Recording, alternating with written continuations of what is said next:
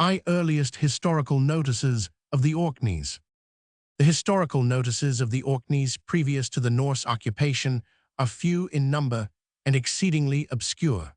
We learn little more from the allusions of the Roman writers than that scarcely anything was known to them with certainty of these remote localities. It may be inferred, however, that the first wave of Celtic population that overspread the northern mainland of Britain must have gradually extended northward to the outlying isles. The correspondence of the early remains found in the islands with those of northern Scotland is of itself a striking testimony to the connection of their early population with the Celtic stock of the northern mainland of Scotland. We gather from these remains that the earliest population of the islands, of which we have any reliable evidence, lived in the same manner as the natives of the northern mainland, fought with the same varieties of weapons of stone and bronze, erected the same forms of defensive structures, practiced the same funereal rites, and constructed similar forms of sepulchral chambers, over which they piled the great mounds, which are among the most striking features of an Orkney landscape. The number and magnitude of these monuments and structural remains bear witness, in a most remarkable manner, to the activity, intelligence, and social organization of the times that have no other record. It is not until the middle of the 5th century of the Christian era that the early chronicles begin to cast occasionally a feeble and uncertain light upon the history of the Northern Isles. It is stated in the Historia Brittonum of Nennius that the Saxon chiefs Ochtha and Ebissa, who came over with 40 keels in the year 449, laid waste the Orkney Islands and seized a great many regions beyond the Frisick Sea. At that time, and for a long period previously, according to Nennius, the Picts had been in possession of the Orkneys. Whatever value may be attached to these statements as referring to events which took place 400 years before the author's own time, there can be no reason for discrediting his testimony when he says that the Picts continued in possession of the Orkneys in his day 3. Adamnan, in his Life of St. Columba, mentions that the saint, being on a visit to Bruoid Mac Maelcon, king of the northern Picts, at his stronghold on the river Ness, requested the king to recommend to the reguli of the Orkneys, one of whom was then present, and whose hostages were then in the king's hands, that Cormac and the clerics who had accompanied him on a missionary voyage to the Orkneys should receive no harm, and it is added that this was the means of saving them from a violent death. But if the authority and influence of the king of the northern Picts extended to these islands in the reign of Bruoid, it does not seem to have been effectual in protecting them from foreign invasion. Bruoid Mac Maelcon died in 584, and sometime before his death, the new and rising power of the Dalriadic kings had made itself Zyfelt as far as the Orkneys. In the annals of Ulster, there is a notice under the year 580 of an expedition against the Orkneys by Edin, son of Gabran, 7th king of the Dalriad Scots, who, coming over from Ireland, then called Scotia, about the year 503, had established themselves in Argyll and the Western Highlands and founded the kingdom of Dalriada. From the date of Edin's expedition in 580, we have no mention of the islands in the native chronicles for a whole century, and the next entry, which occurs under the year 682, gives color to the supposition that they may have been under Dalriadic rule in the interval. The record in 682 is simply that the Orkneys were wasted by Bruoid Mac Bail, the king of the northern Picts, and apparently brought once more under the rule of the northern Pictish kings. Roman II. Early Christianity of the islands. It is probable that both the island groups of Orkney and Shetland were visited at a very early period by wandering clerics of the Irish Church, whose missionary efforts contributed so much to the diffusion of Christianity in Scotland. But we have no record of an earlier visitation than that of the companions of St. Columba, although there are indications that between that time and the colonization of the islands by the heathen Northmen, these Irish clerics were no strangers in any of the island groups. The Irish monk Dicuil, who wrote his treatise De Mentura Orbis Terrarum in or about the year 825, states that 30 years before that time, some clerics had told him that they had lived in an island which they supposed to be Thule, where at the summer solstice the sun only hid himself behind a little hill for a short time during the night, which was quite light, and that a day's sail towards the north would bring them from thence into the frozen sea. This island is obviously Roman 12 Iceland. He then states that there are many other islands in the northern British Sea, which lie at the distance of 2 days and 2 nights from the northern islands of Britain, in a straight course, and with a fair wind and a full sail. One of these, he says, a certain honest monk told me he had visited one summer after sailing a day, a night, and another day in a 2-benched boat. These appear to be the Shetland Islands. Dicuil further states that there are also some other small islands, almost all divided from each other by narrow sounds, inhabited for about a century by hermits proceeding from Scotia. But as they had been deserted since the beginning of the world, so are they now abandoned by these anchorites on account of the northern robbers. But they are full of countless sheep, and swarm with seafowl of various kinds.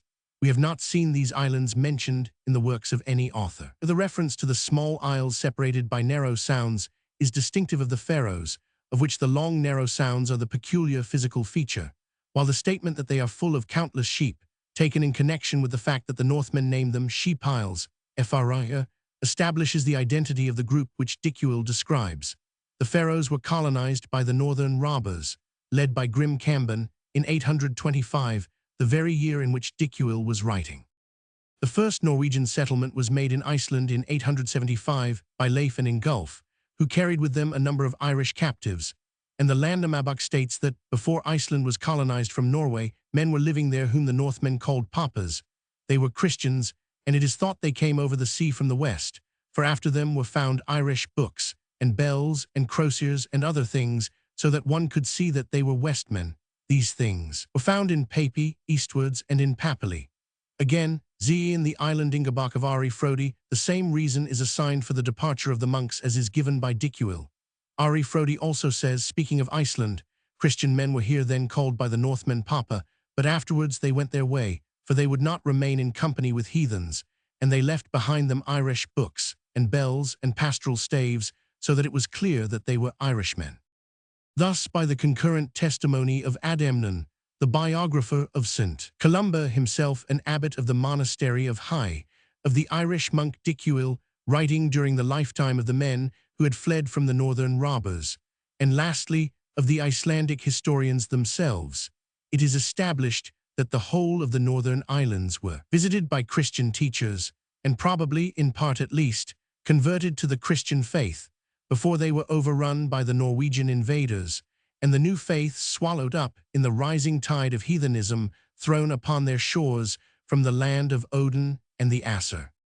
In the absence of all record, we cannot expect to ascertain to what extent these early missionary settlements had succeeded in leavening the Celtic population of the islands of Orkney and Shetland with the Christian faith. But it seems probable that during the 3 centuries that intervened between the coming of Cormac in his coracle and the arrival of Harold Harfagri with his fleet of war galleys, the new faith had been firmly established and widely extended both in the northern mainland of Scotland and in the remoter isles.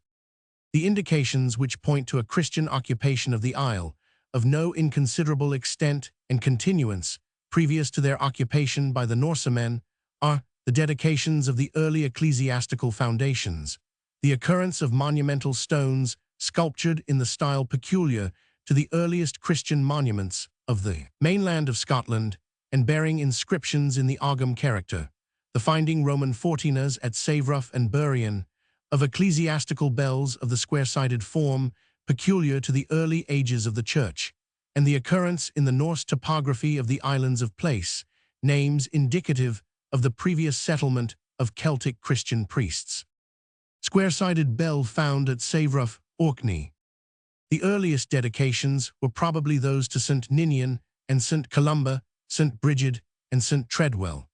It may be significant that in the south parish of South Ronaldsay, where in all probability the companions of St. Columba would make their first landing in Orkney, there were no fewer than 3 chapels dedicated to him. 5. Roman 15, the sculptured monuments furnish us with 3 collateral lines of inference, tending to the same conclusion. These inferences are derived from the inscriptions, the ornamentation, and the symbols of the monuments. 2 of these monuments bear inscriptions in the Ogham character, a style of cryptographic writing characteristic of the early inscribed stone monuments of Ireland, but occurring also in Cornwall, in Wales, and in Scotland. One of these two was found near the ancient church of Culbensbrug in the island of Bressay in Shetland. It is a slab of chlorite slate, 4 feet in length, about 16 inches wide at the top, tapering to a little less than a foot at the bottom, and about 134 inch thick. It is sculptured on both sides in low relief, and the inscription is incised on the edges of the stone. On one of its sculptured faces, it bears the Christian emblem of the cross, and among the figures sculptured on it are those of 2 ecclesiastics with pastoral staves, see plates.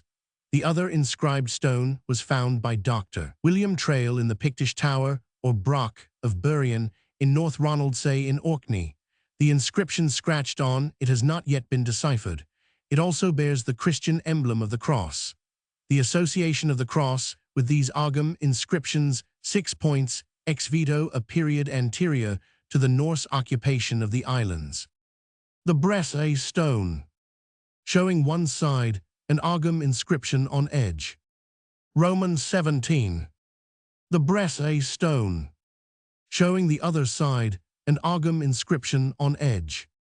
Roman 18. In examining the characteristics of the art of these monumental stones, we are guided to similar conclusions. The Bressay stone bears none of the symbols peculiar to the Scottish monuments, and in its artistic features, it comes nearer to some of the Irish than to the general style of the Scottish sculptures. It is sculptured in low relief, while all the Orkney examples are merely incised. But some of the forms of their ornamentation are also characteristic of the art of the illuminated Irish manuscripts of the 7th and 8th centuries, and others are equally characteristic of the art of the bronzes of what has been styled the late Celtic period. The Scottish sculptured monuments, scattered over the territory ranging from the Forth to the Orkneys, are characterized by a peculiar set of symbols of unknown significance, which are often associated with the Christian emblem of the cross. 7. The symbol which is of most frequent occurrence, and which may therefore be said to be the most characteristic of the period of the monuments, is a crescent conjoined with what has been called a double scepter, as represented in the first figure of the accompanying plate. Roman 19. Symbols on the sculptured stones of Scotland. This characteristic symbol occurs on a sculptured slab which was found built into St. Peter's Church in South Ronaldsay, and which had evidently formed part of a monument older than the church. It occurs also on the slab found at Firth, on the mainland of Orkney. Most singularly, it occurs on the phalangeal bone of an ox, which was found in the Broch of Burien, along with the slab previously described exxus, bearing an Ogham inscription and a peculiar form of cross. It occurs associated with the same form of cross on the elaborately sculptured stone at Ulster in Caithness. We have this crescent symbol also associated with the cross on the inscribed stone of St. Vigians in Forfarshire. This stone bears the only inscription which is known to have been left to us in the Pictish language. 8. Drosten Ipe, Vorat Elt Forcus. Drost, son of Vorat, of the race of Fergus, and is believed to refer to that Drost, king of the Picts, who fell at the Battle of Blathmig, according to the annals of Tigernach in AD 729. The indications afforded by the Norse topography of the islands, if taken in connection with the passages previously quoted from the Landnámabók and the Islandingabók of Ari Frodi regarding the origin of the names Papa and Papali in Iceland, require only to be mentioned. The most obvious of these are the frequency with which the name Papa 9 occurs both in the topography of Orkney and Shetland, and the occurrence of such names as St. Ninian's Isle in Shetland, Rinensi, Ringansai, St. Ninian's Isle in Orkney, Damensi, now Damsey, St. Adamnan's Isle, and Enhallo Ian Helga Holy Isle, given, we must suppose, intelligently by the Norsemen.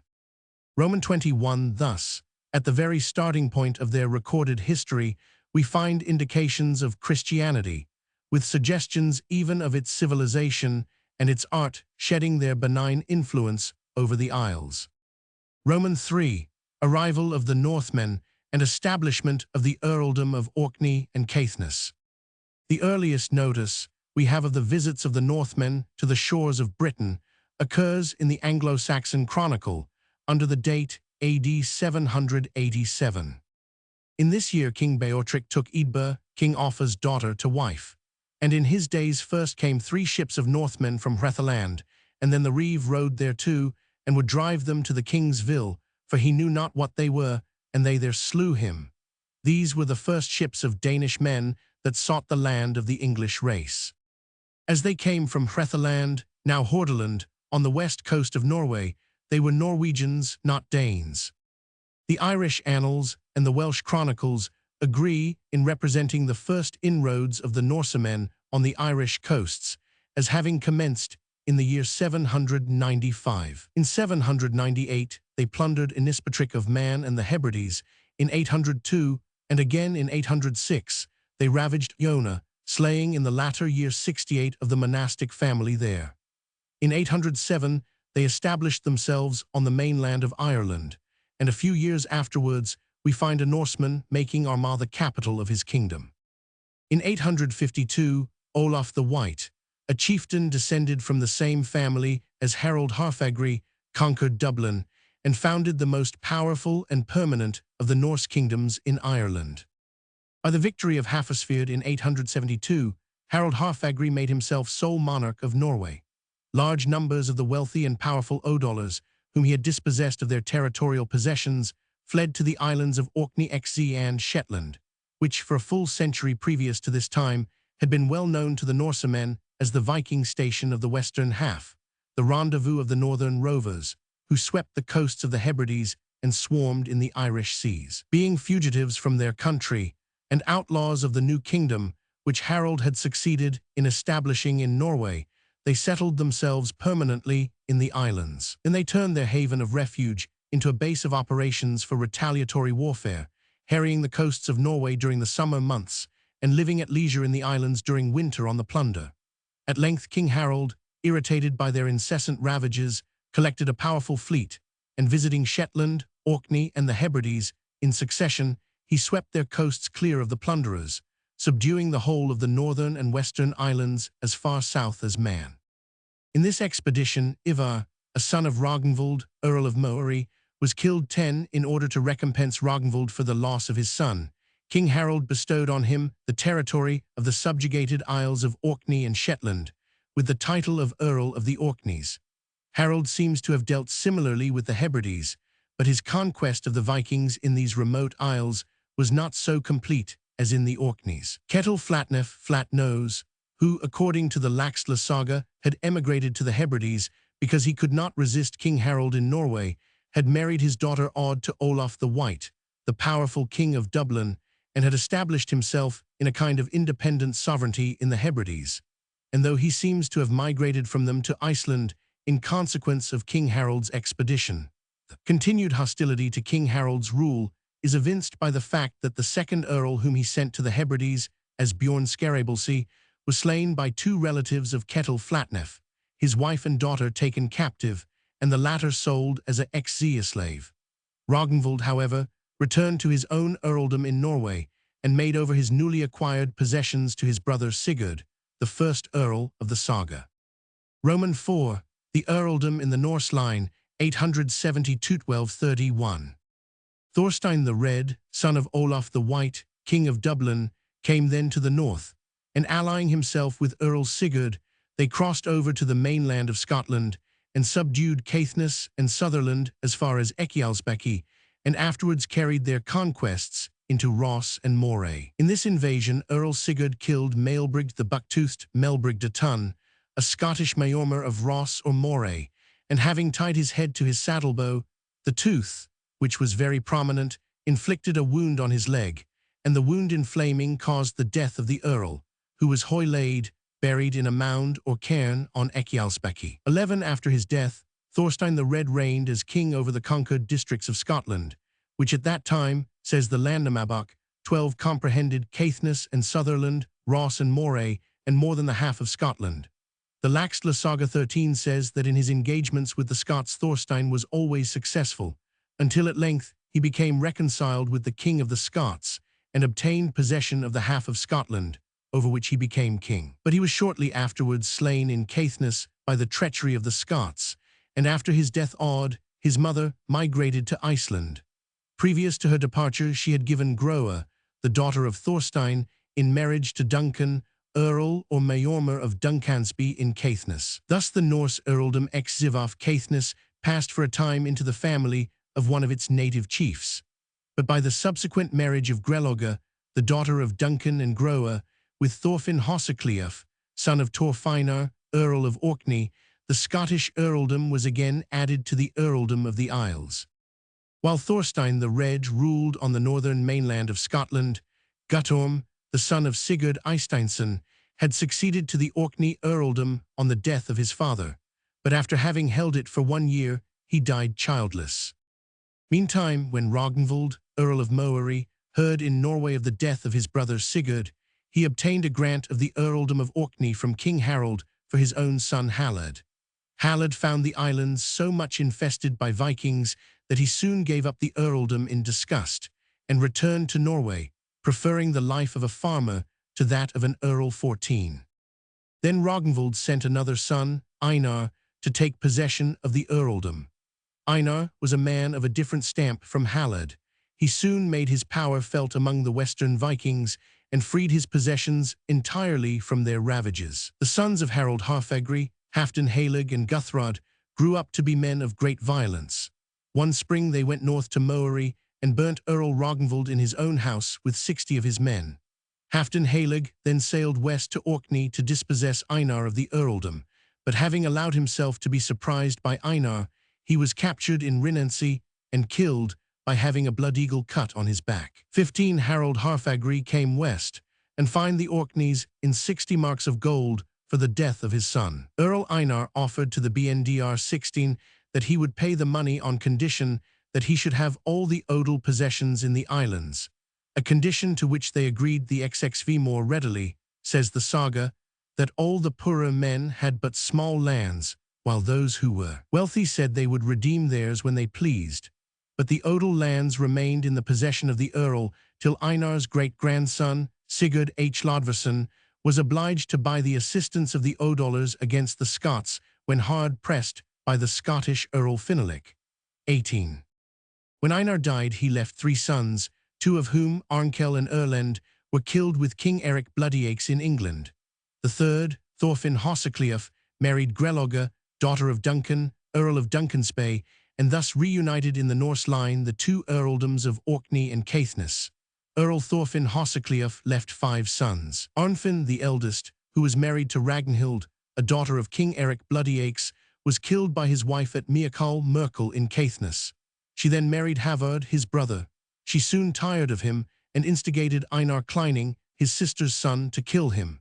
Havard fell in the fray at Stennes and was buried there. 19 Ragnhild had promised to marry Einar if he killed her husband Havard. When the deed was done, however, she refused to perform her promise and instigated another Einar, by the promise of her hand, to slay Einar Kleining.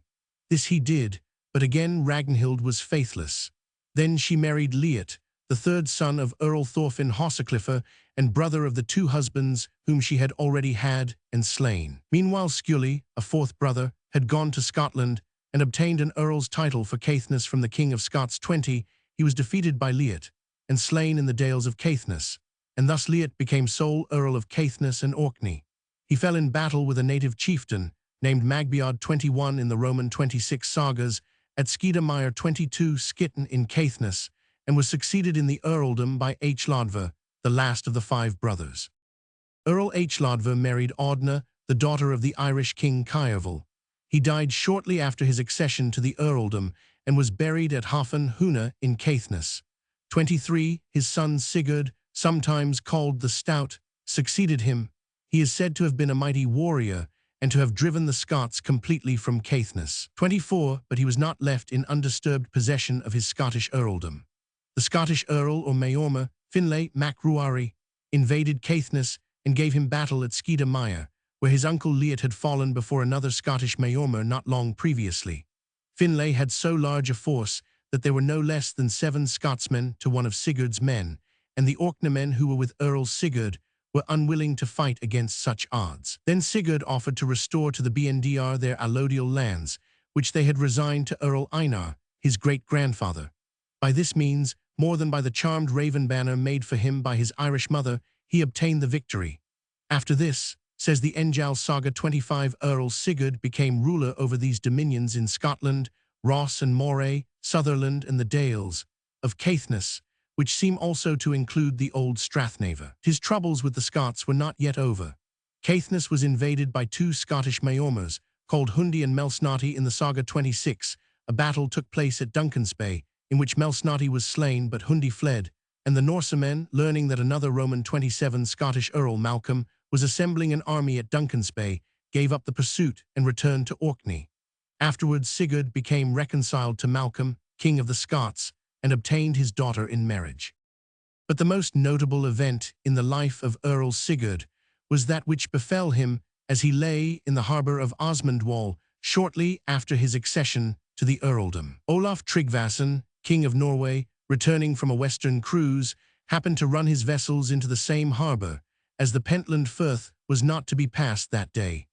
On hearing that the earl was there, he sent for him on board his ship, and told him, without much parley, that he must allow himself to be baptized, and make all his people profess the Christian faith. The Flatejarbach says that the king took hold of Sigurd's boy, who chanced to be with him, and drawing his sword, gave the earl the choice of renouncing forever the faith of his fathers, or of seeing his boy slain on the spot. In the position in which he found himself placed, Sigurd became a nominal convert, but there is every reason to believe that the Christianity which was thus forced upon the islanders was for a long time more a name than a reality. Nearly 20 years afterwards, we find Earl Sigurd bearing his own raven banner, woven with mighty spells, at the Battle of Clontarf against the Christian King Brian, and Sigurd's fall was made known in Caithness by the 12 weird sisters, the Valkyrie of the ancient mythology, weaving the woof of war.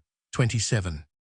The woof woven with entrails of men, the warp hard-weighted with heads of the slain. An incident which occurred just before he set out for Ireland gives a striking illustration of the fierce manners of the times. King Sigtrygg, who had come from Dublin to obtain Earl Sigurd's aid, was being entertained at the Yule Feast XXV in Earl Sigurd's hall in Hrossey, the mainland of Orkney, and was set on the high seat, having Earl Sigurd on the one side and Earl Gilly, who had come with him, on the other. Gunnar Lambai's son was telling the company the story of the burning of Njal and his comrades, but giving an unfair version of it, and every now and then laughing out loud. It so happened that, as, in answer to an inquiry of King Sigtrygg's how they bore the burning, he was saying that one of them had given way to tears, one of Njal's friends, Kari by name, who had just arrived in Orkney, chanced to come into the hall. Hearing what was said, Kari drew his sword, and smote Gunnar Lambai's son on the neck with such a sharp blow that his head spun off onto the board before the king and the earls, so that the board was all one gore of blood, and the earl's clothing too. Earl Sigurd called out to seize Kari and kill him, but no man stirred, and some spoke up for him, saying that he had only done what he had a right to do, and so Kari walked away, and there was no hue and cry after him. The Battle of Clontarf, in which Earl Sigurd fell, is the most celebrated of all the conflicts in which the Norsemen were engaged on this side of the North Sea. It was at Clontarf, in Brian's battle, says Dasent, that the old and new faiths met in the lists face to face for their last struggle, and we find Earl Sigurd arrayed on the side of the old faith, though nominally a convert to the new. The Irish account of the battle 28 describes it as seen from the walls of Dublin, and likens the carnage to a party of reapers cutting down a field of oats. Sigurd is described as dealing out wounds and slaughter all around. No edged weapon could harm him, and there was no strength that yielded not, and no thickness that became not thin before him. Murcad, son of Brian Boramha, was equally conspicuous on the side of the Irish. He had thrice passed through the phalanx of the foreigners, slaying a mail-clad man at every stroke. Then perceiving Roman 29 Sigurd, he rushed at him, and by a blow of his right-hand sword cut the fastenings of his helmet, which fell back, and a second blow given with the left-hand sword cut into his neck, and stretched him lifeless on the field. In the Njal Saga, the incidents connected with Earl Sigurd's death are differently related. His raven banner, which was born before him, was fulfilling the destiny announced by Odna when she gave it to him at Skidamaya, that it would always bring victory to those before whom it was born, but death to him who bore it. Twice had the banner-bearer fallen, and Earl Sigurd called on Thorstein, son of Hall of the Side, next to bear the banner. Thorstein was about to lift it, when Asmund the White called out, "Don't bear the banner, for all they who bear it get their death." "Atraffin the Red," cried Earl Sigurd, "bear thou the banner." "Bear thine own devil thyself," said Atraffin. 29 Then said the Earl, "'Tis fittest that the beggar should bear the bag," and with that he took up the banner, and was immediately pierced through with a spear. Then flight broke out through all the host. When the news of Earl Sigurd's death reached Scotland, King Malcolm gave the earldom of Caithness to Thorfinn, his daughter's son by Sigurd, then only 5 years of age, and Sumarlidi, Brusi, and Einar, Sigurd's sons by his former marriage, divided the Orkneys between them. Sumarlidi soon died, and Einar got his portion. Einar made himself unpopular by the violence with which he exacted his services XXX from the BNDR for his Viking expeditions, and was killed by Thorkel Fostri, Amundi's son, at Sandwick, in Dearness. Brusi then took possession of the whole earldom of the Orkneys, as Thorfinn had that of Caithness. Thorfinn, however, claimed a share of the islands, and as he had the assistance of his grandfather Malcolm, the King of Scots, Brusi felt himself unable to cope with him. He therefore went to Norway to negotiate with King Olaf Haraldsson for a grant of the whole of the earldom of the islands. Thorfinn followed him on the same errand, but the king was more than a match for them both, and the result was that he gave each a third of the islands, declaring the third, which had belonged to Earl Einar, to be forfeited to himself for the murder of his friend and henchman Eyvind Urarhorn, whom Einar had slain in revenge for Eyvind's helping the Irish king Conchobhar against him at Ulfricsfjord. After Thorfinn's departure, however, he gave Brusi to understand that he was to have the forfeited third of the earldom, as well as his own third, to enable him to hold his own against Thorfinn. An arrangement was afterwards made between Brusi and Thorfinn that the latter should receive 2/3 of the islands on condition of his undertaking the defense of the whole, as they were at that time much exposed to the predatory incursions of Norse and Danish Vikings. When Thorfinn's maternal grandfather, King Malcolm, died, Kali Hundason III took the kingdom in Scotland. He attempted to exact tribute from Thorfinn for his dominions in the north of Scotland, and failing in this, he sent his sister's son, Mardan, into Caithness, giving him the title of Earl. Thorfinn was supported by the inhabitants, however, and after an unsuccessful attempt to establish himself in Caithness, Mardan returned to King Kali with the news that Thorfinn was plundering in Ross and Sutherland. King Kali embarked a considerable force in 11 ships at Beruvik, apparently Berridale on the southern frontier of Caithness, and sent Mardan northwards Zybi land with another division of his army, intending to enclose Thorfinn in the northeast corner of Caithness and attack him from 2 sides at once. Thorfinn, however, was aware of the trap laid for him and retired to the islands. There Kali came up with him off Dearness in Orkney, and a fierce battle took place, in which Kali was defeated. He fled southwards, and Thorfinn, following him, obliged him again to give battle at Beefjord, where he was again defeated, while Thorkel Fostri fell upon Mardan at Thurso and slew him. Then, say the sagas, Earl Thorfinn overran Scotland as far south as Fife, burning and slaying, and subduing the land wherever he went. By these conquests, he became the most powerful of all the earls of Orkney.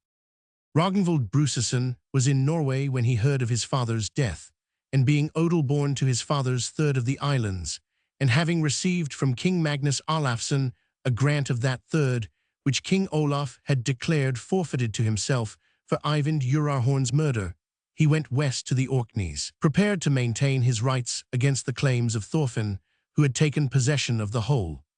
An amicable arrangement was made between the kinsmen, and they joined their forces for Viking forays upon the Hebrides, venturing even upon an extensive foray in England during the absence of Hardicanute in Denmark. After an 8 years' alliance, however, discord broke out between the kinsmen, and in a sea fight in the Pentland Firth, off Rotterbeorg, 31 in Caithness, Ragnvald was defeated and fled, and Thorfinn reduced the whole of the islands. Ragnvald went to Norway and stayed some time with King Magnus. Then he came west to the islands in a single ship, and surprising Thorfinn in a house on the mainland of Orkney, he set fire to it.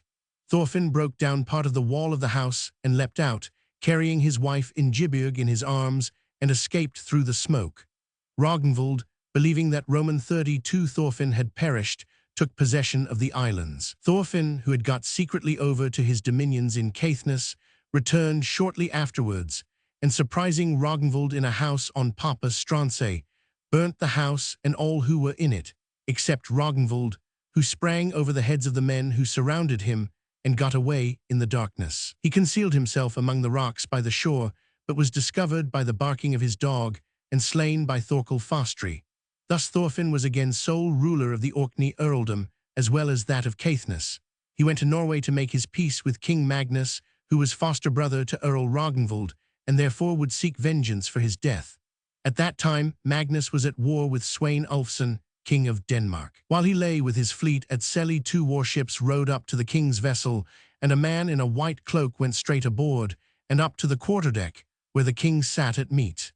Saluting the king, the man reached forth his hand, took a loaf from the table, broke it, and ate of it. The king handed the cup to him when he saw that he had broken bread at his table, and then he learned that it was Earl Thorfinn, who, having broken his bread and drunk from his cup, was, for the present at least, safe from his vengeance, according to the ancient laws of hospitality. He deemed it wise, however, to take his departure without having obtained a formal reconciliation. King Magnus died shortly afterwards and was succeeded by his uncle Harald Hardradi. Thorfinn again went to Norway on hearing of King Magnus' death and effected a reconciliation with King Harald, so that he was now established in the earldom of Orkney by consent of the overlord, the King of Norway. From Norway he went to Denmark, visiting King Svein at Aalborg, and proceeded thence through Germany on a pilgrimage to Rome, where he obtained absolution for all his deeds. After his return from Rome, it is said that he turned his mind more to the government of his dominions, XXZ, and the welfare of his people than he had previously done in his career of conquest. He built Christ's Kirk in Bursay and established there the first bishop's see in the Orkneys.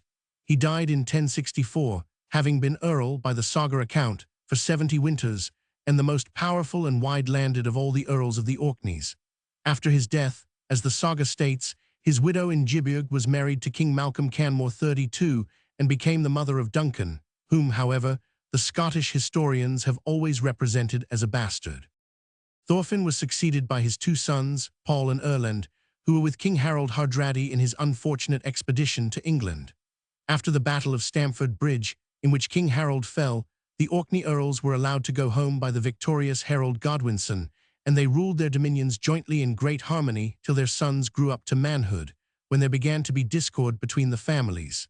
Hakon, the son of Paul, was of a turbulent and overbearing disposition. He seems to have had a lingering attachment to the pagan faith of his forefathers, for, while in Sweden, which was longer in being converted to Christianity than Norway, he is said to have sought out the pagan spearmen to learn his future from them. Coming to Norway, he tried hard to induce King Magnus Barelegs to undertake an expedition to the Orkneys and the Western Isles, hoping that the king would conquer the islands for the glory of the conquest and hand them over to him, as Harold Harfagri had given them to Ragnvald, Earl of Mri. He was more successful than he anticipated. King Magnus, fired with the love of conquest, did make the expedition, but he deposed Paul and Erlend and carried them to Norway, placing his own son Sigurd, a mere child, over the Orkneys. Although the saga speaks as if there had been only one expedition by King Magnus to Scotland, there were in reality XX3.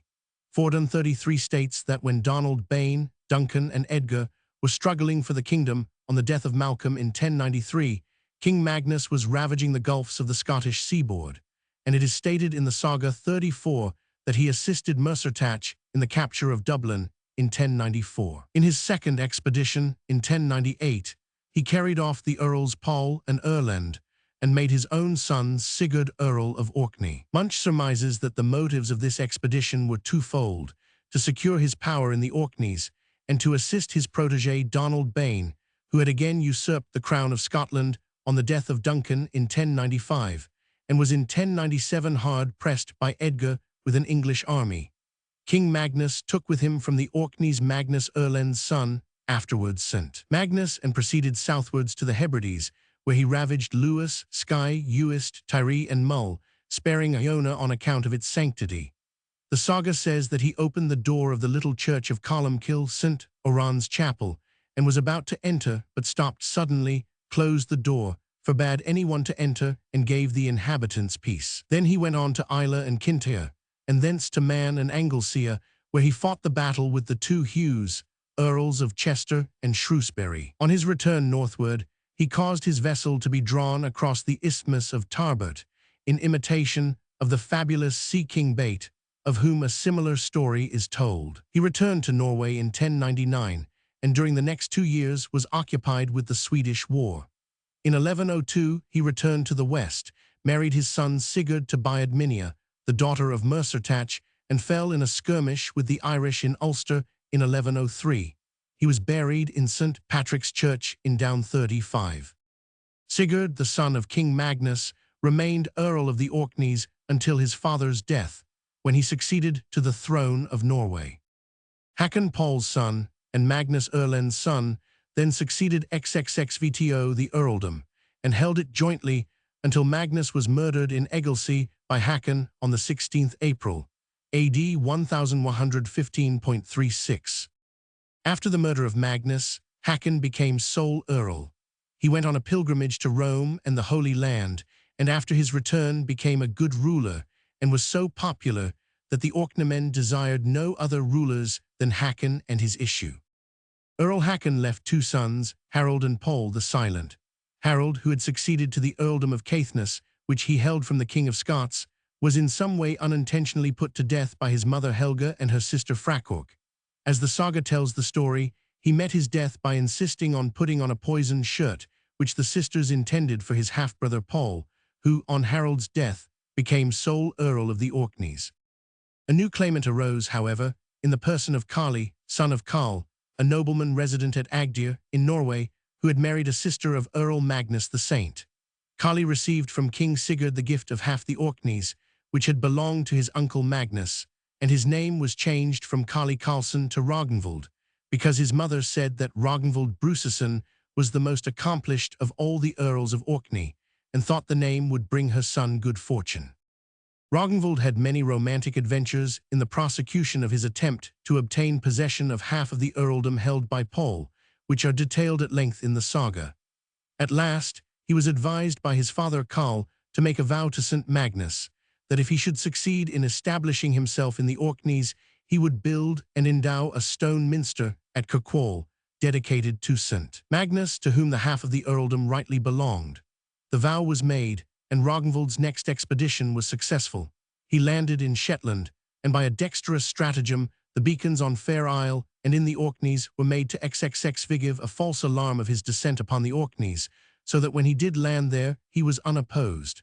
Then he secured the intervention of the bishop, and an agreement that he should have half the islands was concluded between him and Earl Paul. Shortly thereafter, Earl Paul was captured by Sweyn Sleifson, a notable leader at that time in the islands, and the last and greatest of the Orkney Vikings. Sweyn carried the Earl off in his vessel, and landing him on the southern shore of the Moray Firth, delivered him into the safe keeping of Maddad, Earl of Athole, 37, who was married to Margaret, a sister of Earl Paul. What became of the Earl is not known, but this, says the saga, is well known, that he came never again to the Orkneys, and had no dominions in Scotland. Sweyn Sleifson returned to Orkney, and by the joint consent of Earl Ragnvald, Bishop William of Orkney, and Bishop John of Athole, Harold, the son of Maddad, Earl of Athole, was made Earl, along with Ragnvald, though he was at that time a child of only 5 years old. This arrangement was afterwards confirmed by a meeting, held in Caithness, of the BNDR and chiefs of the Orkneys and Caithness. The Earls Ragnvald and Harold visited King Ingi by invitation at Bergen, and their Earl Ragnvald met with Eindridi Ungi, a returned crusader, and became possessed by a strong desire to visit the Holy Land. On his return voyage to Orkney, Earl Ragnvald was shipwrecked at Gulberwick in Shetland, and narrowly escaped with his life. Bishop William strongly approved of his project to go on a pilgrimage to the Holy Land, and agreed to accompany him. Accordingly, he went back to Norway to organize the expedition and returned to the Orkneys, followed by a large number of Jorsalafarers, mostly adventurers of very indifferent character, if we are to judge by their turbulent and lawless behavior during their stay in the Orkneys, where they spent the winter previous to via their departure for the east. Early in the spring of the year 1152, Earl Ragnvald called a thing meeting of the inhabitants of the islands and told them of his purposed voyage, announcing that he was to leave the sole government in the hands of Harald during his absence, and asking them all to obey him and help him faithfully as their lawful lord. The summer was far advanced before he sailed, but he had a prosperous voyage, the adventures of which are detailed in the Saga, and after visiting Jerusalem and bathing in the Jordan, he returned by way of Constantinople, Durazzo, Apulia, and Rome, and so overland to Norway, the whole expedition occupying about 3 years. In the same summer that Earl Ragnvald left the Orkneys on his pilgrimage, King Eystein came from Norway with a large force, and seizing Earl Harald Maddadson as he lay at Thurso with a single ship, made him pay a ransom of 3 marks of gold, and swear fealty to him for Orkney and Shetland. Earl Maddad of Athole was now dead, and Margaret, the mother of Earl Harald, had come to the Orkneys. Erlend, the son of the Earl Harald Sletmarli, who was killed by the poisoned shirt, had set up his claim to half the earldom after Ragnvald's departure. His cause was favored by King Eystein and espoused by Sweyn Sleifson, and Earl Harald was obliged to make peace by taking oath to allow Erlend to remain in possession of the islands, an arrangement which was afterwards confirmed by a thing meeting of the BNDR of the Orkneys, Earl Ragnvald's claim to his share of the islands being, however, reserved. Earl Harald Maddadson was thus denuded of all power in the islands.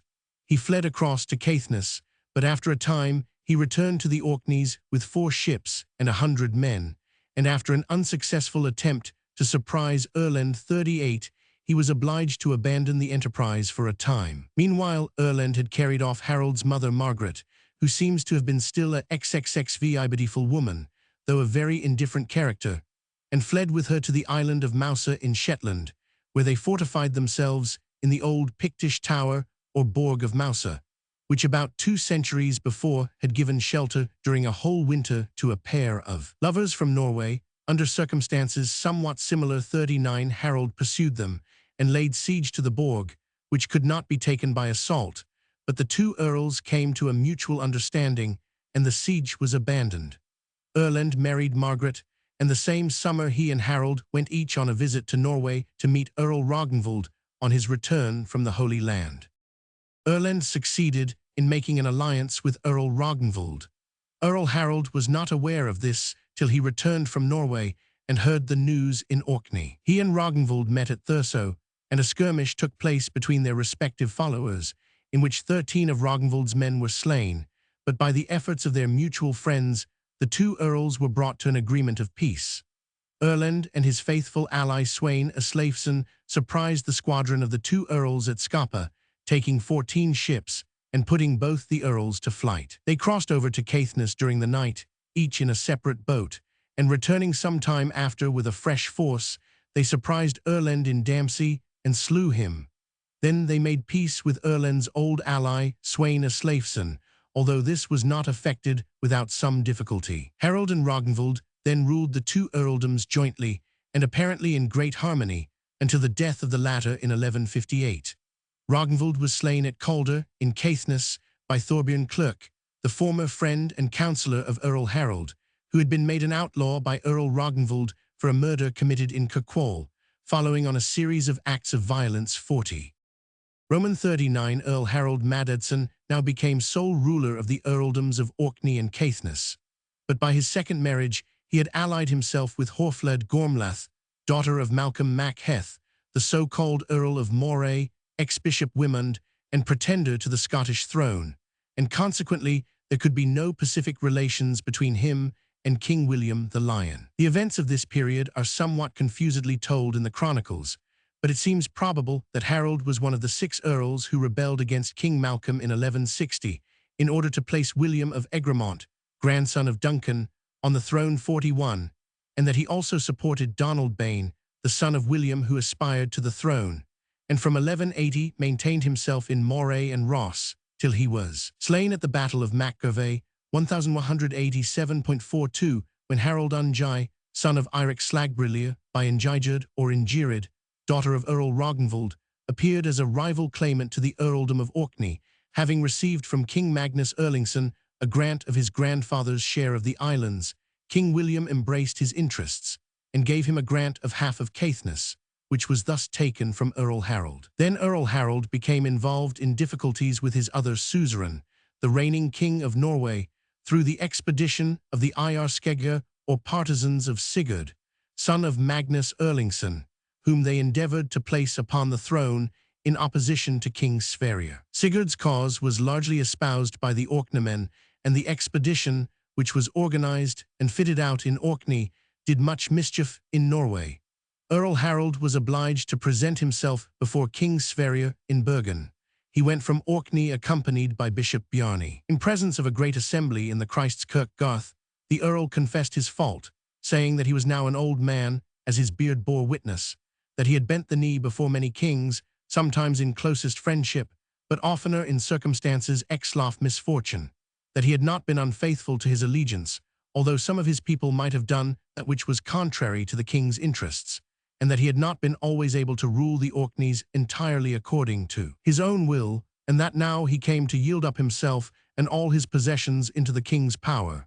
So saying, he advanced, and casting himself to the earth, he laid his head at King Sverrir's feet. The king granted him pardon, but took from him the whole of Shetland, 43, which never after that formed part of the Norwegian earldom of Orkney, though after the time of the Saga writer, Shetland as well as Orkney was granted to Henry St. Clair in 1379 by King Hakon Magnusson, the second of that name. Yet though humiliated in this manner, and stripped of a great part of his dominions, Earl Harald, according to Hovden, dared to contest the possession of Moray with King William, instigated no doubt by his wife, in whose right alone he could have had any feasible claim to its possession. Roger de Hovden, chaplain to Henry Roman II, a contemporary chronicler, thus records the events that followed, 44. In the same year, 1196, William, King of Scots, having gathered a great army, entered Moray to drive out Harold MacMaddatt, who had occupied that district. But before the king could enter Caithness, Harold fled to his ships, not wishing to risk a battle with the king. Then the King of Scots sent his army to Thurso, the town of the aforesaid Harold, and destroyed his castle there. But Harold, seeing that the king would completely devastate the country, came to the king's feet, and placed himself at his mercy, chiefly because of a raging tempest in the sea, and the wind being contrary, so that he could not go to the Orkneys.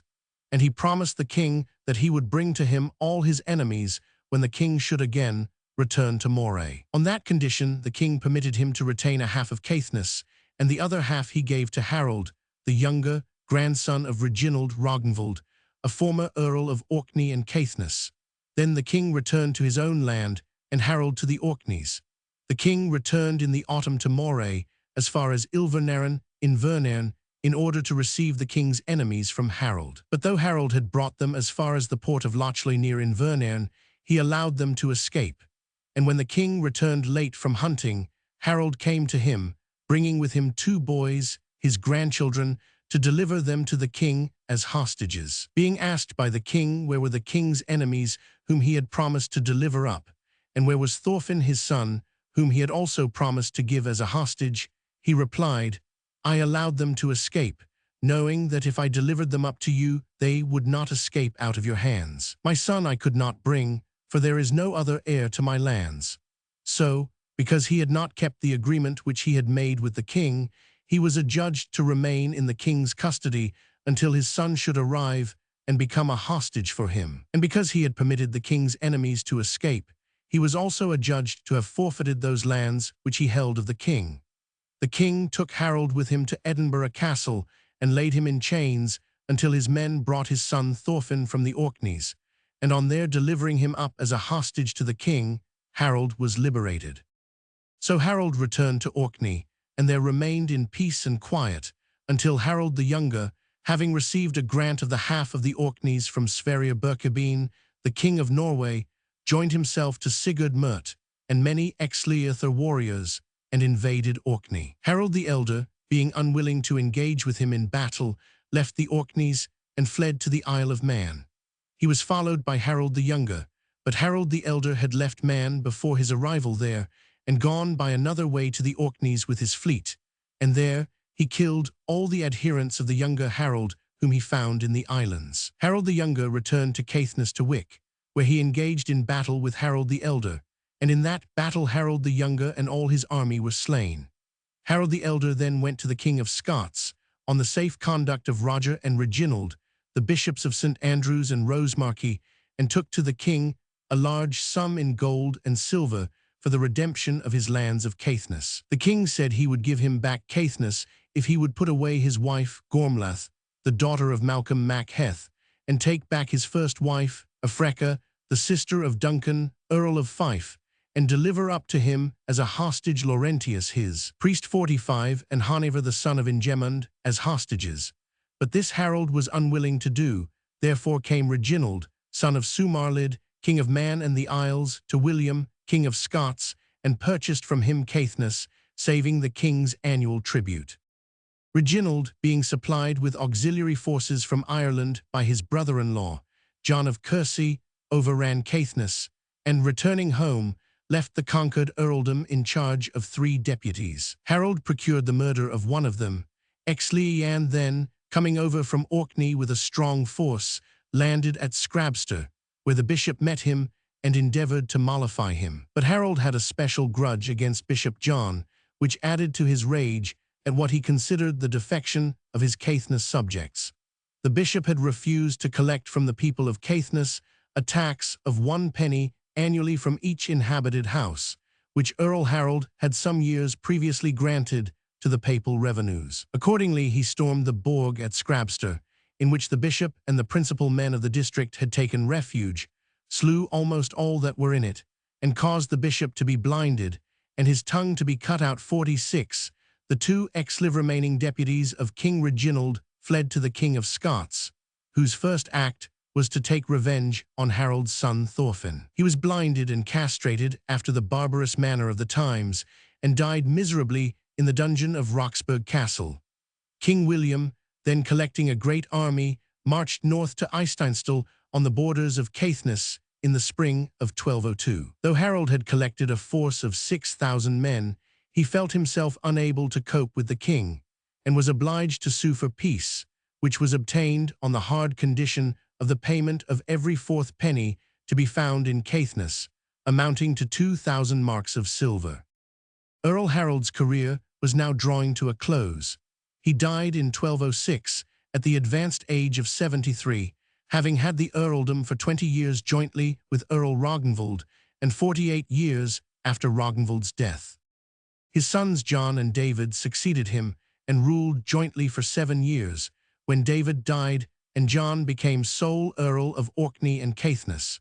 The most notable event of his time was the burning of Bishop Adam at Halkirk in Caithness. Bishop Adam was a man of low birth. According to the Saga, he was a foundling and had been exposed at a church door. Previous to his consecration to the See of Caithness in 1214, he had been abbot of Melrose. 47, he arbitrarily increased the exaction of the bishop's seat to such an extent that the populace rose in a body, and proceeding tumultuously to Halkirk, where he was residing, demanded abatement of the unjust exactions. Earl John, who was in the neighborhood at the time, declined to interfere, and the exasperated populace, finding the bishop indisposed to treat them more liberally, first killed his adviser, Serlo, a monk of Newbottle, and then burnt the bishop. In the quaint language of Winton, 300 men in company gaddiat on him suddenly, tuck him out quahere that he lay, of his charmer before day. Roman 45 Mada, naked his body bare, tie band him, dang him, and wound it sair, into the nicht or day couth daw. The monk tie slwe there, his fallow, and the child that in his charmer lay, there tie slwe him before day, himself bwnd in, and wound it sign. Tai pwt him in his oin kitchen. Entire felny and there ire. There Tai brint him in a fire. The saga tells that, when the tidings of this outrage reached King Alexander, he was greatly enraged, and that the terrible vengeance he took was still fresh in memory when the saga was written. Forden states that the king had the perpetrators of this deed mangled in limb and racked with many a torture. The Icelandic annals are more precise. They say that he caused the hands and feet to be hewn from 80 of the men who had been present at the burning, and that many of them died in consequence. With this tragic and ill-omened event, the checkered history of the line of the Norse earls draws to a close. Earl John sought to clear himself from the guilt of complicity in the murder of the bishop by the testimony of good men that he had no hand in it, but seeing that he had neither assisted the bishop nor sought to punish his murderers, he was heavily fined by King Alexander and deprived of part of his Scottish earldom.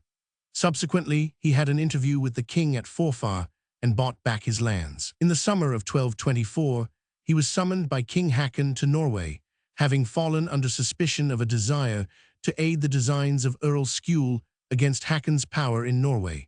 And after a conference with the king at Bergen, he returned to Orkney, leaving his only son Harold behind him as a hostage. In 1226, Harold was drowned at sea, probably on his passage home from Norway.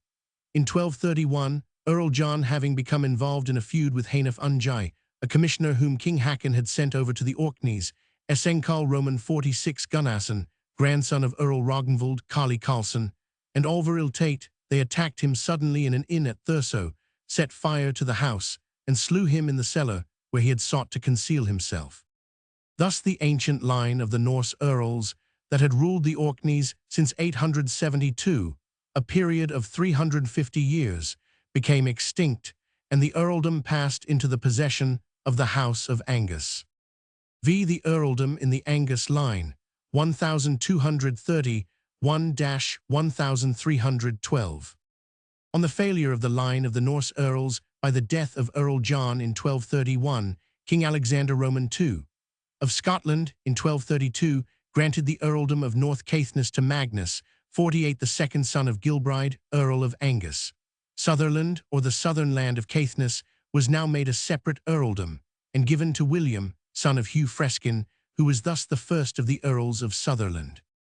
Magnus seems to have been confirmed in the earldom of Orkney by the King of Norway, but from this time the notices of Orkney and its earls in the Icelandic or Norwegian records are so few and obscure that but little is to be gathered from them. The Iceland annals, however, record the death of Magnus, Earl of Orkney, in 1239.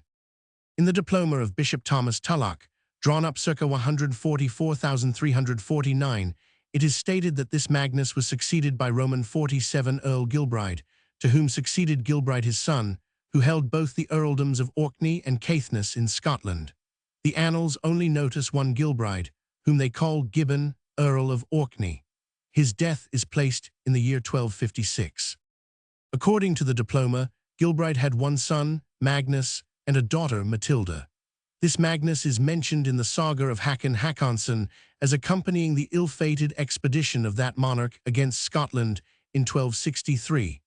With King Hakon from Bergen went Magnus, Earl of Orkney, and the king gave him a good long ship. Pilots had previously been procured from the Orkneys, and the fleet, after being 2 nights at sea with a gentle wind, put into Bresse Sound in Shetland, where they remained nearly half a month. Then they sailed for the Orkneys and lay for some time in Elwick Bay, opposite Inganus, near Kirkwall. Then they moved round South Ronaldsay and lay some time in Ronaldsvo, while men were sent over to Caithness to levy a contribution from the inhabitants, 50 of which the Skald sings that he imposed tribute on the dwellers on the Ness, who were terrified by the steel-clad exactor of rings. Ordering the Orkneymen to follow him as soon as they were ready, the king sailed south to Lewis and Skye, where he was exelviagined by Magnus, king of Man. The fleet, which now consisted of more than 100 vessels, for the most part large and all well equipped, was divided into 2 squadrons, one of which, consisting of 50 ships, plundered the coasts of Kintyre and Mull, rejoining King Hakon at Jigha. A detached squadron now plundered Bute, and the fleet cast anchor in Arran Sound, from which King Hakon sent Gilbert, Bishop of Hammer, and Henry, Bishop of Orkney, with 3 other envoys, to treat for peace with the Scottish king. The negotiations failed, and soon after the fleet was disabled by a storm, and the power of the Norwegian king utterly broken in the Battle of Largs. King Haakon, gathering together the shattered remnants of his fleet and army, retired slowly northwards, meeting with no impediment until they arrived off Durness in Sutherlandshire, when the wind fell calm, and the fleet steered into the Sound, where 7 men of a boat's crew, who had been sent ashore for water, were killed by the Scots. In passing through the Pentland Firth, one vessel went down with all on board in the Swelkie, a dangerous whirlpool in certain states of the tide, and another was carried by the current helplessly through the Firth, and made straight for Norway. King Haakon laid up his fleet in Midland Harbour and Scapa Bay. He then rode to Kirkwall and lay down to die. He was lodged in the bishop's palace, and after having been confined to his bed for some days, he recovered so much that he attended Mass in the bishop's chapel and walked to the cathedral to visit the shrine of St. Magnus. But there came a relapse, and he was again laid prostrate. He caused the Bible and Latin books to be read to him to beguile the tedium of the sick bed, until he was no longer able to bear the fatigue of reflecting on what he heard. And then he desired that Norwegian books should be read to him night and day, first the Sagas of the saints, and then the chronicles of the kings, from Halfdan the Black, through all the succession of the kings of Norway. Then he set his ex-lix affairs in order, caused his silver plate to be weighed out to pay his troops, and received the sacrament. He died at midnight on Saturday, 15th December 1263. On Sunday the corpse, clothed in the richest garments, with a garland on the head, was laid in state in the upper hall of the palace. The king's chamberlains stood round it with tapers, and all day long the people came to view the remains of their king. The nobles kept watch over the bier through the night, and on Monday the royal remains were borne to St. Magnus Cathedral, where they lay in state all that night.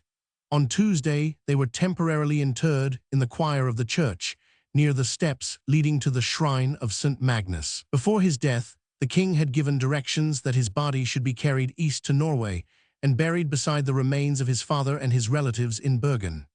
In the month of March, the corpse was exhumed and conveyed to Scapa, where it was placed on board the great ship in which he had sailed on the unfortunate expedition to Largs, and taken to Bergen, where it was interred in the choir of Christ's Church. Magnus Gilbride's son, who was Earl of Orkney at the time of King Haakon's expedition, died, according to the annals, in 1273.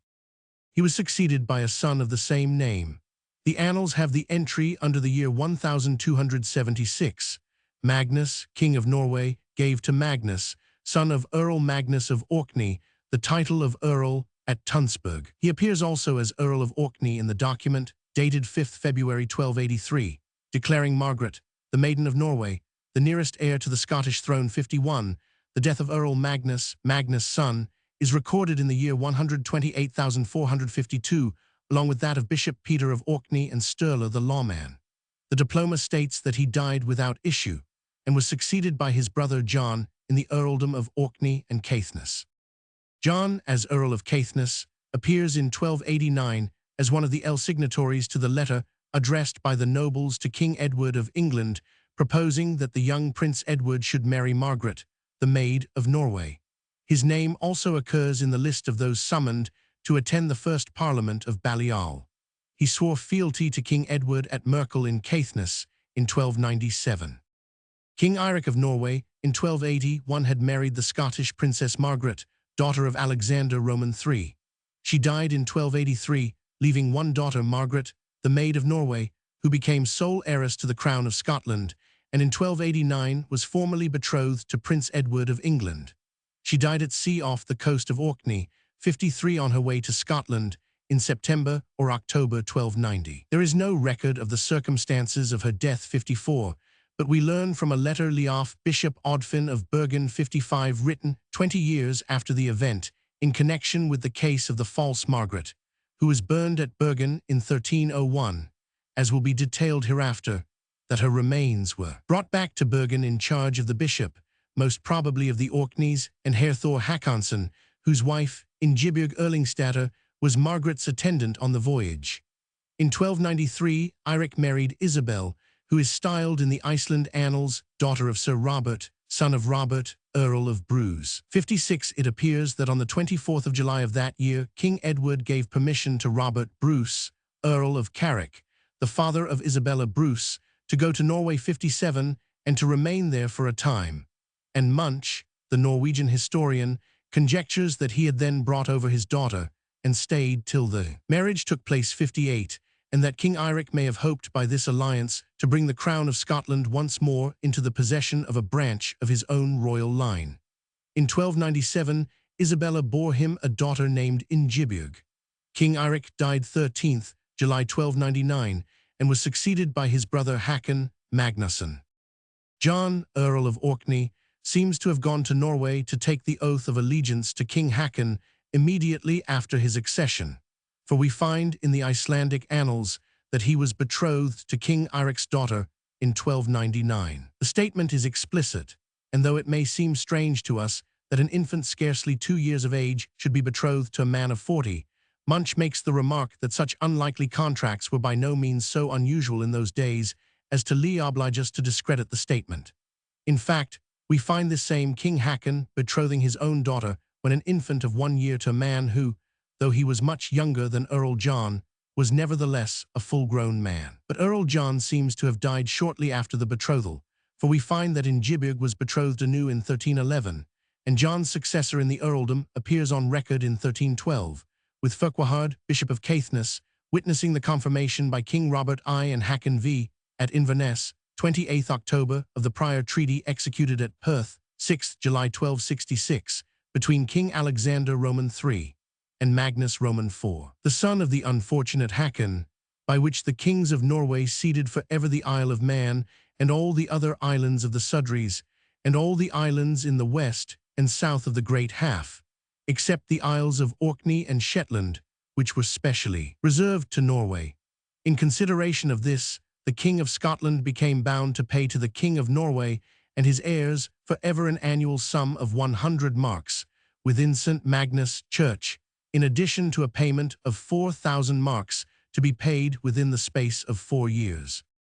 It was about the time of Earl John's visit to the court of King Hakon, on the occasion above referred to, that there occurred in Norway one of the most extraordinary instances of imposture on record. A woman appeared in Bergen in 1300, declaring that she was the Princess Margaret, daughter of King Eirik and heiress to the crown of Scotland, who was believed by all in Norway and in Britain to have died off the coast of Orkney some 10 years. Previously, she had come over in a ship from Lubeck, 59, and her story was that she had been sold or betrayed by her attendant Ingebjorg Erlingstatter in the interest of certain persons who wished her out of the way, and had falsely given her out for dead. Although her appearance and circumstances were strongly against the credibility of her story, it seems to have taken a strong hold of the popular mind, and not a few of the clergy and the higher classes, possibly influenced by political motives,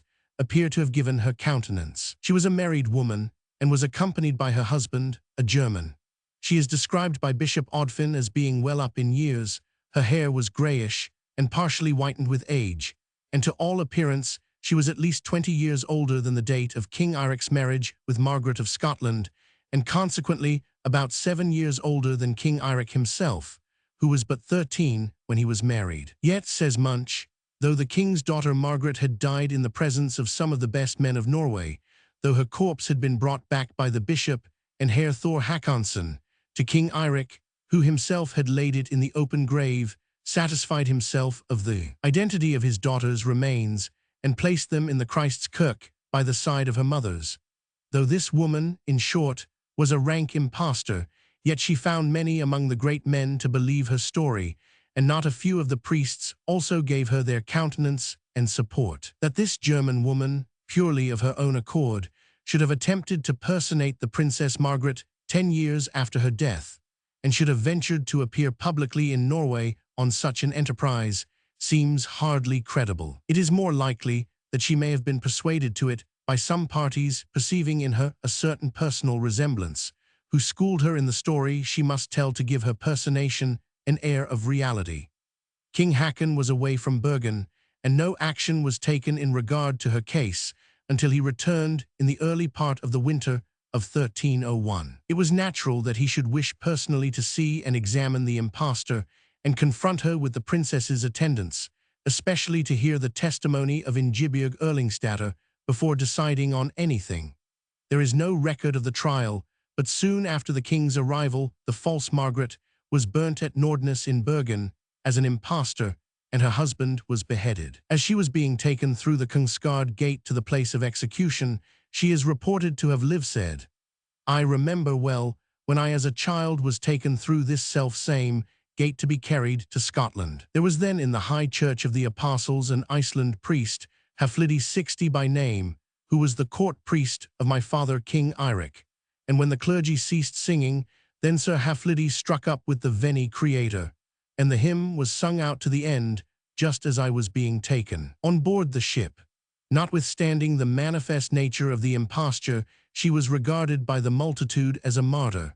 A chapel was erected on the spot where she suffered, and the number of pilgrimages made to it increased to such an extent that Bishop Odfin interfered and forbade them 61.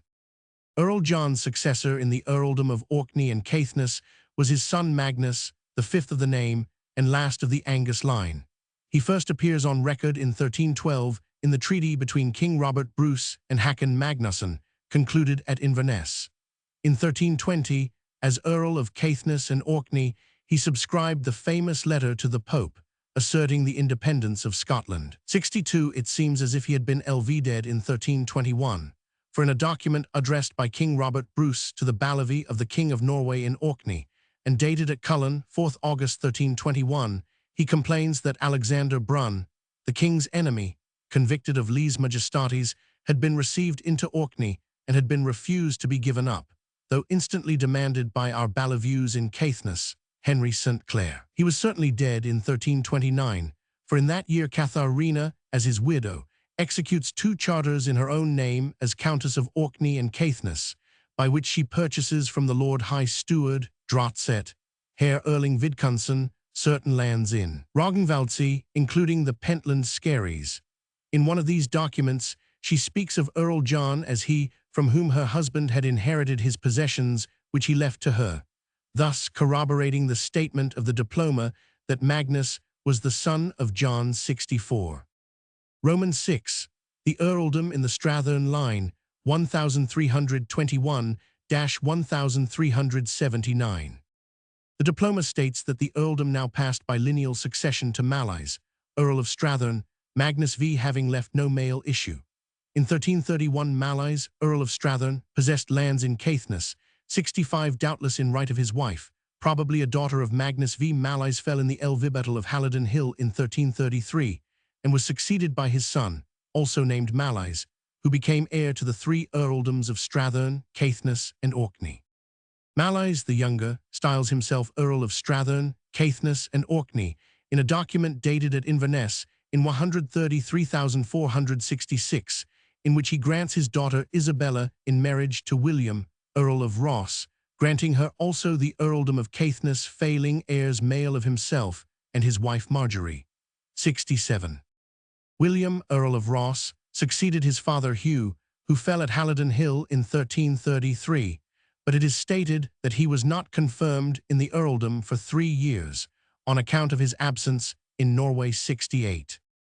It seems that Earl Malise must have passed over to Norway about the same period, in all probability to obtain formal investiture of the earldom of Orkney from the Norwegian King Magnus, and William, Earl of Ross, may have accompanied his father-in-law. There is no record of Malise's movements, but we learn incidentally that he had betaken himself to his northern possessions 69 when he lost the earldom of Strathern, which was declared forfeited by King Edward and given to John de Warenne, Earl of Surrey. It is stated that Malise, apparently seeking to preserve the LV earldom in a branch of his own family, gave one of his daughters in marriage to John de Warenne, and that King David then declared the earldom forfeited 70 and bestowed it on his nephew, Maurice de Moravia, 71, son of Sir John de Moravia of Abercairny, who had married Malise's sister Mary 72.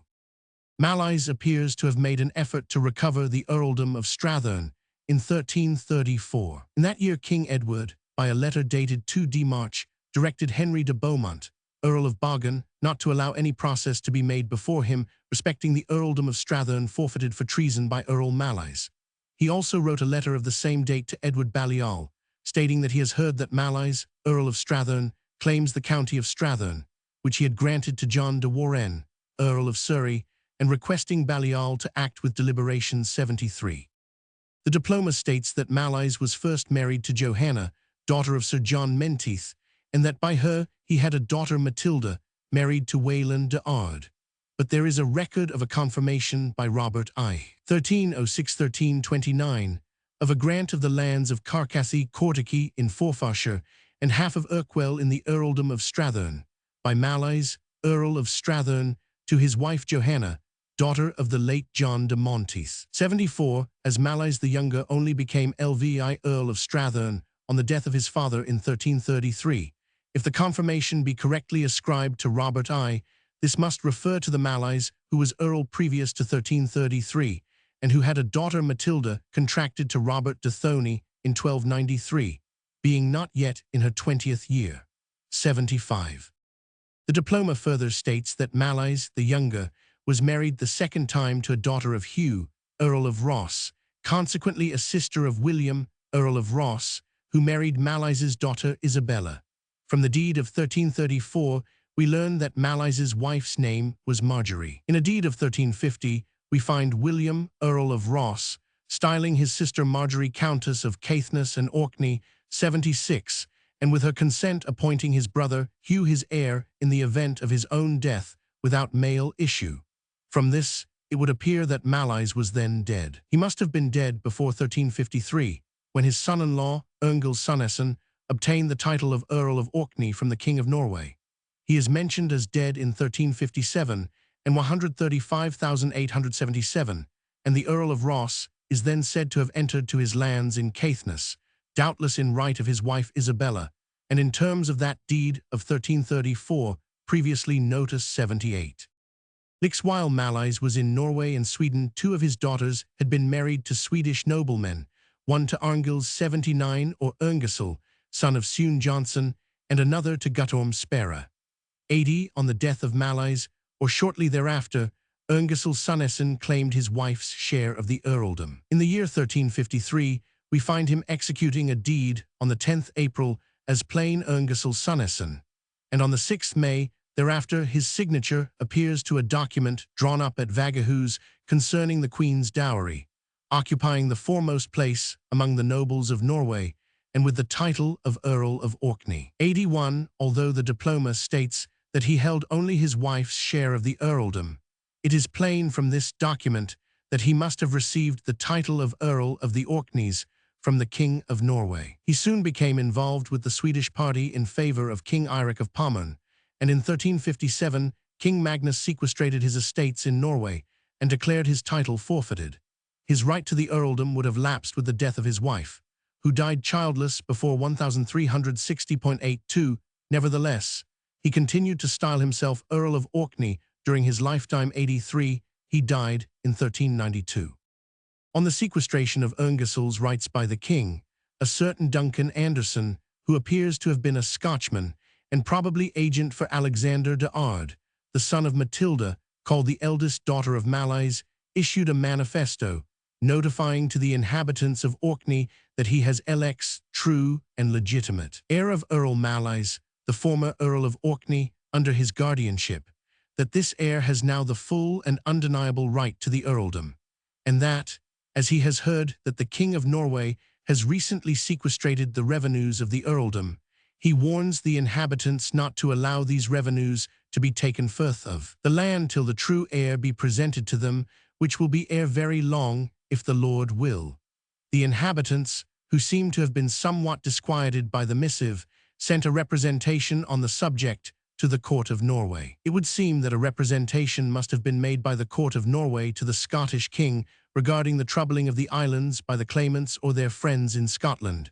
For an edict was issued by King David from Scone in 1367, forbidding any of his subjects, of whatever rank or condition, to pass into Orkney or frequent its harbours on any other errand than that of lawful commerce. In 1375, King Haakon of Norway granted the earldom of Orkney for a single year till next St. John's Day to Alexander de Ard, 84, naming him, however, in the document not as earl but simply as governor and commissioner for the king, and declaring, in the document addressed to the islanders, that this grant is given provisionally until the said Alexander shall establish his claim to the earldom.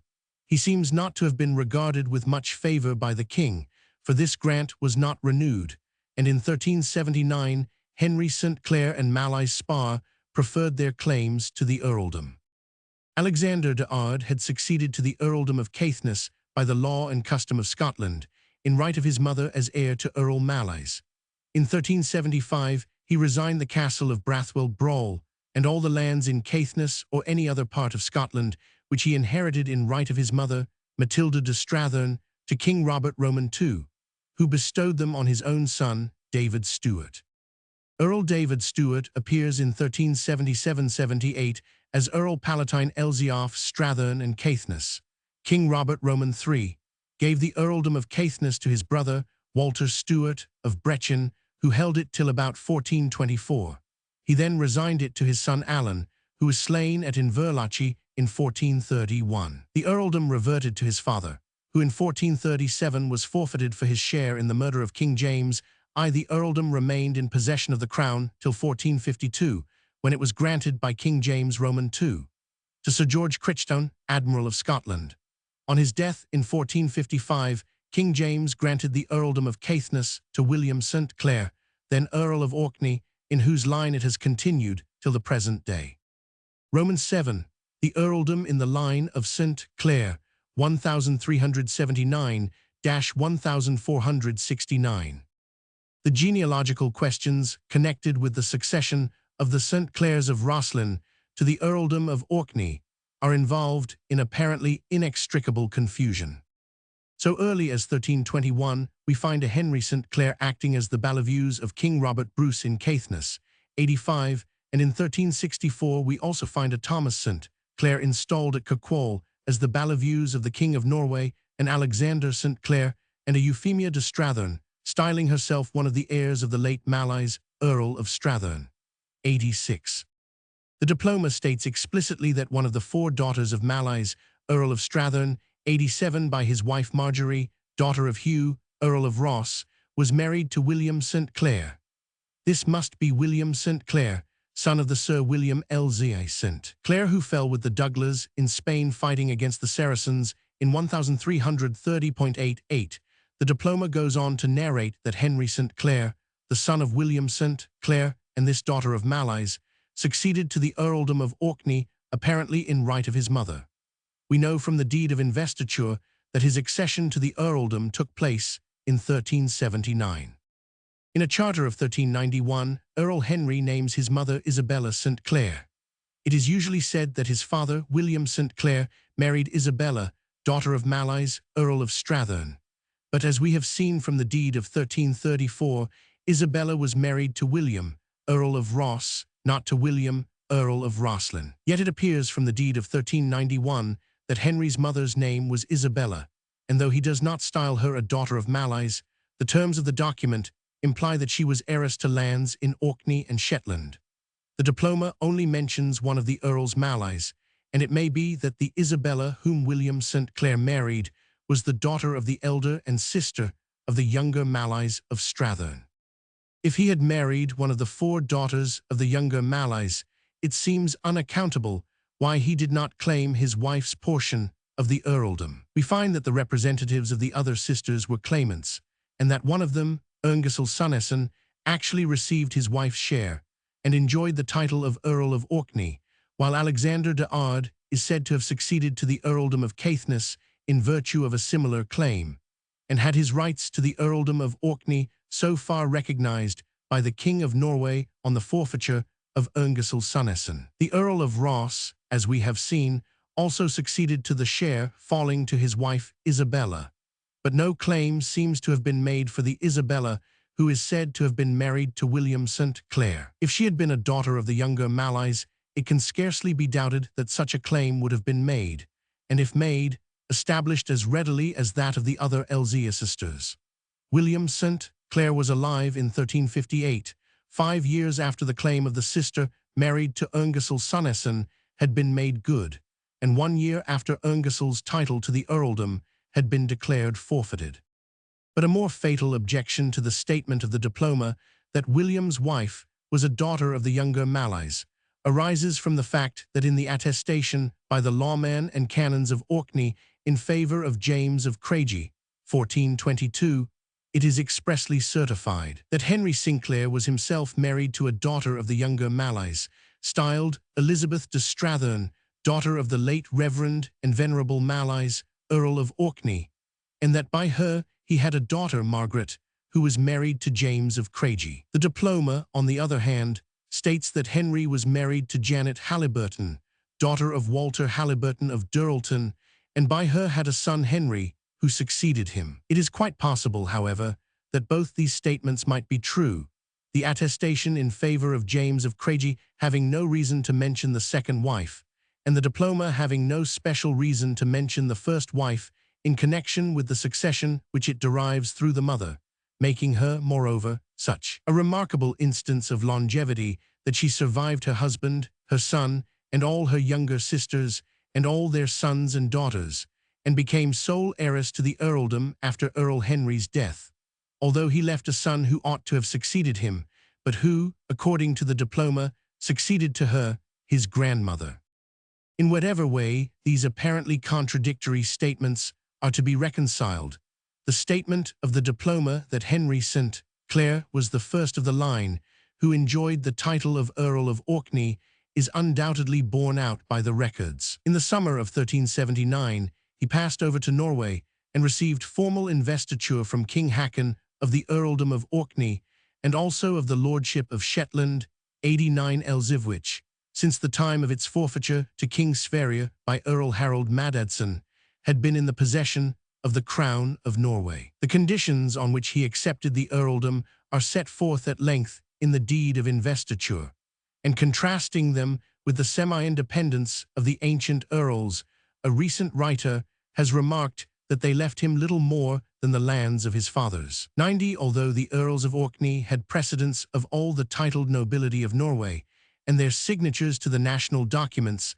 stand always after the archbishops, and before the bishops and nobles, though the title was the only hereditary one permitted in Norway to a subject not of the blood royal, yet it was now declared to be subject to the royal option of investiture. The earl was to govern the islands and enjoy their revenues during the king's pleasure, but he was taken bound to serve the king beyond the bounds of the earldom, with 100 men fully equipped when called on by the king's message. He was to build no castle or place of strength in the islands, make no war, enter into no agreement with the bishop, nor sell or impignorate any of his rights without the king's express consent, and moreover he was to be answerable for his whole administration to the king's court at Bergen. At his death, the earldom and all the islands were to revert to the king of Norway or his heirs, and if the earl left sons, they could not succeed to their father's dignity and possessions without the royal investiture. At the following Martinmas LXVHE was taken bound to pay to the king 1,000 English nobles. 91. It was part of the compact also that Malais Spera, son of Guthorm Spera, should depart from all his claims to the earldom in right of his mother. 92. And he left with King Haakon, as hostages for the due fulfillment of his share of the contract, the following from among his friends and followers: William Daniel, Knight, Malais Spera, and David Crichton. But King Haakon died in the year after Earl Henry's investiture, and the events that took place in the Orkneys during the reign of King Olaf, his successor, are entirely unknown to the Norwegian chroniclers. Earl Henry seems neither to have courted the favor of his suzerain nor to have stood in awe of his interference. He built the castle of Kirkwall in defiance of the prohibition contained in the deed of his investiture, and seems to have felt himself sufficiently independent to rule his Sigurd earldom according to his own will and pleasure. The fact that King Haakon's investiture of Earl Henry took him bound not to enter into any league with the bishop nor to establish any friendship with him without the king's express consent, shows us that the bishop was then acting in opposition to the king and the representatives of the civil power. The likelihood is that Earl Henry found this elixir position of the bishop favorable to his own design of making himself practically independent, and represented it as the excuse for the erection of the castle of Kirkwall, contrary to the terms of his agreement with the crown. Munch attributes the discord to the growing dislike of the Norwegian inhabitants of the islands to Scotsmen, whose numbers had been long increasing through the influence of the Scottish family connections of the later earls. Whatever may have been its origin, the end of it was that in some popular commotion, of which we have no authentic account, the bishop was slain in the year 1382.93. Malai Sperre appears to have endeavoured to establish himself in Shetland 94 in opposition to Earl Henry. He had seized, it is not stated upon what grounds, the possessions in Shetland which had belonged to Herdis Thorvaldstatter, and of which John Hafthorson and Sigurd Hafthorson were the lawful heirs. It seems as if a court had been about to be held by the Earl to settle the legal rights of the parties concerned. The court would be held at the Old Thingstead near Scalloway, but a conflict took place, the dispute was terminated by the strong hand, and Malai Sperre was slain 95, as a number of his men were slain with him. It seems probable that he had been the aggressor. As both he and the Earl are among those who were present at the Assembly of Nobles at Helsingborg, on the accession of King Eirik of Pommern in September 1389, and the Iceland Annals place the death of Malai Sperre in this same year. It is probable that the Earl landed in Shetland on his way home from Norway for the express purpose of seeing justice done in the cause of the heirs of Thordis. In 1391, by a deed executed at Kirkwall, and subsequently confirmed by King Robert Roman III, he dispones the lands of Newburgh and Oakdale in Aberdeenshire, 96 to his brother David for his services rendered, and in exchange for any rights he may have to lands in Orkney and Shetland, derived from his mother Isabella St. Clair. In 1396, a deed was executed at Rosslyn by John de Drummond of Cargill, and Elizabeth, his wife, in favour of Henry, Earl of Orkney, Lord Rosslyn, Patri Nostro, by which they renounce in favour of the Earl's male issue, and for them and their heirs, all claims to the Earl's lands, infra regnum Norvegi. 97. The diploma states that, after the death of the first Henry St. Clair, his mother, the daughter of Malais, 98, came to Orkney, and outliving all her sisters and all their sons and daughters, became the only heiress of the earldom. It is added that of this thing there were faithful witnesses still living who had seen and spoken with the mother of Henry I. Her grandson Henry, son of the first Henry, succeeded to the earldom, but there seems to be no record of his investiture ex viabi, the Norwegian king.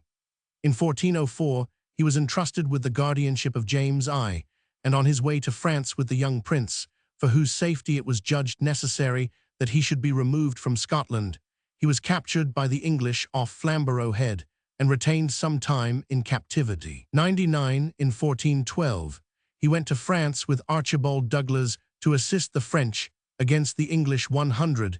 In 1418, John St. Clair, his brother, swears fealty to King Eirik at Helsingborg for the king's land of Jutland, and becomes bound to administer the Norse laws according to the ancient usage, and it is stipulated that at his death Shetland should again revert to the crown of Norway 101.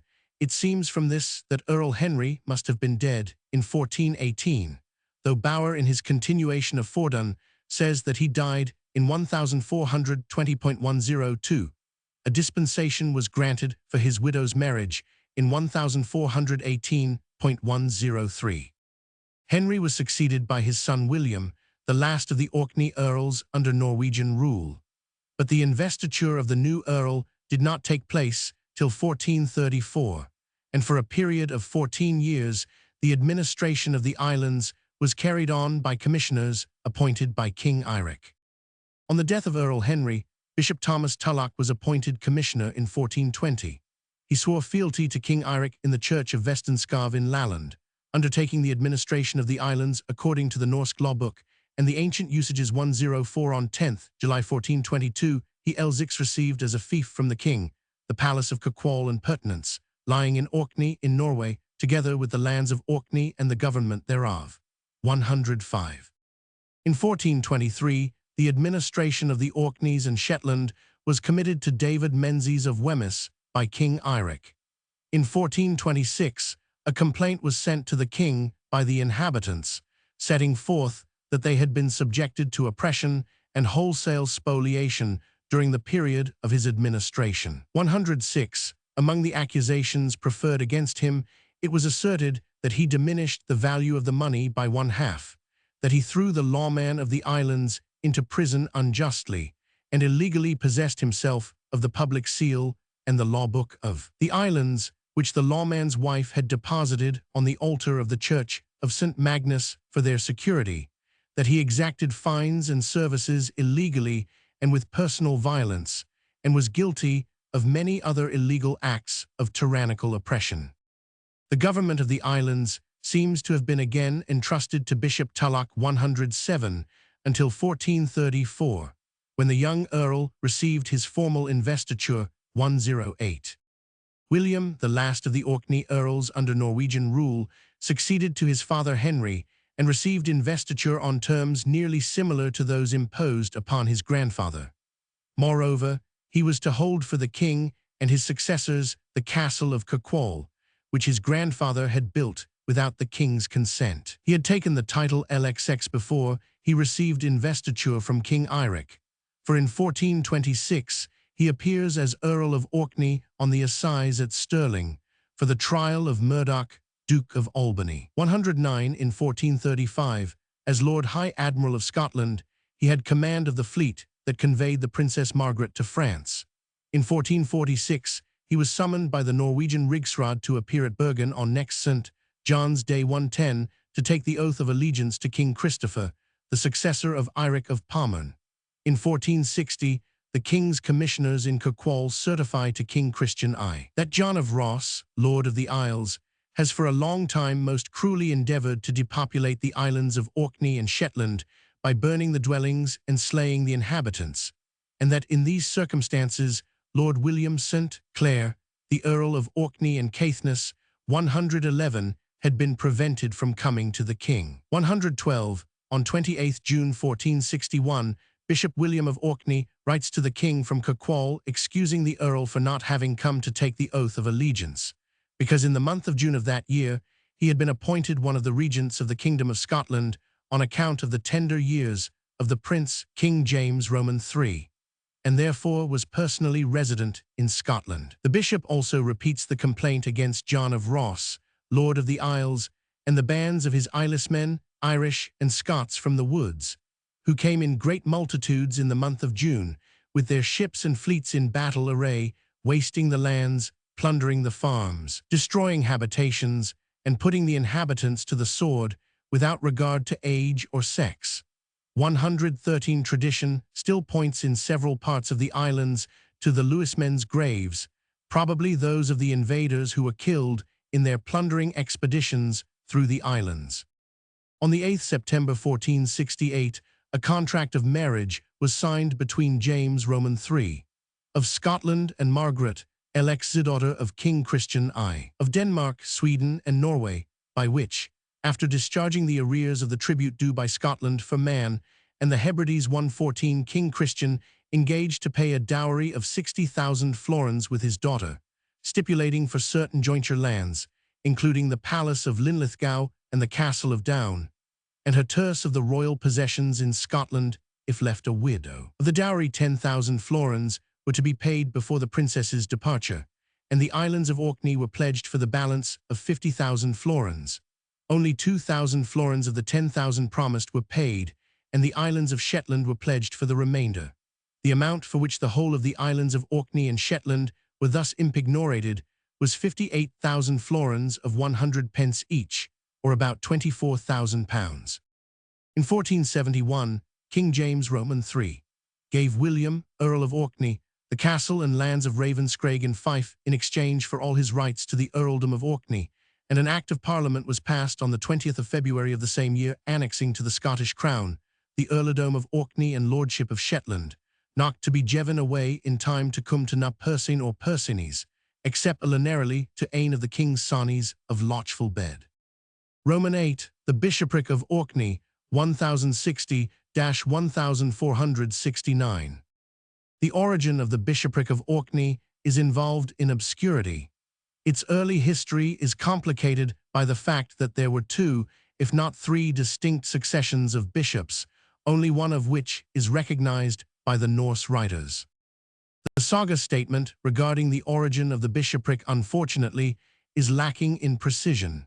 It is stated that Earl Thorfinn built Christ's Kirk in Bursay, apparently after his return from his pilgrimage to Rome, and that the first bishop's see in the Orkneys was established there. Taking this in elixir connection with the statement that William the Old, who was bishop in 1115, when St. Magnus was murdered, was the first bishop, the inference would be that the bishopric was erected in his time.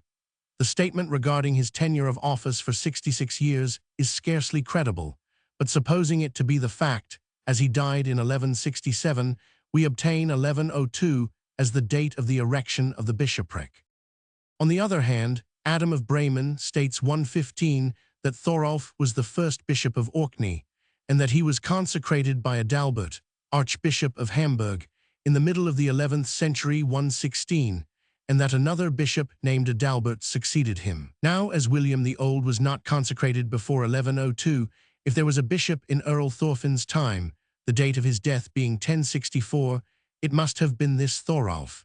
If Thorolf was consecrated in the middle of the 11th century, it was probably before Earl Thorfinn's death in 1064.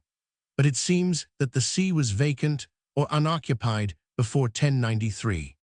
It appears from a letter of Lanfranc, Archbishop of Canterbury, 1070-1089, that Earl Paul of Orkney had sent to him a cleric whom he wished to be consecrated a bishop, and Lanfranc orders Wulstan, Bishop of Worcester, and Peter, Bishop of Chester, to go to York and assist the archbishop there at the consecration.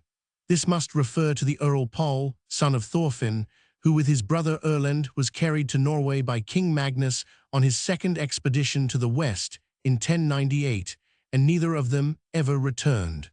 The name of this bishop is not given in Lanfranc's letter, but the English writers 117 mention that in the end of the 11th century, a cleric named Ralph was consecrated Bishop of Orkney by Thomas, LXZI, Archbishop of York.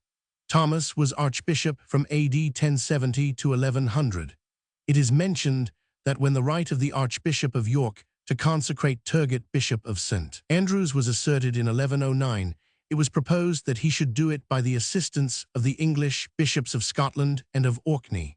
Anselm, Archbishop of Canterbury, 1090-1107, wrote 118 to Earl Hakon Paulson, exhorting him and his people to obey the bishop, whom now by the grace of God they had. A second bishop, named Roger, was consecrated by Gerard, who was Archbishop of York in the beginning of the 12th century, from 1100 to 1108.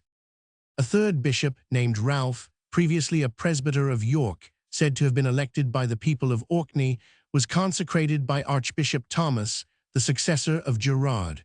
It is this Ralph who figures in the accounts of the Battle of Northallerton, 1138, Pope Calixtus Roman II, and Pope Honorius Roman II, addressed letters to the Norwegian kings, Sigurd and Eystein, in favor of Ralph 119. In the letter of Pope Honorius, it is expressly stated that another bishop had been intruded in the place of Ralph.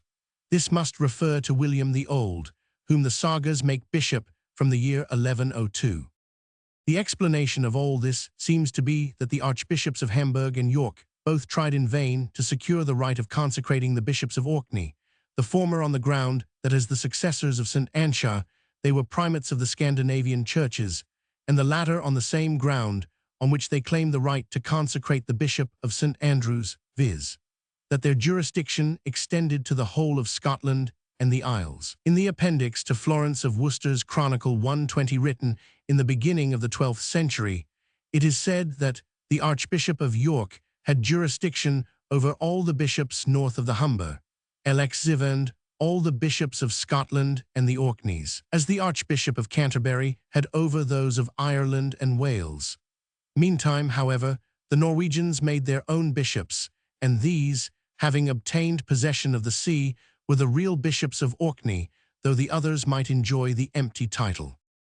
Thus William the Old was the first of the actual bishops of Orkney of whom we have distinct record, as the Saga and the Saga of St. Magnus both state explicitly that he held the bishopric for 66 years, and the annals place his death in 1168.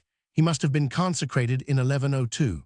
The see, which was first at Bursay, where Earl Thorfinn erected the Christ's Kirk, 121, was removed to Kirkwall on the erection of the cathedral, 1130–752.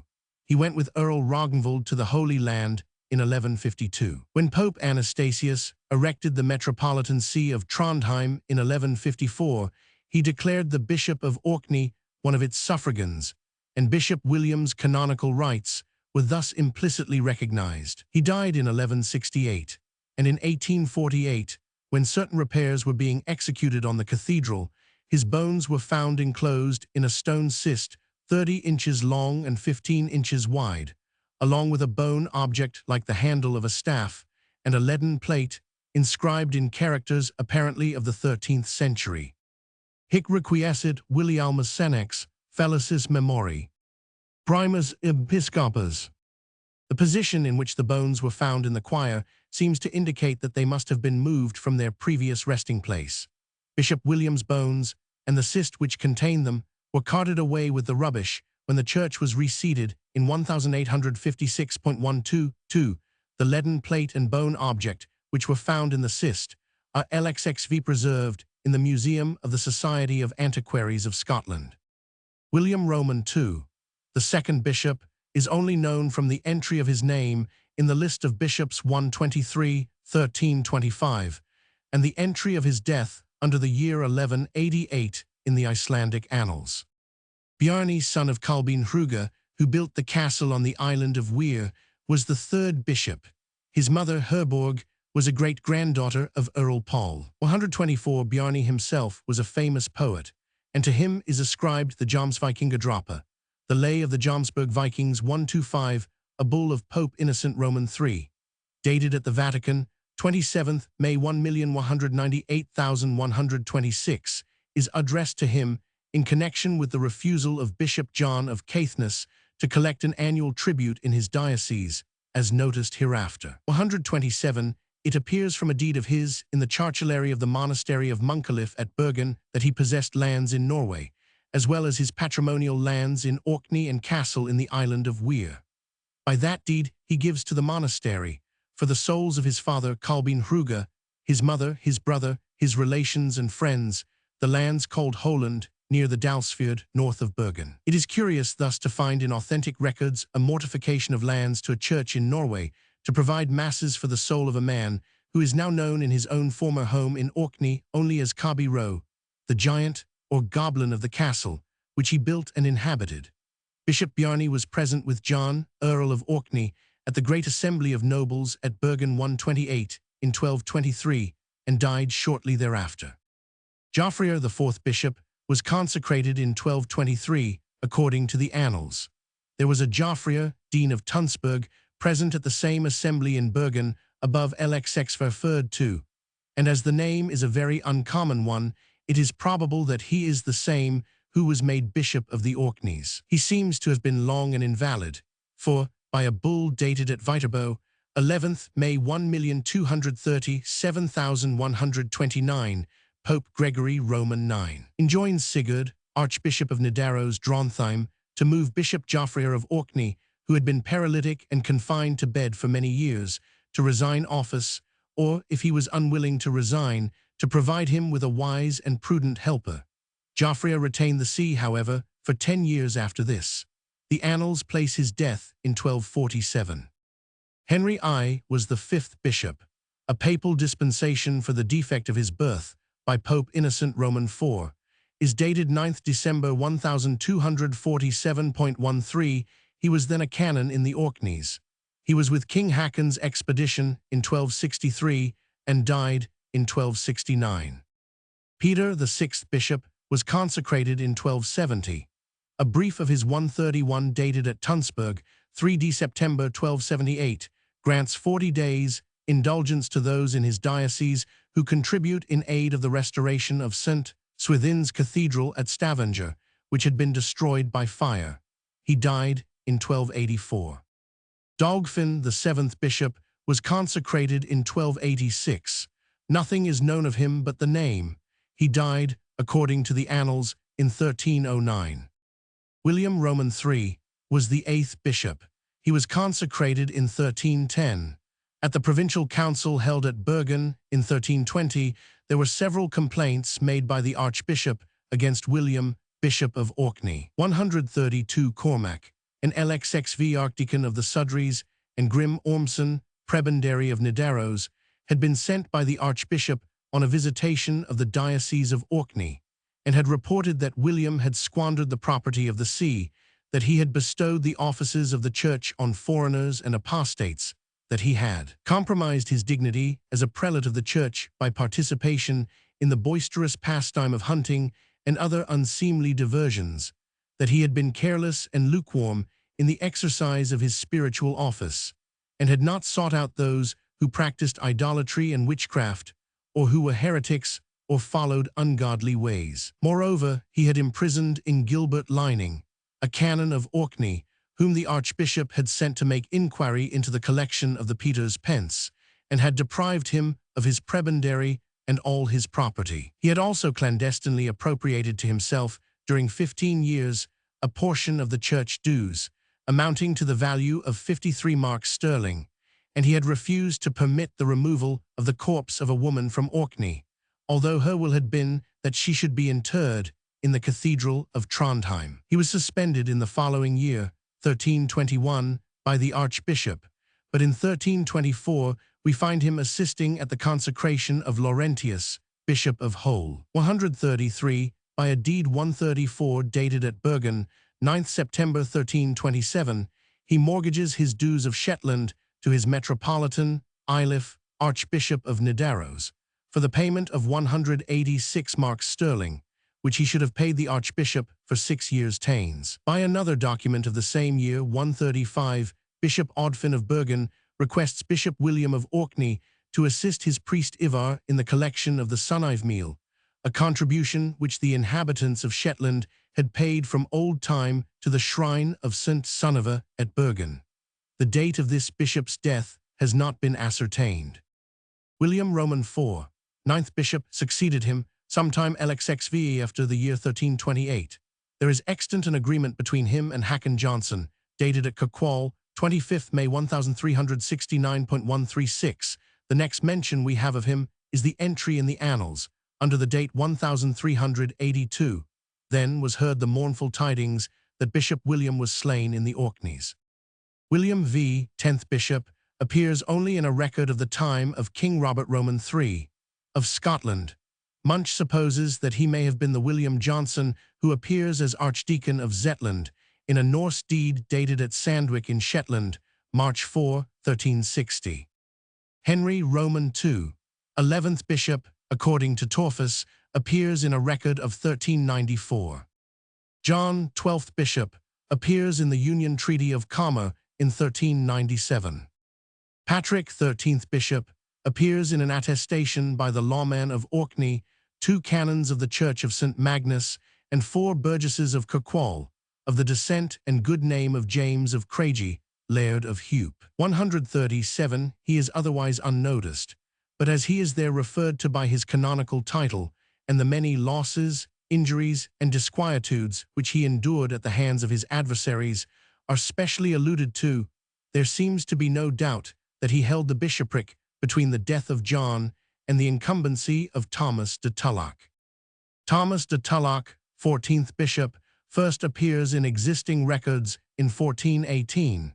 He seems to have been previously Bishop of Ross. 138 on 17th June 1420, at the Church of Vestenskov in Lalland, he gives his pledge to King Eirik and his successors, and undertakes that he will hold the crown lands of Orkney committed to him, for the kings of Norway, LX6 promising at the same time to give law and justice to the people of Orkney according to the Norse law book and the ancient usages. 139 in 1422, he receives the palace and pertinence of Kirkwall, that slot och feast Kirkwall, legend J Orkney J Norg meth landed Orkney, etc., as a fief from King Eirik. A record of the set of the threepenny lands of Stanbuster in the parish of St. Andrews, executed by him on 12th July 1455, and confirmed by his successor in 1465, is preserved at Kirkwall.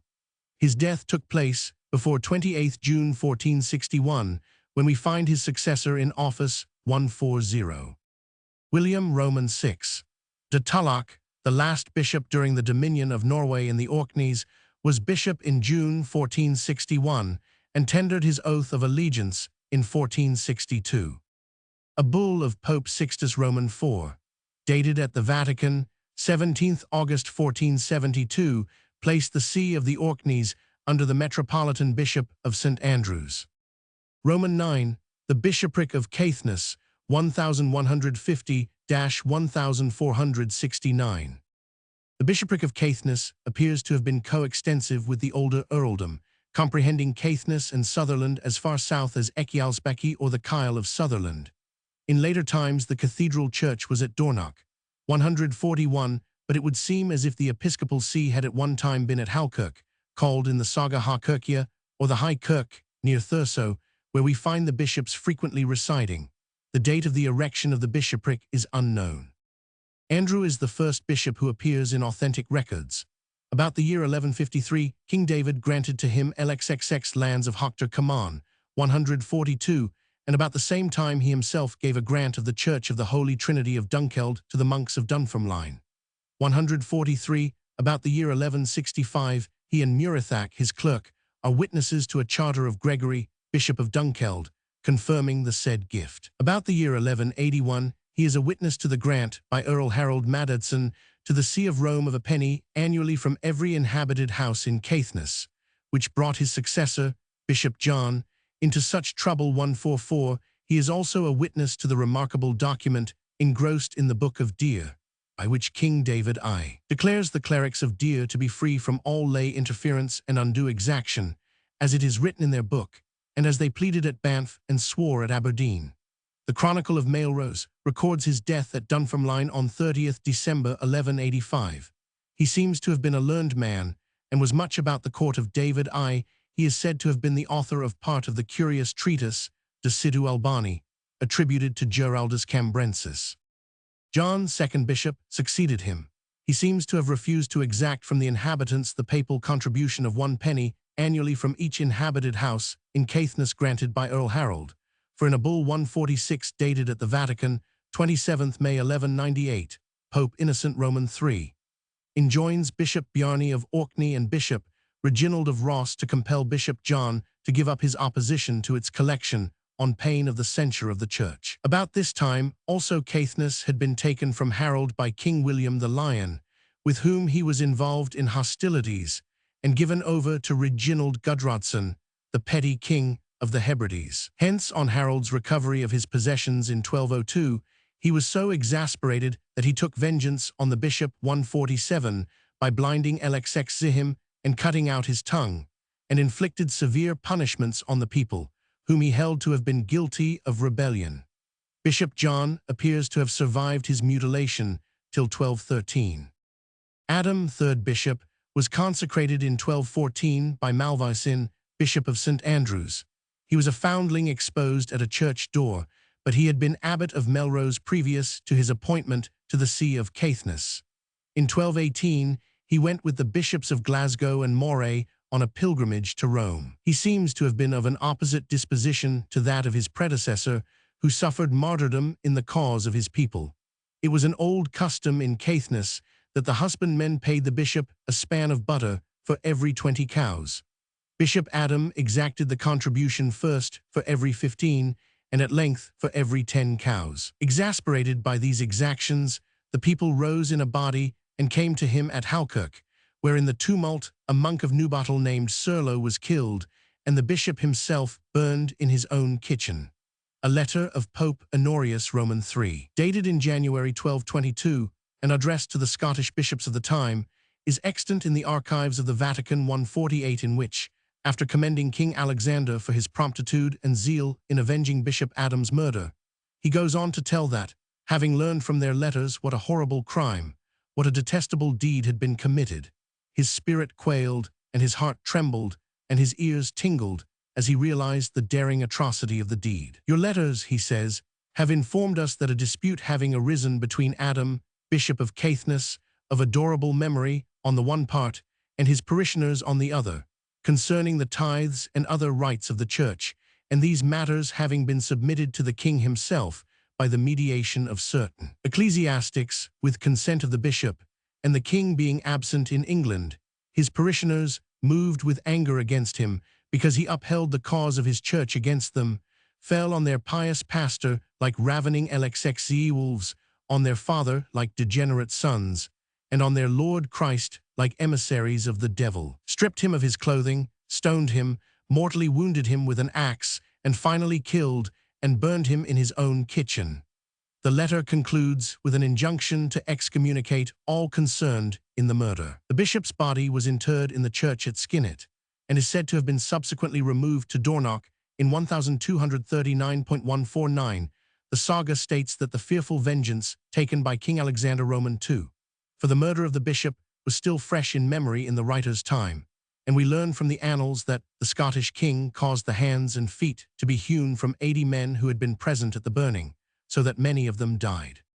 Gilbert de Moravia, 4th bishop, had been Archdeacon of Moray previous to his elevation to the See of Caithness in 1223.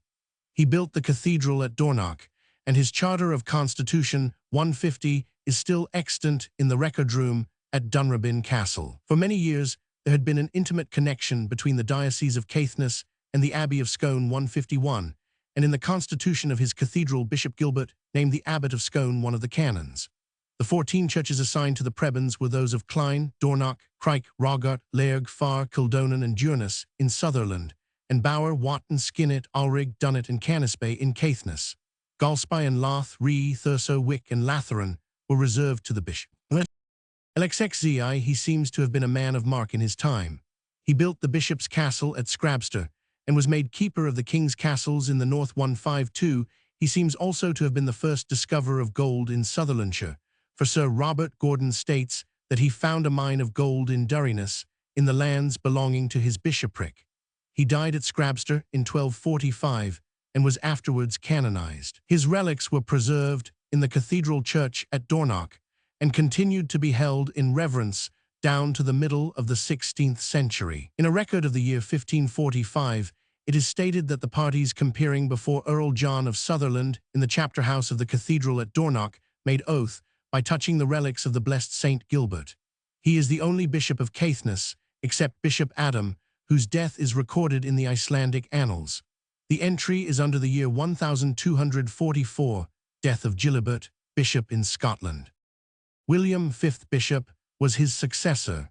In 1250, he appears among the other Scottish bishops in a document addressed to Alexander Roman III concerning the liberties of the Church. He died in 1261 or 1262. Walter de Baltradin, a canon of Caithness, was chosen as his successor. Pope Urban Roman IV, in 1263, addressed a letter 153 to the bishops of Dunkeld, Brechin, and Ross, setting forth that his election had not been proceeded with according to canonical form, but as it had been unanimous, and in consideration of the poverty of the Church and the expense of making such long journeys to distant places, he enjoins them to prefer the said Walter to the bishopric if they find that he is not disqualified by defect of birth or otherwise. He died before 1274. On his death, Nicholas, abbot of Scone, was chosen as his successor, but rejected by the Pope 154. Archibald, Archdeacon of Moray, was chosen on the rejection by the Pope of Nicholas, abbot of Scone. The Pope's LXX Zivliter confirming his election mentions the Dean, Patrick, the Treasurer, and Roger de Castello, canon of Caithness, as the parties by whom he was nominated. In his time, Bohemund de Vischer was commissioned by Pope Gregory X to collect a special subsidy in aid of the crusade, and his accounts furnish us with the names of a number of the churches in the Diocese of Caithness, and the amounts contributed 155.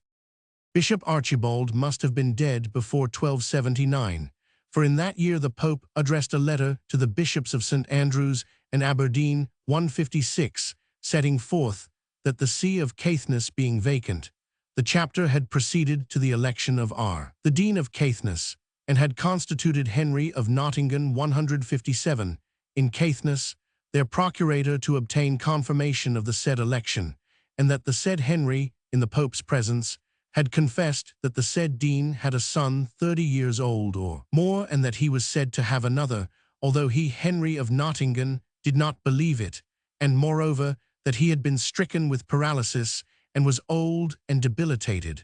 The bishops are enjoined to use their influence to oblige him to resign. Alan de St. Edmund, 8th Bishop, was an Englishman, elected by the influence of Edward I of England. In 1290, LXXXVHE signs the letter addressed to that king, proposing a marriage between the Maid of Norway and the young Prince Edward. Alan was a favourite with King Edward and was made Chancellor of Scotland in 1291. In that year, a writ 158 was addressed by the king to Alexander Comyn, keeper of the royal forest of Turnway, in Moray, ordering him to give Bishop Alan 40 oaks suitable for material for the fabric of the Cathedral Church of Caithness, which the king had granted for the souls of Alexander, King of Scotland, and Margaret, his queen, the sister of King Edward. Bishop Alan died in 1291, and on his death King Edward ordered the bishops of St. Andrews and Glasgow to commit the vacant cure to some cleric in the King's Allegiance 159. The fulfillment of this mandate is not on record, but we learn from the letter of Pope Boniface, Roman 8, 160, addressed to Bishop Adam in 1296, that on the death of Alan, the chapter of Caithness had chosen the Archdeacon of Caithness, whose name is given as I owns, to be his successor, but because the election had not been in canonical form, it was not confirmed by the Pope, who preferred to the vacant diocese Adam, then precentor of the Church of Ross. Adam, 9th Bishop, as we learn from the Pope's letter above mentioned, was not elected in the usual way, but preferred by the Pope and consecrated by the Bishop of Ostia. The letter addressed by the Pope 161 to the chapter of Caithness, to the people of the district and diocese of Caithness, and to our dearest son in Christ the King of Scots, in 1296, announces his preferment and the reasons that led to it. He died at Siena very shortly after the date of this letter 162. Andrew, abbot of the Cistercian monastery of Cupar, 163, was now preferred to the see of Caithness, and because, on account of the wars that are imminent in those parts, and the dangers of the way, which is long and perilous, it is impossible for LXXXVHIM to approach the apostolic seat for consecration. A mandate was addressed to the bishops of Aberdeen, Glasgow, and Ross to give him consecration. Farquhar, Bishop of Caithness, appears in 1310, among the other bishops of Scotland, acknowledging Robert Bruce as King of Scotland. In 1312, along with Magnus, Earl of Caithness and Orkney, he attests the payment of 100 marks sterling, the annual tribute payable for the Hebrides, by King Robert Bruce to the King of Norway in St. Magnus Cathedral, Kirkwall. He was dead and the see vacant in 1328.164. Nicholas, a deacon, was bishop-elect in 1332.165. David was the next bishop, but of him we have no record except that he was dead before 1340.166. Alan, Archdeacon of Aberdeen, was confirmed as Bishop of Caithness in 1341 by Pope Benedict Roman 12. 167, he died in 1342. Thomas de Fingask was elected on the death of Alan, and his confirmation by Pope Clement Roman 6 is dated in November 1342. 168, he is witness to a writ by William, Earl of Ross, in 1355, declaring the Abbey of Fern exempt from all the king's taxes. 169, he appears as witness to a deed within Gelrem of Caithness, Archdeacon of Dunkeld. In 1359.17, he died at Elgin in 1360, and was buried in Our Lady's Aisle of the Chanonry Church of Elgin, under the bishop's seat. Malcolm is the next bishop of whom we have any authentic account. 171, his confirmation by Pope Urban V is dated LXXX Feb. 21, 1369.172, a bull of Pope Gregory's, dated at Avignon in March 1376, confirms to Dr. William of Spiney the chanonry and prebendary of the Church of Orkney, which had become vacant by the preferment of Malcolm to be Bishop of Caithness. 173. Alexander appears as Bishop of Caithness in 1389, when, along with Alexander, Bishop of Ross, and Adam, Abbot of Kinloss, he takes part in the settlement of a dispute between the Earl and Bishop of Moray. 174. He appears by proxy at the Provincial Synod, held at Perth, in 1420.175.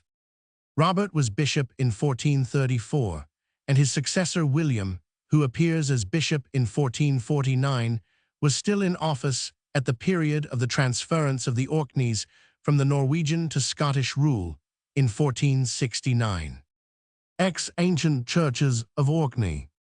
The Cathedral of St. Magnus, says Wersa, is incontestably the most glorious monument of the time of the Norwegian dominion to be found in Scotland. It is, says Peterkin, one of the two cathedral churches in Scotland remaining entire, and is, therefore, a national monument, interesting from its antiquity, its beauty, and the rarity of such relics in this part of the empire. Nothing conveys to the mind of the stranger visiting Kirkwall a more vivid impression of the ancient importance of this quaint little town, which has been the capital of the Orkneys for at least 800 LXXXV years, than the grandeur of its cathedral and the imposing aspect of the ruins of the palaces of the bishops and earls of Orkney. The saga tells how the erection of the cathedral was undertaken by Earl Ragnvald Roman II, Kali Karlsson, in fulfillment of a vow which he had made to build and endow a splendid stone minster in Kirkwall in honor of St. Magnus, his mother's brother, from whom he derived his right to a share of the earldom of the Orkneys. He won the earldom in the year 1136, and the erection of the cathedral was commenced under the superintendence of his father Karl in 1137, and carried on until the earl's means failed. By agreement with the Odolers, a mark for each ploughland in the islands was contributed for the purpose of carrying on the work, and this brought in money enough to enable the erection of the church to be proceeded with. The cathedral, as it now stands, however, is by no means the work of Earl Ragnvald's time, although the portion built by him is still clearly distinguishable. The church, says Sir Henry Dryden, 176, as designed and partly built in the time of Karl, father of Earl Ragnvald, was of the same width as at present, but possibly one bay shorter at the west end. There can be little doubt that the choir terminated in an apse, which began about halfway along the great piers in front of the subsequent altar steps, and extended as far as the line of those steps. The builders, having laid out the whole church, carried up the choir and its two aisles and the transepts to the eaves, and built the piers of the central tower. The architectural history of the structure, however, is puzzling. Though I spent 18 weeks at the cathedral, says Sir Henry in a letter to Mr. Wersa, and have thought over the thing many times, I cannot make out the history of the building to my own satisfaction. There is no doubt that there is a great LXX deal of copying in it, i.e. of building at one time in the style of another. 177. The chief interest of the structure lies in the fact that it was built by a Norwegian earl, and designed and superintended by the Norwegian Karl, who had the principal oversight of the whole work. It is significant of their community of origin that the oldest portions of St. Magnus show traces of the same peculiarities of style, which are found in the nearly contemporary but somewhat older Norman churches in Normandy, the home of the Christian descendants of the Vikings who followed Hrolf the Conqueror, son of Ragnvald, Earl of Moray. St. Magnus Cathedral, Kirkwall from the southeast. The cathedral was erected for the express purpose of receiving the relics of St. Magnus, but we have no record of their transference to the new church. There is reason to believe that they had been brought to Kirkwall before the erection of the cathedral was begun, and though it is not so stated, it may be inferred that on their removal from Christ's Church in Bursay, they were deposited in the Church of St. Olaf at Kirkwall, and remained there for some years until the cathedral was ready to receive them. It seems probable that it is to the Church of St. Olaf that Kirkwall owes its name of Kirkjuvaga, the creek of the Kirk. This name does not occur in the saga before the time of Earl Ragnvald Bruseson, who is said to have resided there, and it is most likely that the Church of St. Olaf was built by him in memory of his foster father, King Olaf the Holy. Earl Ragnvald was in the Battle of Stiklestad, 1030, in which the warrior saint of Norway fell, and being his foster son, he was more likely than any of the subsequent earls to dedicate a church to his memory. We are told in the Saga 178 that the relics of St. Magnus were exhumed by Bishop William 20 years after his death and placed in a shrine at Christ's Kirk. Shortly thereafter, says the saga, St. Magnus appeared in a dream to a man who lived in Westray by name Gunny and ordered him to tell Bishop William that he, St. Magnus, wished to go out of Burgesherad and east to Kirkwall. Gunny was afraid to do so lest he should excite the wrath of Earl Paul, whose father had been the murderer of St. Magnus. The following night, St. Magnus again appeared to him, ordering him to disclose his dream, whatever the consequences might be, and threatening him with punishment in the life hereafter if he disobeyed. Struck with terror, Gunny went to the bishop and told him in the presence of Earl Paul and all the congregation. Earl Paul, it is said, turned red with anger, but all the men there united in requesting the bishop to proceed at once to carry the wishes of St. Magnus into execution. So the bishop went east to Kirkwall with the relics, accompanied by a great concourse of people, and placed them in a shrine upon the altar of the church, which then was there, and which could have been no other than St. Olaf's 179, seeing that the building of the cathedral was not commenced until after Earl Paul had been carried off to Athol by Sweyn Aslafson. The saga of St. Magnus adds that there were then few houses in the town, but that after the relics of St. Magnus had been transferred thither the town rapidly increased. Egilsha S. Magnus, Earl Ragnvald Roman II, himself was buried 180 in the cathedral in 1158. In the winter of 1263, the remains of King Hakon XCI Håkonsson were deposited in the cathedral previous to their removal to Bergen. Worsa states that the remains of the Princess Margaret, the Maid of Norway, were interred in the cathedral in 1290, and the local tradition is to the same effect, but there is no authority for the statement. The princess's remains were taken back to Norway and buried in the High Church of Bergen by King Eirik, beside the remains of her mother, 18. Egilsey Church, on the little Isle of Egilsey, is interesting from the suggestions of its connection with the earlier Christianity of the islands previous to the Norse invasion.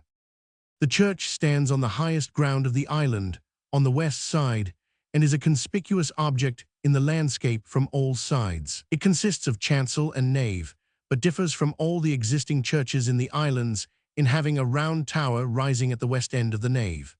It is of small size, the nave being 30 feet long by 12 feet in breadth inside, and the chancel 15 feet long by 912 feet in breadth.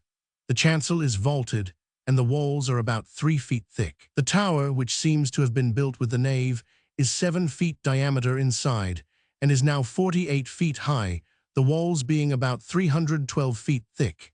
It is stated that about 15 feet were taken off the height to prevent its falling. 182, the only 2 windows in Exeath nave that are original are round-headed and 3 feet high, with jambs splaying inwards from 812 to 33 inches wide, and having no external chamfer. 2 windows in the chancel are exactly similar but smaller. Over the chancel vault, there is a small chamber lighted by a flat-headed window 18 inches high. Its original dedication is unknown 183, and there is nothing to fix the date of its erection with absolute certainty. Egilsey Church from the southeast. From a photograph. The Church of Egilsey, says Munch, is shown by its construction to have been built before the Northmen arrived in Orkney, or, at all events, to belong to the more ancient Christian Celtic population. Both its exterior and its interior show so many resemblances to the old churches in Ireland of the 7th and 8th centuries that we are compelled to suppose it to have been erected at that time by Irish priests or papas. As we find no remains of any similar churches on the islands 184, we must suppose it to have been the first of the few on the thinly inhabited isle group. The island on which it stood might, therefore, very justly be called Church Isle, but the Irish word ecclea, church, derived from the Latin ecclesia, might easily be mistaken by our forefathers for Egils, the genitive of the man's name Egil. If we could unhesitatingly adopt Munch's view of the origin of the name Egilsey, it might be safely assumed that this was the church which gave its name to the island, as no other ecclesiastical site is known within its bounds. The Norsemen were heathens down to the time of the Christianizing cruise of King Olaf Tryggvason in AD 1000, and not very hardy in their Christianity for a long time after that. The church could not have been built, therefore, between 872 XE and the accession of Earl Thorfinn in 1014, nor is it likely to have been erected during Thorfinn's minority, for he was only 5 years old when his father fell fighting under a heathen banner at Clontarf. The saga tells that Thorfinn built Christ's church in Bursay and made it the first bishop's see in the Orkneys. If he or any of his successors previous to the death of St. Magnus had erected such a notable structure as that of Egilsey, it would probably have been recorded. There was a church in Egilsey in 1115 when St. Magnus was murdered, and the only question is whether it was the present church. Its resemblances to the Irish churches of the 7th and 8th centuries are not sufficiently definite and determinative to enable us to assign to it unhesitatingly an Irish origin, while, on the other hand, the resemblance to the round-towered churches of Norfolk suggests that it may have been of Scandinavian origin. But there is nothing in the architecture of the building either to fix the date of its erection or to determine the questions of Celtic or Scandinavian origin with any degree of certainty. 185. Orfeo. The Church of Orfeo is one of the few circular churches in Britain built in imitation of the Church of the Holy Sepulchre at Jerusalem. The Crusades were the means of importing this form into the ecclesiastical architecture of the West. A few of these round churches remain in Denmark, and like those of England, they are mostly of the 12th century. 186. Exiv. All that remains of this interesting structure is merely the semicircular chancel, and about 9 feet of the walls of the circular nave on either side, as shown in the annexed ground plan. It is described in the old statistical account as having been a rotundo, 18 feet in diameter and 20 feet high, 2/3 of which were taken down to build the present parish church. The curvature of the part of the walls still remaining would give a diameter of 18 to 19 feet. The semicircular chancel is 7 feet wide and a little more than 7 feet deep. The walls are well built of yellow Orfeo freestone. The only remaining window is a small one in the east end of the chancel, 30 inches high, having a semicircular head, and the jambs splaying inwards from 10-12 inches to 20 inches wide. It has a groove for glass. The Rev. Alex, Pope of Rhee, who visited Orfeo in 1758, has given a description of the Temple of Orfeo or Girth House, but there is little to be gathered from it, and the measurements as given 187 are evidently wrong. He states XCV, however, that extensive remains, supposed to be those of the Earl's palace at Orfeo, had been discovered in excavating the foundations of the neighboring farm buildings. Indications of these and of an extensive refuse heap are still to be seen. The Church of Orfeo is first mentioned in the saga in connection with Earl Paul Hakonsson's residence at Orfeo. The church is there referred to as a splendid structure, and it is not spoken of as recently erected or as having been built by Earl Paul. Earl Hakon, his father, who had made a pilgrimage to Rome and the Holy Land, is said in the saga to have brought back relics which he would doubtless deposit in the church at Orfeo, where he seems to have resided. The probability is that the church was built by him after his return from his pilgrimage, perhaps as an expiatory offering for the murder of his cousin, St. Magnus. Earl Hakon died in 1122, and 3 out of the 6 round churches in Britain had been built before that time. Christ's Church in Bursay is the first church of which we have any record in the saga, and so far as we know, the first church erected in the Orkneys after the conversion of the Norwegian inhabitants to Christianity. It was built by Earl Thorfinn sometime about the middle of the 11th century. Earl Thorfinn made a pilgrimage to Rome about the year 1050, and it is likely that Christ's Church would be built after his return to Orkney, or between 1050 and 1064, the date of his death. It was the seat of the bishopric previous to the erection of the Cathedral of St. Magnus, and William the Old, who was the first actual bishop, lived to see the bishopric transferred to Kirkwall some time after 1137. It is doubtful whether any recognizable traces of the original Christ's Church now remain. Neil says, the parish church, which contains some fragments of old work, seems to have been the famous Christ's Church built by Earl Thorfinn. But it does not seem at all likely that any portion of the existing parish church can be as old as the middle of the 11th century.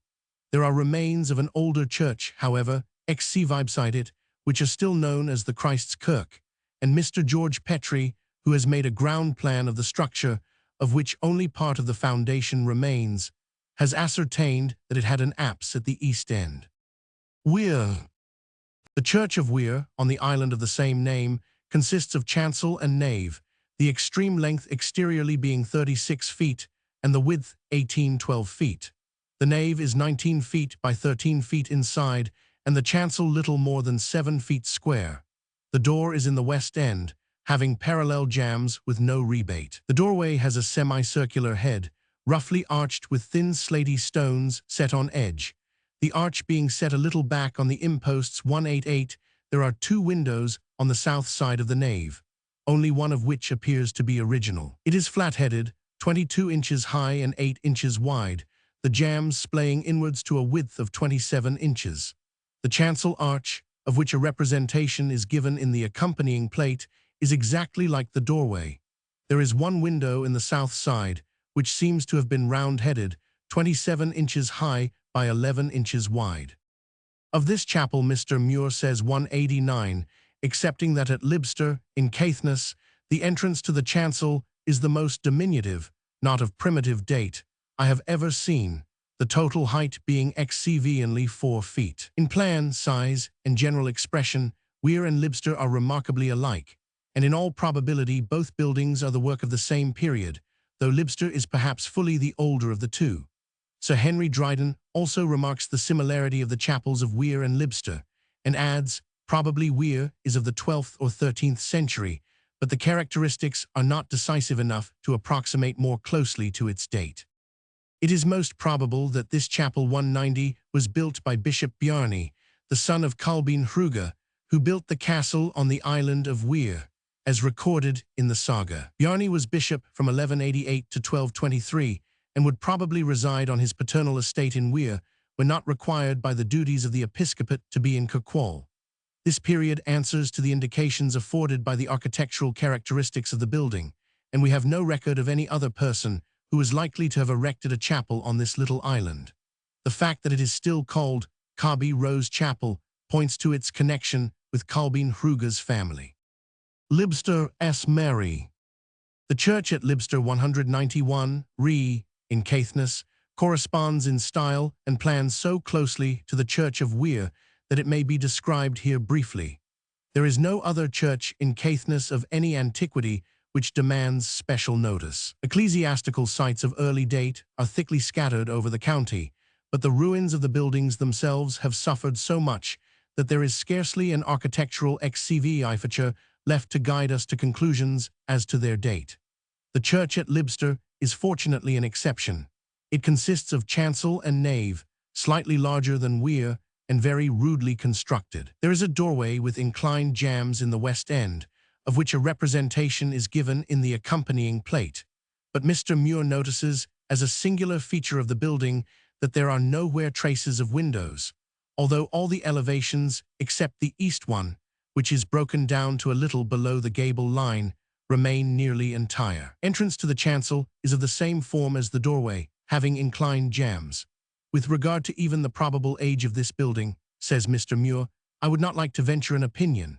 The diversified shapes and sizes of the stones, and the primitive form and smallness of the entrances to the nave and chancel would suggest extreme earliness of date, whilst, on the other hand, the refined character of the ground plan would indicate a period of time not more remote than the 12th century.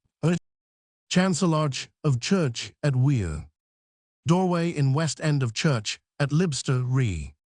St. Peter's Church, on the Burgh of Bursay, a home of about 40 acres, separated from the mainland by a channel about 150 yards wide and dry at low water, consists of nave, chancel, and apse, all well defined, and apparently built at the same time, the material being a grey whinstone.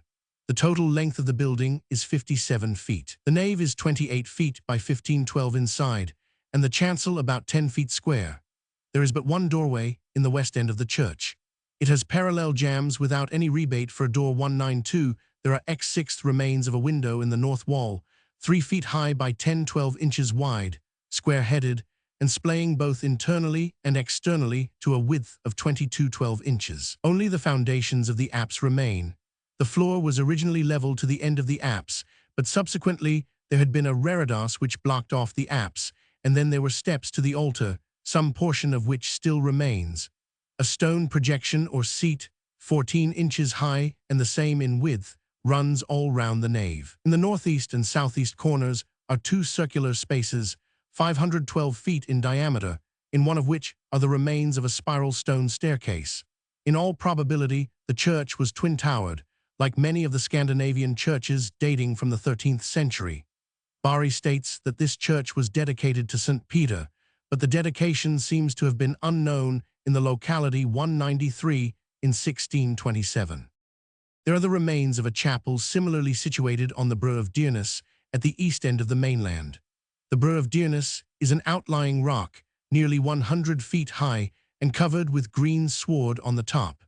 The chapel stands near the center of the area and is surrounded by a stone wall enclosing an area of about 60 feet by 45. The chapel, which is a smaller and ruder building than that on the Bru of Bursay, is a simple parallelogram of not more than 17 feet by 10 inside, the walls being from 3 to 4 feet thick. The doorway is in the west end, and there are the remains of a window in the east end, but the heads of both are gone. Around the chapel, there are the foundations of about a score of stone-built huts scattered irregularly over the area of the Bru. They are irregularly built, with a tendency towards the rectangular form, the walls being from 212 to 3 feet thick. Several of them are nearly as long as the church, but not so wide, the internal carrier measuring about 18 feet by 6. Low 194 states that in his time, notwithstanding the difficulty and danger of the access to the Bru, even old age scrambled its way through a road in many places not 6 inches broad, where certain death attended a slip. Joe Ben in 1529 mentions that people of all classes and conditions were in the habit of climbing up to the top of the Bru on their hands and knees to visit the chapel called the Bairns of Brugg.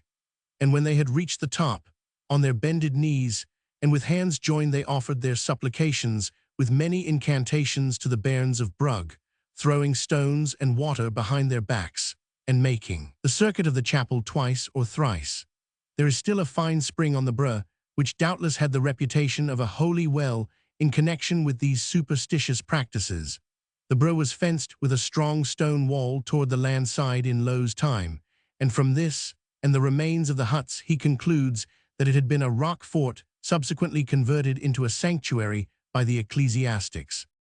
The old parish church of Dearness, of which Lowe has preserved 3 sketches, one of which is engraved in Hibbert's Shetland, had the peculiarity of being twin-towered, as the church on the Bru of Bursay seems also to have been, and as many of the Scandinavian churches dating from the 13th century were. 195 Lowe describes it as having a vaulted chancel at the east end, of which the twin towers rose from each corner. The tower on the southeast corner of the chancel was entered by a doorway opening from the chancel in the same manner as the one at Bru of Bursay, and a spiral staircase led to a small apartment or vestry between the towers, on the 2nd story. From this apartment was the entrance to the other tower. See, there were 3 towered churches in Shetland, St. Lawrence in Westborough, St. Magnus at Tingwall and Ireland Head, but like the old church of Dearness, they have long disappeared, and there is no description of them more precise than the casual notices of Lowe and Brand. It is not even quite clear whether they were single-towered or twin-towered. If single-towered, they may have been examples of the rare form of which Egilsey is now the only remaining instance. Misho and the Stones of Stennis. Misho, the orca hog of the saga, is connected in such an interesting way with the Norse history of the Isles that it is necessary to notice briefly its most peculiar features.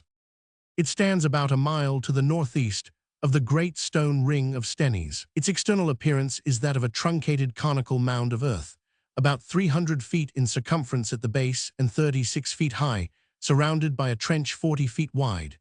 Nothing was known of its internal structure till the year 1861, when it was opened by Mr. Farrer, MP 196, but the common tradition of the country represented it as the abode of a goblin, who was named the Hogboy, 197, though no one knew why. When excavated, the mound was found to cover a great cairn of stones, in the center of which was a chamber about 15 feet square, the walls of which still remained entire to a height of 13 feet. A long, low passage led from the west side of the chamber to the exterior of the mound, a distance sea off about 54 feet, and on the other 3 sides of the chamber there were small cells or loculi entered by openings in the walls about 212 feet square, at a height of about 3 feet above the floor. Plan and section of Misho. Structurally, Misho belongs to a class of chambered sepulchral cairns of common occurrence in the north of Scotland, but to a special variety of that class which is peculiar to the Orkneys. 198. These chambered tombs occur in groups in certain places, thus suggesting the probability that, as in the great royal cemeteries of early times in Ireland, they may have been for centuries the gathering places of the tribes and the burying places of their kings. View of chamber in Misho. But the most interesting fact connected with Misho was the discovery that a large number of runic inscriptions had been scratched on the stones of the interior walls of the chamber. It was evident, from the height at which the inscriptions occurred, as well as from indications of the weathering of the stones previous to their being inscribed, that when the runes were cut, the chamber was roofless and partially filled up with rubbish. The form of the letters of which the inscriptions are composed is that of the later class of Norse runes, which, says Professor Munch, are never older than AD 1100 at least. The majority of the inscriptions are such as men seeking the shelter or concealment of the broken how might scribble from mere idleness. One gives the runic alphabet. A number of others are simple memoranda consisting of the name of a man and the statement that he hewed this or carved these runes. But one of the longer inscriptions supplies the important information that the Jorsalafarers broke open the Orkneyinga in the lifetime Sivoth, the blessed Earl. This seems to imply that the inscription was carved after the death of the blessed Earl Ragnvald or subsequent to 1158. The Jorsalafarers, who accompanied him from Norway in 1152, remained a considerable time in Orkney before the expedition was ready, and as we learn from the Saga, their conduct during that time was such as would naturally result from the enforced idleness of a numerous body of rough and uncontrolled adventurers. The breaking of a how in the hope of finding treasure was a common exploit among the Northmen. It seems to have been done sometimes also as a proof of courage, for the bravest were not altogether void of superstitious fears. From another part of the inscription, we gather that the Jorsalafarers who broke the Orkneyinga were disappointed in the hope of finding treasure, as it had been previously carried away. In all probability, they were not the first who had been tempted, cvby the magnitude of the monument, to try the venture. On one of the buttresses, long slabs inserted in the corners of the chamber, is carved a cross, and on another a dragon, similar in style to that in the tomb of King Gorm the Old at Jellinge in Denmark, and bearing also some resemblance to one sculptured on the runic stone dug up in St. Paul's Churchyard, London, and to another at Hunnestad in Scania. The tomb of King Gorm is dated about the middle of the 10th century. Raffin assigns the stone dug up in London to about the middle of the 11th century, while the Hunnestad example is assigned to about 1150, which is close on the date of Earl Ragnvald's expedition to the Holy Land, which brought the Jorsalafarers to Orkney. Rubbing from Misho, tumultuous. Among the names thus carved on the stones of Misho are those of Ingiborg, Ingigerd, Thora, Helgi, Ingi, and Arnfinn. All these are names of persons who are mentioned in the saga as living in Earl Ragnvald's time, and several of whom were closely connected with him. Ingigerd, his daughter, was married to Eric Slagbrillir, and they had a daughter named Ingiborg. Helgi was a particular friend of Earl Ragnvald. Arnfinn was taken prisoner by Earl Harald the morning after he and his men had spent the Yule feast day at Orkneyinga on his way to surprise Earl Erlend. 199. There is nothing, however, to identify any of these names with certainty as the names of the persons mentioned in the saga. But the fact that the name Orkneyinga, which only occurs once in the saga, is not known to occur anywhere else, except in the inscription carved on the walls of Misho, referring to the breaking open of the tumulus, is interesting in more ways than one. It shows that the Norsemen were ignorant of the origin of the tumulus, which they knew only as the Orkahog 200 or Mighty How. In one of the inscriptions, Sivaith writer assigns its construction to the sons of Lodbrok, which is equivalent to saying that its origin was quite unknown to them. Ring of Braga from the southwest.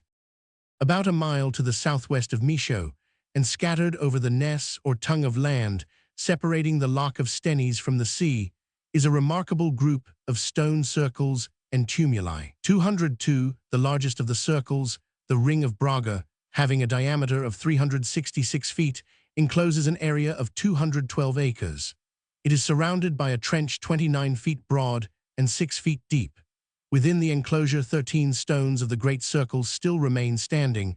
The stumps of 13 more are visible, and 10 are lying prostrate. The original number of the stones, says Captain Thomas, on the presumption that they were placed at nearly equal distances apart, would have been 60, so that 24 have been entirely obliterated. The highest stone stands almost 14 feet above the surface of the ground, and the lowest is about 6 feet, the average being from 8 to 10 feet. It is difficult to realize the amount of laborious effort expended in the construction of a work like this, which does not appeal to the eye like the magnitude of the great mounds seething around it. But when one reflects on what is implied in the transportation and erection of these great stones, and the excavation of a ditch round them of 10 yards wide, 2 yards deep, and 366 yards long, it loses none of its magnificence in comparison with the more imposing monuments. Ring of Stennis and Cromlech from the northward. The smaller circle, called the Ring of Stennis, is more clearly monumental than the Ring of Braga, as it contains the remains of a cromlech within it. It seems to have consisted originally of 12 stones placed round the circumference of a circle of about 100 feet in diameter, and surrounded by a deep and broad trench with a circumscribing mound, now nearly obliterated. Only 2 stones of the circle remain standing, and a third lies prostrate. Peterkin states that some were thrown down and removed by the tenant of the adjoining lands in 1814. The cromlech is also thrown down, but one of the supports of the massive capstone is still standing, and the capstone, which lies beside it, is 9 feet long by 6 feet broad. Ring of Stennis from the westward. The Ring of Buchan is a circular space 136 feet in CV diameter, surrounded by a trench 44 feet broad and 6 feet deep. There are upwards of 20 tumuli, some of them very large, in the immediate vicinity. In the Saga of Olaf, Tryggvi's son, Stennis is mentioned as the place where Havard, eldest of the 5 sons of Earl Thorfinn Skullsplitter, was slain in battle with his sister's son Einar. The saga says, 203, Havard was then at Stinsnes in Hrossey. There it was they met, and there was a hard battle, and it was not long till the Earl fell. The place is now called Havard's Tager. Tager is an individual share, or allotment, of the ton or town land, and the expression might be taken to mean rather that Havard was buried by simple inhumation than that there was a cairn or tumulus raised over him, in which case it would have been known as Havard's How. But the name of Havard was never connected with the great tumulus known as Misho, and if he was buried in a tumulus at all, it is more likely that his corpse was burnt with the customary ceremonies of that heathen time, and his ashes placed in a great stone urn. The grave mounds of the Viking period in Norway prove this to have been then the common practice. Such a mound, enclosing such an urn, was opened at Stennis by Mr. Farah, MP, in 1853. This tumulus, if not Havard, was apparently Norse, and being the largest in the neighborhood of Stennis, must have been that of a person of great distinction. The fact that the Norsemen at this early period, about AD 970, called this place Steins, Ness, shows that it was known to them only as it is to us as the Ness of the monumental stones. If they had had anything to do with the erection of any of these monuments, in all probability we should have had some incidental record of the fact in one or other of the sagas. Ziggs. Roman 12, Mousa and the Pictish Towers. The little island of Mousa, the Mosey of the saga, lying off the mainland of Shetland, is interesting as containing the best-preserved specimen of the towers of defense, which were the strongholds of the native inhabitants previous to the Norse invasion. The Tower of Mousa, of which a view is here given, consists of a circular dry-built wall 15 feet thick at the base, enclosing an area or circular court 30 feet in diameter and open to the sky so as to admit light to the ranges of windows which open from the galleries towards the interior. The doorway leading through the wall into this interior court is the only opening to the outside of the tower. From the court, other openings in the wall give access to small ovoid chambers in the thickness of the wall on the ground floor, and to a stair which ascends to the upper galleries. Above the chambers on the ground floor, the wall is carried up hollow, or rather there are two concentric walls with a space of about 312 feet between them, which is divided into stories or galleries by horizontal courses of transverse slabs, which bind the two walls together. Thus, each of these courses of horizontal slabs CX forms the roof of the gallery beneath it and serves as a floor to the one above it. These singularly constructed towers were once thickly planted over the whole of the northern mainland of Scotland, as well as over the most of the northern and western isles. 204, a number of them have been excavated of late years, and the results of these excavations 205 furnish us with interesting evidences of the conditions of life among the people who lived in them. The relics that have been obtained from them have no connection as a class with those that are usually found in the sisted graves and chambered tombs of earlier times 206, but judging from the general character of their included remains, the people who lived in these towers were possessed of a considerable degree of civilization. There is abundant evidence that they were not only expert hunters and fishers, but that they kept flocks and herds, grew grain and ground it by hand mills too.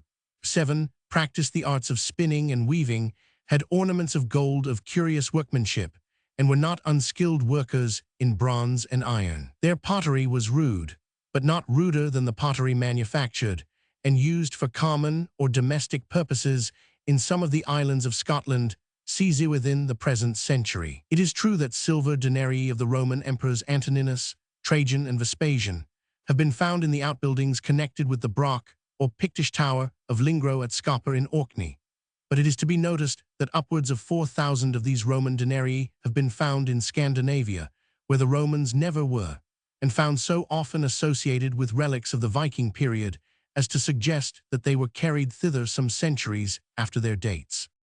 The Tower of Mousa, Mosajarborg, is twice mentioned by the Saga writers. The earliest notice occurs in the Saga of Egil Skallagrimsson, the warrior poet, and refers to a period about AD 900. It is there stated that Bjorn Brynolfsson, fleeing from Norway with Thora Rold's daughter, because his father would not allow him to celebrate his marriage with her, was shipwrecked on the island of Mousa, landed his cargo, and lived in the Borg through the winter, celebrating his marriage in it, and afterwards sailed for Iceland. The second notice of Mousa, 208 singularly enough, occurs on an occasion somewhat similar to this, when Earl Erlend Ungi fled from Orkney with Margaret, the widow of Maddad, Earl of Athol, and was besieged in the Borg by Earl Harald Maddadson, who was displeased at the prospect of having Erlend for a stepfather. Roman 13. Remains of the Northmen. Turning from the pages of the saga to the scenes of the events which it records, we find, both in the topography and traditions of the localities, and in the customs and characteristics of the people, abundant evidence of the substantial truth of the narrative. The range of territory possessed and occupied by the Norsemen may still be distinguished on the map of Scotland by the prevalence of Norse place names. In Shetland and Cise Orkney, the topography is altogether Norse. In Caithness and Sutherland, there is a core of Celtic topography in the central mountain districts, while the Norse names spread out through the valleys, forming a broad fringe along the seaboard and occupying the whole angle of lowland Caithness. But south of Ekialsbeki, they rapidly thin out and finally disappear, with a few outlying instances in Moray. The permanent dominions of the Northmen in the mainland of Scotland were limited to the earldom proper, the southern boundary of which was the Kyle of Sutherland. The saga says they conquered the country as far south as Ekialsbeki, and though they sometimes extended their power over parts of Ross and Moray, and even made a raid on one occasion as far south as Fife. They made no permanent lodgment south of the Moray Firth, and their presence in Ross has but slightly affected the topography between the Kyle of Sutherland and the Bowley Firth. In the Hebrides, the Norse names, though much disguised by contact with the Celtic, still form a considerable, if not a preponderating element in the topography, and their Old Norse name, Sudriar, still survives in the title of the Bishop of Soder and Man. Along the western seaboard of the Scottish mainland, from Cape Wrath to the Mull of Kintyre, the Northmen have left their traces more sparsely, but very distinctly, upon the topography. In Bute, Arran, and the Cumbries, and on the shores of the Solway Firth, the topography also shows the influence of the northern element, exerted during the existence of the Norse kingdom of Man and the Isles.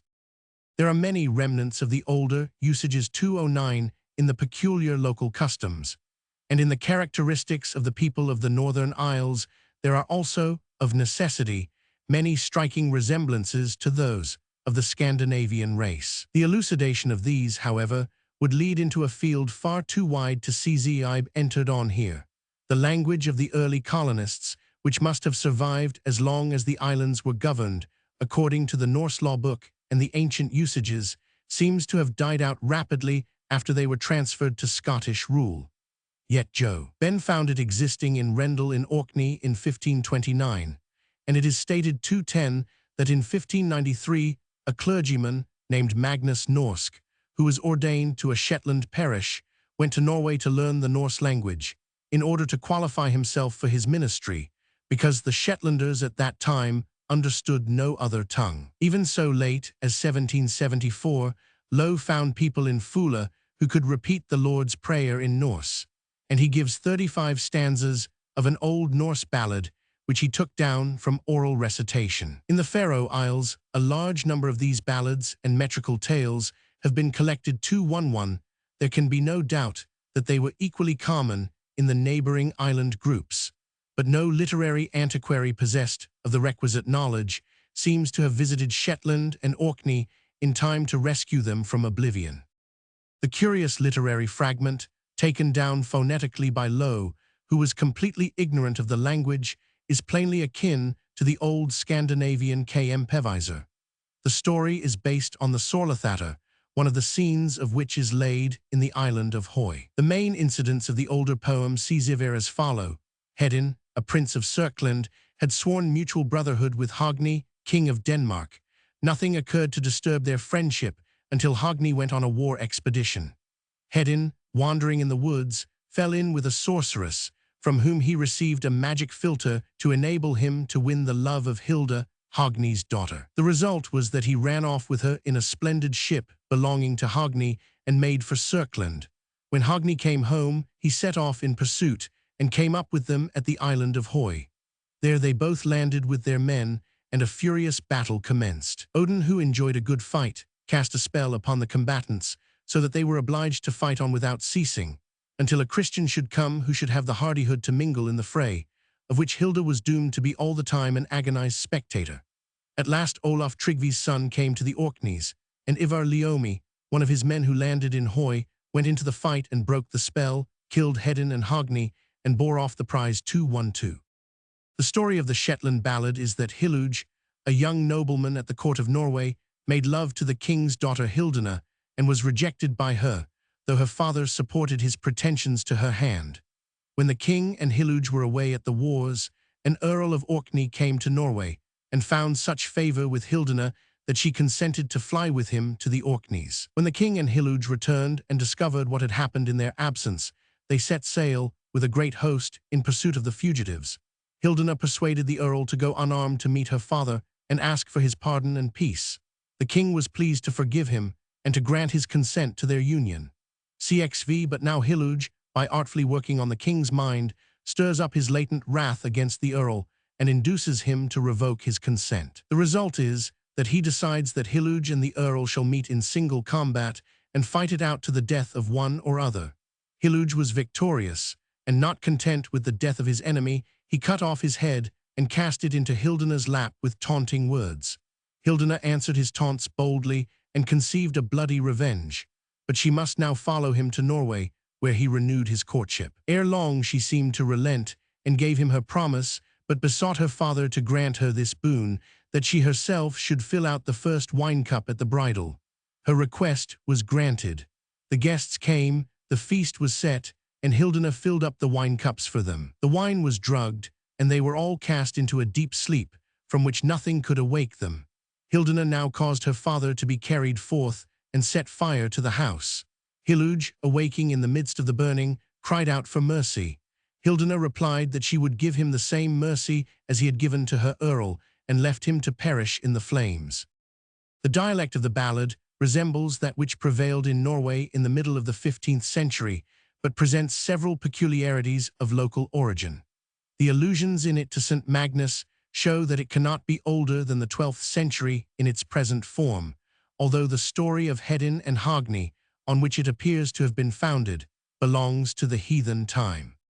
Looking at the number of runic monuments in the island of Man 213 and the beauty of their workmanship, it certainly seems surprising that none of these characteristic works of northern art should have survived in the Orkneys. 214 previous CX Vito, the discovery of the inscriptions in Misho, the only rune-inscribed monument known within the bounds of the ancient earldom, was the stone in the churchyard of Crosskirk, Northmavine, Shetland, described by Lowe, which reads, according to his imperfect copy, bid pray for the soul of, and consequently belongs to the Christian time. That there were similar monuments in other places, however, is shown by the recent discovery of a runic fragment at Aithsvo, Koningsberg, Shetland.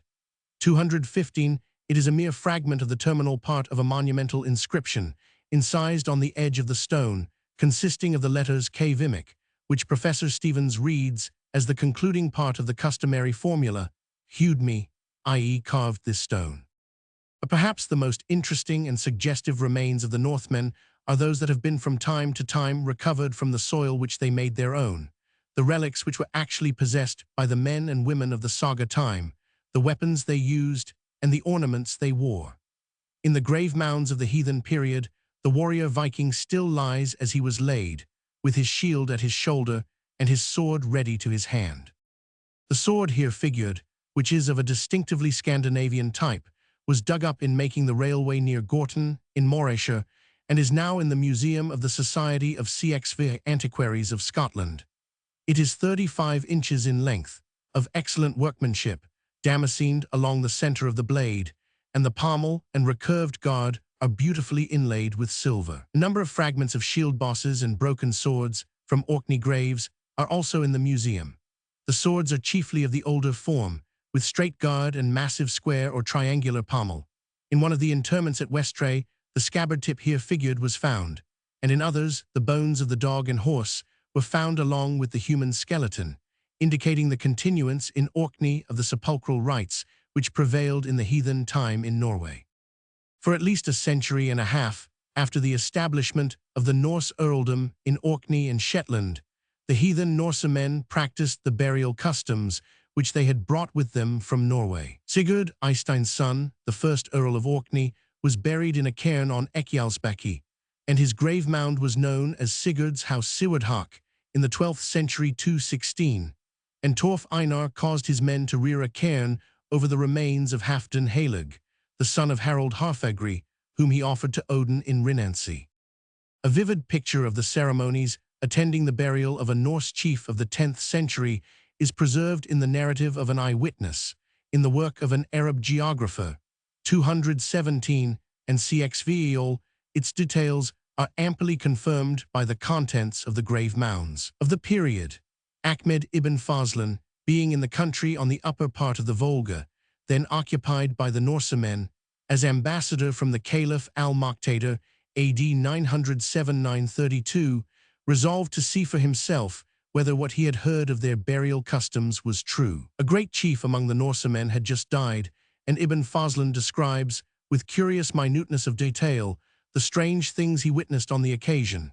He gives a most characteristic picture of the drinking habits of the Northmen.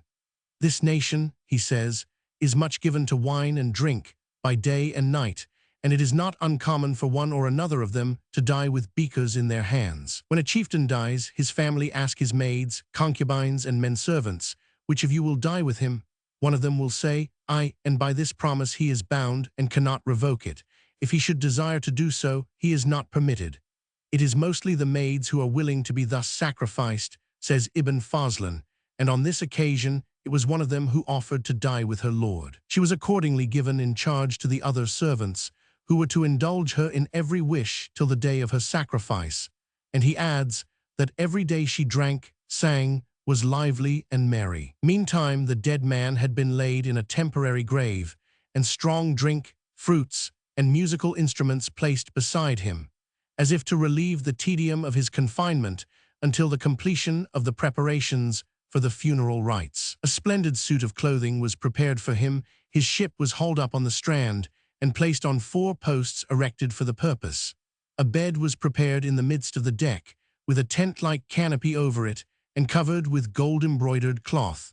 In the preparation of this bed, there comes on the scene an old hag, whom they called the dead man's angel. It was she who took charge of the making of the dead man's clothing and all needful arrangements, and she it was also who was to put the girl to seasick's death.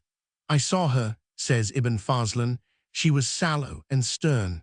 While the dead man's angel was arranging the bed, the multitude were away at the temporary grave, disinterring the corpse. They clothed him in the rich garments provided for the occasion, and then bore him to the ship, where he was laid in state under the canopy. So they laid him on the mattress and stayed him up with pillows, then brought the strong drink, the fruits and odoriferous herbs, and set them by his side, placing bread, meat, and onions also before him. Then came a man forward with a dog, hewed it into 2 portions, and cast them into the ship. So brought they all the dead man's weapons, and laid them by his side.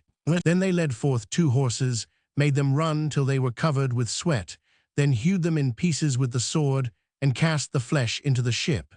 So also they brought forth 2 oxen, hewed them in pieces, and cast them into the ship. Next they came with a cock and hen, slew them, and cast them also into the ship. In the meantime, the woman who was to die kept going backwards and forwards in and out of the tent. At last, they led her away to an object which they had made in the form of the framework of a door, 2 posts, with a cross piece on the top, or, as is suggested, a substitute for a trilithon. She set her feet on the palms of men's hands, stepped up on the frame, and said some words in their tongue, after which they made her stand down. Then they lifted her up a 2nd and 3rd time, and she went through the same ceremony. Now they handed her a hen, the head of which she cut off and cast away, but the body they cast into the ship. I asked my interpreter what it was that the woman had said. He answered, she said the first time, Lo, I see my father and my mother. The 2nd time, Lo, here I see seated all my deceased relations. The 3rd time, Lo, here I see my master seated in paradise, paradise beautiful and green, my master surrounded by his men and his menials. He calls for me, bring me to him. Thereupon CXX they conveyed her to the ship. She took the bracelets from her arms and gave them to the crone whom they called the dead man's angel, and the rings from her ankles, and gave them to the 2 young girls who had attended her, and who were the dead man's angel's daughters. Then came men with shields and staves, and brought her a beaker of strong drink. She sang a song and drank it out. Folk said to me that she thereby took leave of her friends. They reached her a 2nd beaker. She took it and sang a long time. The old hag bade her hasten to empty it and go into the tent where her dead master was. I watched her, she was out of herself. In attempting to go into the tent, she stuck by the head in the space between the tent and the ship. The old hag caught hold of her by the head and dragged her in with her, while the men commenced to beat their shields with the staves, that her shrieks might not be heard, and so frighten other girls, and make them unwilling to die with their lords. The sequel is too horrible to be given, as it stands in the old Arab's plain-spoken narrative. A cord was finally wound round her neck, at the ends of which 2 men pulled, while the dead man's angel stabbed her to the heart with a broad-bladed knife. Then the relatives of the dead man set fire to the pile. A storm that was just beginning to rage fanned the flames and drove them aloft to a great height. A Norseman who was standing by said to Ibn Fazlan, You Arabs are fools. You take the man whom you most have loved and honored and put him down into the earth, where vermin and worms devour him. We, on the contrary, burn him up in a twinkling, and he goes straight to paradise. After the pile was consumed to ashes, they raised a great mound over the spot and set up on it a pillar made of a tree trunk, on which they carved the names of the dead man and of their king. The burial usages, however, were not always the same. Great men were buried with the pomp and ceremony befitting their rank, while meaner men were simply reduced to ashes and inhumed in a clay urn, or in a stone pot, not unfrequently cxin the stone cooking kettle that had served them when in life. 218 This burial in stone urns, or in cooking vessels of steatite, is of common occurrence in the grave mounds of the Viking period in Norway, and is also not unfrequently found in Orkney and Shetland. Associated with such burials in Norway, there are occasionally found the peculiar brooches which are characteristic of the later pagan time 219, although they occur perhaps more frequently with unburnt burials. They link on with the custom of cremation. Thus they afford a valuable index to the chronology of these remains in Scotland, because the pagan period of the Scandinavian occupation may be said to be limited to the time between the expedition of Harald Harfagri and the Battle of Clontarf, 870–210–14. These brooches are found in Scandinavian graves of this period in Scotland, England, Ireland, Normandy, Russia, and Iceland, in short, wherever the heathen Vikings effected a settlement. In Scotland, they have been found in various places, in Sutherland, in Caithness, in Orkney, in the Hebrides, and even in remote St Kilda. The specimen here figured, which is now CXZ in the Museum of the Society of Antiquaries of Scotland, is one of a pair found in a stone cist on a mound, which covered the remains of a Pictish tower at Castletown in Caithness. 220, they are usually found in pairs, one near each shoulder of the skeleton. This corresponds with the statement of an ancient Arab writer that the Norse women used to wear such brooches in pairs on their breasts. 221. The most remarkable discovery of these characteristic Scandinavian interments that has hitherto occurred in Scotland was made in the island of Westray, Orkney, in 1849 by Mr. William Rendall. 222, a number of graves were found in the sandy links near Pirol, the Hafen of the Saga, in some of which were swords and shield bosses, indicating that the skeletons were those of men. But in one, a pair of tortoise or shell-shaped brooches and a trefoil ornament were the only objects found with the skeleton. In another, a pair of these brooches were found on the breast, and a pair of combs, of the form here figured, lay on either side of the neck, apparently as they had fallen out of the hair. In a third, a pair of brooches, a pair of combs, and a bronze pin were found. It appears from these examples that the brooches undoubtedly belonged to women, and that the warriors were usually buried with sword and shield and panoply of war. And, as we read in Ibn Fazlin's account, the dog and the horse of the deceased appear also to have been sacrificed at the grave, and CXZ interred with him, in Orkney as well as on the banks of the Volga. But we meet with few memorials of the daily life of the Norsemen beyond those which have been buried with them in the early period of their occupation of the islands. Christianity abolished the custom of burying such relics with the dead, and for the remains of the Christian period, we must look to the yet unexcavated sites of the skallies and homesteads of which we read in the saga. It would be equally interesting to the archaeologist and instructive to the historian to be able to compare the relics from such sites as those of Kolbein Hruga's castle in Weir, the castle of which Blan was the keeper in Dempsey, or the skalli of Swaina Sleifson at Langskel in Gersay, with the extensive collections obtained in recent years from the Pictish towers of Orkney, which have given us such suggestive glimpses of the domestic life of the period preceding the Norse occupation. It gives a curious feeling of reality to the ancient legends when we can thus handle the blades and bucklers of which we read such stirring stories, and remember that it was because the Norse sword was then the longest, and the Norse arm the strongest, that we now read the earliest chapters of the history of northern Scotland in the guise of an Iceland saga. CXZ. Chronological table. ID. First appearance of the Norse Vikings in the Western Seas. They plunder the Isle of Rakren. Invasion of the Isle of Man by the Norsemen. Inispatrick burned. Icolumkill burned by the Norsemen. Icolumkill again plundered by the Norsemen, and 68 men of the monastery slain. First invasion of the mainland of Ireland by the Norsemen. Turgesius Thorkel, chief of the invading Northmen, establishes himself as king of the foreigners in Ireland, making Armagh the capital of the kingdom. Bangor in the north of Ireland, the seat of the monastery of St. Cumgall, burned, and the bishop and clergy slain by the Northmen. Union of the Picts and Scots under Kenneth M. Alpin, founder of the Scottish dynasty. Arrival of Olaf the White in Ireland. He seizes Dublin, establishes himself there as king, makes an expedition to Scotland, and besieges and takes Dumbarton. Harald Harfagri becomes sole king of Norway, makes an expedition against the Western Vikings, who have established their Viking station in Orkney, drives them from their haunts, and subdues Shetland, Orkney, the Hebrides, and Man. He gives Orkney and Shetland as an earldom of Norway to Ragnvald, Earl of Mri, father of Eyjolf Rollo, the conqueror of Normandy. Earl Sigurd Eystein, who had received the earldom of Orkney from his brother Ragnvald, Earl of Mri, forms an alliance with Thorstein the Red, son of Olaf the White, king of Dublin. They invade the northern mainland of Scotland and subdue Caithness and Sutherland as far as Echialsbackie. Thorstein the Red is shortly afterwards killed in Caithness, and Earl Sigurd dies and is buried under a cairn at Echialsbackie. CXXV 893. Einar Torf Einar slays Halfdan Haelug, one of the sons of Harald Harfagri, and buries him under a cairn in North Ronaldsay. Death of Harald Harfagri. Eirik Bloodyacres, his son, becomes king of Norway. About this time the name Scotia and Scotland, previously applied to Ireland, is first given to North Britain, which had formerly been called Caledonia, Pictavia, or Alban. Fall of King Eirik Bloodyacres, and of Arnkel and Erlend, sons of Torf Einar and Earls of Orkney, in battle in England.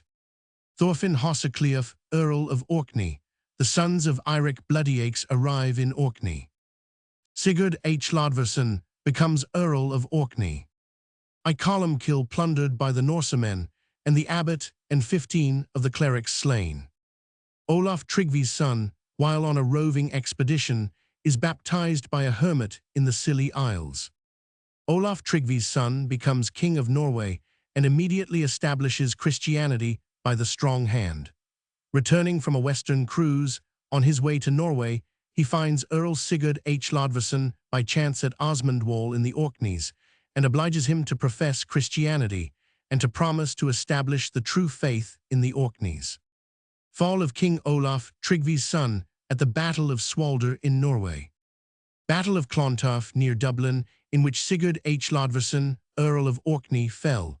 Thorfinn, his son, is made Earl of Caithness and Sutherland by Malcolm Roman II, King of Scots, his maternal grandfather. Olaf Haraldsson, afterwards St. Olaf, becomes King of Norway.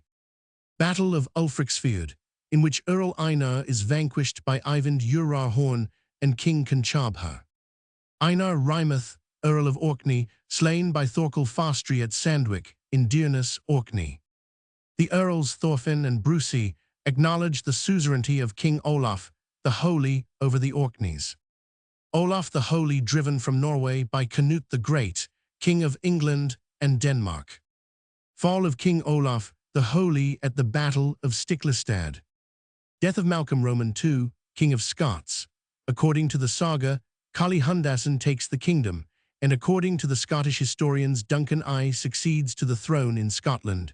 CXXVI mission of Einar Thambarskelfir and Kalf Arneson to Russia to offer their aid to Magnus, son of King Olaf the Holy, to obtain the throne of Norway. Magnus the Good, son of Olaf Haraldsson the Holy, succeeds to the throne of Norway, and Ragnvald Bruceson becomes Earl of Orkney.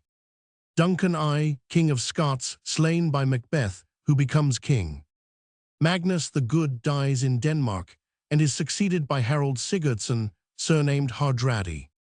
Einar Thambarskelfir and the sons of Eindridi slain in Norway by Harold Hardradi. Macbeth defeated by Malcolm Canmore, son of Duncan. Malcolm Canmore crowned at Scone. Death of Thorfinn Sigurdsson, Earl of Caithness and Orkney. He is succeeded by his sons Paul and Erlend, and his widow Ingiborg, according to the Saga, is married to Malcolm Canmore. Fall of King Harold Sigurdsson Hardradi at the Battle of Stamford Bridge near York, in which Harold Godwinson was victor.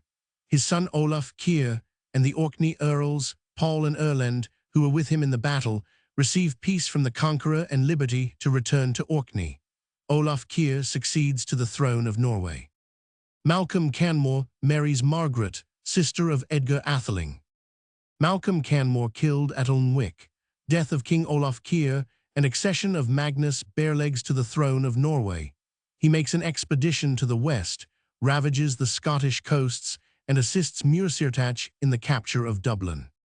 King Magnus makes a second expedition to the west, seizes the Earls of Orkney, Paul and Erlend, and sends them both to Norway, where they died, places his own son, Sigurd, over the Orkneys, and overruns the Hebrides, Kintyre and Man. Magnus, King of Norway, slain in Ireland.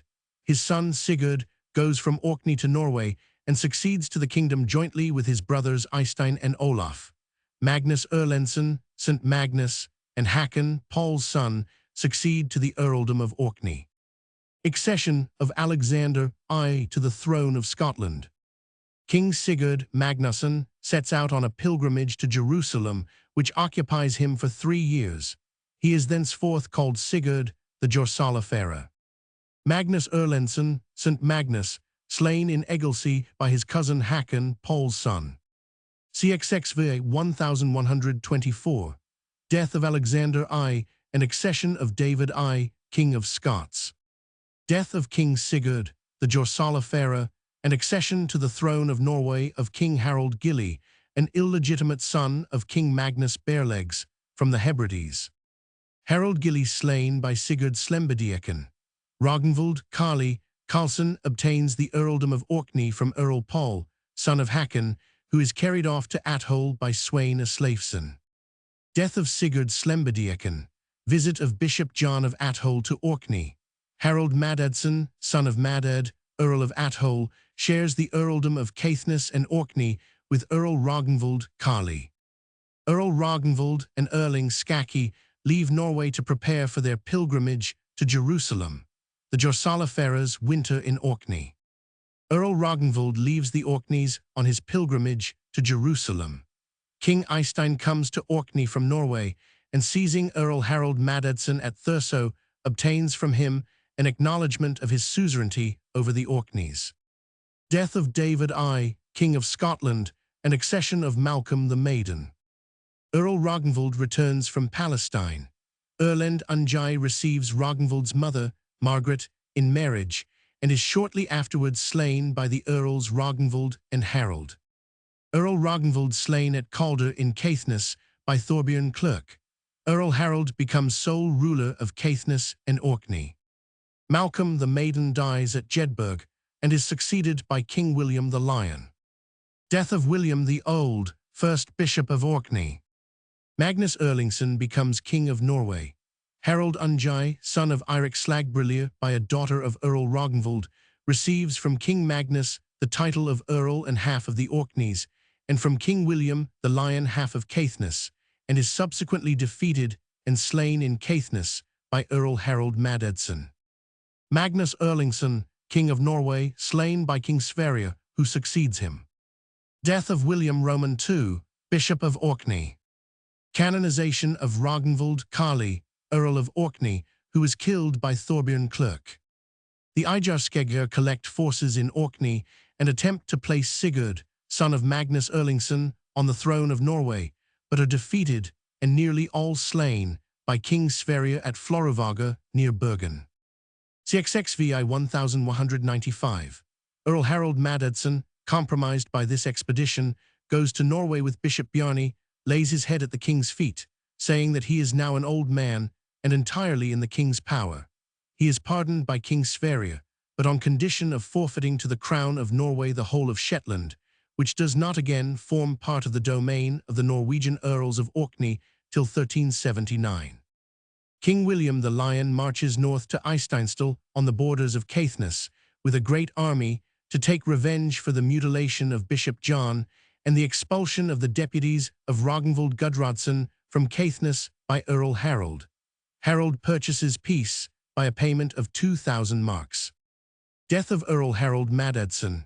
He is succeeded by his surviving sons, John and David.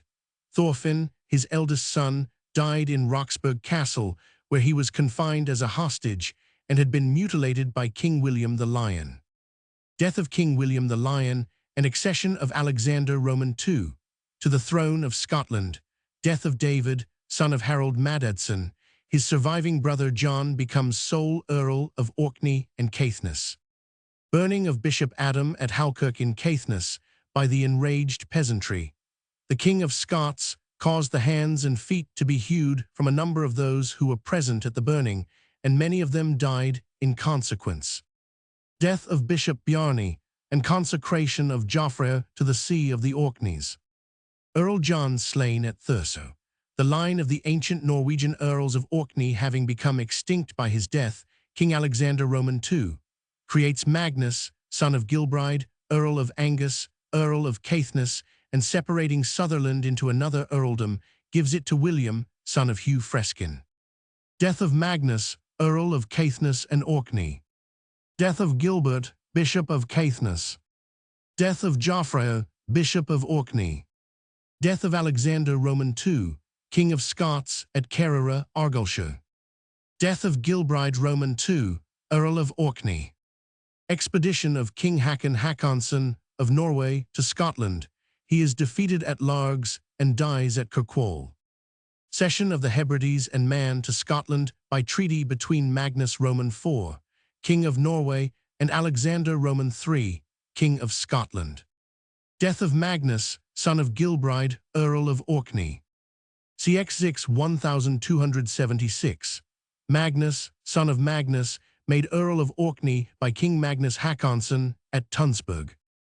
Marriage of King Eirik Magnusson to Margaret, daughter of King Alexander Roman II, of Scotland. Death of Margaret, Queen of Norway.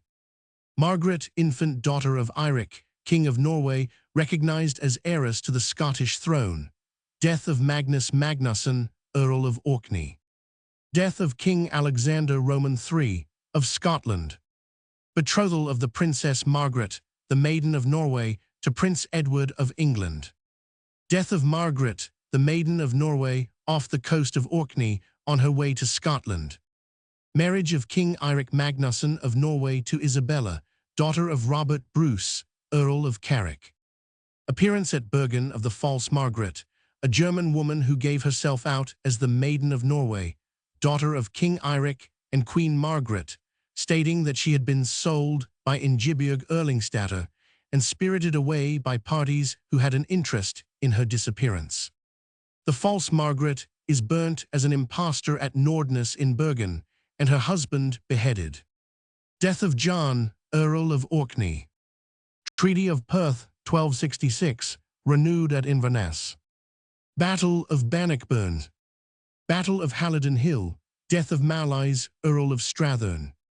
Forfeiture of the earldom of Strathern and marriage of Isabella, daughter of Malise, Earl of Strathern, Caithness and Orkney, to William, Earl of Ross.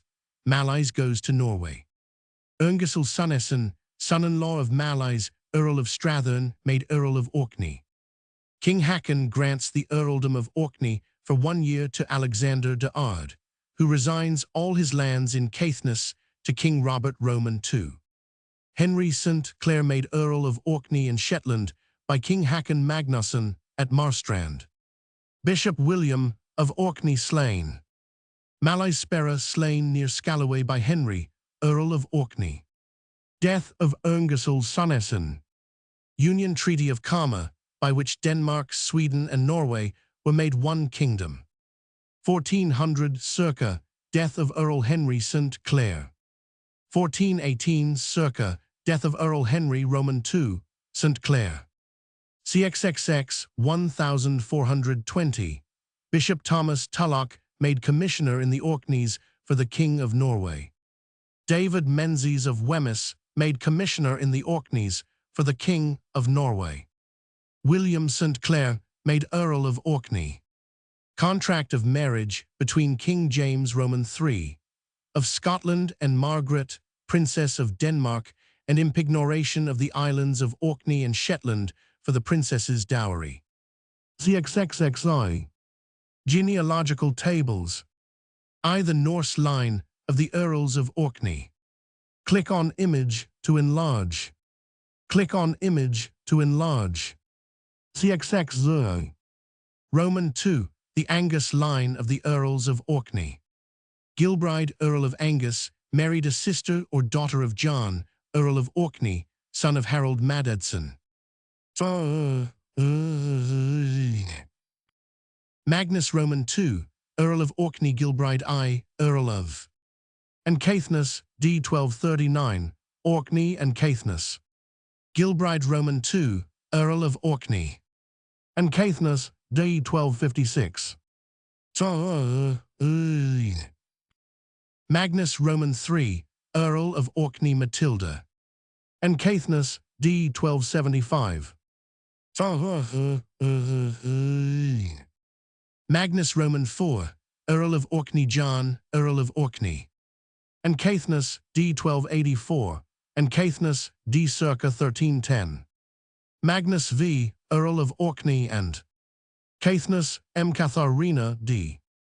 circa 1320.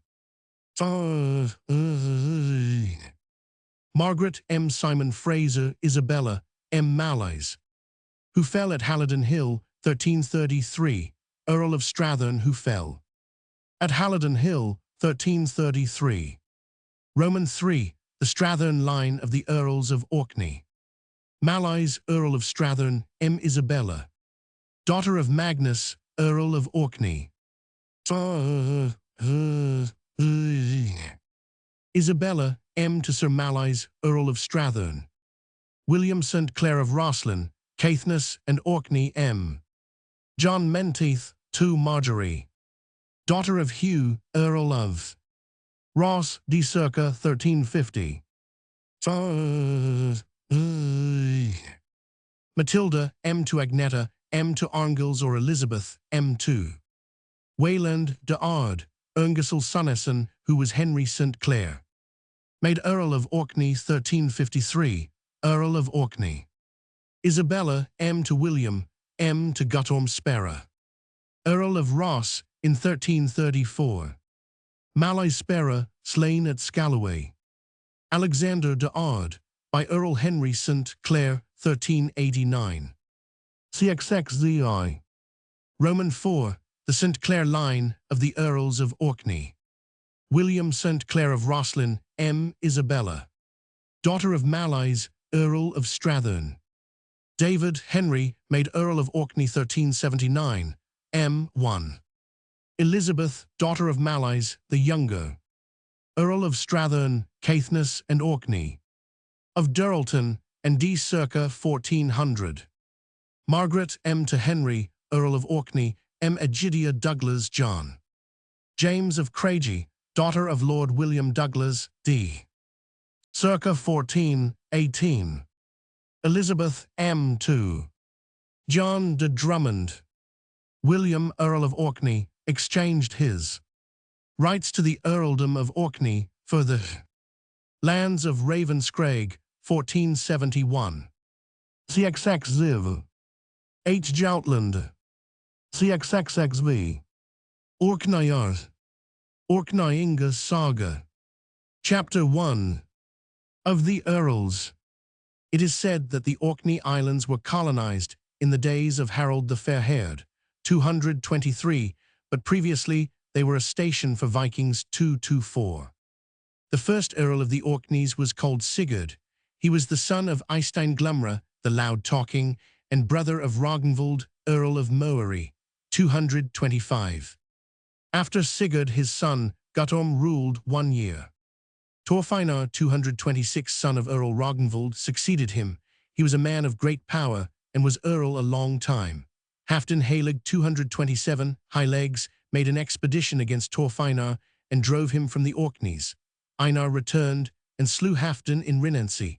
228, thereupon King II Harold brought an army over to the Orkneys. Then Einar fled to Scotland. King Harold made the Orkneymen swear oaths of fealty to him for themselves and all their possessions. The Earl and King Harold were afterwards reconciled. He became the king's man and held the land as a fief from him. He had, however, no tribute to pay, as there was much predatory warfare then in the islands, but he paid the king 60 marks of gold 229 once for all. After this, King Harold made a raid on Scotland, as is told in the Glumdropper, 230. After Thorfinnr, Arnkell, Erlend, and Thorfinn Skullsplitter, his sons, succeeded him. In their days Eirik Bladak's 231 bloody axe came over from Norway, and the earls were his vassals. Arnkell and Erlend fell in battle 232, but Thorfinn governed the land and became an old man. His sons were Arnfrid, Havard, Lodver, Eljot, and Skuli. Their mother was Grelog, daughter of Earl Duncan in Caithness. 233 Her mother was Groa, daughter of Thorstein the Red. In the days of Earl Thorfinn, the sons of Eirik Bladak's three arrived from Norway when they had fled from Earl Hakon, and they did many deeds of violence in the islands. Earl Thorfinn died on a sickbed, and his sons, of whom there are extensive histories, succeeded him. Lodver survived his brothers and ruled the land alone. His son was Earl Sigurd the Stout. He was a powerful man and a great warrior. In his days Olaf, Tryggvi's son, returning from a Viking expedition to the west, came to the Orkneys with his men and seized Earl Sigurd in Rorvag, 234, as he lay there with a single ship. King Olaf offered the earl to ransom his life on condition that he should embrace the true faith and be baptized, that he should become his man and proclaim Christianity over all the Orkneys. He took his son Hundi or Whelp as a hostage and left the Orkneys for Norway, where he became king, and Hundi stayed with him some years and died there. After that, Earl Sigurd paid no allegiance to King Olaf. He married the daughter of Malcolm, King of Scots 235, and their son was Earl Thorfinn. His elder sons by a former marriage were Sumarlidi, Brusi, and Einar. For 5 years after the death of King Olaf, Tryggvi's son 236 Earl Sigurd went to Ireland. He set his elder sons over his domains and sent Thorfinn to the King of Scots, his mother's father. While on this expedition, Sigurd was killed in Brian's battle, 237, and as soon as the news came to the Orkneys, his sons Sumarlidi, Brusi, and Einar were accepted as earls, and they divided the islands among them, each taking 1/3. Thorfinn was 5 winters old when their father fell. When the King of Scots heard of the earl's death, he bestowed Caithness and Sutherland upon his grandson with the title of earl and gave him men to rule the domain along with him. Earl Thorfinn was very precocious in the maturity of all his powers. He was of large stature and strong, but ungainly. As he grew up, it soon became apparent that he was avaricious, harsh, and cruel, yet a very clever man. The brothers Einar and Brusi were different in their dispositions. Brusi was clever and fond of company, eloquent and beloved. Einar was stubborn and taciturn, disagreeable and avaricious, yet a great warrior. Sumarlidi was like Brusi in his disposition. He was the eldest and the most short-lived of the brothers. He died on a sickbed. After his death, Thorfinn demanded his share of Sumarlidi's portion of the Orkneys, although he already had Caithness and Sutherland, which had belonged to his father Sigurd. This Einar considered to be much more than 1/3 of the Orkneys, and he would not give up any part of them to Thorfinn. Brusi, however, consented to give up his share of the portion belonging to Sumarlidi, saying that he did not covet more of the land than his own proper third. Then Einar took possession of 2 shares of the islands. He became then a powerful man and had a large number of retainers. In the summer, he made war expeditions, calling out great levies of his men from their homes. But these expeditions were not always successful, and the 5 BNDR 238 began to grow tired of them. But the earl exacted all his services with violence and did not suffer anyone to speak against them. He was indeed a man of the greatest violence. Then there arose great scarcity in the islands on account of the labor and large expense to which the BNDR were thus subjected. However, in the parts belonging to Brusi, there were good seasons and easy life, and he was greatly liked by the BNDR. Chapter 2 of Amundi and Thorkel. There was a powerful and wealthy man by name Amundi who lived in Hrossi, 239 at Sandvik on Lofanderness. He had a son by name Thorkel, who was the most accomplished man in all the Orkneys. One spring, the earl called out the BNDR as usual, but they murmured greatly and brought their grievances before Amundi and asked him to say a good word for them to the earl. He replied that the earl was not disposed to listen to advice and it would be of no avail to ask him to do this, as he and the Earl were such good friends. He further said that, from what he knew of his own temper and that of the Earl, there was great danger that they might become enemies, and he would have nothing to do with the matter. Then they asked Thorkel, and he was very reluctant, although at last he yielded to their solicitations, but Amundi thought he had been too rash to promise. When the Earl held a meeting, Thing Thorkel spoke on behalf of the BNDR. He begged the Earl to spare the people and told him of their distress. The Earl answered blandly and said he would give great weight to Thorkel's words. "I had intended," he said, "to take out 6 ships, but now I shall not take more than 3, but thou, Thorkel, do not ask this of me a second time." The BNDR were very grateful to Thorkel for his assistance, and the Earl made an expedition during the summer and again in the autumn. Next spring the Earl again called out his men and held a meeting with the BNDR. Thorkel spoke again on their behalf and begged the Earl to spare them. The Earl became wroth and said that for his speech the lot of the BNDR should be far worse than before.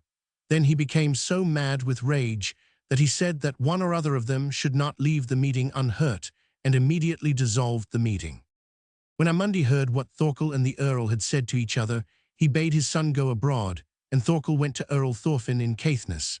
He stayed there a long 7 time, and became foster-father to the Earl, who was still young. From that time he was called Thorkel Fastri, and became a man of great repute.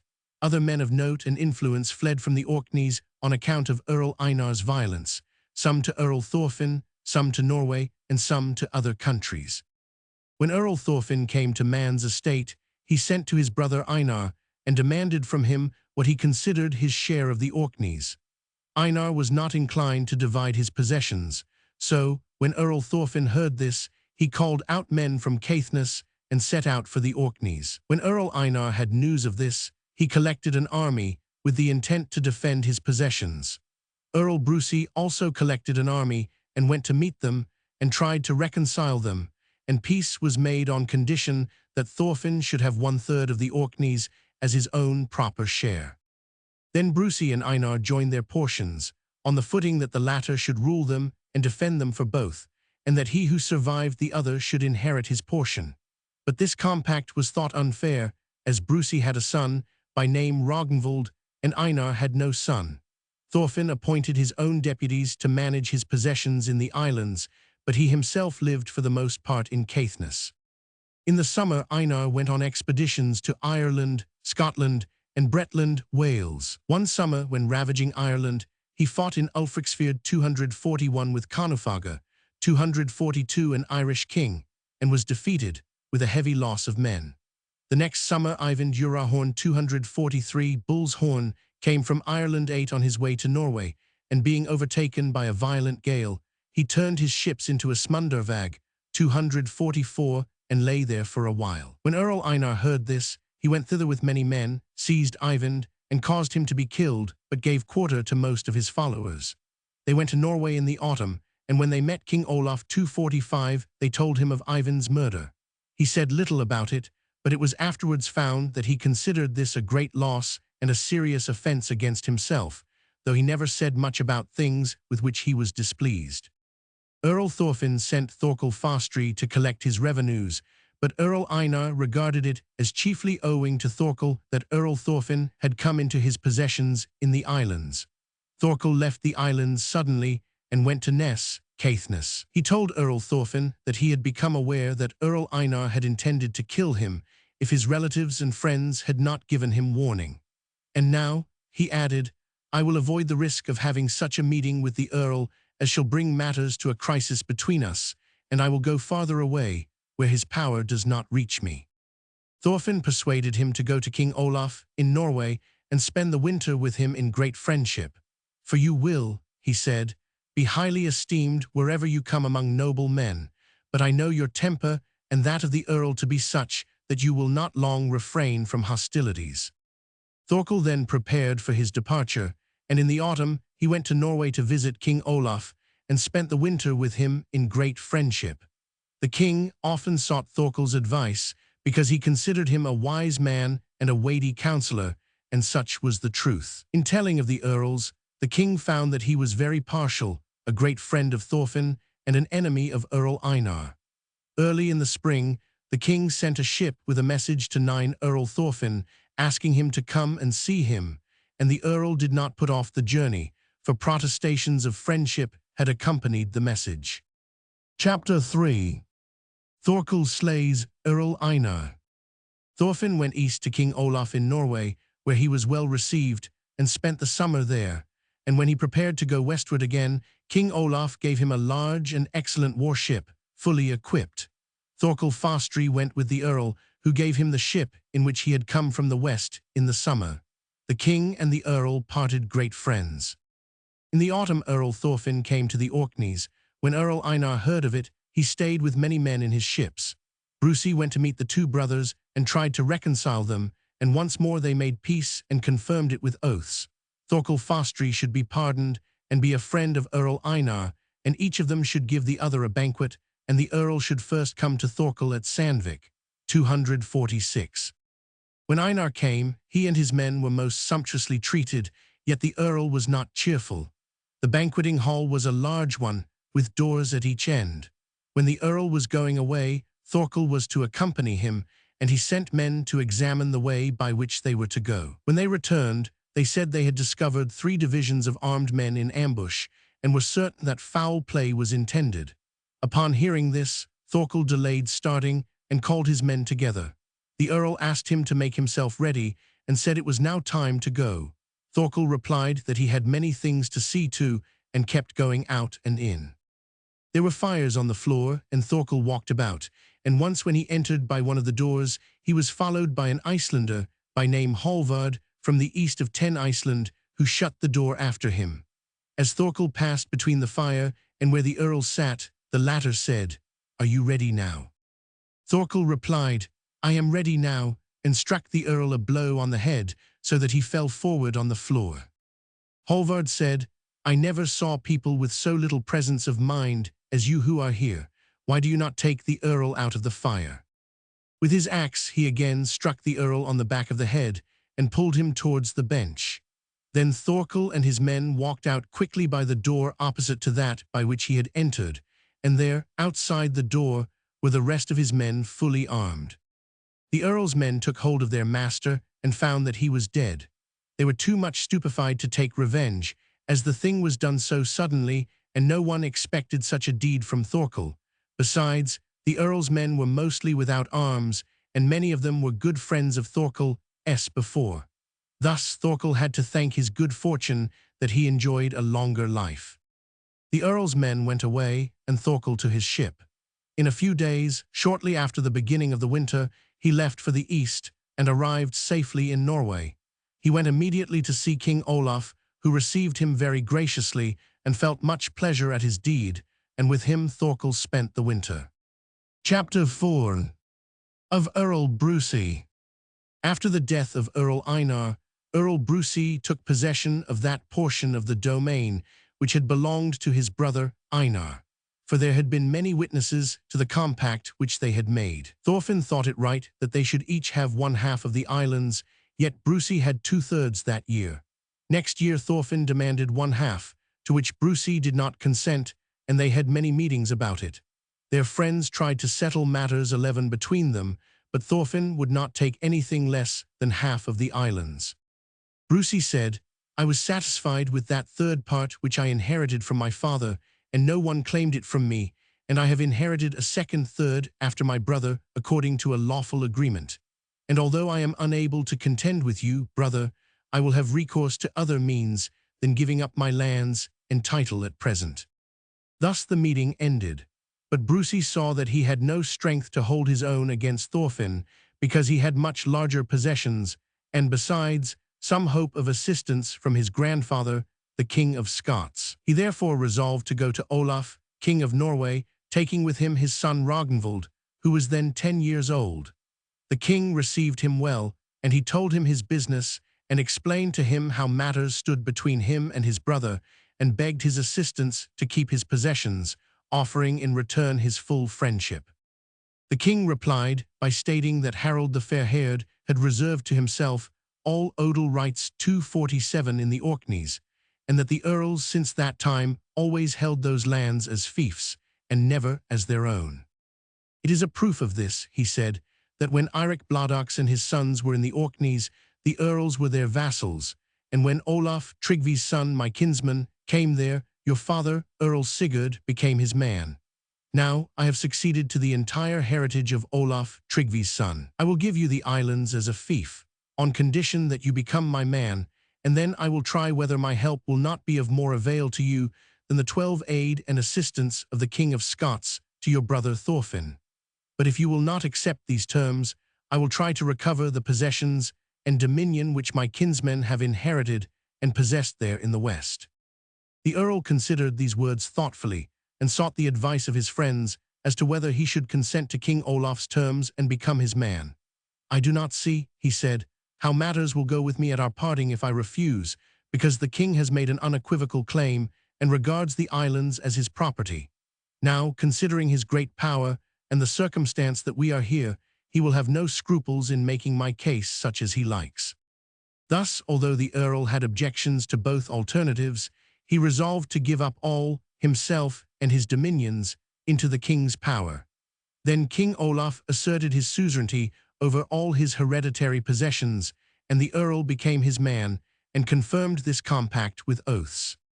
Earl Thorfinn heard that his brother Brusi had gone east to King Olaf to solicit his assistance, but as he had himself seen the king before and secured his friendship, he thought that his case had been well prepared there, and he knew that many would advocate his cause. Nevertheless, he resolved to prepare to go to Norway as quickly as possible, intending that he should arrive there very nearly at the same time with his brother, so that he might see the king himself before his brother had concluded his business. This, however, turned out otherwise than the earl intended, for he did not see King Olaf until the treaty between Earl Brusi and the king was fully concluded, and he did not know that Earl Brusi had given up his dominions until he came to the king. At their first interview, the king made the same claim to the dominion of the Orkneys which he had made before to Earl Brusi, and he made the same request of Thorfinn, namely, that he should acknowledge the king's suzerainty over his portion of the islands. The earl gave a courteous answer to this demand, saying, "I consider your friendship of great importance, and if you think you require my assistance against other chiefs, you have well deserved it, but I cannot well pay you homage, as I am already an earl of the King of Scots and his vassal." 13. But when the king found from these words that the earl wished to avoid the claims which he had put forward, he said, "If you will not become my man, there is the other alternative, viz., that I place that man over the islands whom I choose. But I wish you to promise me with oaths not to claim those lands, and to leave him in peace whom I place over them. Now, if you will not accept any of those conditions, he who governs the land will say that hostilities may be expected from you, and in that case, you must not think it strange if a dale meets a hill." 248. The earl answered by requesting time to consider these matters. The king gave him time and permission to consult with his friends, but then the earl asked the king for a further delay to the next summer so that he might go home. "For," said he, "my counselors are at home, and my judgment is not yet mature on account of my age." The king told him to make his choice. Thorkel Fastri was with the king at the time, and he sent a message to the earl secretly, telling him that whatever else his intentions were, he should not think of parting with the king without being reconciled to him for the present, as he had got him in his power. Now the earl thought there was no alternative but to let the king have his will, although he did not consider it by any means a desirable thing to relinquish all hope of his patrimony, and to promise with oaths to leave those in undisturbed possession of his dominions who had no hereditary right to them. But because he was not certain about his departure, if he refused, he chose to submit to the king and to become his man, as Brusi his brother had previously done. The king perceived that Thorfinn was a man of much stronger will than Brusi, and distrusted him therefore more. He saw that Thorfinn would think himself sufficiently powerful with the aid of the King of Scots, though he broke this treaty, and the king was sagacious enough to perceive that, while Brusi agreed to everything sincerely and made only such promises as he intended to keep, Thorfinn agreed cheerfully to everything, while at the same time he had resolved within himself what course he would take. And 14, though he made no objections to anything which the king proposed, yet the king suspected that he intended to act upon their agreements afterwards in his own way. Chapter 5 of the Earls Brusi and Thorfinn. When King Olaf had considered all these matters, he had a general meeting summoned by the blowing of a trumpet, to which the earls were also called. The king said, "I will now make publicly known the treaty between me and the earls of the Orkneys. They have acknowledged my suzerainty over all the Orkneys and Jutland, Shetland, promising to become my men and confirming these their promises with oaths. In return, I will give to Brusi 1/3 of the land, and to Thorfinn another 1/3, which they had before. But the last 1/3, which belonged to Earl Einar, I adjudged to be forfeited to me, because he slew Eyvind Urarhorn, my henchman 249 and beloved comrade. Of this portion I will dispose as I shall think fit, and I make it a condition with you, my earls, that you be reconciled to Thorkel Amundi's son concerning your brother Einar's slaying, and I wish to act as an arbitrator between you if you agree to this." The earls consented to this, as to everything else which the king proposed. Then Thorkel stepped forward and submitted his case to the king's decision, after which the meeting was dissolved. King Olaf awarded a weregild 250 for Earl Einar, as for 3 lendermen. 1/3, however, should be remitted in consideration of the earl's guilt. Earl Thorfinn asked permission to depart, and when he had obtained it, he made himself ready in great haste. One day, when all was ready, and the earl was drinking on board his ship, Thorkel, Amundi's son, came and laid his head 15 on the earl's knees, and asked him to do with it what he liked. The earl said, "Why do you do this? We are reconciled according to the king's arbitration. Arise." He rose and said, "I will abide by the king's arbitration concerning differences between me and Brusi, but as far as you are concerned, I leave everything to you. Although the king has reserved for me possessions and safety in the Orkneys, I am so well acquainted with your disposition that I know it would be impossible for me to go there unless I have your confidence, and I will promise you never to go to the Orkneys, whatever the king says." The earl replied slowly and said, "Would you rather have me to adjust our affairs than abide by the king's decision? If so, I make it the first condition that you shall go with me to the Orkneys and remain with me and not leave me except with my permission, that you shall be in duty bound to defend my land and to do everything I wish to have done while we are both alive." Thorkel replied, "I leave this to you, like everything else that concerns me." Thereupon, he submitted his case to the earl's decision. The earl said he would fix the money payment for his brother's death afterwards, and received oaths from Thorkel according to their agreement, and Thorkel prepared to go with him. The earl left as soon as he was ready, and he and King Olaf never met afterwards. Earl Brusi remained behind and prepared for his departure more leisurely. Before he left, King Olaf had an interview with him and said, "I think it advisable to make you my confidential agent in the western parts. I intend to give you 2/3 of the islands which you had before, because I do not wish you to have less power, now that you are my man, than you had before. And as a pledge of my good faith, I will keep your son Ragnvald with me. I see that with 2/3 of the land and my assistance, you may well hold your own against Earl Thorfinn." Brusi was thankful for 2/3 of the land. He stayed a little while yet before he left, and came west to the islands, the Orkneys, in the autumn. His son Ragnvald 16 remained with King Olaf. These facts are mentioned by Otter Svarti, the Swarthy. "Readily these noble people will obey thee as thy subjects. Use your power with moderation. Jutlanders, your fame is well known. Till we had thee, fierce in battle, to these eastern shores there was not any prince on earth who conquered those far distant western islands." When the brothers Thorfinn and Brusi came west to the islands, Brusi took possession of 2/3 of the domain and Thorfinn of 1, but he was all the time in Caithness, in Scotland, and placed deputies over the islands. Brusi alone had to defend them, for they were in those times very much exposed to the ravages of Norwegians and Danes, who called there on their Viking expeditions to the west and plundered in the outlying parts. Brusi made complaints to his brother Thorfinn on account of his not contributing anything to the defense of the Orkneys or Jutland, Shetland, although he received his full share of all the land dues and revenues. Then Thorfinn proposed to Brucey to take 2/3 of the islands, undertaking the defense of the whole, and leave Brucey 1/3. Although this division did not take place immediately, yet it is said in the history of the earls that it did take place, and that Thorfinn had 2/3 of the islands and Brucey 1/3, when Canute the Great conquered Norway after the flight of King Olaf. King Olaf, Harald's son, received no homage from Earl Thorfinn after he made the treaty with him and Brucey. Earl Thorfinn now became a powerful chief.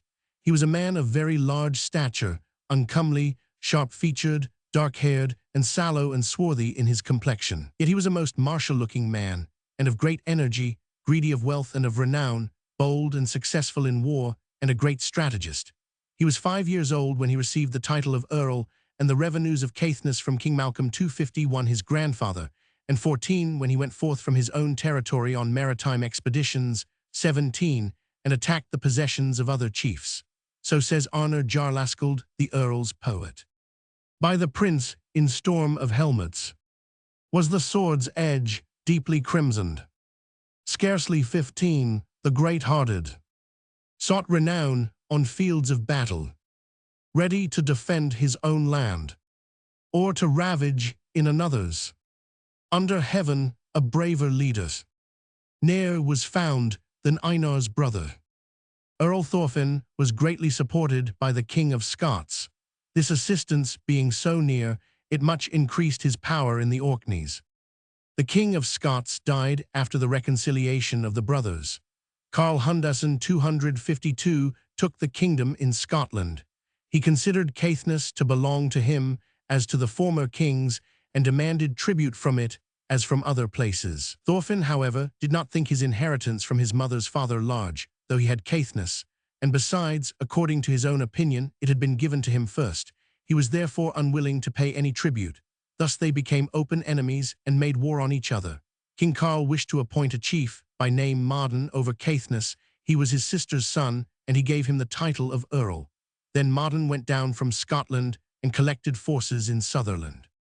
18 When Earl Thorfinn heard of this, he gathered together an army in Caithness.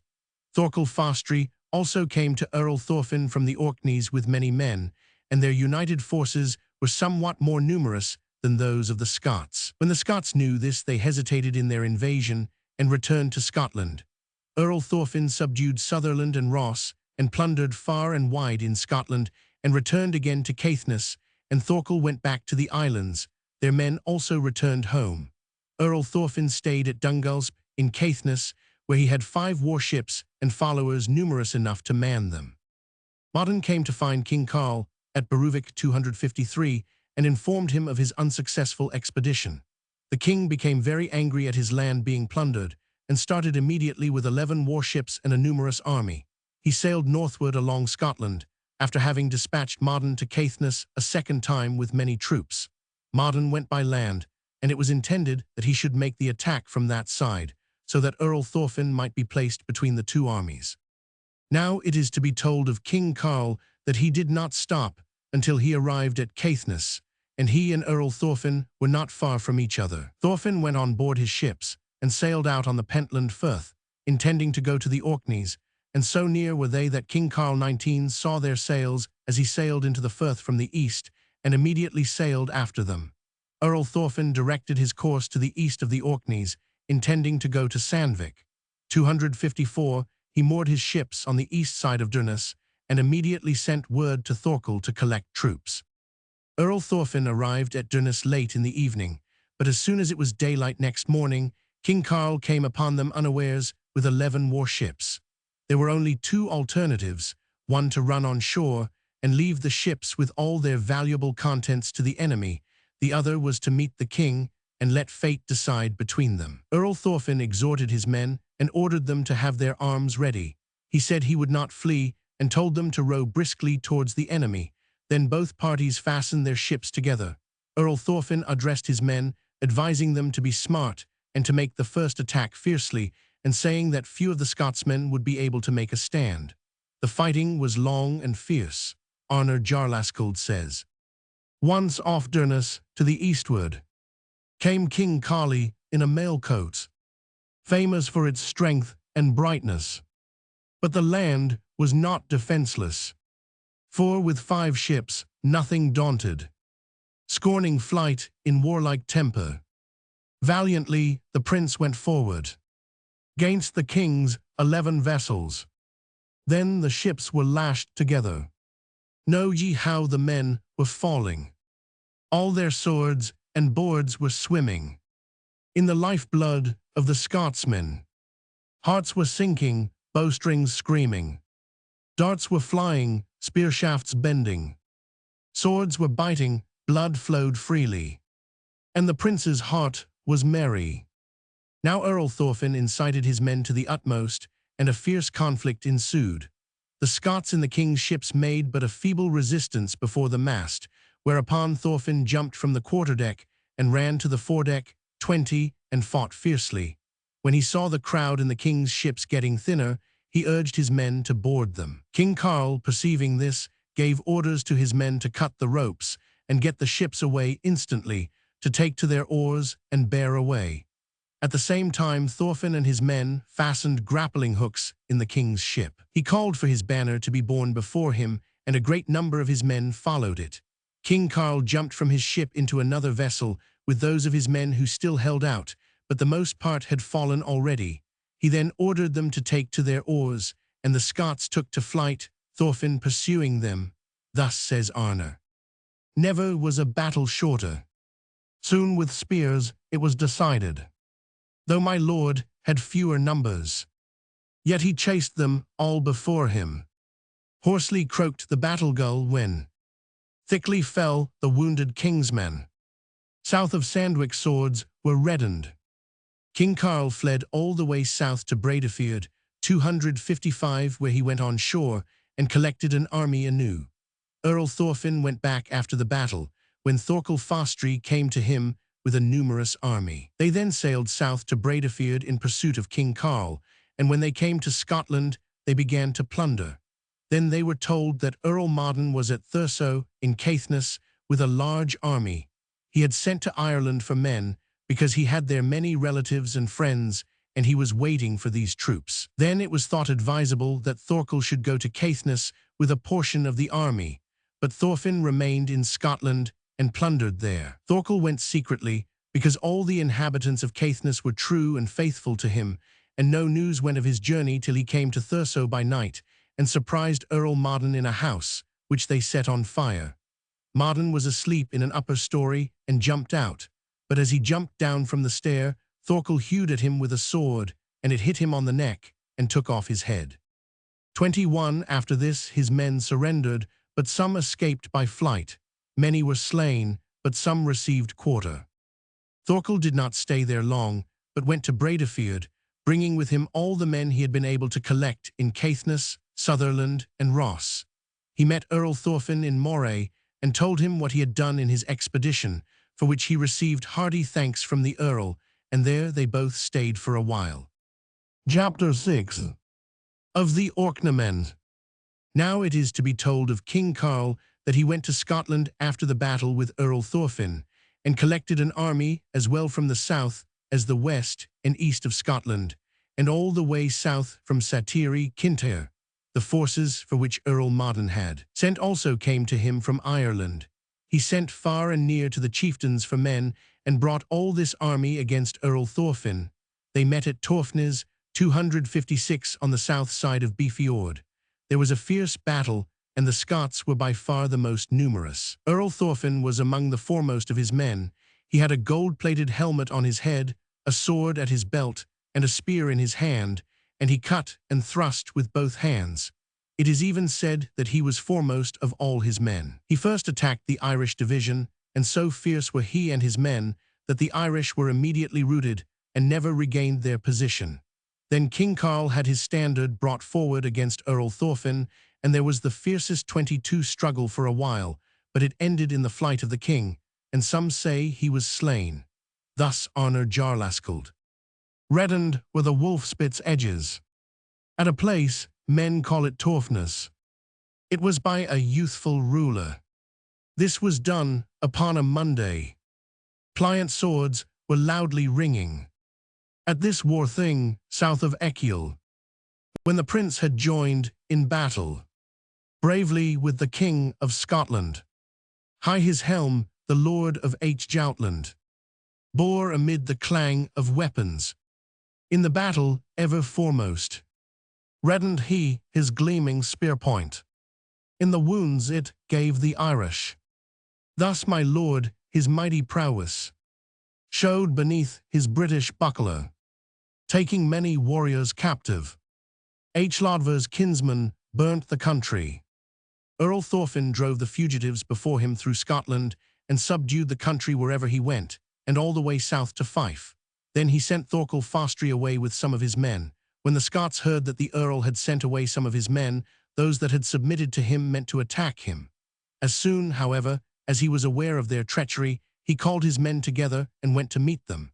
But when they knew he was prepared, they hesitated to make the attack. Earl Thorfinn resolved to give battle to the Scots as soon as he met them, but they had not the manliness to defend themselves and ran away into woods and deserted places. And when he had pursued the fugitives, he called his men together and said he would burn the whole district and thus pay the Scots for their treachery. Then the Earl's men went over hamlets and farms and burnt everything, so that scarcely a hut was left standing. Those of the men whom they found they killed, but the women and old people dragged themselves into woods and deserted places with wailings and lamentations. Some of them they drove before them, and many were taken captives. Thus says Arnar Jarlaskald. 23. Fast the flames devoured the homesteads. Lives that day were in great peril. Fire the Scottish kingdom ravaged, all reduced to smoking ashes. Great the mischief done that summer by the mighty slaughter teacher. 3 times were the luckless Scotsmen by the prince completely vanquished. After this Thorfinn went through Scotland to the north, till he reached his ships, and subdued the country wherever he went, and did not stop till he came to Caithness, where he spent the winter. But every season after this he went out on expeditions, and plundered in the summer time with all his men. Chapter 7. Of the famous deeds of Earl Thorfinn. Earl Thorfinn made himself famous in the Orkneys by entertaining his own men and many other men of note throughout the winter, so that no one had to go to inns, providing food and drink at his own charges, in the same manner as chiefs in other countries, kings, and earls entertain their henchmen and guests at Christmas time. About this time Earl Brucey died, and Earl Thorfinn took possession of all the islands. But of Ragnvald, Brucey's son, it is said that he was in the battle of Stiklestad 257, when King Olaf was killed. Ragnvald escaped with other fugitives and carried away King Olaf's brother, Harald Sigurdsson, who was dangerously wounded, and brought him to a small bondi to be cured. But he himself crossed the Kajal 258 and went to Jämtland, and thence to Sweden to see King Anund. Harald stayed with the bondi until he had recovered from his wounds. The bondi then gave him his son as an attendant, and he 24 went through Jämtland to Sweden secretly. At their parting, which took place in a certain copse, Harald sang, "Though now thus here and there I'm hunted, through the covert smalls the honor. Who knows but that far and wide yet, some day shall my name be famous." Harald met Ragnvald in Sweden, and they went both of them east to Gardariki, Russia, along with many others who had been with King Olaf. They did not stop till they came east to King Jarisleif in Homegard, 259, and he received them most heartily for the sake of King Olaf the Holy. He took them both, as well as Erling, Ragnvald's son, into his service as defenders of his country. Chapter 8. Magnus, Olaf's son, accepted King of Norway.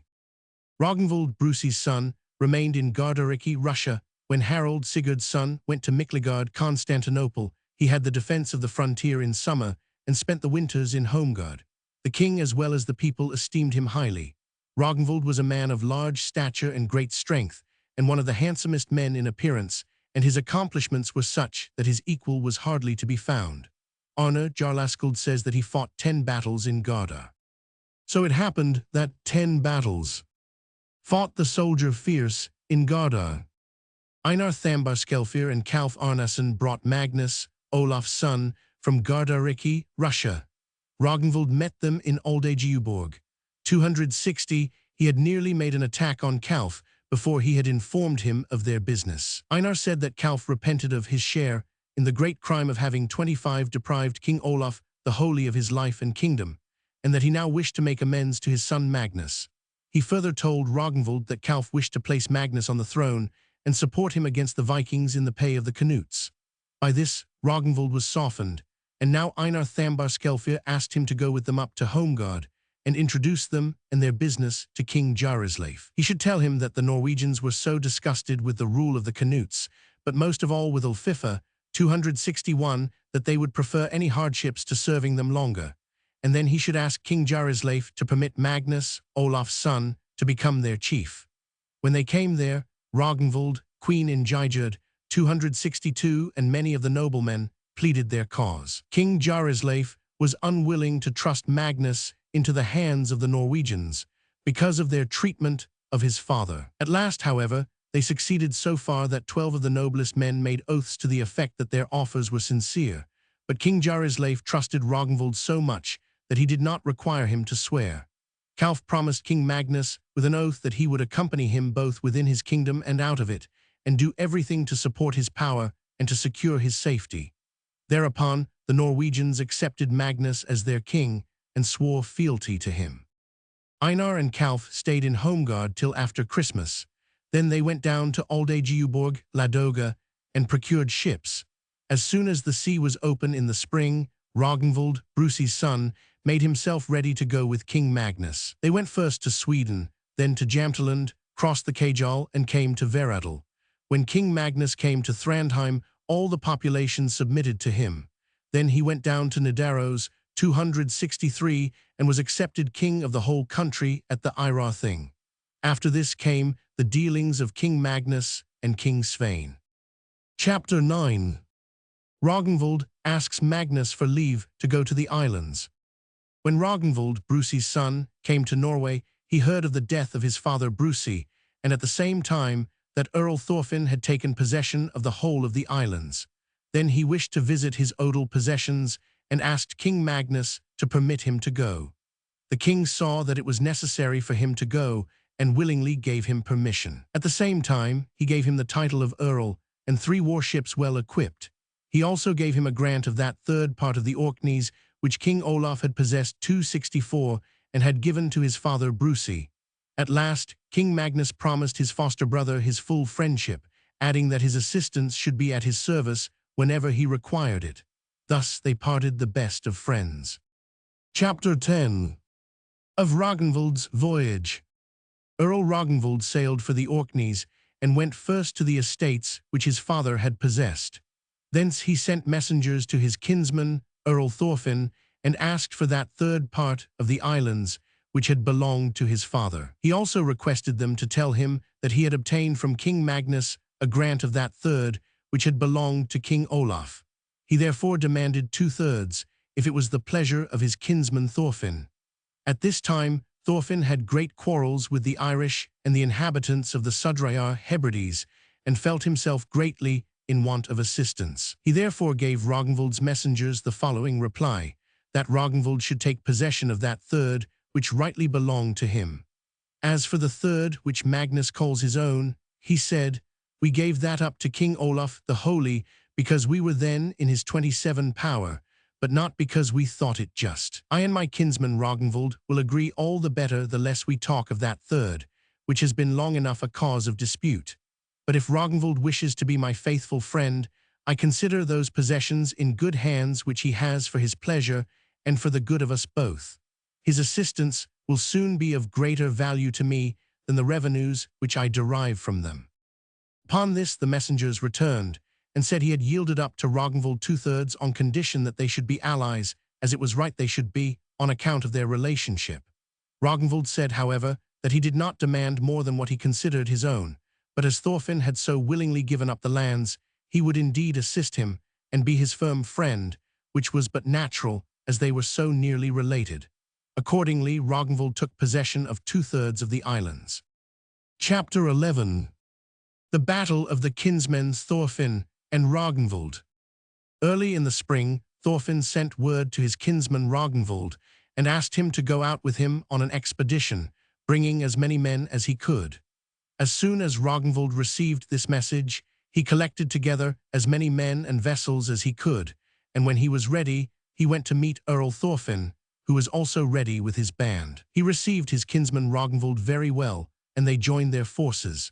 During the summer they plundered in the Sudrayar Hebrides and in Ireland and in Scotland's Fjord, 265, and Thorfinn conquered the land wherever he went. They had a great battle at a place called Vatsfjord, 266. It began early in the morning, and the kinsmen gained the victory. This is mentioned by Arnar Jarlaskald. 28. Know ye that place, Vatnsfjord? There was I in greatest danger. Marks are there of my lord's doings. He who tries the strength of warriors. Forth the people quickly carried from the ships the shields of many. Then was heard the dismal howling of the grey wolf o'er the corpses. After this battle they returned to the Orkneys and stayed at home during the winter. Thus 8 winters passed that Earl Ragnvald had 2/3 of the islands without any objection on the part of Earl Thorfinn.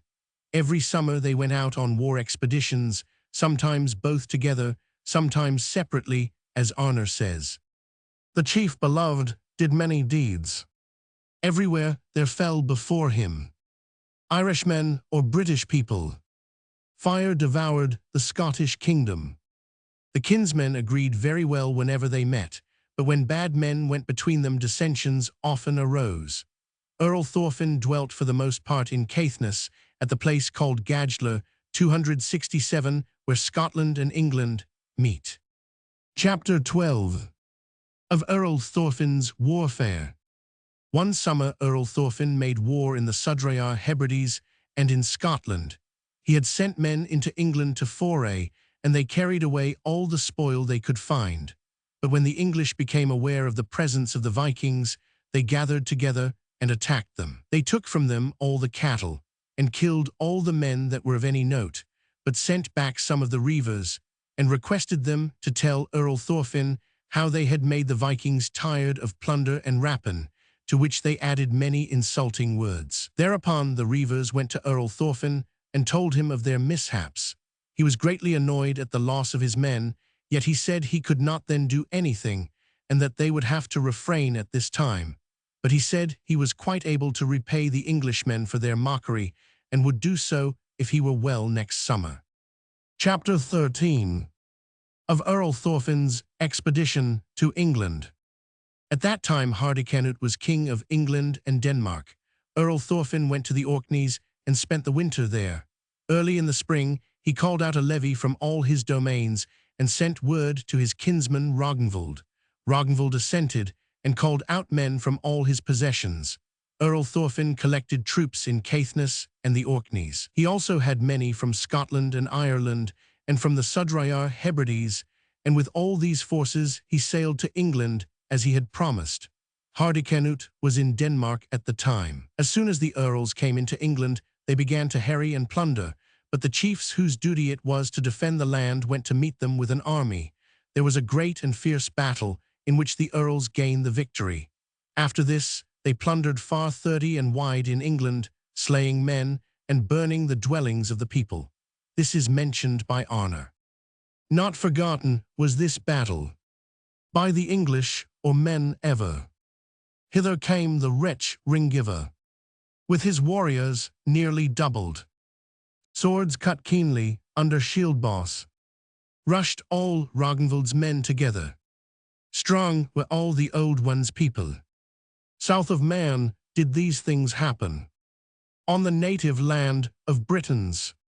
Brought the Earl his banner forward. Reddened then his bake the eagle. Forward pressing hard his warriors. Battle waxed and men diminished. Fugitives were chased by victors. Blazed the fire with red rays gleaming. Of the wood's foe leaping heavenward. Earl Thorfinn had 2 pitched battles in England. Besides, he had many casual encounters and slew many people. He stayed there throughout the summer and went back in autumn to the Orkneys for the winter. Chapter 14. Kalf flees to the Orkneys. About this time Kalf Arnason was banished by King Magnus. He crossed the seas and went to Earl Thorfinn, his brother-in-law. Thorfinn's wife was then Ingiborg, the mother of the Earls Paul and Erlend, and daughter of Earl Finn Arnason. There was great friendship between Kalf and Earl Thorfinn. The Earl had a great many of his men about him, which became very expensive to him. Then there were many who advised him not to leave 2/3 of the islands to Ragnvald, since his own expenses were so large.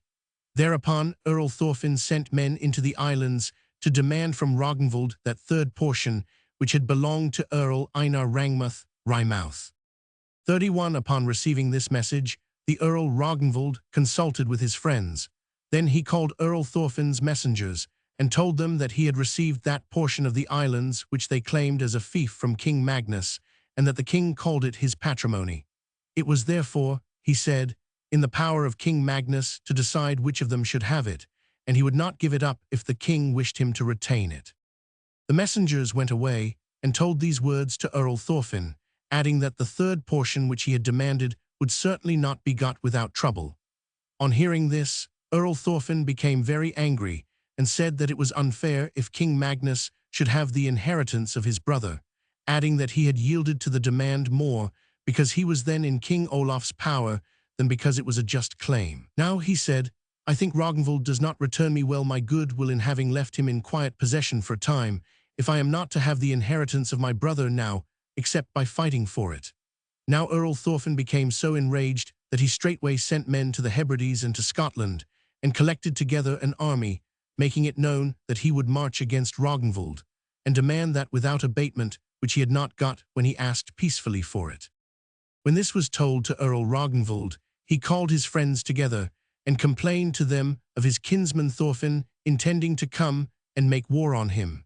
He then asked what help they would offer him, saying that he would not give up his own without a trial of strength. But when he asked them to declare themselves, their opinions were very different.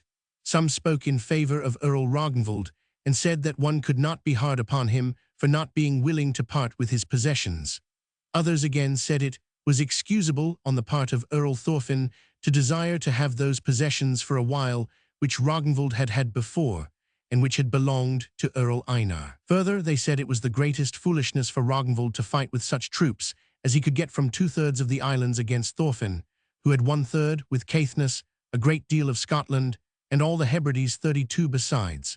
There were also those who advised reconciliation. They asked Earl Ragnvald to offer Earl Thorfinn 1/2 of the islands, so that they might still be friends, as it was meet they should be, owing to their relationship. But when Ragnvald found that their opinions were divided, and that they all dissuaded him from resistance, he made known his determination that he would not part with his possessions by any arrangement, but that he would rather leave them for a time, and go to King Magnus, his foster brother, and see what assistance he would give him to retain them. Then he made ready, and went to Norway, and did not rest until he came to King Magnus, and told him how matters stood. The king received Earl Ragnvald very well, and invited him to stay as long as he liked, and to receive such lands from him as were sufficient to keep him and his men.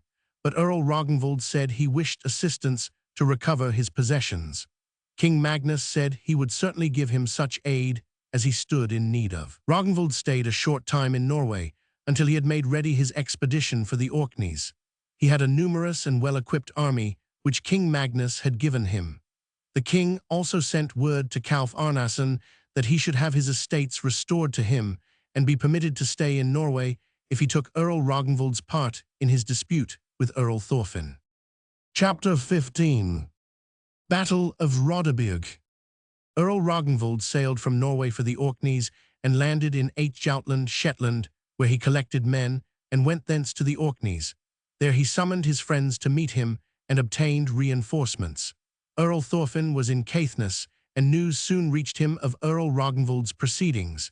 He collected forces from Scotland and the Sudreyar Hebrides. Ragnvald immediately sent King Magnus's message to Kalf Arnason, who apparently received very well all that the king had said.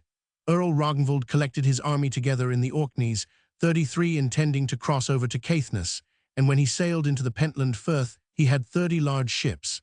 There he was met by Earl Thorfinn, who had 60 ships, but most of them small.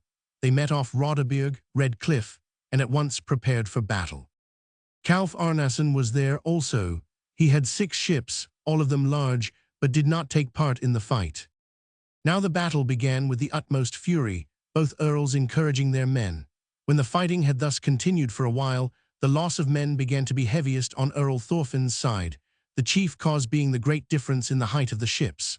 Thorfinn himself had a large ship, well equipped, in which he pressed forward with great daring, but when the smaller vessels were cleared, the earl's ship was attacked from both sides, and they were placed in great danger. Many of the earl's men were killed, and others dangerously wounded. Then Earl Ragnvald commanded his men to leap on board, but when Thorfinn perceived the imminent danger, he caused the ropes to be cut with which his ship was fastened to the other, and rowed towards the shore. He had 70 dead bodies removed from his ship, and all those who were disabled by wounds went also on shore. Then Thorfinn ordered Arnar Jarlaskald, who was among the earl's men and high in his 34 favor, to go on shore, and on landing he sang these verses. This will I not hide from comrades, though 'tis right one's chief to follow. Yet am I myself unwilling, thus to meet the son of Brucey, when these earls so fierce in battle. Close in fight, then will our case be, hard beyond the case of most men. In this trial of our friendship, Earl Thorfinn selected the ablest of his men to man his ship, and then he went to see Kalf Arnason and asked his assistance. He said that Kalf would not be able to buy King Magnus's friendship since he had already been banished, and was therefore unable to keep the king's favor, even when they were once reconciled. You may be sure, he added, that if Ragnvald overcomes me, and he and King Magnus become masters here in the west, you will not be welcome in this quarter, but if I come off victorious, you shall lack nothing that it is in my power to give you. If we two keep together, we shall be a match for anyone here in the west, and I hardly think you will allow yourself to lie crouching aside like a cat among stones while I am fighting for behoof of us both. Moreover, our ties are so close that it is more seemly for us to aid each other, since you have no ties of blood or affinity with our enemies. When Kalf heard Thorfinn's persuasions, he called his men and gave orders to fall to and fight on the side of Earl Thorfinn. Now Thorfinn and Kalf both rode back to the fight, and when they arrived, Thorfinn's men were ready to fly, and many of them had been slain. The earl pushed his ship forward against that of Earl Ragnvald, and a fierce fight ensued, as is said by Arnar Jarlaskald. Then I saw the two wealth-givers hewing down each other's warriors. Fierce the fight was in the Pentland, as the sea swelled and the red rain crimsoned all the yielding timbers, while from shield rims sweat of hot blood, dripping, stained the warriors' garments. 35 Kalf attacked Ragnvald's smaller ships and speedily cleared them, as there was a great difference in the height of the ships. When the hired troops from Norway saw the vessels beside them cleared, they cut away their ship and fled. Then only a few ships remained with Earl Ragnvald, and the victory began to lean the other way. So says Arnar Jarlaskald. Then the prince so fierce in battle, valiant kinsman of the Vikings, all the old land might have conquered, with assistance of the eyeless men. Fewer were his slaughtered heroes, but the chief's strong men in helmets, all the way to northern Joutland, chased the weak and flying remnant. And when the main portion of the troops had fled, Kalf and Earl Thorfinn attacked Earl Ragnvald's ship together, and then a great number of his men were slain. When he saw the imminent danger, and that he would not be able to overcome Thorfinn and Kalf, he had the cables cut and fled. It was now late in the day, and darkness was coming on. Earl Ragnvald stood out to sea the same night, and sailed for Norway, and did not stop till he found King Magnus, who received him well, as he had done before, and invited him to remain with him, and there he stayed some time. Chapter 16. Earl Thorfinn subdues the islands. Now it is to be told of Earl Thorfinn that on the morning after the battle he sent boats to all the islands to search for the fugitives. Many were killed, and some were pardoned. Earl Thorfinn subdued all the islands and made all the inhabitants his subjects, even those who had sworn allegiance to Earl Ragnvald. Thorfinn then fixed his residence in the Orkneys, keeping a great number of men about him. He imported provisions from Caithness and sent Calf Arnasson to the Sudraya Hebrides and ordered him to remain and maintain his authority there. 36. When Earl Ragnvald had stayed with King Magnus for some time, he said to the king that he wished to go back to the islands. When the king heard this, he said it was not wise, and advised him to remain until the winter had passed away and the sea was free from ice.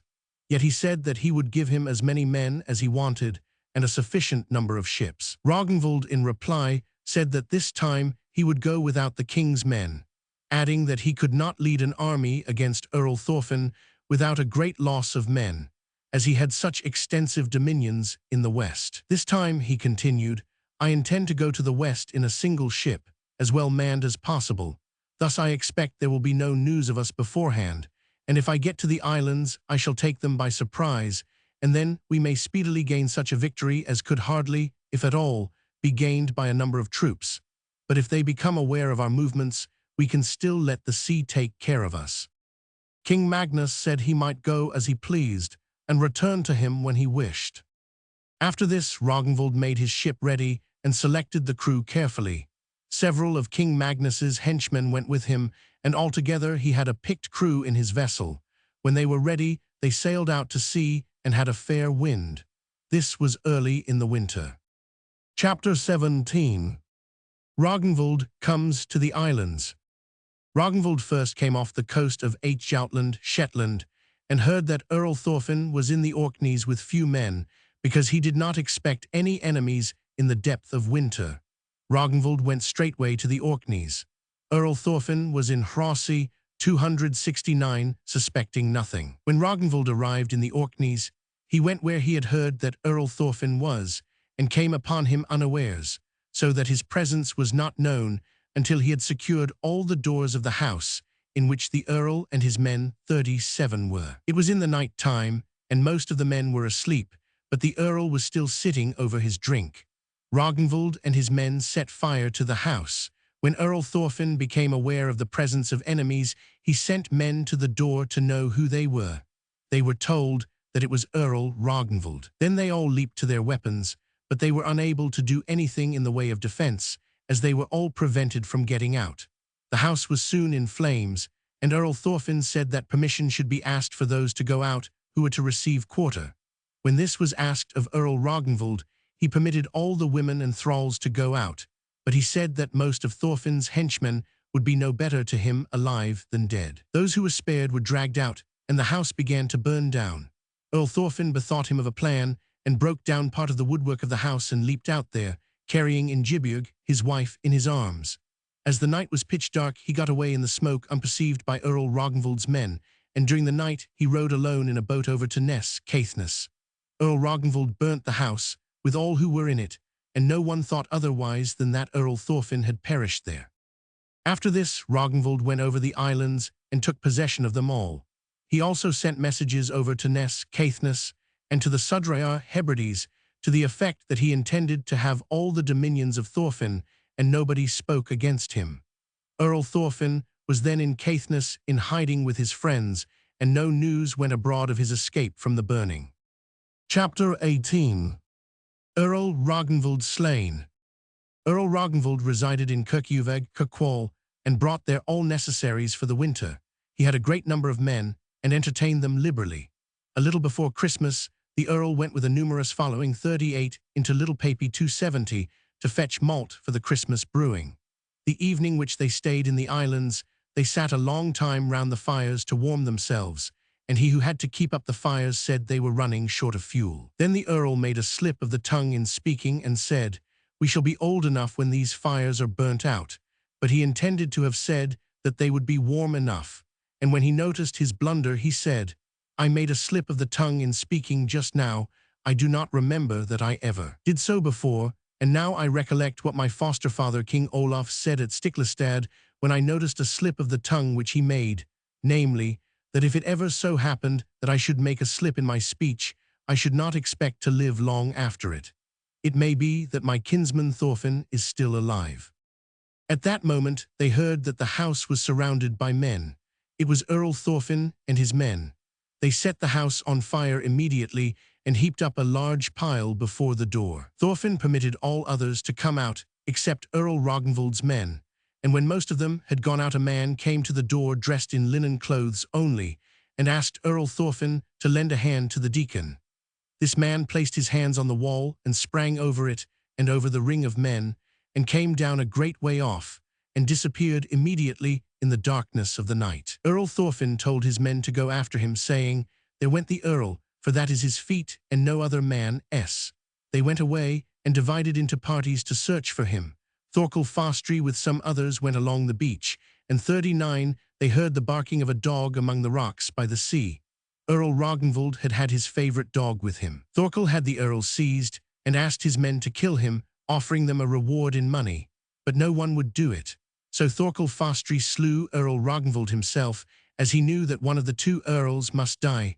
Then Earl Thorfinn came up and did not find fault with the deed. They spent the night in the island, and all were killed who had accompanied Earl Ragnvald thither. Next morning they took a barge and filled it with malt. Then they went on board and ranged the shields which had belonged to Earl Ragnvald and his men along the bulwarks. Neither had they more men in the barge than Ragnvald had had. So they rowed to Kirkjuvel, and when those of Ragnvald's men who were there saw the vessel, they thought it was Earl Ragnvald and his men returning, and they went unarmed to meet them. Thorfinn seized 30 of them and slew them. Most of them were henchmen and friends of King Magnus. To one of the king's henchmen the Earl gave quarter, and told him to go east to Norway and tell King Magnus the tidings. Chapter 19. Earl Ragnvald's burial. The body of Earl Ragnvald was brought to the larger Papi 271 and buried there. Men said that he was one of the most accomplished and best beloved of all the earls of the Orkneys, and his death was greatly lamented by all the people. After this, Earl Thorfinn took possession of the whole of the islands, and no one spoke against him. Early in the spring, these tidings came east to Norway to King Magnus. He regarded the death of Ragnvald, his foster brother, as a great loss, and said he would avenge him by and by, but just then he was at war with King Sweyn, Ulf's son 272. Chapter 20. Earl Thorfinn comes to King Harald.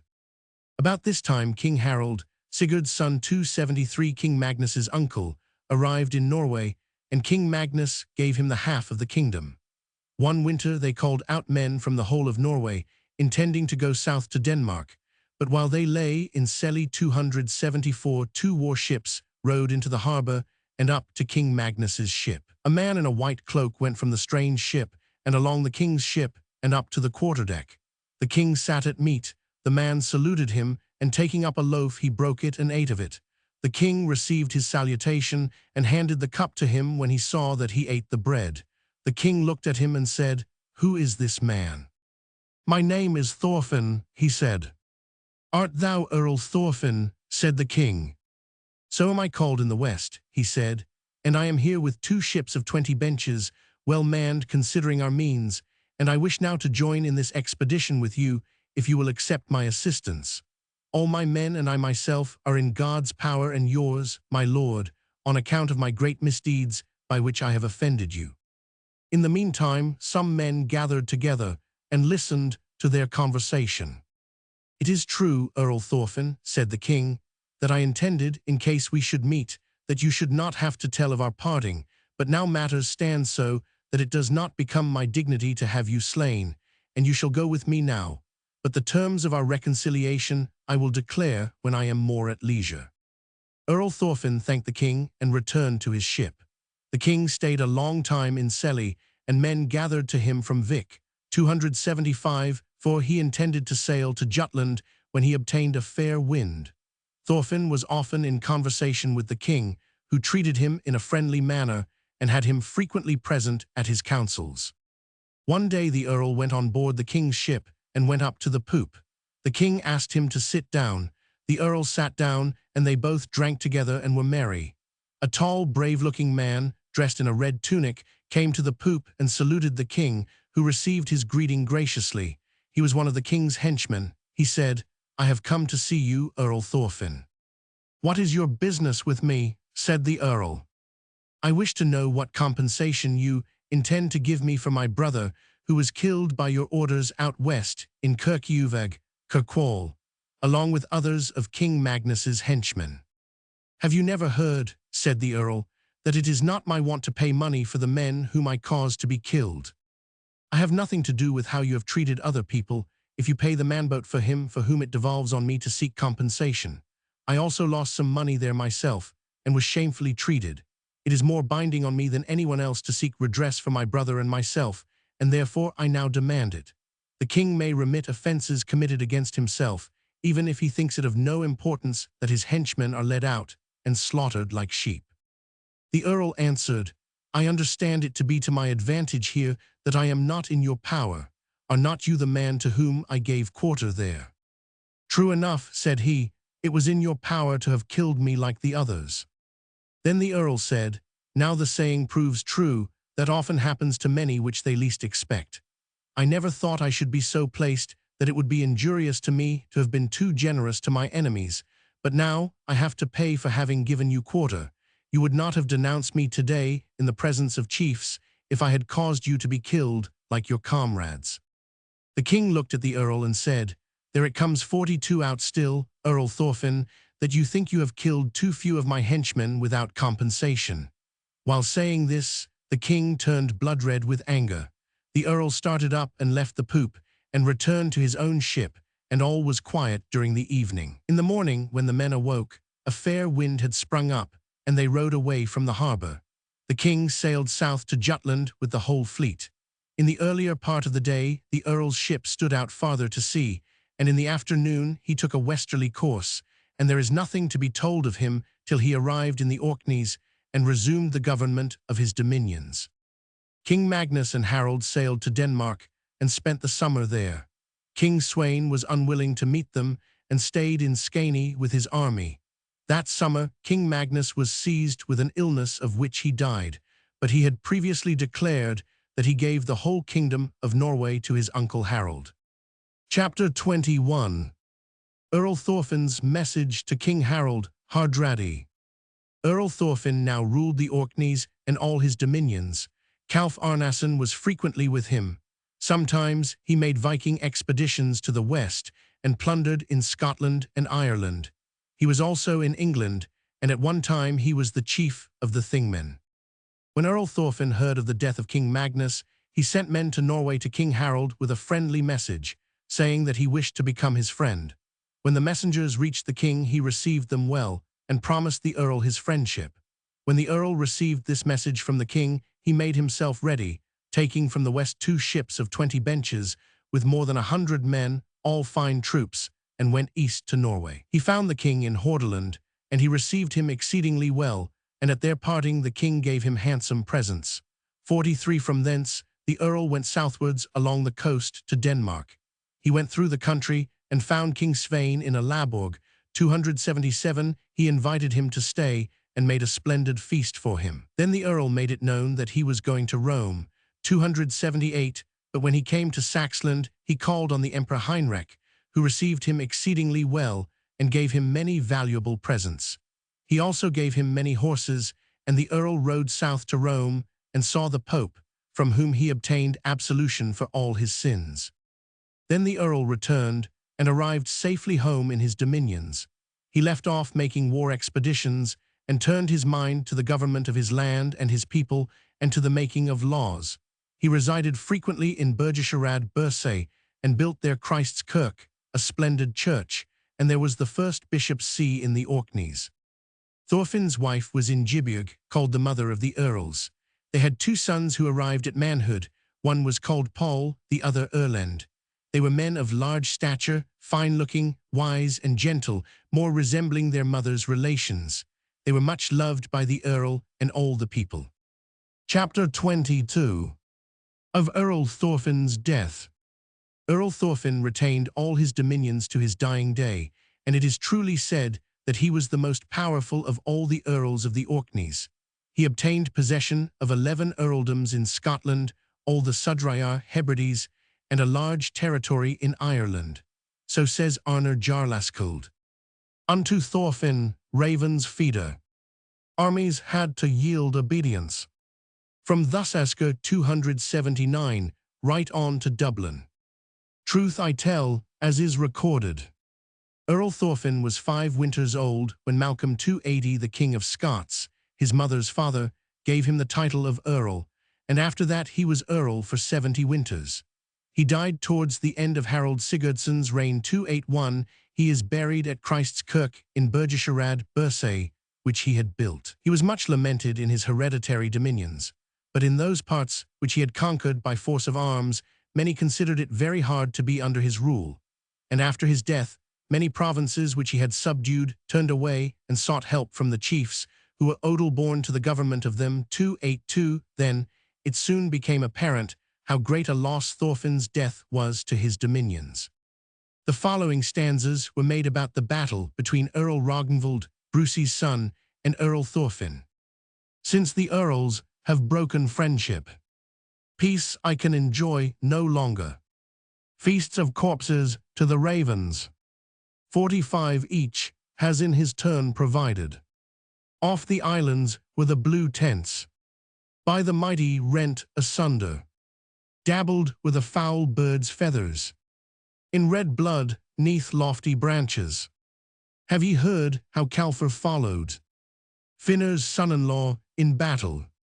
Quickly didst thou push thy vessels gainst the earl's ships on the water, to destroy the son of Bruce. Thou, courageous ship's commander, wast unwilling, but of hatred mindful didst thou help Thorfinn, when the earls had joined in battle. Misery there was unbounded. Thick and fast the men were falling. In the struggle sad the hour when nearer went the daring Eastmen to the unexampled fire rain. In that battle off the Red Bjorg, many a noble man was wounded. Swarthy shall become the bright sun. In the Black Sea shall the earth sink. Finished shall be Austria's labor. And the wild sea hide the mountains, ere there be in those fair islands born a chief to rule the people. May our God both help and keep them, greater than the lost Earl Thorfinn. Chapter 23. Of the Earls Paul and Erlend, and genealogies. Now the sons of Earl Thorfinn succeeded him. Paul was the elder of the two, and he ruled for both of them. They did not divide their possessions, yet they almost always agreed in their dealings. Ingiborg, the mother of the earls, was married to 46 Malcolm, King of Scots 283, who was called Langhill's Longneck, and their son was Duncan, King of Scots, the father of William the excellent man. His son was called William Odling the noble, whom all the Scots wished to have for their king 284. Earl Paul, Thorfinn's son, married the daughter of Earl Hakon, Ivar's son, by whom he had many children. They had a son called Hakon and a daughter called Thora, who was married in Norway to Haldur, son of Brynjolf Ulfaldi Camel. Another son of theirs, named Brynjolf, married Gyrid, Dag's daughter. A second daughter of Paul, called Ingirid, was married to Einar Vorsakrak. Herbjörg was the third daughter of Paul.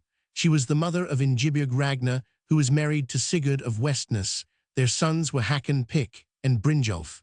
Sigrid was a second daughter of Herbjörg.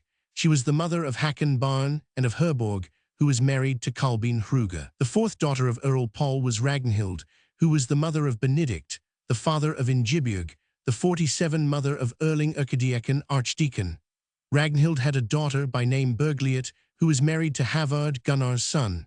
Their sons were Magnus, Hakon Claw, Dufniel, and Thorstein. All those were the families of earls and chiefs in the Orkneys, and all of them will be mentioned in this saga afterwards.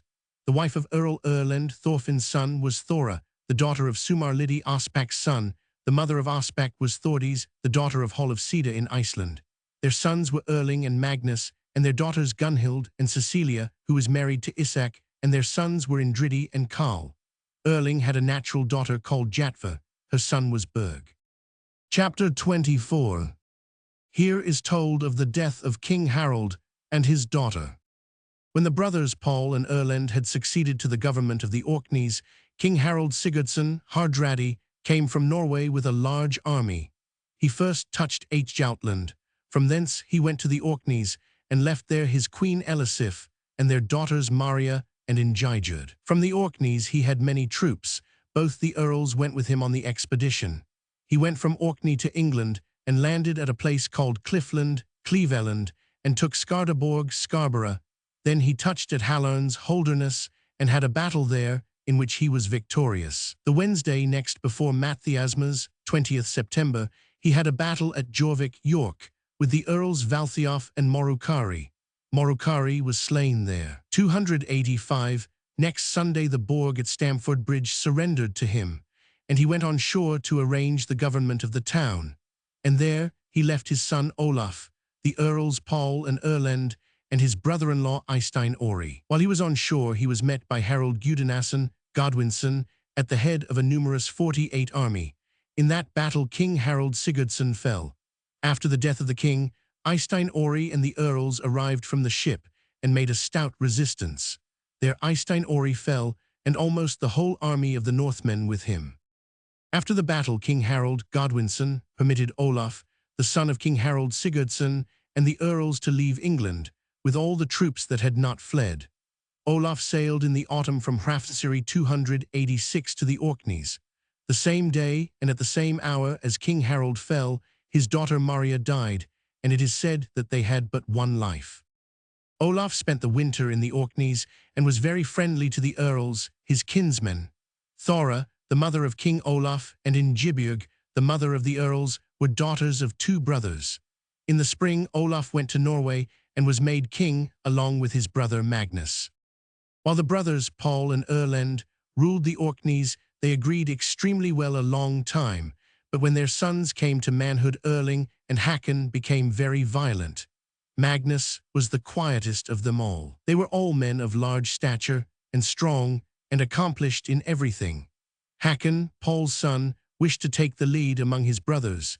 He considered himself of higher birth than the sons of Erlend, as he was the daughter's son of Earl Hakon, Ivar's son, and Ragnhild, the daughter of King Magnus the Good. Hakon wished his friends to have the lion's share of everything before those who lent to the sons of Erlend, but Erlend did not like his sons to be inferior to any in the islands.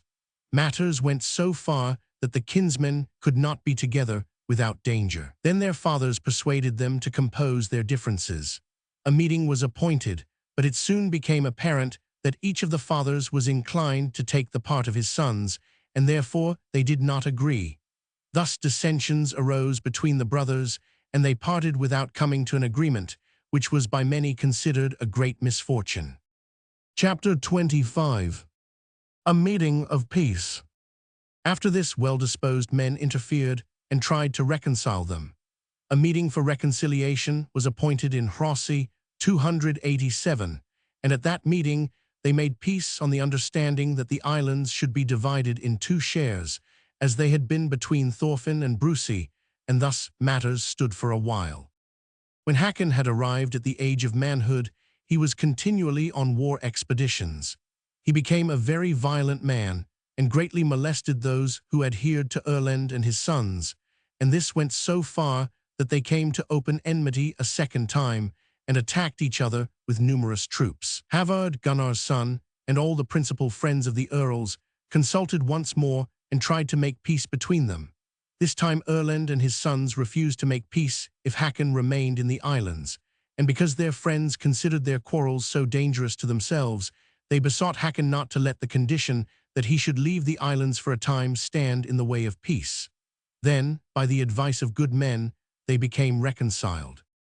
After this Hakon left the islands and first went east to Norway and saw there King Olaf Kiri the Quiet and stayed with him for a while. This was towards the end of his reign. After that he went east to Sweden to King Ingi, Steinkel's son, who received him well. He found friends and kinsmen there and was highly honored on account of the esteem in which Hakon, his mother's father, was held. He had possessions from Steinkel, the king of the Swedes, ever since he was banished by King Harald, Sigurd's son, and became greatly beloved both by the king and the people. A second daughter's son of Earl Hakon, Ivar's son, was Hakon, who was called the Norwegian. He was the father of King Eirik Spaki, the Wise, who was king of Denmark after Eirik Imuni, the ever-remembered. 50 Hakon remained in Sweden for a while and was well treated by King Ingi. But when some time had passed in this way, he felt so homesick that he wanted to go west again to the islands. Christianity then was young and newly planted in Sweden. Many men still dabbled in ancient lore and were persuaded that by such means they were able to ascertain future events. King Ingi was a good Christian man and loathed all those that meddled in ancient superstitious lore, and made strenuous efforts to abolish the evil customs which for a long time had accompanied heathenism. But the chiefs and leading BNDR murmured loudly if they were reproved for their evil habits, and at last matters went so far that the BNDR elected another king, Sweyn, the brother of the queen, who permitted them to make sacrifices and was therefore called Sacrificing Sweyn. King Ingi had to flee from him to western Gothland, but their dealings ended thus, that King Ingi caught Sweyn by surprise in a house and burnt the house and him in it. After this, he subdued the whole country and uprooted many wicked customs. Chapter 26. Of the words of the Speeman. When Hakon, Paul's son, was in Sweden, he had heard of a man in that country who practiced sorcery and speecraft, whether he used for those purposes witchcraft or other magical arts. Hakon became very curious to see this man and anxious to know what he could ascertain about his future. So he went in search of the man, and at last he found him in a seaside district, where he went from one feast to another and foretold the seasons and other things to the country people. When Hakon had found this man, he inquired of him whether he would succeed in regaining his dominions or what other fortune awaited him. The Speeman asked him who he was, and he told him his name and family, that he was the daughter's son of Hakon, Ivar's son. The Speeman then said, "Why should you ask foresight 51 or knowledge of the future from me? You know well that your kinsmen have had little liking for such men as I am, and yet it might be necessary for you to try to ascertain your fate from your friend, Olaf the Stout, in whom all your faith is placed. But I suspect that he would not condescend to tell you what you are anxious to know, or else he may not be so mighty as you call him." Hakon answered, "I will not reproach him, and I should rather think I was not worthy to learn wisdom from him than that he was incapable, so that I might learn from him for that matter. But I have come to you because I thought that we had no reason to envy each other on account of virtue or religion." The Speeman replied, "I am glad to find that you place your entire trust in me and not in that faith which you and your kinsmen profess. Truly, they who apply themselves to such things are strange men. They keep fasts and vigils and believe that by such means they will be able to ascertain that which they desire to know. But the more they apply themselves to these things, the less they ascertain of what they wish to know when it is most important to them to know it. We undergo no bodily pains, yet we always obtain knowledge of those things which it is of importance to our friends not to be ignorant of. Now matters will go between us in this way, that I shall help you because I understand that you think you will rather obtain the truth from me than from the preachers of King Ingi, in whom he puts his entire trust. After 3 nights' time you shall come to me, and then we shall try whether I may be able to tell you any of the things you wish to know." Upon this they parted, and Hakon stayed in the district. When 3 nights had passed, he went again to see the Speeman. He was in a certain house alone, and groaned heavily as Hakon entered. He passed his hand across his forehead and said that it had cost him much pain to obtain the knowledge which Hakon desired. Hakon then said he wished to hear his future. The Speeman said, "If you wish your whole fate unfolded, it is long to tell, for there is a great future in store for you, and grand events will happen at certain periods of 52 your life. I foresee that you will at last become the sole ruler of the Orkneys, but you will perhaps think you have long to wait. I also see that your sons will rule there. Your next journey to the Orkneys will be a very eventful one, when its consequences appear. In your days, you will also commit a crime 288, for which you may or may not obtain pardon from the God in whom you believe. Your steps go farther out into the world than I am able to trace, yet I think you will rest your bones in the northern parts. Now I have told you what has been given me to tell you at this time, but what satisfaction you may have derived from your visit rests with yourself." Hakon replied, "Great things you have foretold, if they turn out to be true, but I think my fate will prove itself better than you have said, and perhaps you have not seen the truth." The speeman said he was free to believe what he liked of it, but that such events would not the less surely come to pass. Chapter 27. Of the schemes of Hakon, Paul's son. After this Hakon went to see King Ingi and stayed with him a short while. Then he obtained leave from the king to depart. He went first to Norway to see his kinsman, King Magnus, who received him very well. There he heard that the government of the Orkneys was almost exclusively in the hands of Earl Erlend and his sons, and that they were greatly loved, but that his father Paul took little part in the government. He also thought he could perceive from conversations with men from the Orkneys, who gave him a true account of the state of matters, that the Orkneymen had no desire for his return home. They were living in peace and quiet, and were afraid that Hakon's return would give rise to disturbance and strife. When Hakon was turning this over in his mind, he thought it likely that his kinsmen would try to keep him out of his 53 possessions, and that it would be dangerous for him if he did not go west with a numerous retinue. Then he devised a scheme to induce King Magnus to put him into his possessions in the Orkneys. Chapter 28. Hakon's interview with King Magnus. This was after King Magnus had put Stagr Thorir and Egil to death and put down all opposition to his rule. Hakon was a sagacious man, and he thought he could understand from King Magnus's conversation that he was ambitious of grand undertakings and covetous of the possessions of other rulers. Hakon began to tell the king that it would be a princely feat to make an expedition to the west and subdue the islands as Harald the Fair-haired had done. He also said that if he established his power in the Sudrayar Hebrides, he might easily make forays into Ireland and Scotland from them. Then, having subdued the western countries, he might attack the English, with the help of the Northmen, and thus take revenge for his grandfather Harald, Sigurd's son. When they were speaking about these things, it became evident that the king was pleased with this proposal, and said it was spoken like a nobleman, and quite according to his own mind. "But I wish you not to be surprised, Hakon," said the king, "in case I shall be persuaded by your words to carry an army into the west, if I put forward a strong claim to the possessions there, without regard to the claims of any man." When Hakon heard this suggestion, he was not so well pleased, because he suspected the real meaning of the king's words, and after this he no longer persuaded the king to go, neither was it required, for after their conversation, the king sent messages throughout his dominions to make known that he was soon to lead out an expedition, and then he made it known to the people that he was going to the west, whatever might be the result. Preparations were 54 made for the expedition throughout the whole kingdom. King Magnus took with him his son Sigurd, who was 8 winters old and a hopeful boy. Chapter 29. The Western Expedition of Magnus Barelegs. When the brothers Paul and Erlend ruled the Orkneys, King Magnus came from Norway. He had a large army. Many of his vassals followed him, among whom were Vidkun Johnson, Sigurd Hrani's son, Cirk from Son, Dag Eilif's son, Skapti from Giski, Ogmund, Finn and Thord, Eyvind Almbogi, the king's high steward, Kali Esenbjorn's son from Agdir, the son of Thorleif Spaki, the wise, who was maimed by Halfrid, and Karl his son. Kali was a very wise man, much esteemed by the king, and made verses well.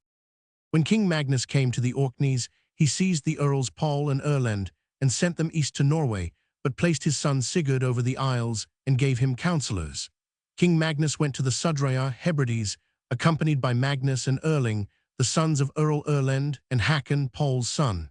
But when King Magnus came to the islands, he began hostilities first at Liadhis, Lewis, and gained a victory there. In this expedition, he subdued the whole of the Sudrayar and seized Logman, the son of Gudrod, king of the Western Islands. Thence he went to Bretland, Wales, and fought a great battle in Anglesea Sound with 2 British chiefs 289, Hugh the Stout and Hugh the Bold. When the men took up their arms and buckled for the fight, Magnus, Erlend's son, sat down on the foredeck and did not take his arms. The king asked why he did not 55 do so. He said he had nothing against anyone there and would not therefore fight. The king said, "Go down below and do not lie among other people's feet if you dare not fight, for I do not believe that you do this from religious motives." Magnus took a psalter and sang during the battle and did not shelter himself. The battle was long and fiercely contested, and both swords and missiles were used. For a long time, the result of the battle was doubtful.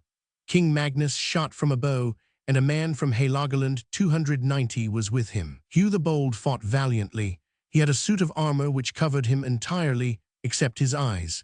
King Magnus ordered the man from Helagoland to shoot at the same time as he did, and they shot both at once. One of the arrows struck the nosepiece of the helmet, and the other pierced the eye, and that was said to be the king's arrow. Chapter 30.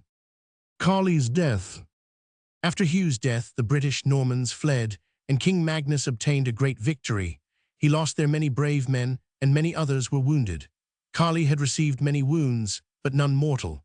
After the battle, King Magnus sailed from the south along the coasts of Bretland and Scotland, having conquered all the Sudreyar and Anglesea, which is 1/3 of Bretland. King Magnus had appointed Magnus, Erlend's son, as one of the waiters at his table, and he performed continually the duties of that office. But after the battle in Anglesea Sound, the king showed that Magnus had incurred his serious displeasure. He had not been wounded, although he had not sheltered himself. During the night he stole away from the king and hid himself for some time in the woods, while the king's men made a search for him. Magnus made his way to the court of Malcolm 291, the King of Scots, and remained 56 there a while. For some time he was with a certain bishop in Bretland. He was also in England, but he did not come to the Orkneys while King Magnus was alive. King Magnus held northward, along the coasts of Scotland, and messengers came to him from Malcolm, the King of Scots, to ask for peace. They said that the King of Scots was willing to give him all the islands lying west of Scotland, between which and the mainland he could pass in a vessel with the rudder shipped. Thereupon King Magnus landed in Satiri, Kintyre, and had a boat drawn across the neck isthmus of Satiri, 292, he himself holding the helm, and thus he gained possession of the whole of Satiri, which is better than the best island of the Sudreyar, man excepted. It is in the west of Scotland, and on the land side there is a narrow isthmus, across which vessels are frequently drawn. Thence King Magnus went to the Sudreyar and sent his men into Scotland's fjord. 293, they rowed in along one coast and out along another, and thus took possession of all the islands west of Scotland. Then the king made it known that he was going to spend the winter in the Sudreyar, but gave permission to those who had most urgent business to go home. When the troops knew this, they all wished to go home, and murmured greatly at being longer detained. The king then held a council with his advisers and looked at the wounds of his men. He saw 57 Carly and asked about his wounds. Carly said they did not heal well and that he did not know what the end would be. The king asked for his advice. Carly said, "Is it not so that your friends are now failing you?" The king said he did not think so. Carly asked him to hold a wappenshaw and thus to ascertain the number of his troops. This the king did, then he missed many men. This he told to Carly. Then Carly sang, "How do thy great chiefs repay thee for the bounties lavished on them? Now, O king, of this make trial. On western currents ships are shaken." The king replied, "Surely it was in my folly that my wealth I gave to these men. Yet my long ships, swiftly speeding, still shall climb the chilly billows." After this, the king kept a watch to prevent men from deserting. When King Magnus was in the Sudreyar, he obtained the hand of Beaidmonia, the daughter of Meacairton, 294, the son of Thialbai, the king of the Irish in Cunnatir Connaught, for his son Sigurd, who was then 9 winters old, and she 5. This winter Carly died from his wounds. Sigurd Snaes Slice, Carly's kinsman, a lenderman from Agdir, had fallen in Anglesea Sound. Chapter 31. Birth of Carly, son of Carl. Early in the spring, King Magnus left the Sudreyar and went first to the Orkneys, where he heard of the death of the earls. Erlend died in Nidaros, 295, and was buried there, and Paul died in Björgvin, Bergen. Then King Magnus married Gunhild, the daughter of Earl Erlend, to Carl, Carly's son, in 58 order to compensate him for the loss of his father. Her dowry consisted of possessions in the Orkneys, including a farm at Papel. 296. Some say that Erlend's son, fell in Anglesea Sound, but Snorri Sturluson says he fell in Ulludster 297 with King Magnus. At his wedding, Karl became King Magnus's vassal. Afterwards, he went to Norway with the king and home to Agder with his wife and went to reside at his estates there. Karl and Gunhild had 2 children. Their son was called Karli and their daughter Ingirid. They were both very promising children and brought up with affectionate care. Chapter 32. Sigurd made king. When Magnus had been king 9 winters, he went to the west and made war in Ireland and spent the winter in Conatir Connaught. The next summer, on St. Bartholomew's Day, he fell in Ulludster Ulster. When Sigurd heard in the Orkneys of the death of his father, he went immediately to Norway and was made king, along with his brothers Eystein and Olaf. He had left the daughter of the Irish king in the west. 1 winter or 2 after the death of King Magnus, Hakon, Paul's son, came from the west, and the kings gave him an earl's title and possessions beseeming his birth. Then he returned to the west and took possession of the Orkneys. He had always accompanied King Magnus while he was alive. He was with him in his expedition to Gotland, which is mentioned in the song made about Hakon, Paul's son. Chapter 33. Magnus, Erlend's son, obtains the title of Earl. When Earl Hakon had ruled the Orkneys for some time, Magnus, the son of Earl Erlend, came from Scotland, and 59 wished to take possession of his patrimony. The BNDR were highly pleased with this, for he was beloved among them and had many kinsmen and connections who wished to help him to his dominions. His mother was married to a man called Sigurd. Their son was named Hakon Karl Man. They had estates in Papel. When Earl Hakon heard that Earl Magnus had come to the Orkneys, he collected men together and refused to give up any part of the islands. But their friends tried to make peace between them, and at last they succeeded so far that Hakon consented to give up half of his dominions if the kings of Norway approved of it. Magnus went immediately to Norway to see King Eystein, for King Sigurd had then gone to Jerusalem. 298. King Eystein received him exceedingly well and gave up to him his patrimony, 1/2 of the Orkneys, with the title of Earl. Thereupon Magnus went west to his dominions, and his kinsmen and friends and all the people were glad to see him back. Through the kind offices of mutual friends, Magnus and Hakon agreed very well. So long as their friendship continued, there were good times and peace in the Orkneys. Chapter 34. Of Earl Magnus, Erlend's son. The holy Magnus, Earl of the Islands, was a most excellent man. He was of large stature, a man of a noble presence and intellectual countenance. He was of blameless life, victorious in battles, wise, eloquent, strong-minded, liberal and magnanimous, sagacious in counsels, and more beloved than any other man. To wise men and good he was gentle and affable in his conversation, but severe and unsparing with robbers and Vikings. Many of those who plundered the landowners and the inhabitants of the land he caused to be put to death. He also seized murderers and thieves, and punished rich and poor impartially for robberies and thefts and all crimes. He was just in his judgments, 60, and had more respect to divine justice than difference in the estates of men. He gave large presents to chiefs and rich men, yet the greatest share of his liberality was given to the poor. In all things he strictly obeyed the divine commands, and he chastened his body in many things, which in his glorious life were known to God, but hidden from men. Thus he made known his intention to espouse a maiden of a most excellent family in Scotland, and having celebrated his marriage, he lived with her for 10 winters free from the defilement of carnal lusts, for he was pure and spotless with regard to all such sins, and if he were tempted, he bathed in cold water and prayed for divine assistance. Many other glorious virtues he exhibited to God himself, but concealed from men. Chapter 35. Of Magnus and Hakon. Magnus and Hakon ruled their lands and defended them for some time, the two agreeing very well. In a song made about them, it is said that they fought with a chief called Dufniel, their third cousin, who fell before them. They also slew a famous man named Thorbjorn in Borgarfjord, 299 in Jutland. Other deeds of theirs are set forth in song, though not specially narrated here. When they had ruled the land for some time, it happened as often is the case, that men of evil dispositions were found who destroyed their good understanding. Hakon was more disposed to listen to these miserable men, because he was very jealous of the popularity and greatness of his kinsman Magnus. Chapter 36. Of Earl Magnus. Two men with Earl Hakon are chiefly mentioned as being the worst in creating enmity between the two kinsmen.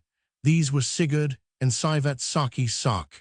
Through the slander of wicked men, this enmity went so far that the earls gathered troops together and went to meet each other. Both went to Hrossey, where the Orkney Thingstead was, and when they arrived there, both drew up their troops in battle array and prepared to fight. There were both the earls and all the chief men, many of whom were friends of both, and did all they could to make peace between them, showing much goodwill and virtuous disposition. This meeting was during Lent, but as many well-disposed men joined themselves together to avert hostilities between them, and to assist neither of them against the other, they confirmed their reconciliation with oaths and shaking of hands. Some time after this, Earl Hakon, with hypocrisy and fair words, appointed a day of meeting with the blessed Earl Magnus, so that their friendship and the newly made peace should neither be disturbed nor destroyed. This meeting, which was to confirm their peace and reconciliation, should take place in the spring, in the Pasch week in Egilsey. 301 Earl Magnus was well pleased with this arrangement, as he thought it was meant to confirm a sincere peace, without any suspicions, treachery, or covetousness. Each of them should 62 have 2 ships and an equal number of men at the conference. Both swore to keep the peace, on conditions dictated by the wisest men. Immediately after Easter, preparations were made for the meeting. Earl Magnus summoned all those whom he knew to be best disposed to him and most likely to make matters smooth between them. He had 2 ships, and as many men as had been agreed upon, and when he was ready he went to Egilsey. As they were rowing in calm and smooth water, a great wave rose under the ship, which was steered by the Earl, and broke over it where he sat. His men wondered very much at such an occurrence, that a breaker should rise in smooth water where no man could remember a breaker to have arisen, and where the water was so deep. Then the Earl said, "No wonder that you are surprised at this. Indeed, I take this as a foreboding of my death. Perhaps it will come to pass, as was prophesied about Earl Hakon, and this may be to prepare us for Hakon, my kinsman, not dealing honestly with me at this meeting." The Earl's men became very sorrowful when he spoke of his death being near at hand, and begged him to take care of his life, and not to trust himself to the good faith of Earl Hakon. Earl Magnus answered, "Let us go this time, and let all that depends on our journey be in God's will." Chapter 37. Earl Hakon and Earl Magnus. Now it is to be told of Earl Hakon that he gathered together a numerous army, and had many ships equipped as if for battle. And when the troops were assembled, he made known to his men that he intended that this meeting should decide between him and Earl Magnus, so that both of them should not rule over the Orkneys. Many of his men approved of this plan, adding many wicked suggestions to it, yet Sigurd and Saki counseled the worst things. Then they began to row fast, and went along quickly. Havard, Gunnar's son, who was the friend and counselor of 63 the earls, and equally faithful to both, was on board the earl's ship. Hakon had concealed this wicked plan from him, in which he would by no means have had any part. And when he knew that the earl was so resolute in this wicked purpose, he jumped overboard and swam to a certain uninhabited island. Earl Magnus arrived first with his men at Egilsey, and when they saw Earl Hakon coming they perceived that he had 8 warships. Then Earl Magnus suspected that he intended to act treacherously towards him. So he walked along the island with his men and went into the church to pray. His men offered to defend him. The Earl replied, "I will not put your lives in danger for mine, and if peace cannot be established between us, let it be as God wills." His men now recognized the truth of his words, and as he foreknew the hours of his life, whether from his wisdom or from a divine revelation, he would neither fly nor avoid his enemies. He prayed devoutly and had a mass sung for him. Chapter 38. The offers of Earl Magnus. Hakon and his men came up in the morning and ran first to the church and ransacked it, but did not find the Earl. He had gone to another part of the island, to a certain hiding place, accompanied by 2 men. But when the holy Earl Magnus saw that they searched for him, he called to them, and thus made known to them where he was, and said they need search no farther. And when Hakon saw him, he and his men ran thither with loud yelling and clangor of their weapons. Earl Magnus was praying when they came up to him, and when he had finished his prayer, he made the sign of the cross, and said firmly to Earl Hakon, "You did not act well, kinsman, when you broke your oaths, and it is highly probable that you were instigated to this more by the wickedness of others than your own. Now I will make you 64 offers, that you may rather accept one of them than break your oaths, and slay me who am innocent." Hakon's men asked what these offers were.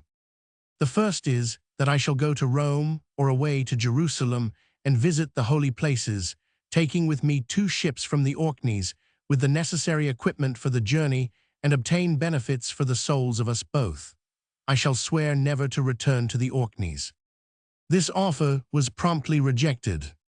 Then said Earl Magnus, "Now, because my life is in your power, and I have offended against Almighty God in many things, you shall send me to Scotland, to our mutual friends, and keep me in custody there, with 2 men for companionship. Make such provision that I shall not be able to escape from this custody." This too was promptly refused.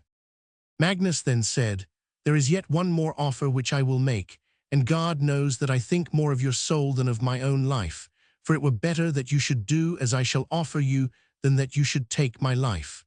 Let me be maimed as you like, or deprived of my eyes, and throw me into a dark dungeon."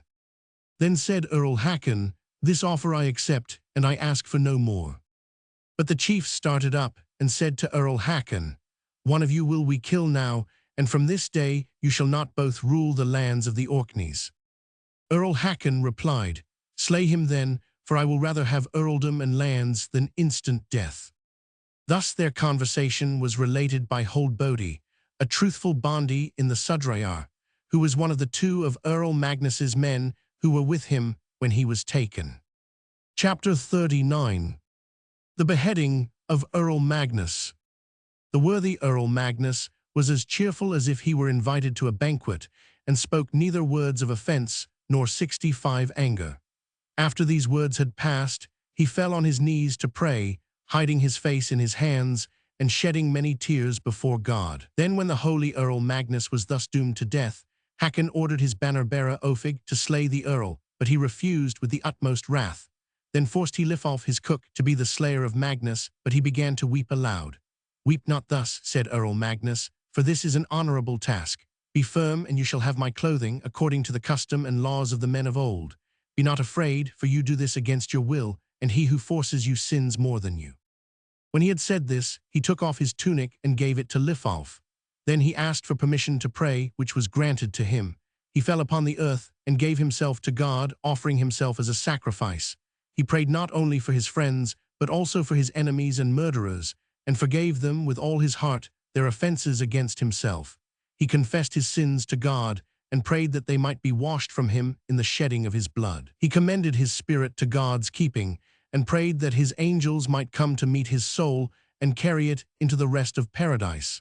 Some say that he took the sacrament when the Mass was sung. Then when God's friend was led to execution, he said to Lifalf, "Stand before me, and hew me a mighty stroke on the head, for it is not fitting that high-born lords should be put to death like thieves. Be firm, poor man, for I have prayed to God for you, that he may have mercy upon you." After that, he signed the sign of the cross, and stooped under the blow, and his spirit passed into heaven. Chapter 40. The saintship of Earl Magnus made manifest. The place where Earl Magnus was slain was previously covered with moss and stones, but shortly afterwards his merits before God became manifest in this wise, that it became green sward where he was beheaded. Thus God 66 showed that he had suffered for righteousness' sake, and had obtained the beauty and verdure of paradise, which is called the land of the living. Earl Hakon did not permit his body to be brought to the church for burial.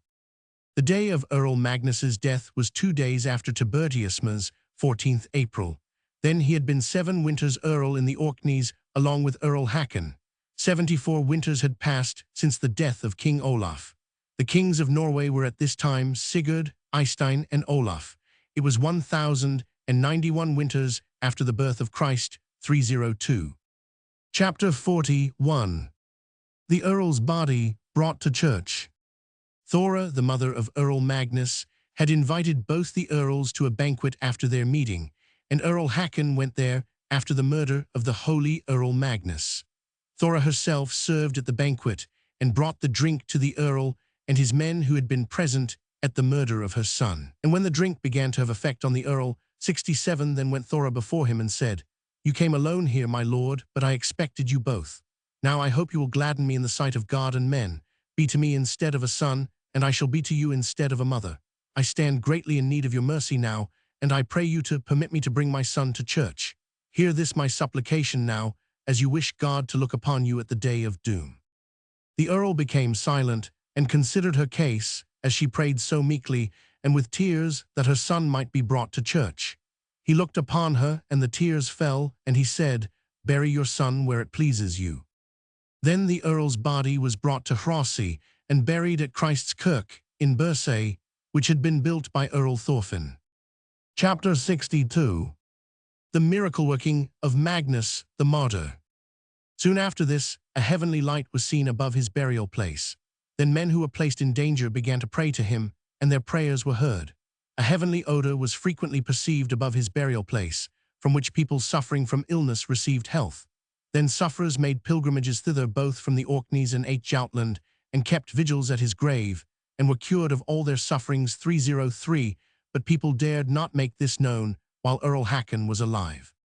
It is said of the men who were most guilty in the murder of the holy Earl Magnus that most of them met with a miserable death. Chapter 43. The miracles wrought by the blessed friend of God, Magnus. William was bishop of the Orkneys at this time. He was the first bishop there. The bishop's seat was at Christ's Kirk in Burgisherad, Bursay. William was bishop for 6 winters of the 7th decade 304. For a long time he disbelieved in the sanctity of Earl Magnus, until his merits became manifest to such a degree that God made his holiness grow the more conspicuous the more it was tried, as is told in the book of his miracles. Chapter 44. The journey of Earl Hakon to the south. After the murder of Earl Magnus, Hakon, Paul's son, took possession of all the Orkneys and exacted an oath of fealty from all men and took submission from those who had served Earl Magnus. He became a great chief and made heavy exactions from those of Earl Magnus's friends who, in his opinion, had taken part against him. Some winters after this, he prepared to leave the country and went to Rome. Then he also went to Jerusalem, according to the custom of the Palmers, and brought away sacred relics and bathed in the river Jordan. After that he returned to his dominions and resumed the government of the Orkneys. He became a good ruler and established peace throughout his dominions. He also made new laws for the Orkneys, which the landowners liked better than the 69 former ones. Then he became so popular that the Orkneymen desired no other rulers than Hakon and his issue. Chapter 45. Genealogical. When Earl Hakon ruled over the Orkneys, there lived a noble and wealthy man by name Maddadson at Dull Dale in Caithness. His daughters were Helga and Frakok Thorleif. Helga, Maddadson's daughter, was the concubine of Earl Hakon, and their son was Harold, who was called Sletmali Smoothtalker, and their daughter was Ingibiug, who was married to Olaf Bitterling Little Bit, the king of the Sudrayar. Their second daughter was Margaret. Maddadson's daughter Frakok was married to a man who was named Liat Niding Miscreant in Sutherland, and their daughter was Steinver the Stout, who was married to Thorliat at Reykjavik. 305 their sons were Alvir Rasta Strife, Magnus Orm and Maddadson Eindridi, and their daughter Odhild. A second daughter of Frakok was Gudrun, married to Thorstein Hold, Firensman Openmouth. Their son was Thorbjorn Clerk.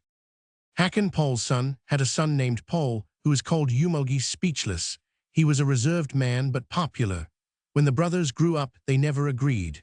Hakon, Paul's son, died on a sickbed in the islands, and his death was considered a great loss, for in the later days of his reign there was unbroken peace, and the islanders suspected that the brothers would not agree well. Chapter 46. The slaying of Thorkel Fastri. After the death of Earl Hakon, his sons succeeded him, but they soon disagreed and divided the dominions between 70 them. Then also dissensions arose between the great men, and the vassals of each were divided into factions. Earl Harald held Caithness from the King of the Scots, and he resided frequently there, but sometimes also in Scotland, Sutherland, for he had many friends and kinsmen there. When Earl Harald was staying in Sutherland, there came to him a man called Sigurd Slembir, 306, who was said to be the son of the priest Adalbrecht. He came from Scotland, having been staying with King David, who had held him in high esteem. Earl Harald received him extremely well. Sigurd went into the islands with Earl Harald and Frakok, Maddon's daughter, for her husband, Liutniding, was dead. She and her sister took a large share in the government with Earl Harald. Sigurd Slembir was a great favorite with all of them. At that time, Oddhild, the daughter of Thorleif, Maddon's daughter, was his concubine. Afterwards, she was married to Hakon Claw. Before that time, she had been married to Eirik Strta. Their son was Eirik Slagbrillir. When Sigurd and Frakok came to the islands, great dissensions arose, and both of the earls called together as many of their friends as they could get. The most attached to Earl Paul was Sigurd, at Westness, 307, who had married Ingiborg the Noble, a kinswoman of the earls, and Thorkel, 71, Sumarlidi's son, who was always with Earl Paul, and was called his foster father. He was a kinsman of the holy Earl Magnus, and a most popular man. The friends of the Earl thought that no man would less deplore their dissensions than Thorkel, because of the injury done him by their father Hakon. At last, Earl Harald and Sigurd Slembir went to Thorkel Fastri, 308, and slew him. When Earl Paul heard this, he was very much displeased and gathered men together. But when their mutual friends became aware of this, they went between them and tried to reconcile them, and all took part in making peace. Earl Paul was so wroth that he would not make peace, unless all those who were concerned in the manslaying were banished. But as the islanders thought their dissensions a great calamity, they all tried to pacify them, and the result was that Sigurd and all those who, in Earl Paul's opinion, were most concerned in this crime, were banished from the Orkneys. Earl Harald paid the manboat compensation for the slaughter of Thorkel. The terms of this peace were that their friendship should be confirmed, and that they should spend Christmas and all the chief festivals together. Sigurd Slembir left the Orkneys and went to Scotland and stayed for a while with Malcolm, King of Scots, and was well entertained. He was thought a great man in all manly exercises. He remained for a time in Scotland until he went to Jerusalem. Chapter 47. Earl Harald slain by sorcery. Once the brothers were to be entertained at Orfjara, Orfir, one of Earl Harald's estates, and he was to bear the expense of the entertainment for both of them that Christmas. He was very busy and made great preparations. The sisters Frakok and Helga were there with the Earl, and sat sewing 72 in a little room 309. Earl Harald went into the room where the sisters were sitting on a crossbench, and saw a linen garment, newly made, and white as snow, lying between them. The Earl took it up, and saw that it was embroidered with gold. He asked, "To whom does this splendid thing belong?" Frakok replied, "It is intended for your brother Paul." "Why do you make such a fine garment for him? You do not take such pains in making my clothing." He had just come out of bed, and was dressed in a shirt and linen drawers, and had thrown a mantle over his shoulders. He threw off the mantle and spread out the dress. His mother took hold of it and asked him not to envy his brother of his fine clothing. The Earl pulled it from her and prepared to put it on. Then Frakok snatched off her headgear and tore her hair, and said that his life was at stake if he put it on, and both of the women wept grievously. The Earl put on the garment nevertheless, but as soon as it touched his sides, a shiver went through his body, which was soon followed by great pain, so that he had to take to his bed, and he was not long in bed until he died. His friends considered his death a great loss. Immediately after his death, his brother Paul took possession of his dominions, with the consent of the BNDR. Earl Paul considered that the splendid underclothing which Earl Harald had put on had been intended for him, and therefore he did not like the sisters to stay in the Orkneys. So they left the islands with all their attendants, and went first to Caithness, and then to Scotland to the estate which Frakok had there. Her son Erlend was brought up there while he was young. Alvir Rasta, the son of Thorliet, from Reykjavik, Rakwick, and Steini Steinver, Frakok's daughter, were also brought up there. Alvir was a man of great strength, a violent man and a great fighter. Thorbjorn Clerk, the son of Thorstein Hold, was brought up there, and also Margaret, the daughter of Earl Hakon and Helga, 73 Marden's daughter, and Eirik Slagbrillir. All these were men of great families and accomplished, and thought they had claims to the Orkneys. The brothers of Frakork were Magnus Orfi, the liberal, and Earl Otter in Thorsi Thurso, who was a noble man. Chapter 48 of Earl Paul. Earl Paul then ruled the Orkneys and was very popular. He was somewhat taciturn, spoke little at the things, and gave others a large share in the government with himself.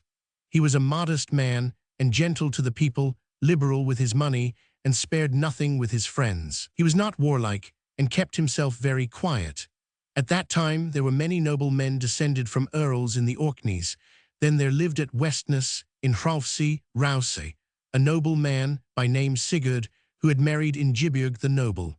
Her mother Herborg was the daughter of Earl Paul, Thorfinn's son. Their sons were Brynjolf and Hakon Peak. All these were Earl Paul's vassals, so were also the sons of Havard, Gunny's son, Hakon Clo, Thorstein, and Dufniol. Their mother was Bergliot, and her mother was Ragnhild, the daughter of Earl Paul. There was a man named Erling, who lived in Caithness. He had 4 sons, all of them accomplished men. A man named Olaf lived in Gerse and had another estate at Dungulsp in Caithness. Olaf was a great man and highly honored by Earl Paul. His wife was named Asleif, a wise woman, accomplished, and of a great family. Their sons, Valthiof, Swain, and Gunny, were all accomplished men. Their sister was named Ingijud. Sigurd, the earl's brother-in-law, had married Thora, the mother of Earl Magnus, and their son was Hakon Karl, man. Both Sigurd and his son were great chiefs. In Rinarsi, North Ronaldsay, there lived a woman by name Ragna, and her son was named Thorstein, a man of great strength. A farmer named Kugi, a wise and 74 wealthy man, lived at Jefsisness, 310 in Westry. A farmer named Helgi lived at a hamlet in Westry. Thorkel Fletta, a braid, a violent and powerful man, lived in Westry. Thorstein and Haflidi were unpopular men. At Swiney Swanna, in the Pentland Firth, lived a poor man, and his sons were Espiorn and Margid, sturdy fellows. In Frideri Fair Isle lived a man by name Dagfinn. A man named Thorstein lived at Fluganes, 311 in Hrossi, the mainland of Orkney, and his sons were Thorstein Krakoga, Crooked Eye, and Blan, both of them wild fellows. Jatver, the daughter of Earl Erland, and her son Borga, lived at Narastadir, 312, they were rather unpopular. John Vng Wing lived at Upland in He Hoy. Rickgard lived at Brekka, 313 in Stromsey. They were poor men and relatives of Olaf Hrolfsson. A man named Grimkel lived at Gletunes. 314, all these men will be mentioned in the saga afterwards. Chapter 49 of Karli, who afterwards became an earl. Karl, who was a very wise man, resided on his estates at Agdir in Norway and did not go to the Orkneys. His son Karli grew up there and was a most promising man. He was of middle size, well-proportioned, and very handsomely shaped. His hair was of a light auburn color. He was very affable and popular and highly accomplished. He made the following verses. At the game board, I am skillful, knowing in no less than 9 arts. Runic lore I well remember. Books I like, with tools I'm handy. Expert am I on the snowshoes, with the bow and pull and oar wells. And besides, I am an adept at the harp and making verses. Karli was frequently with his kinsman Salmund, the son of Sigurd Snaes. He was treasurer at Tunsberg and had estates at Ostrigdir. He was a great chief and had a numerous retinue. Chapter 50 of Karli and Gillichrist. When Karli was 15 winters old, he went with some merchants to England, taking with him a good cargo of merchandise. They went to a trading place called Grimsby. There was a great number of people from Norway, as well as from the Orkneys, Scotland, and the Sudrayar. Karli met there a man who was called Gillichrist. The latter asked Karli about many things in Norway and spoke chiefly with him, so that they became companions. Then he told Karli in confidence that his name was Harald, 315, that Magnus Barelegs was his father, and his mother was in the Sudrayar. 76, he further asked him how he would be received in Norway if he came there. Karli said that he thought King Sigurd would be likely to receive him well, if others did not set him against him.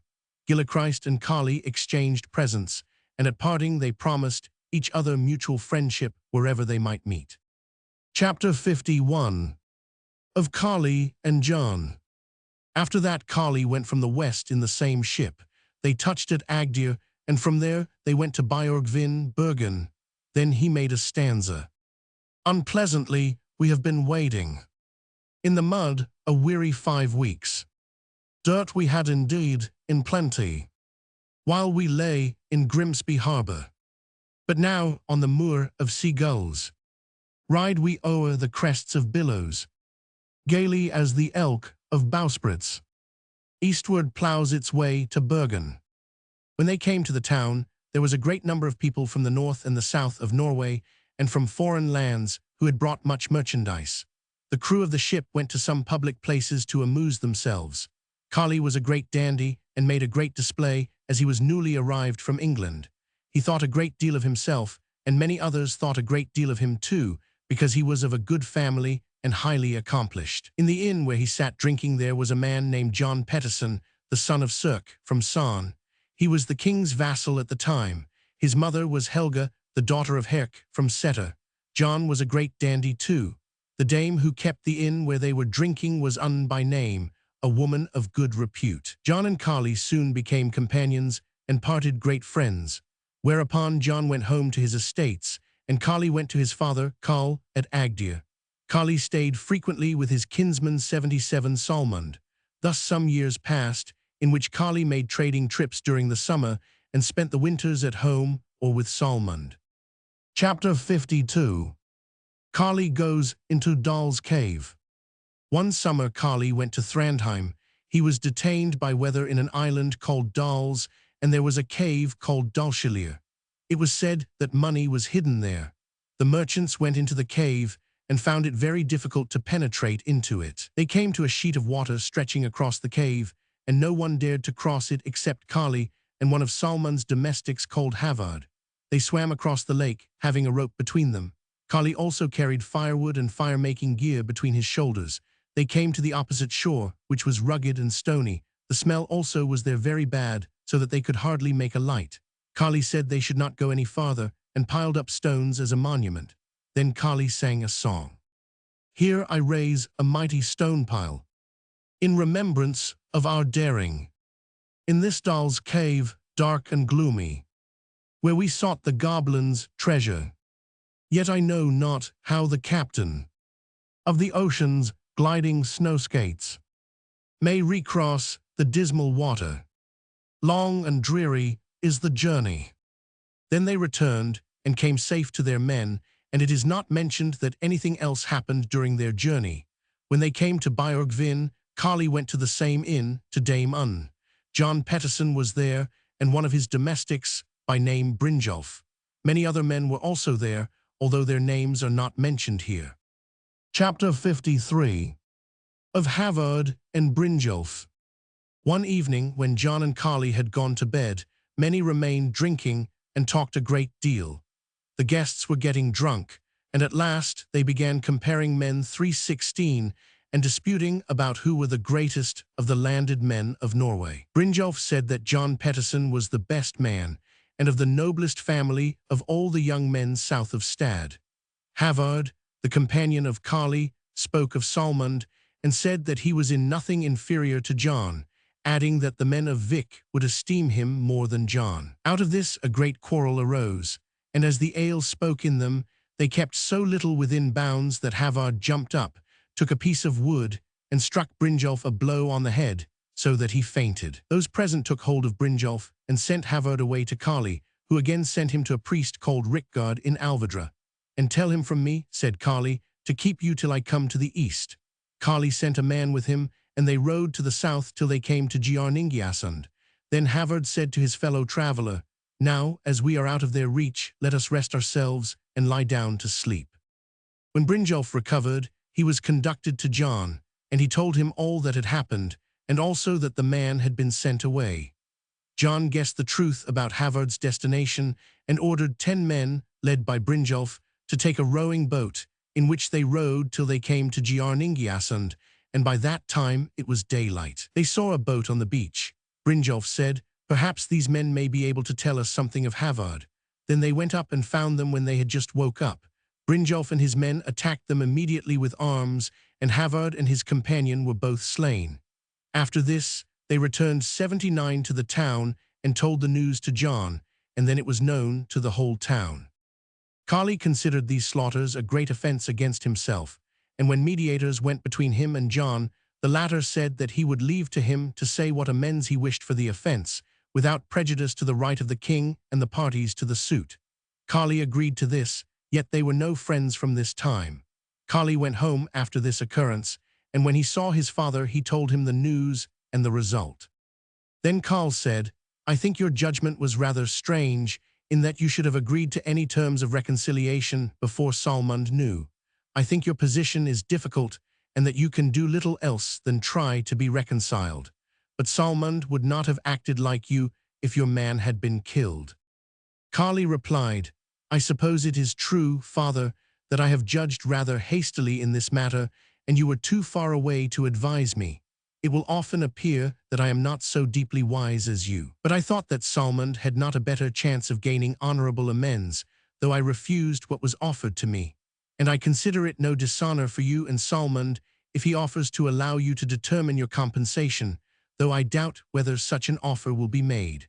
But I consider myself under no obligation to Brynjolf, while I have made no award and no money has been received." Father and son had a long talk about this, and did not agree. Then they sent men to tell Salmund the news. Chapter 54. Of John and Salmund. After that, Karl and Kali had an interview with Salmund. Karl wished to send men to John to try to make peace between them, but Salmund and Halvard, Havard's brother, refused everything but blood revenge, and said it was not becoming to ask for settlement. Yet Karl's advice was taken, because he promised not to withdraw from the case until Salmund had received honorable amends, and Karl was to lay all the plans. When the messengers returned, they said they had received a most unfavorable reply to their demands, and that John refused positively to make compensation for a man who by his own act had forfeited his personal security. Salmund said that this had turned out just as he expected, namely, that little honor would be gained by asking John for settlement, and then he begged Karl to propose a plan that might be of some avail. Karl replied, "Is Halvard willing to run any risk in order to avenge his brother, even though it may come to little?" Halvard said he would not spare himself in order to take revenge, even if there were danger connected with it. Then said Karl, "You shall go secretly to San, to a man called Uni, who lives not far from John. He is a wise man, but rather poor, for he has been a long time oppressed by John. He is a great friend of mine, and considerably advanced in years. You shall take to him from me 6 marks of silver weighed, in order that he may give you advice how to take revenge on Brynjolf, or some other of John's men, whom he considers not less a loss to him. And if this can be brought about, Uni shall send you to my kinsman Kiapinga Orm at Studla, and his sons Ogmund and Erling, and there I consider you will be as if you were at home. Tell Uni to sell his farm and come to me." Halvard prepared to go, and we are not told of his journey or night quarters until he came to Uni one evening. He did not tell his true name. They inquired of each other for current news, and in the evening, when they were sitting round the fire, the guest asked a great deal about noble men in San and Hordaland. Uni said that none of the landed men were considered more powerful than John on account of his family and his violence, and he further asked whether they had no experience of it in the south. When he had said this, the guest became silent. Then the people arose from the fire, and the two remained. Then Uni said, "Did not you say just now that your name was Halvard?" 81 No, said the guest. "I called myself Saxi this evening." Uni said, "Then I am out of all difficulties, but if my name were Brynjolf, I should think yours was Halvard, and now let us go to sleep." The guest took hold of him and said, "Let us not go yet." Whereupon he delivered the purse and said, "Karl sends you his greeting and this silver, in order that you may be willing to advise me how to avenge my brother Havard on Brynjolf." Then he told him Karl's plans. Uni said, "Karl deserves well of me, but I cannot know what may be done about the revenge on Brynjolf, but he is expected here tomorrow to fetch his concubine's clothes." Thereafter he went with Halvard to a stable which stood opposite the door of the house, and concealed him in the manger. This was before the people got up, but he had slept in the house during the night. When Halvard had been a little while in the stable, he saw a brisk man coming to the house. He called into the house and told the woman to make herself ready. She took her clothes and brought them out. Then Halvard thought he knew who the man was and walked out. Brynjolf had put down his weapons while he was tying the clothes, and when Halvard met him, he dealt him a deadly blow and returned to the stable and hid himself. While the slaughter was being committed, the woman had gone into the house to take leave of the inmates, but when she came out, she saw what had occurred and ran in crying and frightened to such a degree that she was nearly fainting, and told the news. Farmer Uni ran out and said that the man had probably been an assassin. He dispatched a man to tell John the news and urged his men with great eagerness to search for the murderer, therefore no one suspected him. Halvard remained in the stable until the search had slackened. Then he went, with Uni's advice, to Orm and his sons at Studla, and they sent men with him to the east. Karl and Salmond received him well, and were then well satisfied with their case. After a while the truth came out, and John was very much grieved. Thus that year passed. Next winter, towards Yuletide, John left his home with 82 men, saying that he was going to pay his uncle Olaf a visit. This he did, and was very well received. John told his uncle that he was going to Agdir to see Salmond. Olaf dissuaded him from it, and said that he had held his own, though they parted, as matters stood then. But John said he was not satisfied to let Brynjolf remain unavenged. Olaf said he thought he would gain very little by trying, yet he had from there 30 men, and thus he went with 50 men across the hills, intending to take Salmond and Karl by surprise. When John had just gone from the north, Uni went in haste to Orm and his sons at Studla, and they sent men with him to Karl. He arrived there at Yule, and told them that John was going to attack them. Karl dispatched scouts immediately to all parts where John was expected, and he himself went to see Salmond, and they and their kinsmen waited with a great number of men about them. They had news of John's movements, and started immediately to meet him. They met at a certain wood, and the fight began immediately. Karl's men were much more numerous, and came off victorious. John lost many men and fled into the wood. He was wounded in the leg, and this wound healed so badly that he was lame ever after, and was called John Fat Leg. He came to the north during Lent, and his expedition was considered rather ignominious. The winter thus passed, but the next summer John caused 2 of Karl's kinsmen to be killed, Gunnar and Aslak. Chapter 55. The reconciliation of the Orkneymen. Shortly afterwards, King Sigurd came to the town, and these difficulties were laid before him. Then the king summoned both to appear before him, and they came accompanied by their kinsmen and friends. An attempt was made to reconcile them, and the result was that the king should judge all their differences, which both parties confirmed by shaking of hands. King Sigurd, assisted by the advice of the wisest men, then made peace between them. One part of the agreement 83 was that John Pettersson should marry Ingirid, Karl's daughter, and their friendship should be confirmed by the connection.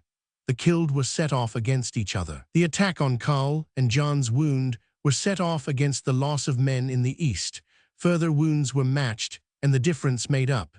Each should assist the other, both at home and abroad. As a result of this reconciliation, King Sigurd gave Karli, Karl's son, the half of the Orkneys, jointly with Paul, Hakon's son, and made him an earl at the same time. He also gave him the name of Earl Ragnvald, Bruce's son, because his mother, Gunhild, said that Ragnvald was the most accomplished of all the Orkney earls, and thought the name would bring good fortune.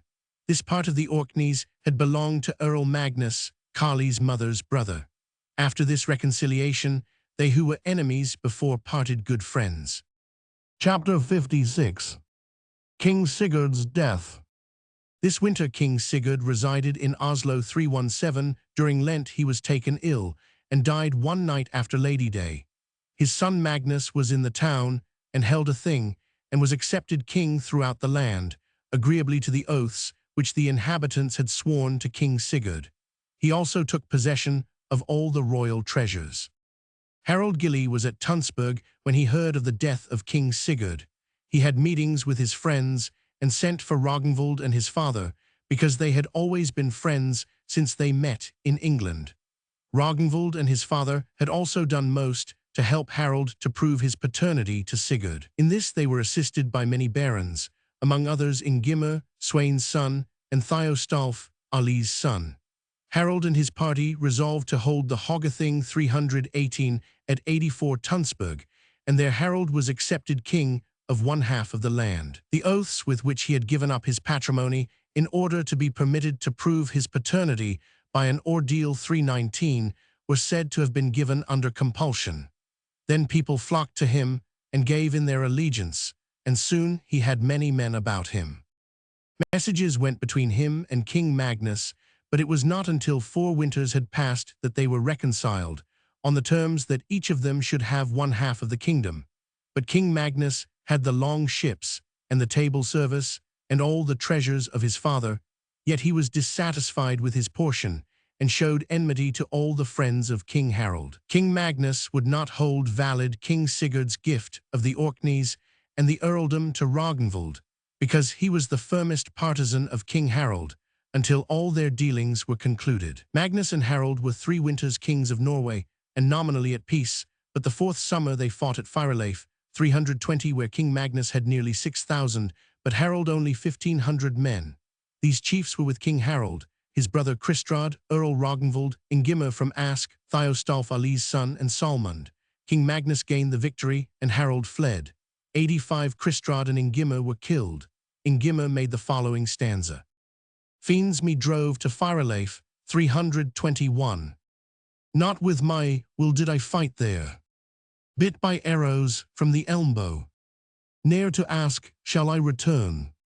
King Harald fled to his ships in Vik, 322, and went to Denmark to King Eirik Imuni, 323, who gave him Halland for his maintenance, and 8 long ships without rigging.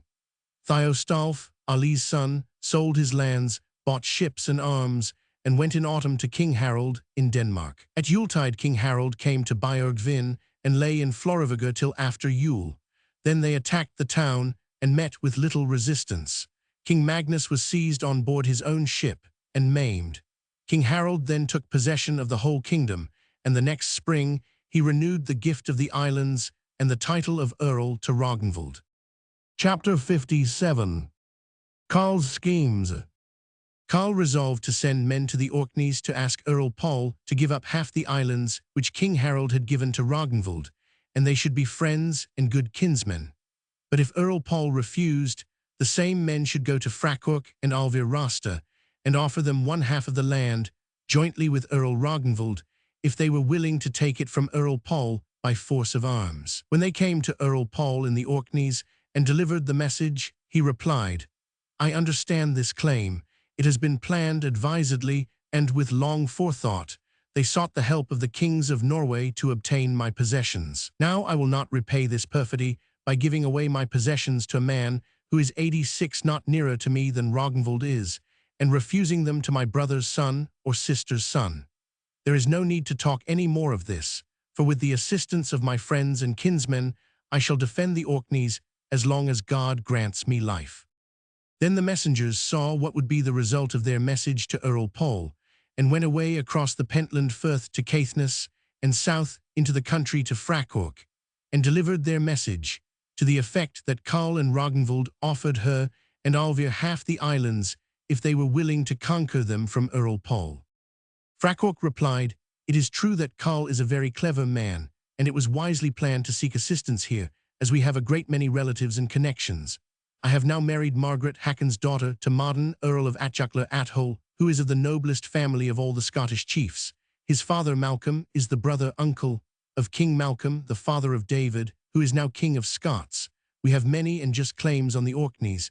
We ourselves have also some power. We are said also to be rather far-seeing, and during hostilities all things do not come on us unawares.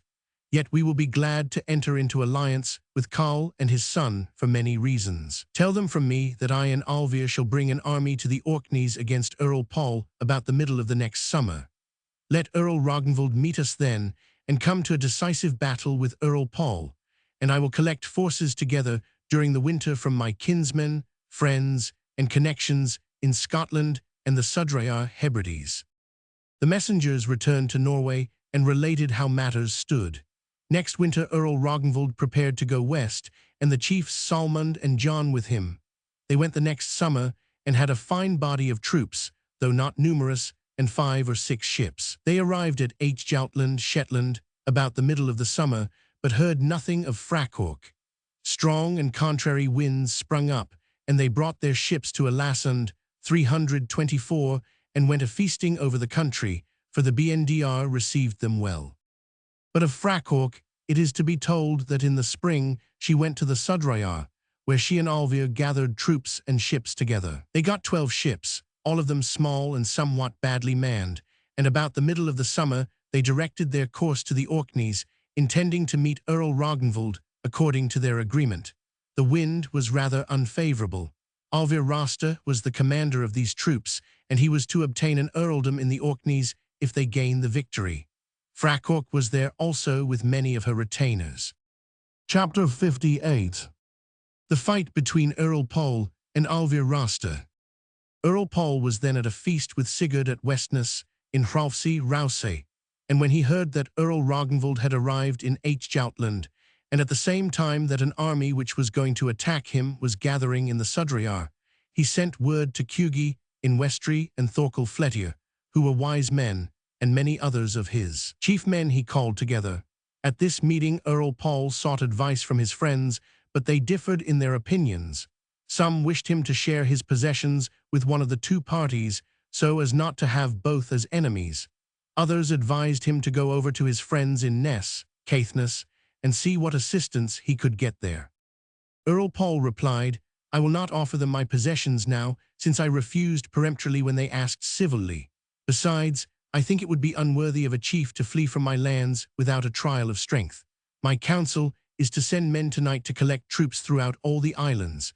Let us then go to meet Earl Ragnvald and have matters decided between us before the Sudra men come." Earl Pol's plan was adopted. With Earl Pol there was a man by name Sweyn, called Breastrope, who was his henchman and highly esteemed by him. In the summer he was always on Viking raids, but in the winter he stayed with the Earl. Sweyn was a man of large stature and great strength, swarthy and ill-favored. He was greatly skilled in ancient lore, and had frequently been engaged in outsittings 325. His place was in the forecastle of the Earl's ship. During the night the following chiefs came to Earl Pol: Eyvind, Melbrigdi's son, in a ship fully manned; Olaf, Rolf's son, from Gerse, had another; Thorkel Flettir III, Sigurd the IV, and the Earl himself the fifth. With these 5 vessels they went to Hrolfsi Rous, and arrived there in the evening about sunset. Troops gathered to him during the night, but more ships were not to be had. The next day they were going to sail to Hjotland to meet Earl Ragnvald.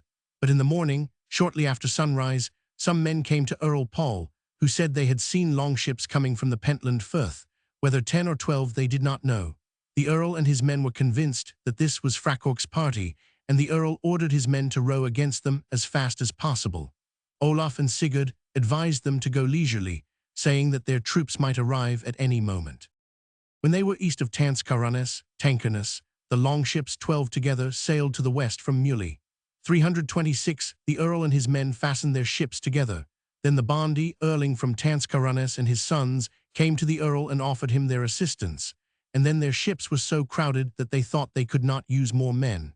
The Earl asked Erling and his men to bring stones to them, until they were prevented by the fighting. When they had prepared themselves, Alvir came up and made the attack with a superior force, but his ships were smaller. Alvir himself had a large ship, which he placed beside the Earl's ship, and there was the severest fighting. 89 Olaf, Rolf's son, attacked the smallest ships of Alvir, and cleared 3 of them in a short time. Alvir attacked the Earl's ships so fiercely that all the forecastle men were driven abaft the mast. Then Alvir urged his men strongly to board, and jumped himself from the quarterdeck to the forepart of the ship, and was the first to board. Sweyn Breastrope was the foremost of all the Earl's men, and fought bravely. When the Earl saw that Alvir had boarded his ship, he urged his men forward, and jumped himself from the quarterdeck to the forepart of the ship. When Alvir perceived this, he grasped a spear, and hurled it at the Earl, who received it with his shield, but fell down on the deck. Then there was a great shout, but in the same moment Sweyn Breastrope seized a huge stone 327 and threw it at Alvir. It hit him in the chest with such force that he was thrown overboard and sank, but his men were able to drag him up into one of their ships, and it was not known whether he was dead or alive. Then some cut the cables and wanted to flee. All Alvir's men were also driven down off the Earl's ship and began to withdraw. At that moment, Alvir recovered and asked them not to flee, but all pretended not to hear what he said. The Earl pursued the fugitives along the east of Hrossi and Roggenvaldsey and into the Pentland Firth, where they parted. Then he returned, and 5 of Alvir's ships remained where they had fought. The Earl took them and manned them with his troops. The battle took place on Friday, but in the night the Earl had the ships made ready, and many troops and 2 longships came to him, so that in the morning he had 12 ships all well manned. On Saturday he sailed to Jutland and took by surprise those that had charge of Earl Ragnvald's ships. He killed the men and seized the ships with all their contents. In 90 the morning Earl Ragnvald had news of this, and his men gathered together, and a great many of the BNDR. Then they went down to the beach and challenged Earl Paul and his men to come on shore and fight. Earl Paul did not put much faith in the Jutlanders and would not go on shore, but he told them to take ships, and then they might fight. Earl Ragnvald saw, however, that they could get no ships in Jutland, such as would give them any chance, and they parted thus as matters stood. Earl Paul and his men went back to the Orkneys, but Earl Ragnvald and his men remained in Jutland during the summer. In the autumn, they went back to Norway with some merchants, and it was thought their expedition had come to a most ridiculous end. When Earl Ragnvald came to the east, he saw his father Karl, who asked him whether he was dissatisfied with his expedition. He replied that the result had brought little honor to himself. Karl replied, "I do not think so. I think a great deal has been done, since the Jutlanders are your friends, and the journey was better than staying at home." Ragnvald replied, "If you praise this journey, then you are either more indifferent about my case than I thought, or you see something in it which I do not perceive. I should wish very much to have your counsels, and that you would go with us yourself." Karl replied, "I shall not do both, call everything easy for you, and come nowhere near myself, but I think I shall hold fast to my own plans, so that there is no prejudice to your honor." Ragnvald replied, "I will gladly follow your counsels." Karl replied, "First, I advise you to send word to King Harald and other friends of yours, and ask them to give you men and ships to go to the west in the spring. But during the winter, we ourselves will collect all the forces we can, and then try a second time whether we can gain possession of the islands or find our graves there." "I have made up my mind," said Earl Ragnvald, "not to make another journey like that we made just now, and I think that most of us who went are of the same mind." Chapter 59. Earl Ragnvald's plans. Earl Paul went back to the Orkneys after having taken the ships of Earl Ragnvald. He had gained a great victory and feasted all his friends and vassals.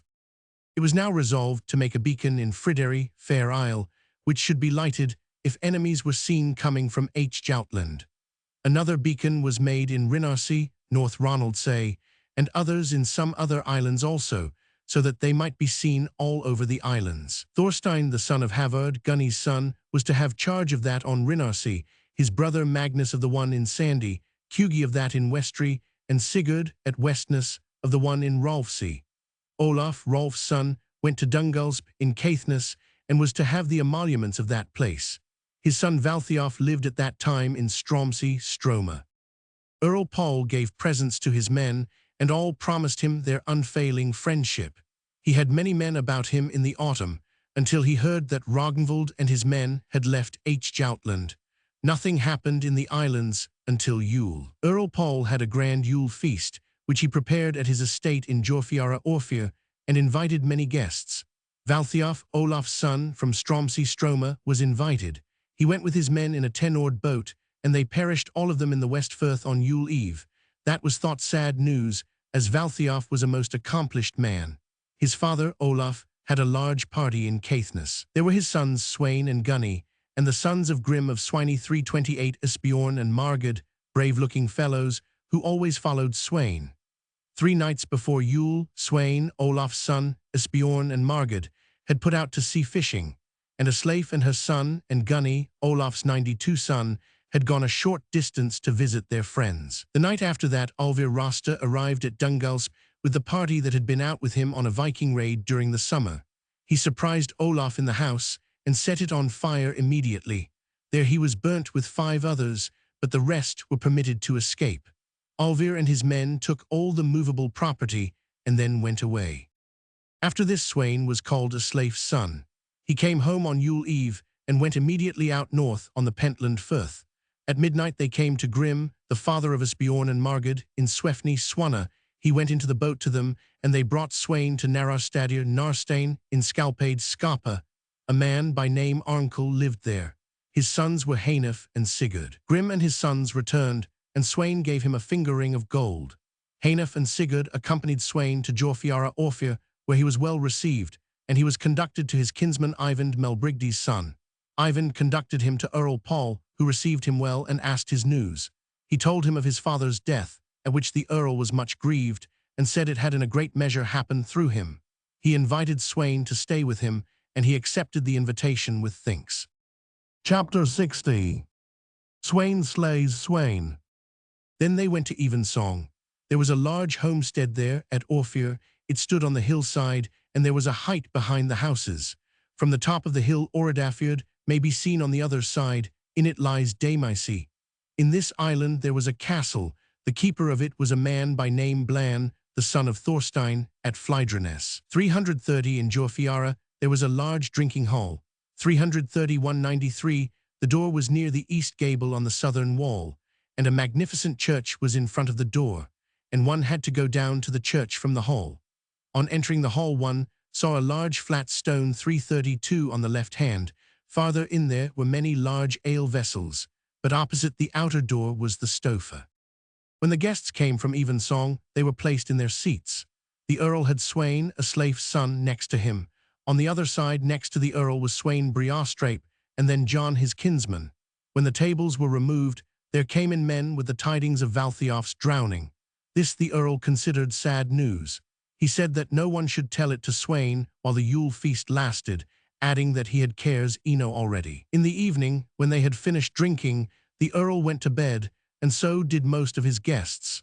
Sweyn Briarstrape went out and sat out all night, as was his wont. In the night at midnight, the guests arose and heard Mass, and after high Mass, they sat down to the table. Eyvind Melbrigdi's son shared the management of the feast with the Earl, and did not sit down to the table.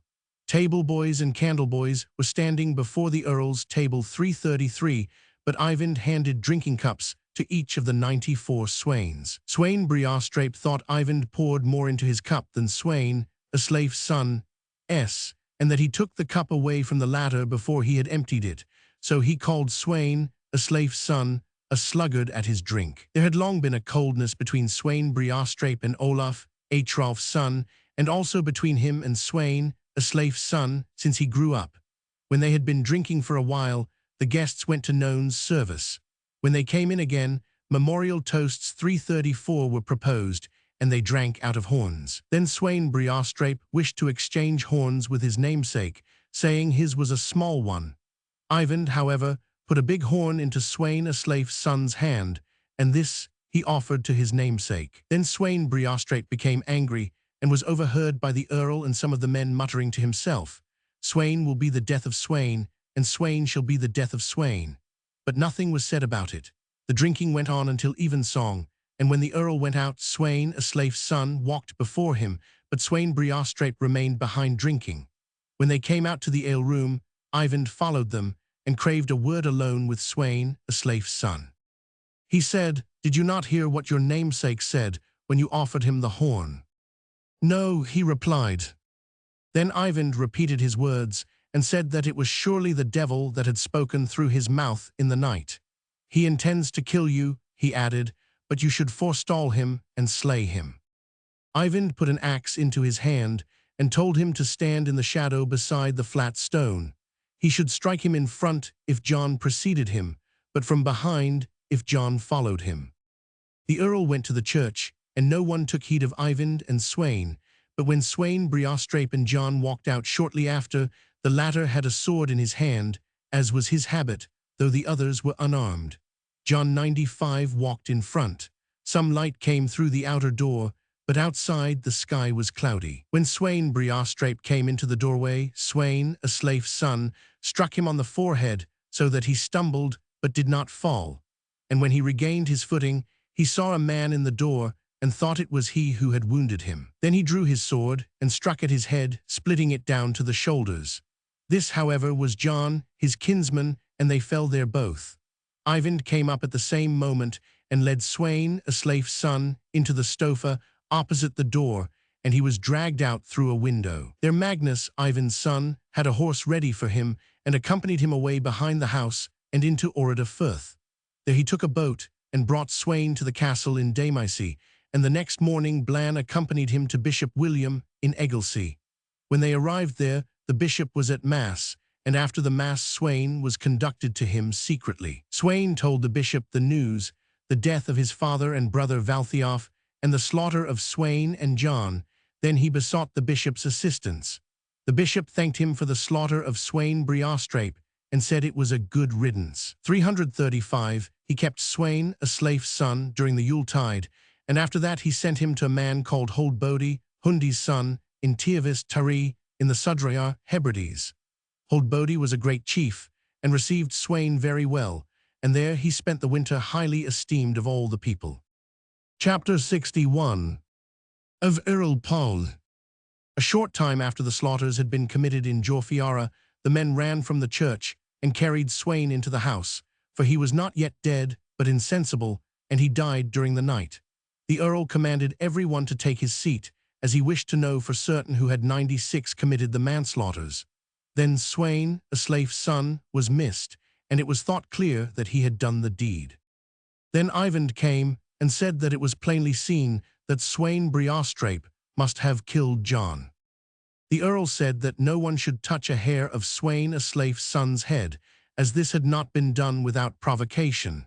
But if he avoids meeting with me, he said, he will harm himself by so doing.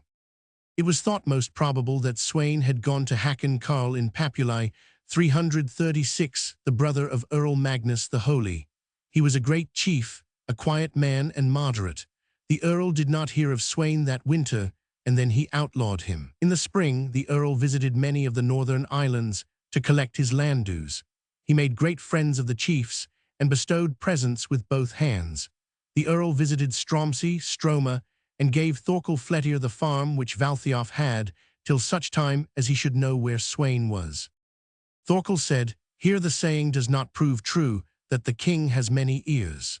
Although you are an earl, I think it strange that you have not heard of Sweyn, for I knew immediately that Bishop William had sent him to Holdbodi, Hundi's son, in the Sudrayar, and there he has been all winter." The Earl replied, "What shall I do with a bishop who has acted thus?" Thorkel replied, "The bishop should not be blamed for this in critical times like these, and you will need all your friends if Ragnvald and his men come from the east." The Earl said that was true. From Stromsey he went to Rinarsey and received an entertainment from Ragna and her son Thorstein. Ragna was a wise woman. She and her son had another farm in Papi. The Earl spent 3 nights there, as he was prevented by weather from going to Cugi in Westry. The Earl and Ragna spoke of many things. 97, she said to him, "There was no great loss in Sweyn Briarstrape, although he was a brave warrior, for he brought on you the hatred of many.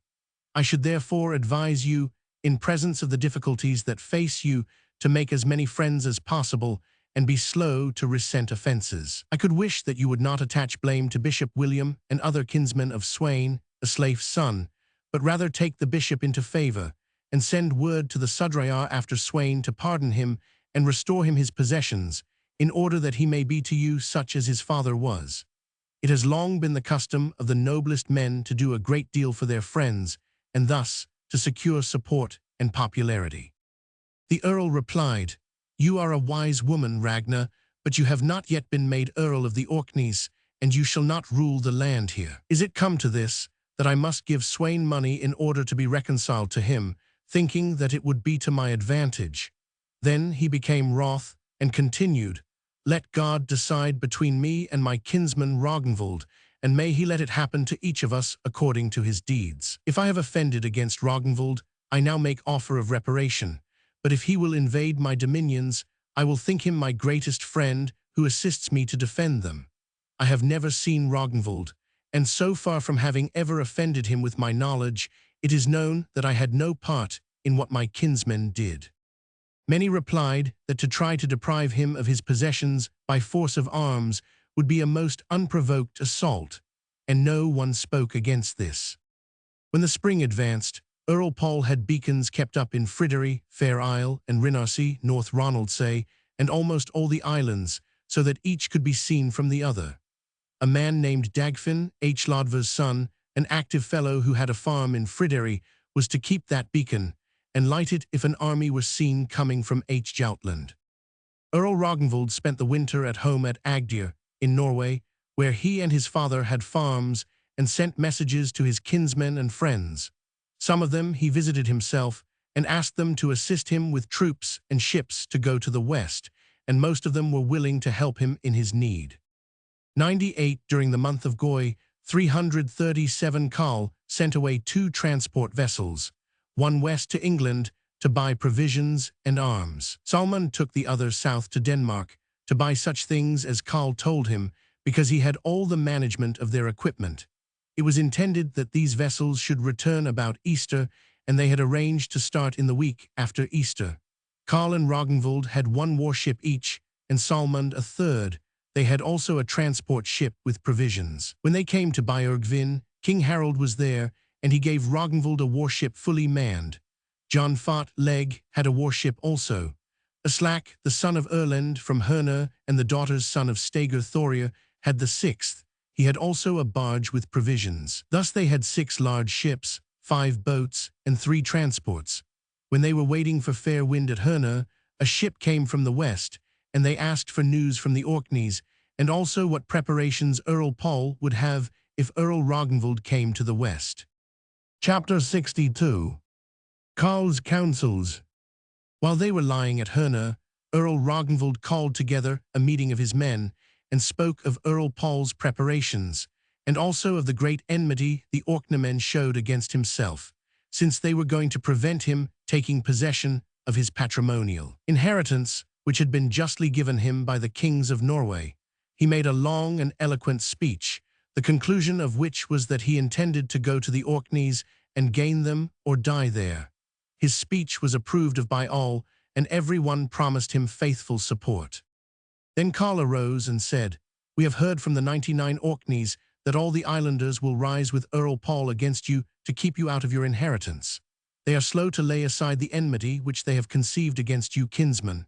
Now it is my counsel to seek for help where it is likely to be had effectually, and to pray that he may permit you to enjoy these possessions to whom they rightly belong, namely, the holy Saint Magnus, your mother's brother. It is my wish that you should make a vow to him, that he may grant you your patrimony and his inheritance.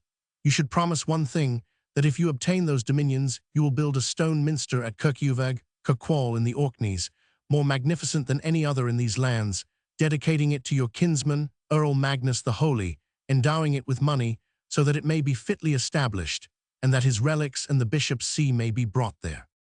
Every one thought this good advice, and the vow was made and confirmed. Then they stood out to sea and had a fair wind. They landed in H. Joutland, and the inhabitants there, as well as the Norwegians, were glad to see each other. The H. Joutlanders were able to tell them much from the Orkneys, and there they stayed for some time. Chapter 63. Of Karl and Uni. Uni, who has been mentioned before, and who was an accomplice in the slaughter of Brynjolf, was now advanced in years. Once Karl said to him, "What plan would you propose, Uni, in order to get the beacon in Frideri discontinued, or how would you manage to prevent it from being lighted a second time? I put this question to you, because I know you are more ready-witted than most others here present, although here are men of more distinction." Uni replied, "I am not a man of invention, and I do not wish the expedition to be made according to my plans. I would rather choose to come afterwards, for then I should follow my own devices." 100 shortly after, Karl had many small boats made ready and directed their course to the Orkneys. No chiefs took part in this expedition, except Karl. When they had gone so far that they thought they could be seen from Fridery, Karl had the sails spread on all the boats, but ordered his men to row backwards, in order that their speed might be as slow as possible, although the wind was right astern. The sails were at first hauled to the middle of the masts only, but afterwards higher, as if they were coming nearer to the island. Karl said, "These maneuvers will be seen from Fridery as if the boats were approaching nearer. They will then perhaps light the beacon, but they will go themselves to Earl Paul to tell him the news." So when the beacon in Fridery was seen, Thorstein, Ragnar's son, lighted the beacon in Rinarsey. Then the beacons were lighted one after another in all the islands, and all the BNDR went to the Earl, and there was a great gathering of men. When Karl saw the beacon burning, he ordered his men to turn back, saying that this would now cause dissensions among their enemies. This done, Karl went back to Jutland and said to Uni that he should now carry out his scheme. Uni took with him 3 Jutlanders, and they took a 6-oared boat, some provisions, and fishing tackle. They went to Fridery. Uni said he was a Norwegian, but had been married in Jutland and had sons there. He further said that he had been robbed by Earl Ragnvald's men and spoke very ill of them. He took a house there, but his sons went out fishing, and he stayed at home himself and took care of the fish they caught. He entered into conversation with the men of the island and became familiar with them and was well liked. Chapter 64 of the Orkneymen. When Dagfinn had lighted the beacon, he went to Paul, as has been mentioned before. All the Earl's leading men came to him also. A watch was kept for Ragnvald's 101 movements, and it was thought strange that he nowhere appeared. Still, the troops were kept together for 3 days. Then the islanders began to murmur, saying that it was great foolishness to light beacons when fishermen were seen in their boats. Thorstein, Ragnar's son, was blamed for having lighted the beacon in Rinarsey. He replied that he could do nothing but light his beacon when he saw the blaze in Fridery, and said that this had all happened through Dagfinn. Dagfinn replied, "People come more frequently to harm through you when you cannot blame me for it." Thorstein told him to be silent, and leapt up with an axe and dealt him a heavy blow. Then each man seized his weapons, and there was a fray. This was in Hrossey, not far from Kirkjuvag. Sigurd from Westness, and his son Hakon Klo and Brynjolf took part with Hlodver, Dagfinn's father, but Thorstein was aided by his kinsmen. Then the Earl was informed of what was going on, and it was a long time until he could part them. Hugi of Westry made a long speech and said, "Do not disgrace the Earl by fighting among yourselves. Ere long you will need all your men. Let us take care then not to be disabled or at enmity among ourselves. This has probably happened according to the designs of our enemies, and has been a device of theirs to destroy the beacons in this way. Now they may be expected every day, and let us make our plans accordingly." Dagfinn said, "No one has had any evil intention in this, but we have acted with more thoughtlessness than we ought to have done." Hugi guessed the whole truth, and spoke many wise words about it. At last, they both agreed that the Earl should judge between them, and it was resolved to disperse the gathering, and the people went home. A man by name Eirik was now appointed to take charge of the beacon in Fridery. When Uni had stopped there a short time, he came to Eirik and said, "Would you like me to take care of the beacon? I have nothing else to do, and can give it my undivided attention." Eirik accepted his 102 offer, and when no one was near, Uni poured water over it, and made it so wet that it could not be lighted. Chapter 65 the beacons of the Orkneys destroyed. Earl Ragnvald and his men said they would wait until the tidal currents were met by an east wind, for then it is hardly possible to go from Westry to Hrossey, but with east wind one can sail from Jutland to Westry. For this, Ragnvald and his men waited, and came one Friday evening to Hafen, 338 in Westry, to Helgi, who dwelt there. No beacons could be lighted, for when the sails were seen from Fridery, Eirik prepared to go to Earl Paul, and sent a man to Uni to light the beacon, but when he came there Uni was away. When the man tried to light the beacon himself, it was so wet that it would not burn. When Eirik heard this, he knew what was the matter, and went to Earl Paul and told him. When Earl Ragnvald had arrived in Westry, the islanders ran together. Helgi and Hugi put themselves at their head, and their first plan was to try to make peace with the Earl, and their dealings ended in such a way that the Westermen submitted to Earl Ragnvald and swore him oaths of fealty. Chapter 66. Ragnvald rules the Orkneys. On Sunday, Earl Ragnvald had Mass celebrated there in the village 339. As they were standing outside the church, they 103 saw 16 men approaching unarmed and with their hair close cut. The Earl's men thought their dress singular and spoke among themselves of who they might be. Then the Earl made a ditty. 16 have I seen together, with a small tuft on their foreheads. Surely these are women coming, all without their golden trinkets. Now may we of this bear witness. In the west here all the maidens, wear their hair short, that Isle Elon 340 lies out in the stormy ocean. After Sunday, Earl Ragnvald's men visited the neighboring districts, and all the people gave in their submission to the Earl. One night in Westry, the Earl's men became aware that the islanders were holding a secret meeting to devise some treachery against Earl Ragnvald. When the Earl heard of it, he rose and went to the place of meeting. When he came there, his men had beaten many of the islanders and had taken Farmer Hugi and put him in fetters, saying that he was the author of all these proceedings. Hugi pled his cause eloquently, and many put in a word for him and protested his innocence with him. Then the Earl sang. 104 I can see the crooked irons fastened round the legs of Hugi. Stray thou canst not in thy fetters. Old man, fond of making night trips. Now you must not hold night meetings, and must keep the peace established. Hugi, all your tricks are hindered, and your oaths you must keep sacred. The Earl pardoned them all, and they renewed their compact. Chapter 67. Of Earl Ragnvald and Paul. After Earl Ragnvald's arrival in the Orkneys, and when many had submitted to him, Earl Paul held a meeting in Hrossey with his men for consultation. The Earl asked their opinion of what was to be done in these difficulties. There were considerable differences of opinion. Some advised Earl Paul to share his dominions with Earl Ragnvald, but most of the more powerful men and BNDR wished to buy Ragnvald away with money and offered their means for that purpose. Others were for fighting, as they said that this had been the successful way before.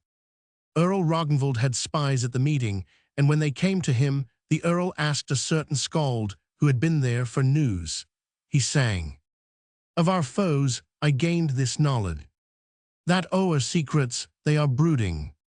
From the meeting of the BNDR has the great chief heard the tidings, that among the powerful feeders of the wolves the wish prevails that all your ships should leave the islands, and that Paul should rule the land here. Then Earl Ragnvald sent men to see the bishop, and asked for his intervention. He also sent for Thorstein, Ragnar's son, and Thorstein, Havard's son, in Sandy, and requested them to try to make peace between him and his 105 kinsmen. The bishop procured a fortnight's truce, in order that they might endeavor to establish a more lasting peace.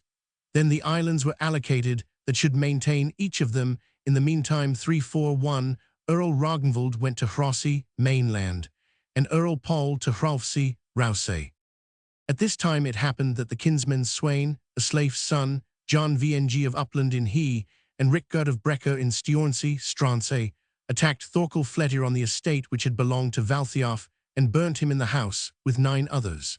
After that they went to Earl Ragnvald, and told him that they would go to Earl Paul with the whole body of their kinsmen if he would not receive them, but he did not turn them away. As soon as Haflidi, Thorkel's son, heard of his father's burning, he went to Earl Paul, who received him well.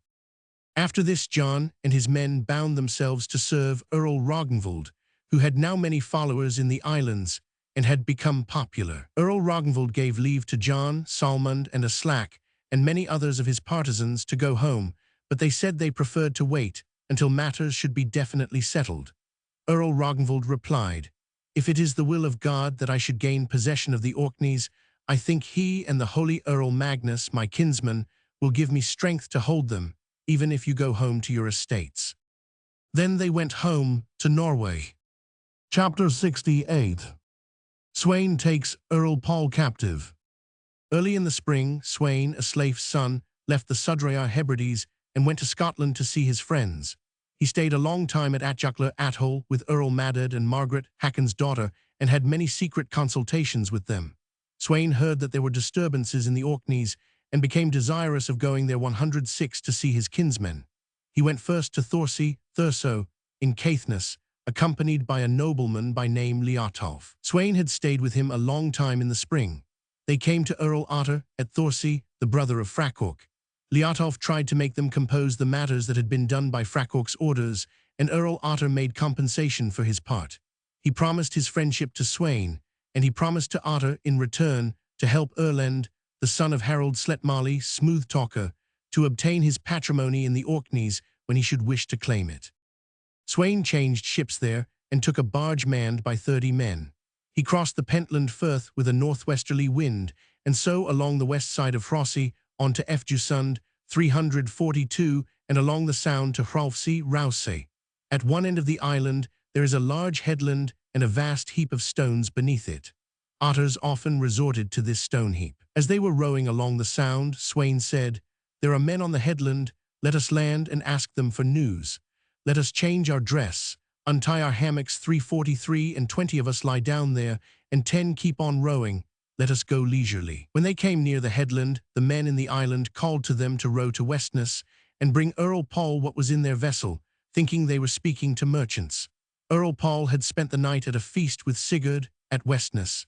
He had been early up in the morning, and 20 men had gone south on the island to catch otters, which were in the stone heap beneath the headland. They were going home to get a morning draught. The men in the barge rowed near the land. They asked the men on shore about all the news, and were asked what news they brought, and whence they came. Sweyn's men also asked where the Earl was, and the others said he was on the stone heap there. This was heard by Sweyn and those that lay hid with him in the skin bags. Sweyn told them to row to land, where they could not be seen from the headland. Then he told his men to get their weapons and slay the Earl's men wherever they found 107 them, and so they did. Sweyn's party killed 19 men and lost 6. They seized Earl Paul with violence and brought him on board their ship, and stood out to sea, returning by the same way by the west side of Hrolfsi, and through the channel between He and Grimsey, and then by the east of Svelga, 344 thence to Bredafjord, the Moray Firth, until they came to Ekjalsbaki. 345, there he left his 108 ship with 20 men, and continued his journey until he came to Earl Maddad 346, and Margaret, Earl Paul's sister, at Atjokla Atoll.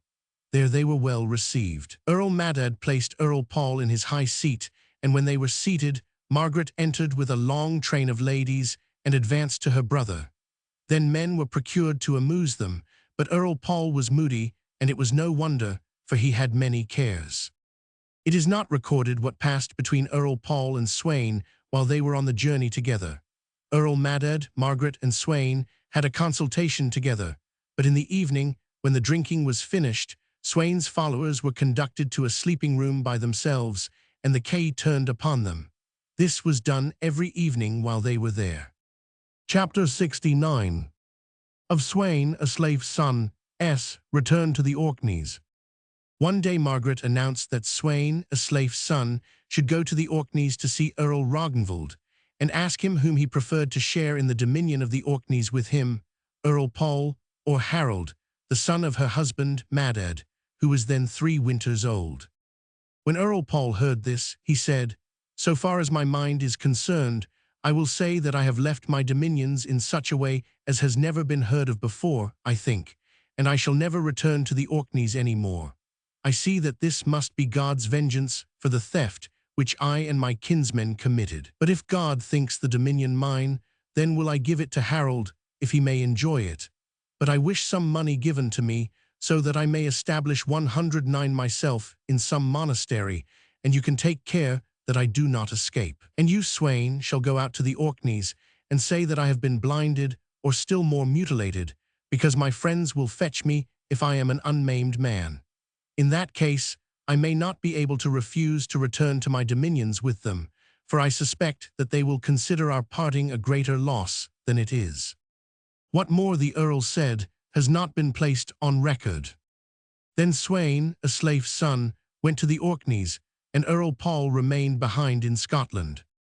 This is how Sweyn related these matters, but some men tell the story in a way by no means so creditable to those concerned, namely, that Margaret induced Sweyn, a slave's son, to blind her brother Earl Paul, then threw him into a dungeon, and subsequently induced another man to put him to death. We do not know which of these two statements is the more correct, but it is well known that Earl Paul came never again to the Orkneys, and that he had no dominions in Scotland. Chapter 70 of Earl Ragnvald and Sweyn, a slave's son. It happened at Westness, when the Earl did not come home, that Sigurd sent men to search for him. When they came to the stone heap, they saw the slain, and then they thought the Earl had been killed. They went home and told the news. Sigurd went immediately to examine the bodies, and they recognized 19 as the Earl's men, but 6 they did not know. Then Sigurd sent men to Egilsey, to the bishop, to tell him the news. He went immediately to Sigurd.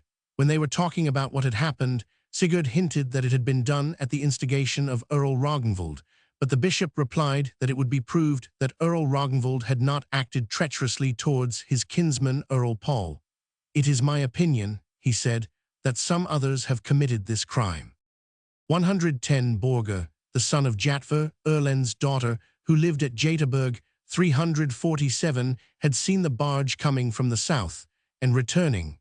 When this was heard, it was believed to have been done at the instigation of Frakork and Alvir.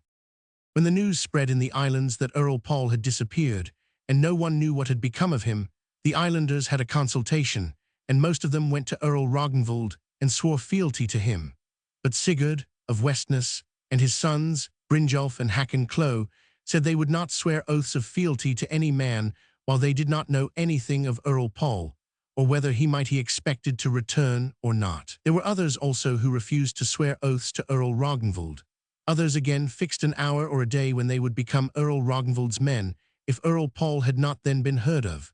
But when Earl Ragnvald saw that he had to do with many powerful men, he did not refuse peremptorily anything which the people asked. And as the time passed, he had frequent meetings with the inhabitants, and at each of them some submitted to him.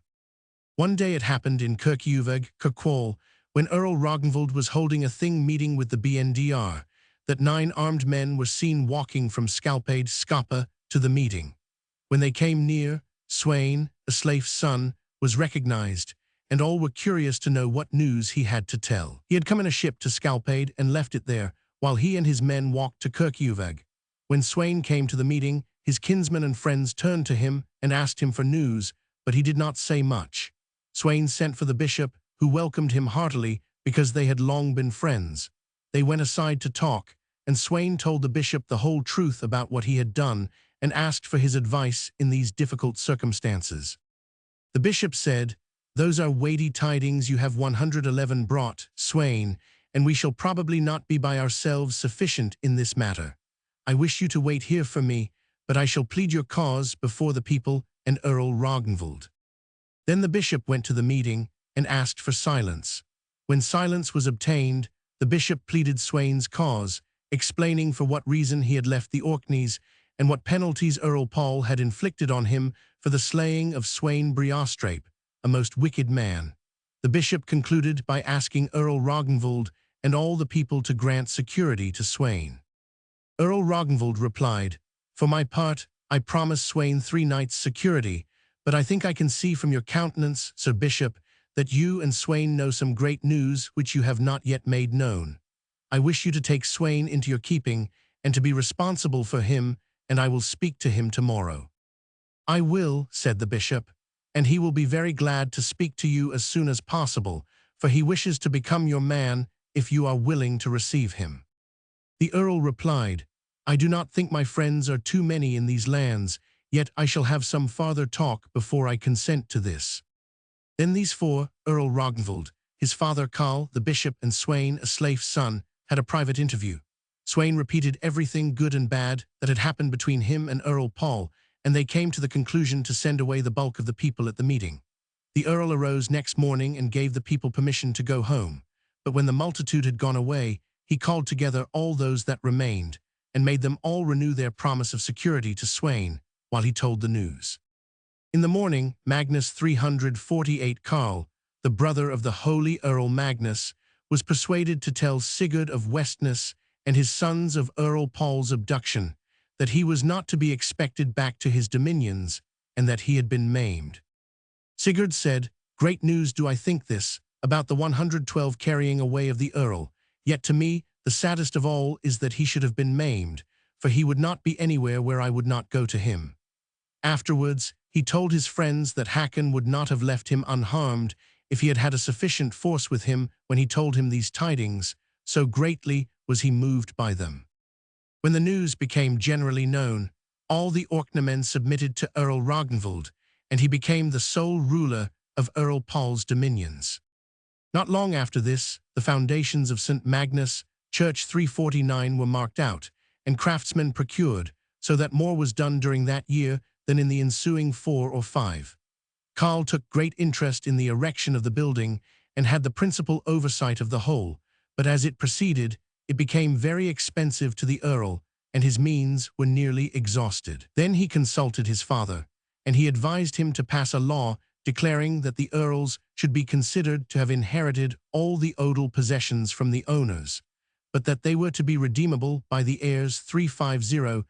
This was considered a great hardship. Then Earl Ragnvald called a thing meeting and proposed to the BNDR that they should purchase the odal possessions so that it would not be necessary to redeem them afterwards, and an agreement was made with which all parties were satisfied. It was to this effect that they should pay the earl 1 mark, 8 ars of silver for each plough's land all over the islands. From that time, there was no want of money to build the church, and it was made a magnificent structure. Chapter 71. Bishop John arrives from Scotland. When Earl Ragnvald had ruled the Orkneys 2 winters, he had a Yule feast at his estate called Narrowstadir. 351, the 6th day of Yule, a ship was seen crossing the Pentland Firth from the south. It was a fine day, and the earl was outside the house, with many men looking at the ship. There was also a man named Atrolf, the earl's court priest. When the strangers landed, they left the ship, and the earl's men calculated their number to be 15 or 16. 352, in front of them walked a man in a blue cloak, with his hair tucked up under the cap. The lower part of the chin was shaved. 353, but the lips unshaved, and the long beard was hanging down from them. They thought this man somewhat strange, but Atrolf said it was Bishop John from Atjockler Athole in Scotland. Then the earl went to meet them, and gave the bishop a gracious welcome. He placed him in his high seat, but served at the table himself like a waiter. Early next morning, the bishop held a service, and went to Egglesey to see Bishop William. This was the 10th day of Yule. Then both the bishops went with a noble suite to visit Earl Ragnvald, and told him their business.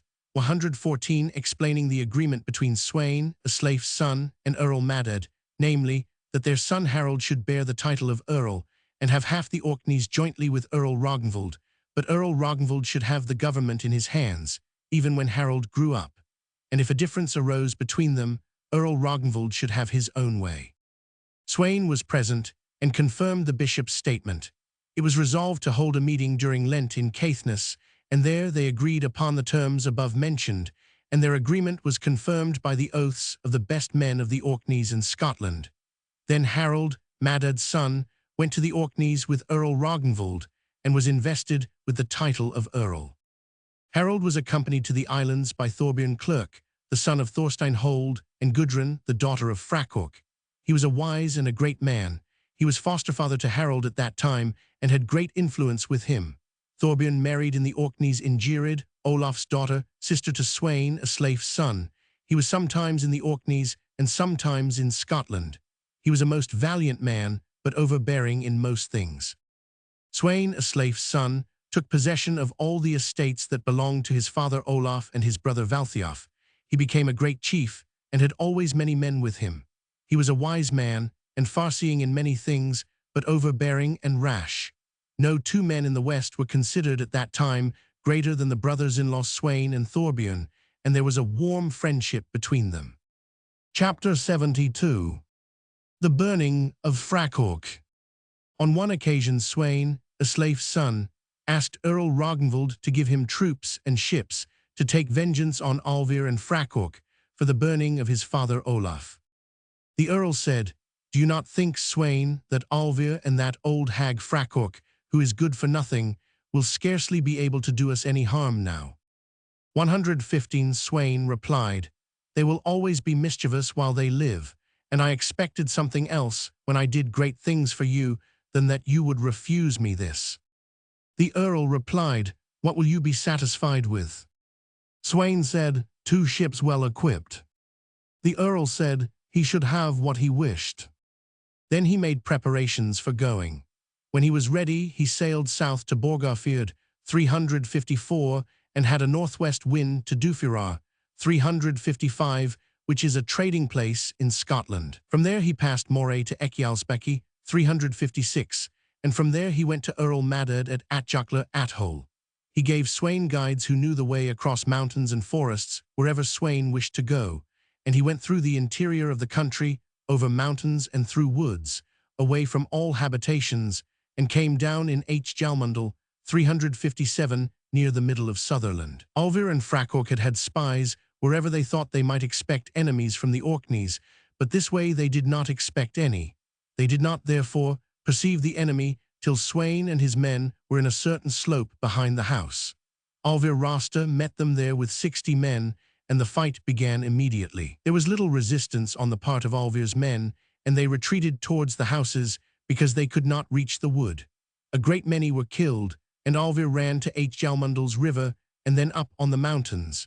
After that he went to Scotland's Firth on 116 the west coast, and from there to the Sudrayar Hebrides, and he is not mentioned further in this saga.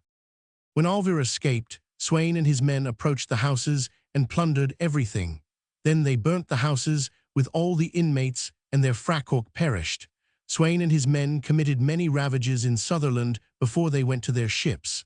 After that, they were out on raids during the summer and ravaged in Scotland. In the autumn Sweyn came to Earl Ragnvald in the Orkneys and was well received. Then he crossed over to Ness Caithness and spent the winter in Dungalsp. At this time Sweyn received a message from Holdbody in the Sudrayar that he should come and help him, because Hold from Bretland had been there, driven him from his estates, and taken much booty. The messenger was named Hrodjart Robert, of English descent.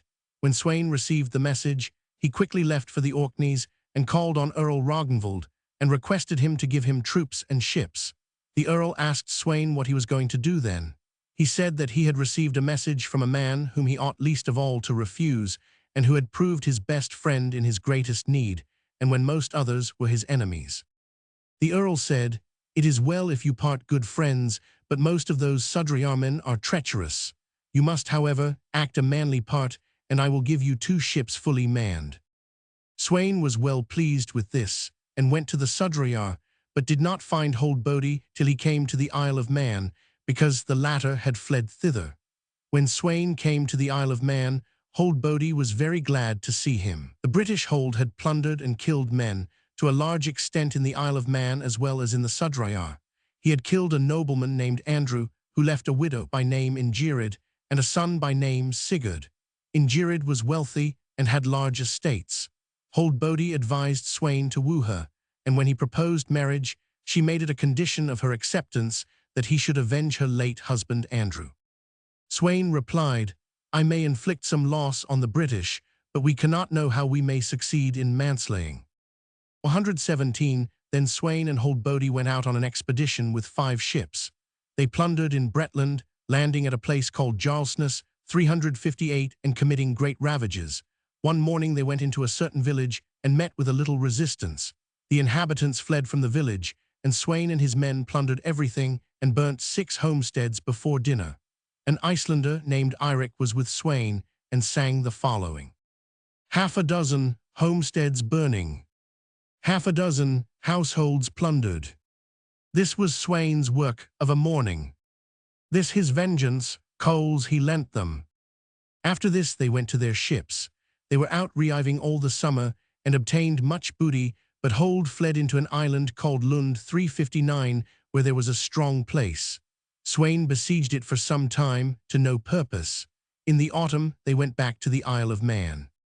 Chapter 73. Of Sweyn and Holdbody's Raids. This winter Sweyn married in Gearid and remained there, greatly honored. In the spring he gathered men together and went to see Holdbody and asked for his assistance, but he excused himself, saying that many of his men were occupied and some on trading trips, so Sweyn got none there. But the truth was that he had secretly made peace with Hold and confirmed their alliance by exchanging presents. Sweyn went out nevertheless with 3 ships, but made little booty in the earlier part of the summer. Later they went south under Ireland and seized a barge belonging to some monks in Sillinga, 360, and plundered it. He made 118 inroads in Ireland in many places, obtained a large booty, and returned to the Isle of Man in autumn. When Sweyn had been a short time at home, he heard a report to the effect that Holdbody was not faithful to him, but Sweyn shrank from believing it. One night in the spring Sweyn's watchmen came to him and said that enemies were approaching them. Sweyn and his men seized their arms and ran out, and saw a great number of men carrying fire to the homestead. Then Sweyn and his men ran to a hill and defended themselves from it. They had a horn 361 which they sounded. The neighborhood was thickly inhabited, and men came flocking to help Sweyn, so that the assailants at last gave way. Sweyn and his men pursued them and killed many in the flight, but many of both sides were wounded before they parted. The chief of the attacking band was Holdbody. He escaped in the flight and did not stop till he came to Lundy Isle. Hold received him well and they remained together. Sweyn went home and kept a large number of his men about him, maintaining a strict watch because he distrusted the Sudreyarmen.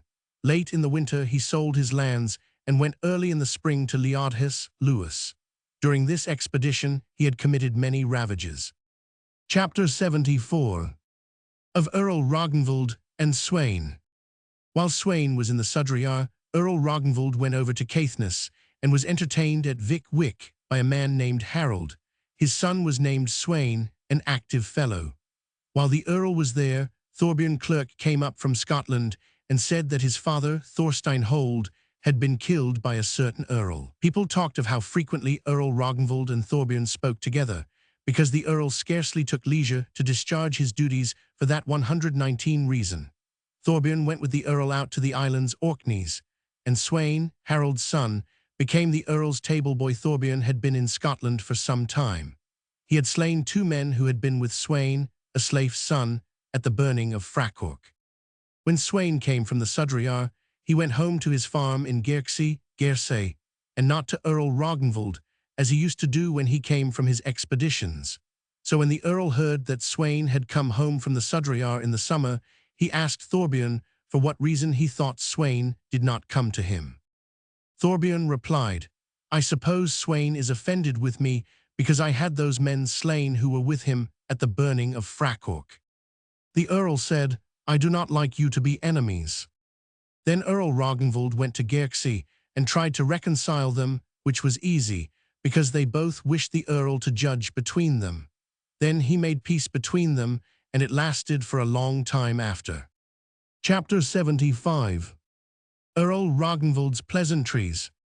At this time there came a certain Icelandic ship to the Orkneys, in which was a man by name Hall, the son of Thorarin Braidmagi, Broad-Waist. He went to Rinarsi, North Ronaldsay, to stay with Thorstein and Ragnar. He became tired of staying there and asked Thorstein to bring him to Earl Ragnvald. They went to see him, but the Earl would not receive Hall. When they came home, Ragnar asked how they had succeeded, and Hall replied by a ditty. "It was to thy own son, Ragnar. Let truth be known among the people.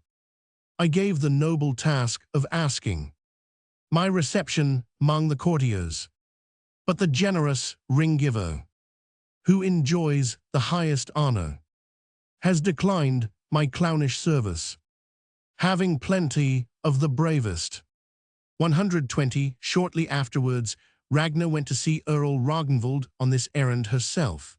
She was so dressed that she had a red headgear of horse's hair, and when the Earl saw her, he sang, "Never did I know before this, how the ladies of the cross-bench deck their heads with finest kerchiefs. If I use the proper language, seems to me that this gold wearer hides the tresses of her hindhead with a chestnut filly's tail locks, and her headdress shows her tempo. Ragnar said, "Now the saying comes true, that few are so wise that they see everything as it is, for this hair is of a horse and not of a mare." Then she took a silken kerchief and wrapped it round her head, continuing, nevertheless, her business with the Earl. He gave her a rather cold answer at first, but became more pleasant as they spoke longer, and she obtained what she wanted, namely, to procure for Hall a place at the Earl's court. He remained a long time with Earl Ragnvald. They made jointly the old meterkey, 362, with 5 verses for each different meter. Afterwards, that was thought too much, and now 2 verses only are made for each different meter. Chapter 76. Of Earl Ragnvald and Sweyn, a Sleif's son. Sweyn, a Sleif's son, is said to have heard that Holdbody had arrived in the Sudrayar. Then he asked Earl Ragnvald to give him troops to avenge himself. The Earl gave him 5 ships, and Thorbjorn Clerk was the commander of one of them, Haflidi, the son of Thorkel Flettir, of another, Dufniel, the son of Havard, Gunny's son, the third, Rickgard Richard, Thorleif's son, the fourth, and Sweyn, a Sleif's son. 121, the fifth. When Holdbody heard of Sweyn, he fled from the Sudrayar. Sweyn and his men killed many people in the Sudrayar and ravaged and burnt far and wide. They obtained great booty, but could not catch Holdbody, and he never came to the Sudrayar after that. Sweyn wished to remain in the Sudrayar during the winter, but Thorbjorn and the others wished to go home, and went in the autumn to Caithness, and arrived at Dungalsp. When they were going to divide their booty, Sweyn said they should all share equally, but that he himself should have a chief's share besides, saying that he had been the chief, and that the Earl had sent the others to his assistance. Besides, he added further that he alone had the quarrel with the Sudrayarmen, while the others had none. Thorbjorn, however, said he did not deserve less than Sweyn, and had not been less a leader than he. They also wished that all the ships' commanders should have equal shares, but they had to submit to Sweyn, because his men were by far the most numerous there on the Ness, in Caithness. Thorbjorn went out to the Orkneys, and told Earl Ragnvald how matters had gone between him and Sweyn, and that they were very much displeased to have been deprived by him of their just proportion of the spoil. The Earl said it would not be only once that Sweyn had turned out not to be an equitable man, yet he would in the end receive retribution for his injustice. But he added, "You shall not quarrel about this. I shall give you as much money of my own as you have lost through him, and it is my will that you do not claim it of him. It will be a good thing if this does not lead to greater difficulties with him."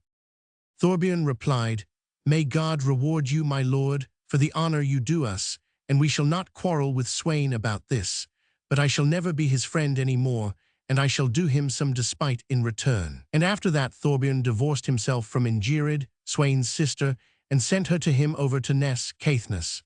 Sweyn received her well, but considered Thorbjorn's conduct a great insult to himself. There was then fierce enmity between them. Then the saying proved true that monsters are best matched together. 122. When Sweyn was in the Sudrayar, he had placed Margud, Grim's son, over his affairs at Dungalsp, and transferred to him the office of deputy or factor, which he held from Earl Ragnvald, but Margud was resentful and overbearing, and became unpopular on account of his violence. Those who were the first objects of his oppression ran to Hrold at Wick, and remained there. From this enmity arose between the two. Shortly after, Margud went south to Wick, on business with 19 men, and before he left he attacked Hrold and killed him and several others. Then he went to Dungalsp to see Sweyn. The latter gathered men together and went to Lamberborg, 363, where he fortified himself. It was a strong place, and there he remained with 60 men and brought thither provisions and other necessaries. The Borg castle was situated on a sea-girt rock, and on the landward side there was a well-built stone wall. The crags ran a long way along the sea on either side. Sweyn and his men committed many violent robberies in Caithness and brought everything into the stronghold and became greatly hated. Chapter 77. Of Sweyn, a Sleif's son's movements. This news came to the ears of Earl Ragnvald, and Sweyn, Hrold's son, and he asked the Earl to help him to obtain redress in this cause, and many supported Sweyn's request. At last Earl Ragnvald crossed over to Ness Caithness, and the following chiefs with him: Thorbjorn, Haflidi, Thorkel's son, and Dufniel, Havard's son. These counselled the most severe measures against Sweyn. They went to Dungulsp, but Sweyn was not there. They heard that he was in Lamberborg, and then the Earl went thither. When they came to the Borg, Sweyn asked who their leader was, and he was told that it was Earl Ragnvald. Sweyn asked him what 123 he wanted. The Earl said he wished him to deliver Margad up to them. Sweyn asked whether he was to receive quarter. The Earl said he would not promise. Then Sweyn said, I have not the heart to deliver Margad into the power of Sweyn, Hrold's son, or of my other enemies who are with you, but I should wish very much to be at peace with you, my lord. Then Thorbjorn Clerk said, Hear what the traitor says, that he would willingly be at peace with his lord after he has plundered his land, and betaken himself to the highways like a thief. You make a bad return to the Earl for all the honor he has done you, and so you will do to all you can. Sweyn replied, You need not say much in this case, Thorbjorn, for no respect will be paid to your words. But it is my foreboding that you will repay him worse for all the honor he has done to you before you part, for nobody will gain good fortune from any dealings with you. Then Earl Ragnvald said that men should not rail at each other. Then they besieged the Borg and cut off all communication, and a long time passed as they could not make an assault. And when the provisions were exhausted, Sweyn called his men together and consulted with them. But they all said, as with one mouth, that they wished to follow his guidance as long as they were able. Then Sweyn said, I think it most disgraceful to starve here and afterwards to surrender to our enemies. It has turned out, as was likely, that our skill and good fortune should fail against Earl Ragnvald. We have tried to obtain peace and security for life, but neither was to be had for my companion Margad. Though I know that the others will be able to obtain quarter, yet I have not the heart to deliver him under the axe. Still, it is not right that so many here should suffer for his difficulties, although I am unwilling to part from him for a time. Then he tied together ropes which they had, and during the night they let Sweyn and Margad down from the Borg into the sea. They swam along the cliffs till they came to the end of them. Then they got on shore and went to Sutherland, thence to Moray, and then to Dufirar. 364, there they 124 met with some Orkneymen in a trading vessel. Hallvard and Thorkel were the commanders, and they were 10 altogether. Sweyn and Margad went on board with them when they were 12 together, and then they sailed south off Scotland until they came to Mear, the Isle of May. There was a monastery, the head of which was an abbot, by name Baldwin 365. Sweyn and his men were detained there 7 nights by stress of weather. They said they had been sent by Earl Ragnvald to the King of Scots. The monks suspected their tale, and thinking they were pirates, sent to the mainland for men. When Sweyn and his comrades became aware of this, they went hastily on board their ship, after having plundered much treasure from the monastery. They went in along Mearcfifjord, the Firth of Forth, and found David, the King of Scots, in Edinburgh. He received Sweyn well and requested him to stay with him. He told the king explicitly the reason of his visit, how matters had gone between him and Earl Ragnvald before they parted, and also that they had plundered in Mear. Sweyn and Margad stayed for a while with the King of Scots and were well treated. King David sent men to those who had been robbed by Sweyn and told them to estimate their loss themselves, and then of his own money he made good to everyone his loss. King David proposed to Sweyn to bring his wife from the Orkneys and to bestow upon him such honors in Scotland as he might be well satisfied with. Sweyn declared all his wishes to the king. He said it was his wish that Margad should remain with him, and that the king should send word to Earl Ragnvald to be reconciled to him. But he said he would himself leave his case entirely to the decision of Ragnvald, adding that he was always well pleased when there was friendship between them, but ill at ease when they were at enmity. King David replied, I suppose this earl is a good man, and you value nothing except what comes from him, since you prefer the risk of surrendering yourself to his good faith and refuse my offers. 125 Sweyn said he would never give up his friendship, yet he asked the king to grant him this, and the king said it should be as he wished. King David sent men to the Orkneys with presents and a message requesting that the earl would make peace with Sweyn. Then Sweyn went north to the islands, and Margad remained behind with the king. King David's messengers went to Earl Ragnvald, who received them well, and also the presents, promising peace to Sweyn. Then he was fully reconciled to Sweyn, who now returned to his estates. Chapter 78. Earl Valthiof's death. When Sweyn and Margit had left Lamberborg, 366, those that were in the fort, resolved to surrender it to Earl Ragnvald. He asked them what they knew last of Sweyn and Margit, and they told the truth. When the Earl heard it, he said, "To tell the truth, Sweyn has no equal among those that are now with us, and such feats are both brave and hardy, but I will not abuse my power over you, although you were involved in these troubles with Sweyn. Every one of you shall go home in peace as far as I am concerned." The Earl went home to the Orkneys and sent Thorbjorn Clerk in a ship with 40 men south to Breiðafjörð, the Moray Firth, to search for Sweyn, but he heard nothing of him. Thorbjorn then said to his men, "Our journey is a strange one. We are all this time wandering after Sweyn, but I have heard that Earl Valthiof, who slew my father 367, is not far off, with but a few men. And if you will attack him with me, I will promise you that I shall not act as Sweyn did, namely, to deprive you of your share if we get any booty, for you shall have all we get, except what you wish to give me, because I think glory is better than booty." Then they went to the place where Earl Valthiof was at a banquet, and surprised them in the house, and set it on 126 fire immediately. Valthiof and his men ran to the door and asked who was the raiser of the fire. Thorbjorn told his name. Valthiof offered compensation for Thorstein's slaying, but Thorbjorn said it was useless to ask for peace. They defended themselves bravely for a time, but when the fire pressed them they ran out. After that their defense was short, because the fire had overcome them. Earl Valthiof fell, and 30 men with him.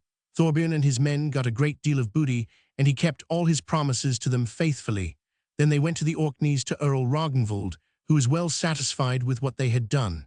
Then there was peace and quiet in the islands. At that time a young man lived in the islands 368 by name Kolbein Hruga Heap, a very overbearing man. He built a fine stone castle 369 which was a strong defense. Kolbein's wife was Herborg, the sister of Hakon Barn Child, but their mother was the daughter of Herborg, Pol's daughter. Their children were Kolbein Karl, Bjarni Skald, Sumar Liddy, Aslak, and Frida. They were all well-mannered. Chapter 79.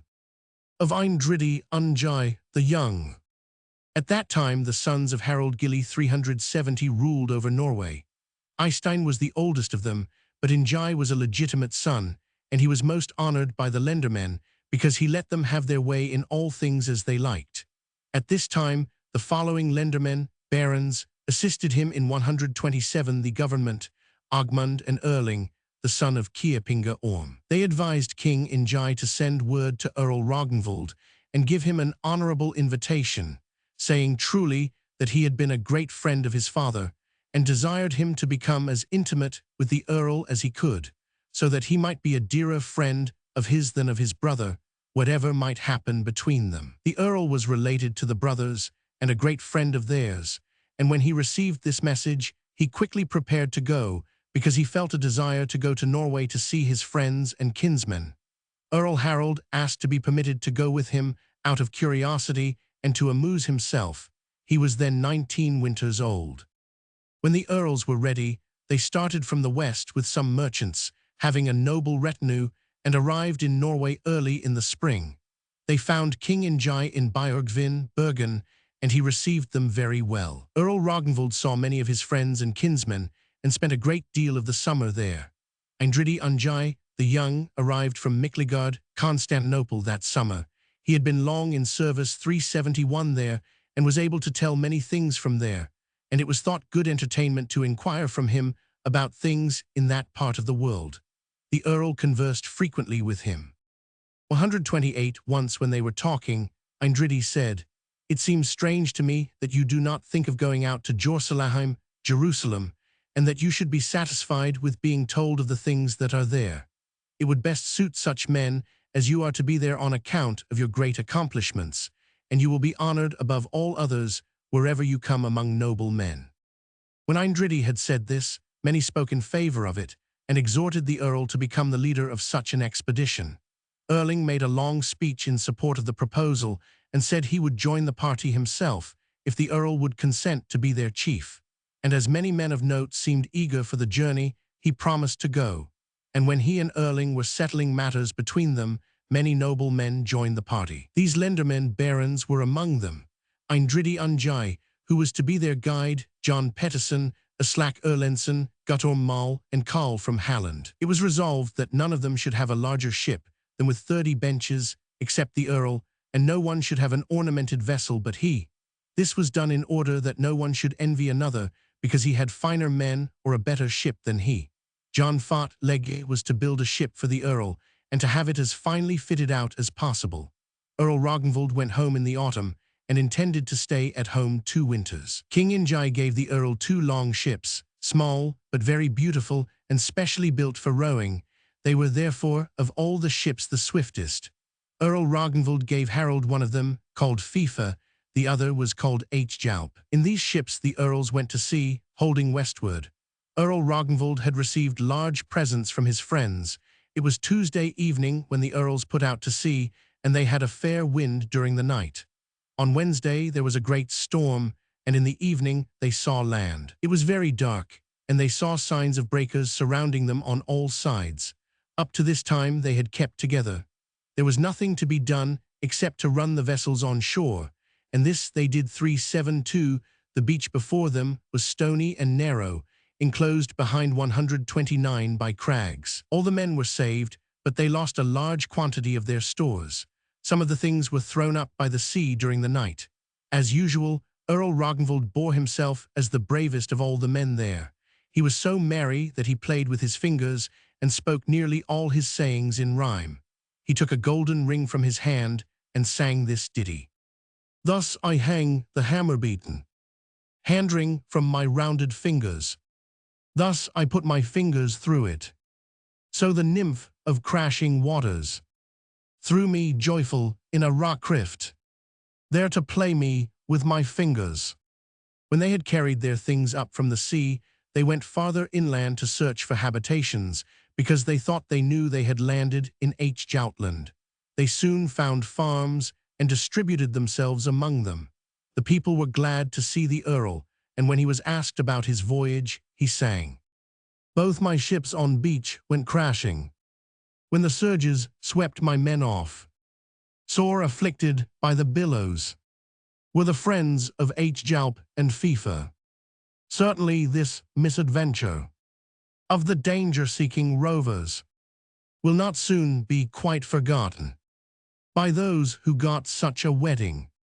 The mistress of the house brought a fur cloak to the Earl, who, stretching his hands forward to receive it, and laughing, sang this ditty. Here I shake a shrunken fur coat. Surely 'tis not ornamental.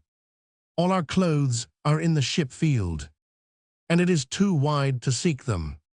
Lately all the young sea-horses left we dressed in splendid garments, as we drove the steeds of mastheads to the crags across the surges. Large fires were made, and there they warmed themselves. 130 a female servant entered shivering all over, and her words were unintelligible on account of her shiver. The Earl said he understood her. Asa, you seem quite exhausted. At a tartar, tease the water. Hudu tudu, where shall I sit? By the fire, 'tis rather chilly. The Earl sent 12 of his men to Einar in Gulberuvik, but he said he would not receive them unless the Earl came himself. When Earl Ragnvald heard this, he sang. Einar said he would give food to none of all the lads of Ragnvald. He himself alone accepted. Empty words I now am talking, for I know that he, the friendly, never failed to keep his promise. Go we in then where the fires are, burning brightly all the evening. The Earl stayed a long time in Hjaltland, and in the autumn he went south to the Orkneys and resided in his dominions. That autumn 2 Hjaltlanders 373 came to him. One was named Armad, a poet. The other was Adi the Little, the son of Glum. He made verses well. The Earl received them both as his men. The Earl had a grand Yule feast, to which he invited guests and gave his men presents. He handed a spear, inlaid with gold, to the poet Armad, shook it at him, and told him to make a song on the spur of the moment. Princely gifts the battle fanner, with no niggard hand distributes. Skaldic honors are not measured by the gifts bestowed on others. The defender of his country, and the best of all commanders, with his own hand brings to Armad this blood candle, golden pointed. One day during Yule, the guests were looking at the tapestry. The Earl said to Adi the Little, "Make a song 131 about the workman's handicraft on the tapestry, and have it made by the time that I have finished my stanza, and use none of the same words that are in mine." The Earl sang. "The old one, on the hangings standing, has a sheath rod on his shoulder. But in spite of all his anger, he will not get one step farther." Adi sang, "For a stroke himself prepares the warrior in stooping posture, where the tapestry is parted. Yet his danger will be greatest. Time it is for ships, commanders, peace to make ere harm does happen." During Yuletide, the Earl entertained Bishop William and many of his chiefs.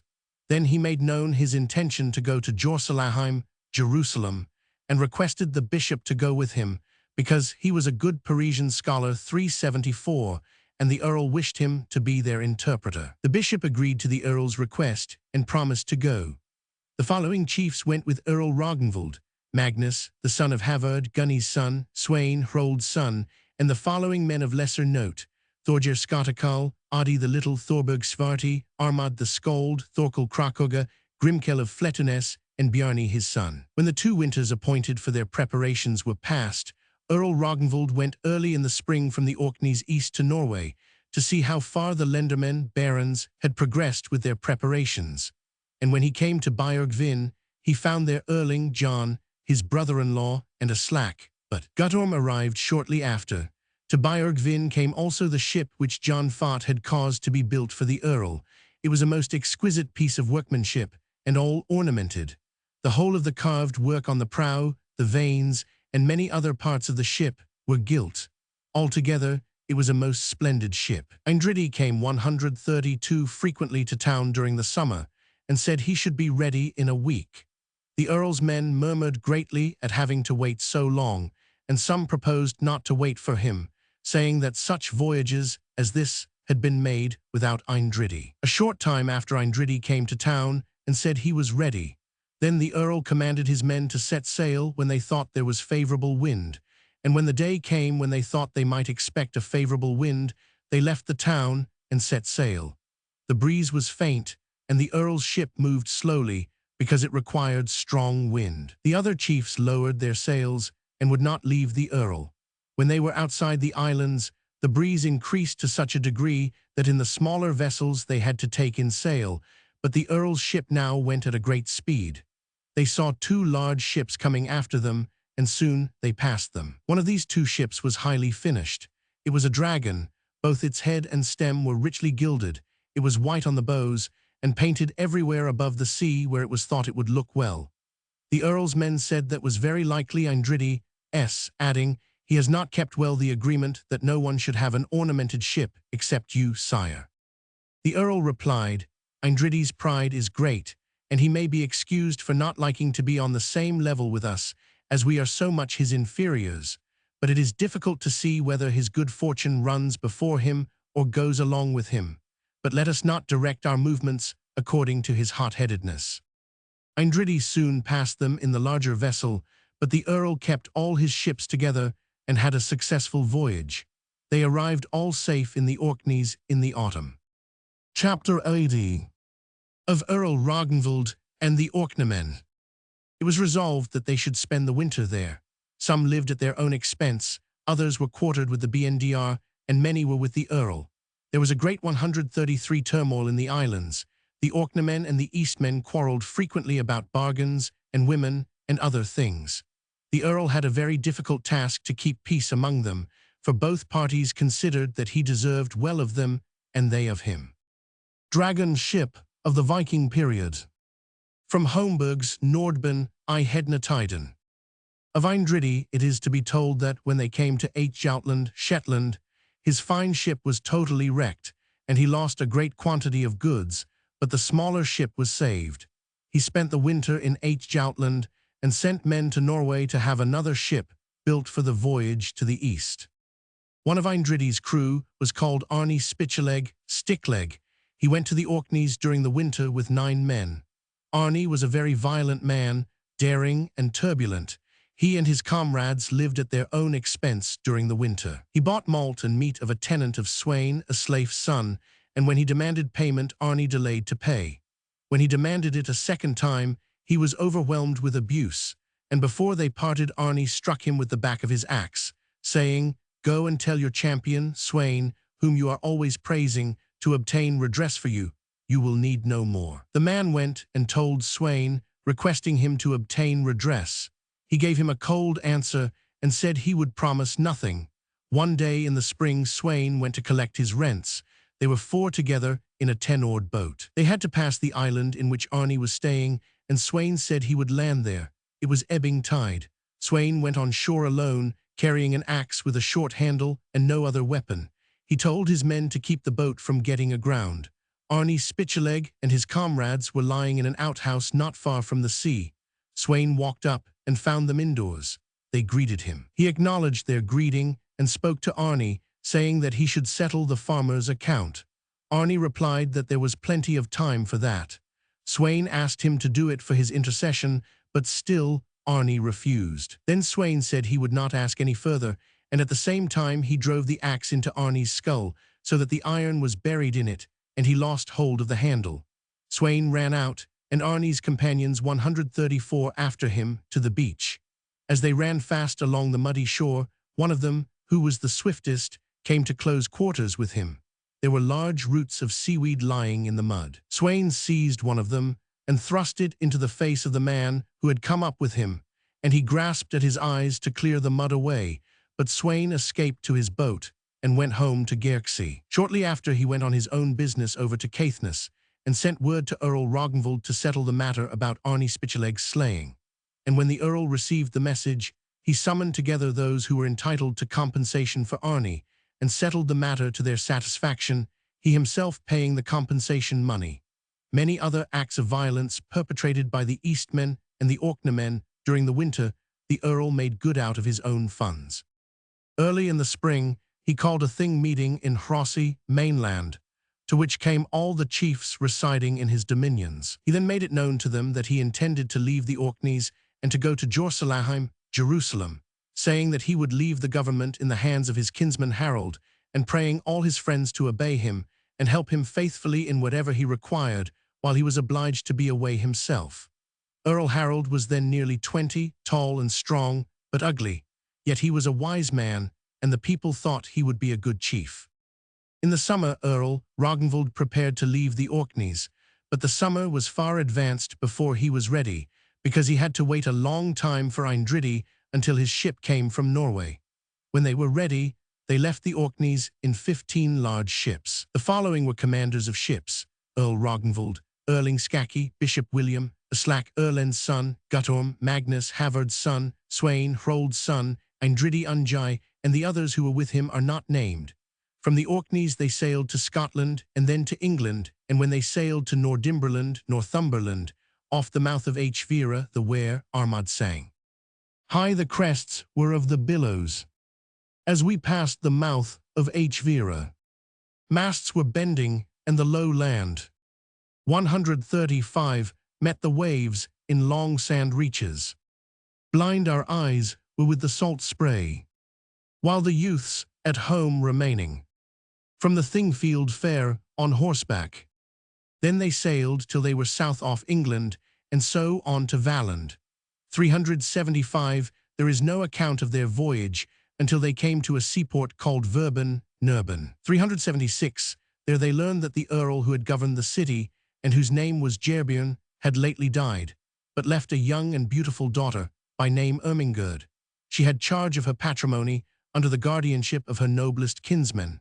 They advised the queen to invite Earl Rognvald to a splendid banquet, saying that her fame would spread far if she gave a fitting reception to noblemen arrived from such a distance. The queen left it to them, and when this had been resolved upon, men were sent to the earl to tell him that the queen invited him to a banquet, with as many men as he himself wished to accompany him. The earl received her invitation gratefully, selecting the best of his men to go with him. And when they came to the banquet, there was good cheer, and nothing was spared by which the earl might consider himself specially honored. One day, while the earl sat at the feast, the queen entered the hall, attended by many ladies. She had in her hand a golden cup, and was arrayed in the finest robes. She wore her hair loose, according to the custom of maidens, and a golden diadem round her forehead. She poured out for the earl, and the maidens played for them. The earl took her hand along with the cup, and placed her beside him. They conversed during the day. The earl sang, "Lady fair, thy form surpasses all the loveliness of maidens, though arrayed in costly garments, and adorned with precious jewels.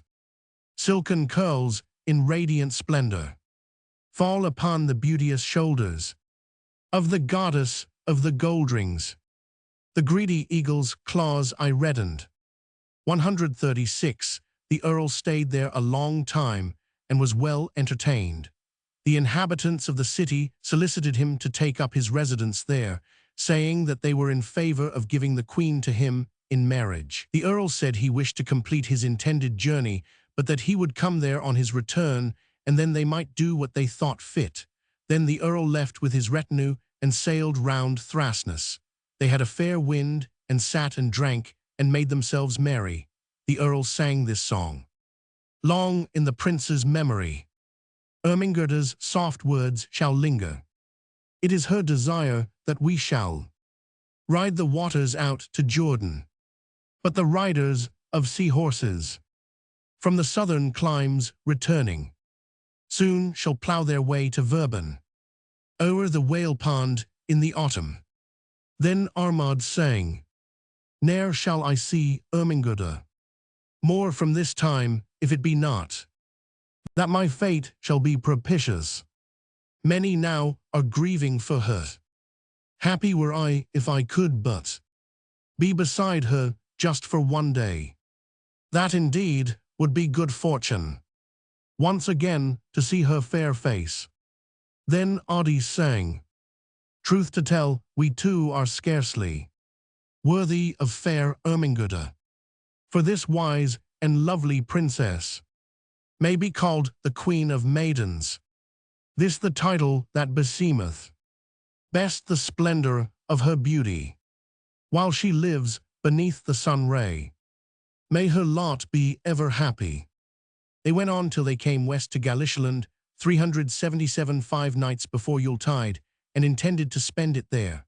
They asked the inhabitants whether they were willing to sell them 137 provisions, but food is scarce in that country, and they thought it a great hardship to have to feed such a numerous host. It so happened that the country was under the rule of a foreigner who resided in the castle and oppressed the inhabitants greatly. He made war on them if they did not do everything he wished, and menaced them with violence and oppression. When the earl asked the inhabitants to sell him victuals, they consented to do so until Lent, but made certain proposals on their part, to wit, that Earl Ragnvald should attack their enemies and should have all the money which he might obtain from them. The earl communicated this to his men and asked them what they would be inclined to do. Most of them were willing to attack the castle, thinking that it was a very likely place to obtain booty. Therefore Earl Ragnvald and his men agreed to the terms of the inhabitants. When the Yuletide was close at hand, the earl called his men together and said, "We have been resting for a while and have not disturbed the men of the castle, and the inhabitants are getting tired of supplying us. I suppose they will think our promise will come to nothing, and it is not manly in us not to try to do what we promised. Now, I wish to hear your advice as to how we are to take the castle, as I know you here are men of great discretion. Therefore I ask everyone here present to state what plan he thinks most likely to succeed." Erling replied to the earl and said, "I will not be silent since you command us to speak, although I am not a man of sage counsels, and those ought rather to be asked who have seen more and are more experienced in such undertakings as Eindridi Unjai. But I suppose we must do here as the saying is, shoot at the bird before we catch it. I may try to give some advice, whatever may be its value. If you and the other ship commanders do not think it a bad plan, we shall today go all of us to the wood and carry 3 bundles of faggots each to the castle, because it appears to me that the lime would not stand well if much heat were applied to it. Let us do this for the next 3 days and see what happens." They did as Erling advised, and when they had finished their work, Yule was close at hand. The bishop would not 138 permit the inhabitants of the castle to be attacked during the Yuletide. The chief inhabiting the castle was named Gudifrey. He was a wise man and somewhat advanced in years. He was a good scholar, had traveled much, and knew many languages. He was a covetous man and overbearing. When he saw what the strangers were doing, he called his men together and said, "The plan adopted by the Northmen seems to me a wise one and likely to do us great harm. We shall see, when fire is applied to the stone wall round the castle, that it is not strong. Moreover, the Northmen are valiant and men of great strength, and we may expect a fierce attack from them if they get an opportunity. Now, I wish to hear your advice about the difficult position in which we are placed." But all his men asked him to do what he thought best. Then he said, "My first plan is to tie ropes together, and you shall let me down over the castle wall. I will dress myself in rags and go to the camp of the Northmen and see what I can ascertain." They did as he told them, and he came to Earl Ragnvald pretending to be a beggar and speaking Valska as they understood a little of it. He walked throughout the camp and begged food. He perceived that there was much jealousy among the Northmen and that they were divided into 2 factions. Eindridi Ungi was the leader of one and the Earl of the other. Gudifrey went to Eindridi and spoke to him. He said that the chief of the castle had sent him there, wishing to form an alliance with him. He expects that you will give him quarter if the castle is taken, and he is more willing to let you have his treasure if you will do this in return than those who wish to have him a dead man. Such things they spoke, and many others, but it was concealed from the Earl, as at first they observed profound secrecy. When Gudifrey had been some time with the Earl's men, he returned to his castle, but they did not remove their property from it, because they did not know whether the attack would be successful, and they could not put faith in the inhabitants. Chapter 81. Earl Ragnvald takes a castle. The 10th day of Yuletide was a fine day, and Earl Ragnvald arose and commanded his men to arm themselves, and summoned them with trumpets to the attack of the castle. They dragged the wood close to it, and heaped up large piles round the walls. Then the Earl gave orders where each should make the attack. He himself with the Orkneymen had the attack from the south, Erling and Aslak from the west, John and Guttorm from the east, and Eindridi Ungi from the north. When they were ready for the attack, they set fire to the wood, and the Earl sang, "Maids in lace and snow-white linen, bring us here the white wines sparkling. Fair to see was Erminggerda, when we met her in our travels. Fair we now to try the castle, with our flaming oaken firebrands. Quickly leaping from the scabbard, gleams the sharp-edged smiter forward." Now they began to attack the castle vigorously, both with weapons and with fire. They shot missiles into it, for that was the only way of attack. The besieged did not stand firm on the walls because they had to guard themselves against the missiles. They poured down burning pitch and brimstone, which, however, did very little harm to the Earl's men.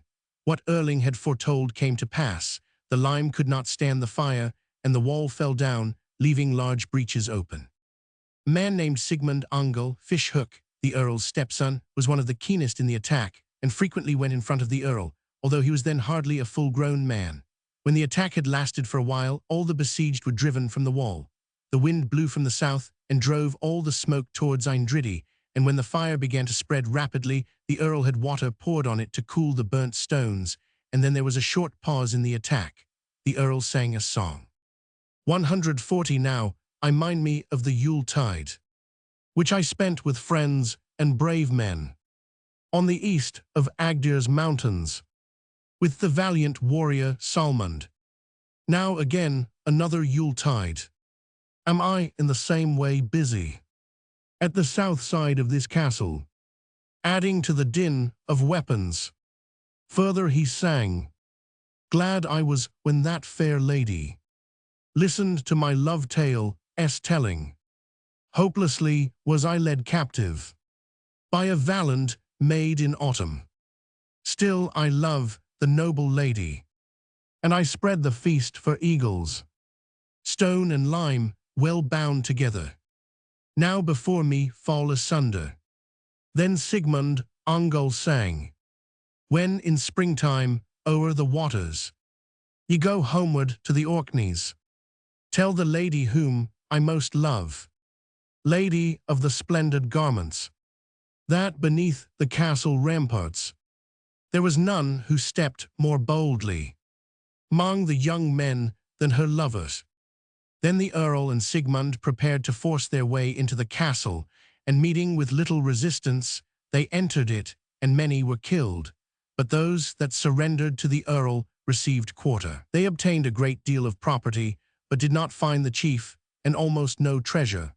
There was a great discussion about the escape of Gudifrey and how he had effected it, and they soon suspected Eindridi Anjai that he had given him the means of escaping, and that he had followed the smoke, and thus gained the forest.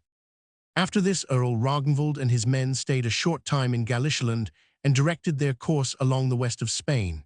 They plundered far and wide in heathen Spainland 378 and obtained great booty. They went into a certain 141 village, but the villagers ran together and offered fight. They made a stout resistance, but fled at last, when many of them had been killed. The Earl sang, "When in Spainland I went fighting, quickly we o'erthrew the foemen. For, when tired of our hard hewing, home they ran to see their sweethearts. All the land was strewed with corpses. Our deeds in song shall now be famous, and my hope is to be worthy of the lovely Ermingerdeth." Then they sailed along the west of Spain and were overtaken by a gale. There they lay at anchor 3 days, and great waves broke over them, so that the vessels nearly foundered. Then the Earl sang, "Here I'm storm-tossed, but undaunted, while the cables hold together, and the tackle of the vessel breaks not as she breasts the billows. I am promised to the fair one, whom we left out in the Northland. Now again there comes a fair wind. Speed we on into the channel."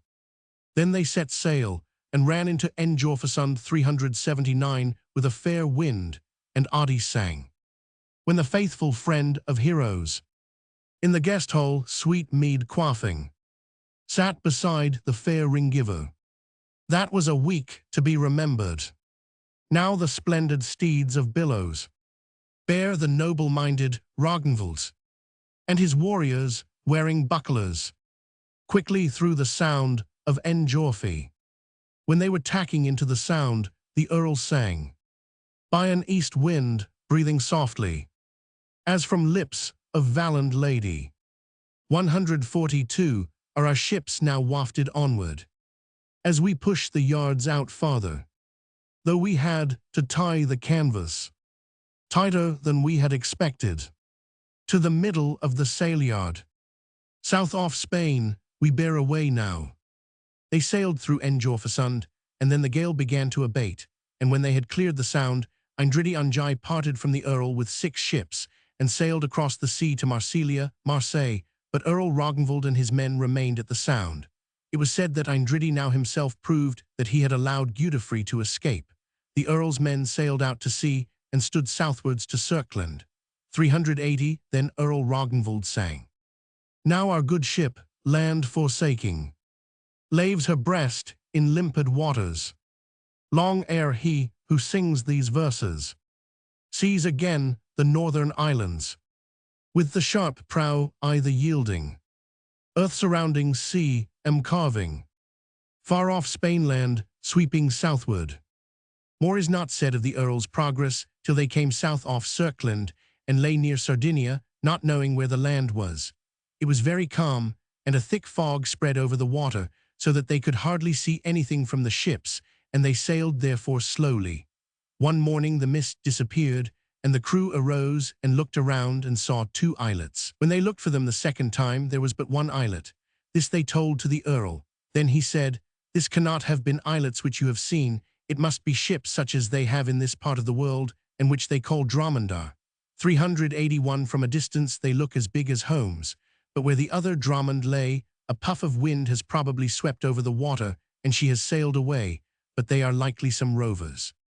143. Then he summoned the bishop and all the ship commanders, and said, "I ask of you, my lord bishop, and Erling my kinsman, whether you see any chance or device by which we may overcome those in the dromond."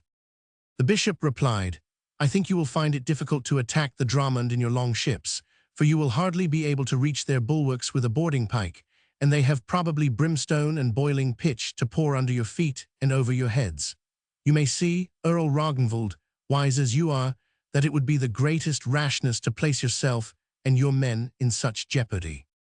Then Erling said, "My lord bishop, it may be that you are right in thinking that we shall not obtain the victory by rowing at them. Yet I cannot help thinking that if we try to push close to the dromond, their missiles will fall beyond our ships lying close alongside. But if this be not the case, we can push away quickly, for they will not be able to chase us in the dromond." The Earl said, "That is bravely spoken and very much to my own mind. I will now make it known to the ship's commanders and all the men that every one may arm and prepare himself, each in his own place as well as he can. Then let us attack them, and if they are Christian merchants we can make peace with them. But if they are heathens, which I think they are, by the favor of Almighty God we shall be able to overcome them. But of the booty we obtain we shall give every 50th penny to the poor." Then they unfastened their arms, prepared the bulwarks of their ships for battle, and made themselves ready in other ways as their circumstances permitted. The Earl assigned to each vessel its place in the attack. Then they pulled vigorously onwards. Chapter 82. Ragnvald conquers the dromond. When the men in the dromond saw the ships pulling towards them to attack them, they spread fine clothing 144 and costly stuffs out on the bulwarks and made a great shouting, which the Earl's men took as a challenge. Earl Ragnvald brought his ship close under the stem of the dromond on the starboard side. Erling did the same on the larboard side. John and a slack brought theirs under her bows, and the others amidships on either side, all sticking as close to her as possible. But when they came close under the dromond, she was so high in the side that the Northmen were unable to use their weapons, and the others poured blazing brimstone and burning pitch over them. But most of it fell outside the ships, as Erling had foreseen, and they had no need to shield themselves from it. However, when the attack did not succeed, the bishop moved away his ship and 2 others, and they told off their bowmen to go in them. After having got to a convenient distance for shooting, they shot their arrows into the dromond, and this was the most effective mode of attack. The men in the dromond protected themselves with their shields and paid little heed to what those were doing who were in the ships close under the dromond. Earl Ragnvald then ordered his men to take their axes and cut the planks of the dromond, where the iron fastenings were fewest. And when the men in the other ships saw what the Earl's men were doing, they did the same. Now where Erling had stationed himself, there was a large anchor hanging from the dromond, which had its fluke hooked over the gunwale, but the shank hung down towards Erling's ship. One of his forecastle men was named Andun Roddy Red. He was lifted up on the anchor stock, and then he pulled up others. Standing there as close as they could, they hacked away at the planks with all their might, and this was far higher than the others could reach. When they had made an opening large enough to admit them, they prepared to board the dromond. The Earl and his men entered on the lower deck, and Erling and his men on the upper, and when they both got in, there began to be severe fighting. Those in the dromond were Saracens, whom we call Mahometan infidels. There were also many black men, who withstood them most fiercely. Erling received a severe wound in the neck, near the shoulder, when he jumped on 145 board. It healed so badly that he carried his head to a side ever after, and therefore he was called Crickneck Skaki. When Earl Ragnvald and Erling joined each other, the Saracens were driven to the forepart of the ship, and the Earl's men boarded one after another until they were more numerous, and then they pressed the enemy hard. In the dromond, they saw one man far superior to the others in appearance and stature, and they were persuaded that he must be their chief. Earl Ragnvald ordered his men not to wound him if they could seize him in any other way. Then they surrounded him and pressed him with their shields, and thus caught him. He and a few others with him were sent to the bishop's ship. All the rest they killed, and obtained great booty and many precious things. When they had finished the hardest part of their work, they sat down and rested, and the earl sang. At the spreading of the banner, Erling, mighty tree of battle, went to victory and honor. Foremost when we fought the Dramund. Then we felled the black-skinned fighters. Everywhere the blood ran streaming, and the keen-edged swords were reddened. As we hewed among the heathen, we have had our fill of slaughter. Round us lie the heaps of corpses. Gory swords have been red painting at the Dramund all this morning. Soon the news will spread to northward of this furious sword tempest. It will soon be known at Verben how we dealt death blows this morning. There was much talk about what had been done. Everyone told what he had seen. Then they talked of who had been the first to board, but were not all of one opinion. Some said it would not be creditable to them if they did not all relate this great exploit in the same way. At last, they all agreed to let Earl Ragnvald decide, and everyone should 146 afterwards tell the story in the same way as he did. Then the Earl sang. Odun Roddy was the man who, first with energy and valor, scaled the black sides of the Dramund. Soon the brave one seized his booty. By the help of God's good favor, have we overcome the heathen. Steeped our swords are all in red blood. Round us lie the sable corpses. When they had cleared the Dramund, they set it on fire. When the big man whom they had taken prisoner saw this, he changed color and became pale, and could not keep himself still. But though they tried to make him speak, he did not say a word, neither did he make any kind of sign. He was immovable to fair promises and menaces alike. But when the Dramund began to blaze up, they saw a glowing stream, as it were, run into the sea. At this, the captive man was greatly moved. They concluded that they had not made a careful search for the money, and now the metal, whether gold or silver, had melted in the fire.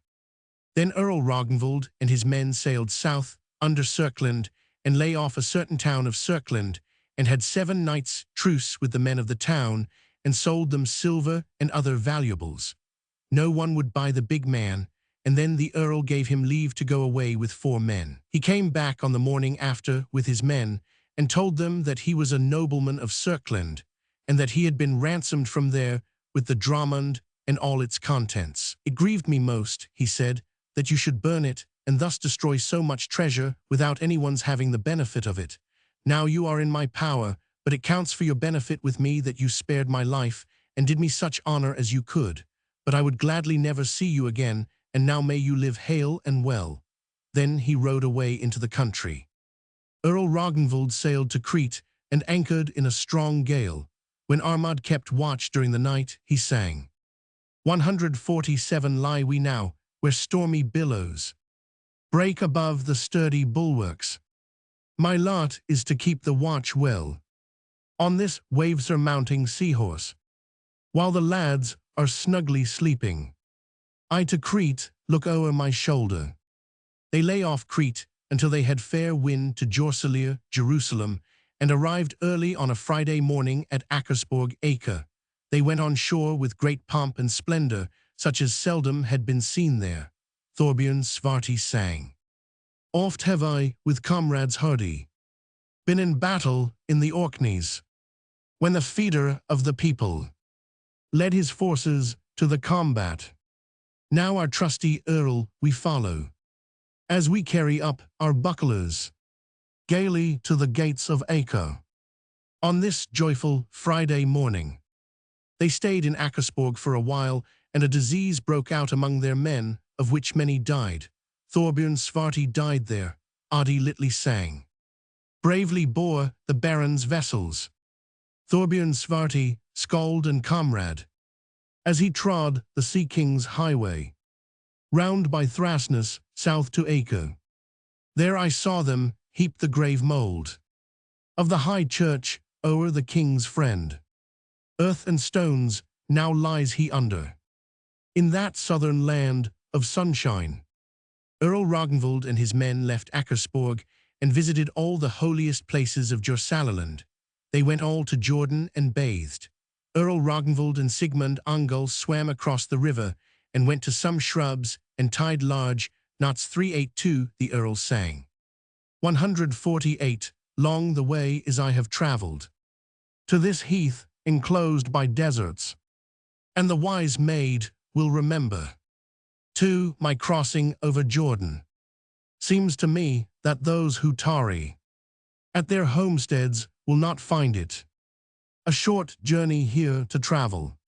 Warm the blood falls on the wide plain. Then Sigmund sang, this day I have tied a strong knot for the churlish clown that's sitting by the home hearth. Tease no falsehood that we play him now a fine trick. The earls sang, on this feast day of St. Lawrence, tie we knots for this fine fellow. Tired I came to this nice corner, where the shrubs grow close together. And when they were going from Jorsalaland, Earl Ragnvald sang, from the skald's neck hangs the cross now. In his hand a palm he carries.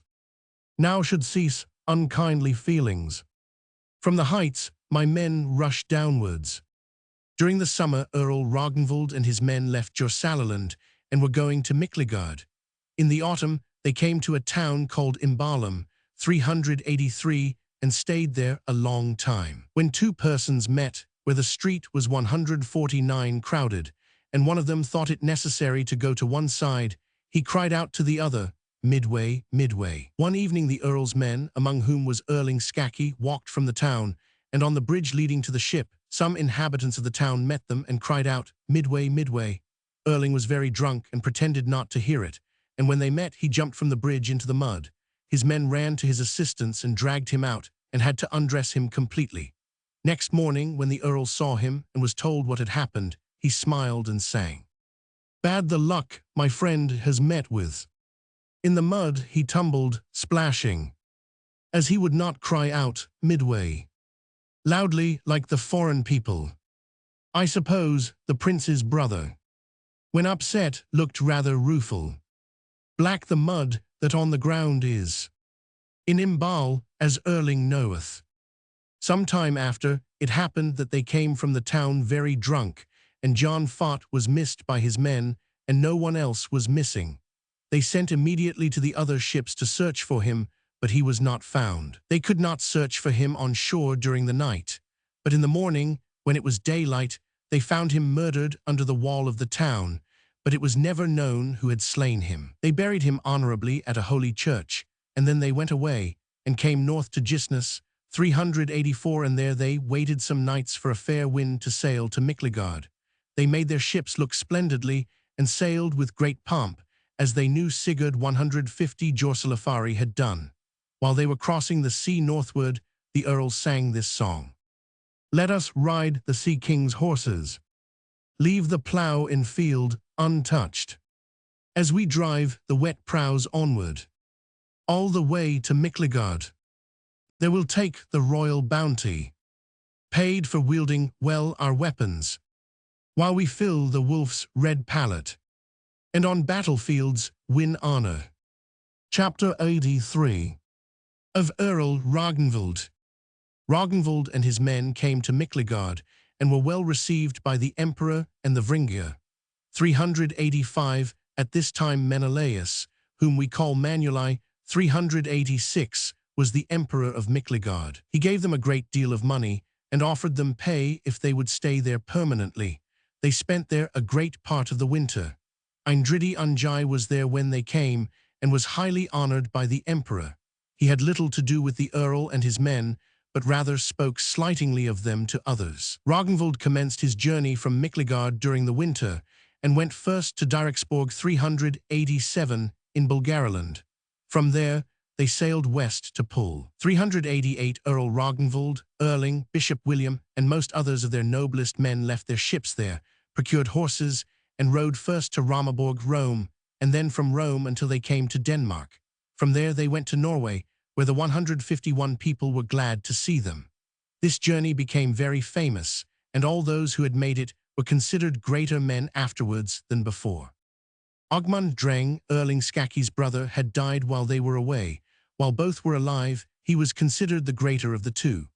After the death of King Ingi, Magnus, the son of Erling, and Kristin, the daughter of Sigurd Jorsalafari, was made king, but the government of Norway was in the hands of Erling alone. Valdemar, king of the Danes, gave him the title of Earl, and he became a great chief. Eindridi came from the south some winters after Earl Ragnvald, and went to King Eystein, because he would not have anything to do with Erling. But after King Eystein's death, Eindridi and Sigurd, the son of Havard Hold of Rhea, raised a party and made Hakon Herdebraid, 389, the son of King Sigurd, son of Harald Gilli, their king. They slew Gregorius Dag's son and King Ingi. Eindridi and Hakon fought with Erling under Saga, 390, where Hakon was killed, but Eindridi fled. Earl Erling had Eindridi Ungi killed some time after in Vik, 391. Earl Ragnvald spent the summer in Hordaland in Norway and heard many tidings from the Orkneys. There were great disturbances there, and most of the chiefs were divided into two factions, few remaining neutral. Earl Harald was at the head of one of these factions, and Earl Erlend and Sweyn, a slave's son, of the other. When the Earl heard this, he sang, "Though the most part of my nobles have forgot the oaths they swear me, such the wickedness of men is, yet will their designs be thwarted. Traitors plotting in my absence will not by it grow more loyal. Slow but sure shall be my martyr, while a beard on chin I carry." 152. The Earl had no ships, but he asked his kinsmen and friends to build some long ships for him during the winter. They gave a favorable answer and consented to everything he proposed and built the ships. Chapter 84. Earl Ragnvald goes to the Orkneys. In the summer, the Earl made himself ready to go west to his dominions in the Orkneys, but it was late before he was ready, because many things kept him back. He went to the west in a merchant vessel belonging to Thorhall, Asgrim's son, an Icelander of a noble family who had a farm south in Biskupstungr. 392. The Earl had a numerous train of noblemen on board the vessel. When they came to Scotland, the winter was far advanced, and they lay at Torfness. 393. The Earl arrived in his dominions shortly before Yule. Chapter 85. King Eystein takes Earl Harald prisoner. Now we have to tell what happened in the Orkneys while Earl Ragnvald was away. The same summer that the Earl went on his journey, King Eystein, son of Harald Gilli, arrived from Norway with a numerous army, which he had landed at Rinnarsea. 394. He heard that Earl Harald had gone over to Caithness in a ship of 20 benches, with 80 men, and lay then at Thorsa. When King Eystein heard of him, he manned 3 boats and crossed the Pentland Firth, going westward and on to Thorsa. When he arrived there, the Earl and his men did not know anything of them until the king's men boarded the ship and took the Earl prisoner. 153. He was brought before the king, and the result was that the Earl ransomed himself with 3 marks of gold and surrendered his dominions to King Eystein, so that he should hold them from him in the future. Then he became King Eystein's man and confirmed their compact with oaths. From there, King Eystein went to Scotland and ravaged there during the summer. During this expedition, he plundered in many parts of England, considering that he was taking revenge for King Harold, Sigurd's son. 395. Chapter 86. Of King Eystein. Then King Eystein returned to his kingdom, and his expedition was variously thought of. Earl Harald remained in his dominions in the Orkneys, and most of the inhabitants were satisfied with his rule. At this time his father, Earl Maddad, was dead, but his mother, Margaret, had gone to the Orkneys. She was a handsome woman, 396, but a virago. At this time David, the king of Scots, died, and his son Malcolm, 397, was made king. He was quite a child when he succeeded his father. Chapter 87. Of Earl Harald. Erlend, the son of Harald Sletmarli, spent most of his time in Thorsa. Sometimes he was in the Sudreyar or on war expeditions after the death of Earl Otter. He was a very promising man and accomplished in most things, liberal in 154 money, gentle, open to advice, and greatly loved by his men. He had a large following. There was a man named Anakal who had fostered Erlend, and to his counsels he chiefly listened. He was of a noble family and hardy. He was Earl Erlend's right-hand man. When Earl Ragnvald had left his dominions to go to Jorsalaheim, Erlend went to Malcolm 398, the King of Scots, and requested him to give him an earl's title and Caithness for his support, as his father Earl Erlend had. And because Erlend had many friends, and Malcolm was a child in years, it was brought about that he bestowed the title of Earl on Erlend, and gave him the half of Caithness jointly with his kinsman Harold. Then Erlend went to Caithness to see his friends. After that he gathered troops together, went out to the Orkneys, and sought to be accepted by the inhabitants. When Earl Harald Maddadson heard this, he gathered troops together and had many men. Some parties went between the kinsmen and tried to make peace between them. Erlend asked for half of the islands jointly with Earl Harald, but Earl Harald refused to give them up. Truce was, however, made between them for that year, and it was resolved that Erlend should go to the east and see the King of Norway and ask for that half which belonged to Earl Ragnvald, which Earl Harald said he would surrender.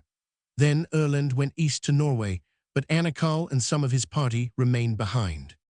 Gunny, Olaf's son, the brother of Sweyn, Aslef's son, had children by Margaret, Earl Harald's mother, but Earl Harald had banished him, and therefore enmity arose between him and Sweyn. The latter sent his brother Gunny south to Leodhis, Lewis, to his friend Leotolf, with whom he had been staying himself. Fugl, the son of Leotolf, was with Earl Harald, and there was therefore coldness between him and Sweyn. When Earl Erlend went east to Norway, Earl Harald went over to Caithness, and resided at Vik Wick during the winter. Sweyn, Aslef's son, was then at Thrasvik Fresic in Caithness, and took care of the estate which his stepsons had there, for his former wife was Ragnhild, 155 Ingimund's daughter, though they lived but a short time together. Their son was Olaf. After that he married Ingirid, Thorkel's daughter. Their son was Andreas. On Wednesday in Passion week Sweyn went with some others to Lamberborg. They saw a transport vessel coming from the north across the Pentland Firth, and Sweyn concluded that they were Earl Harald's men whom he had sent to collect his revenues, scat, in Joutland. Sweyn ordered his men to take a boat and attack the barge, which they did. They seized all its cargo and put Earl Harald's men on shore, and they went to Vik Wick and told him. Earl Harald did not say much to this, yet he said, "Sweyn and I shall have our turns." He distributed his men to be entertained during Easter. The Caithness men called this, that the Earl was in guest quarters. Chapter 88 of Sweyn, Aslef's son.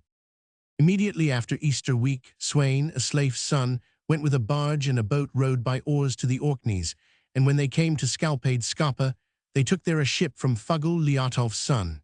He was coming from his father at Leodhis, Lewis, and was going to Earl Harald.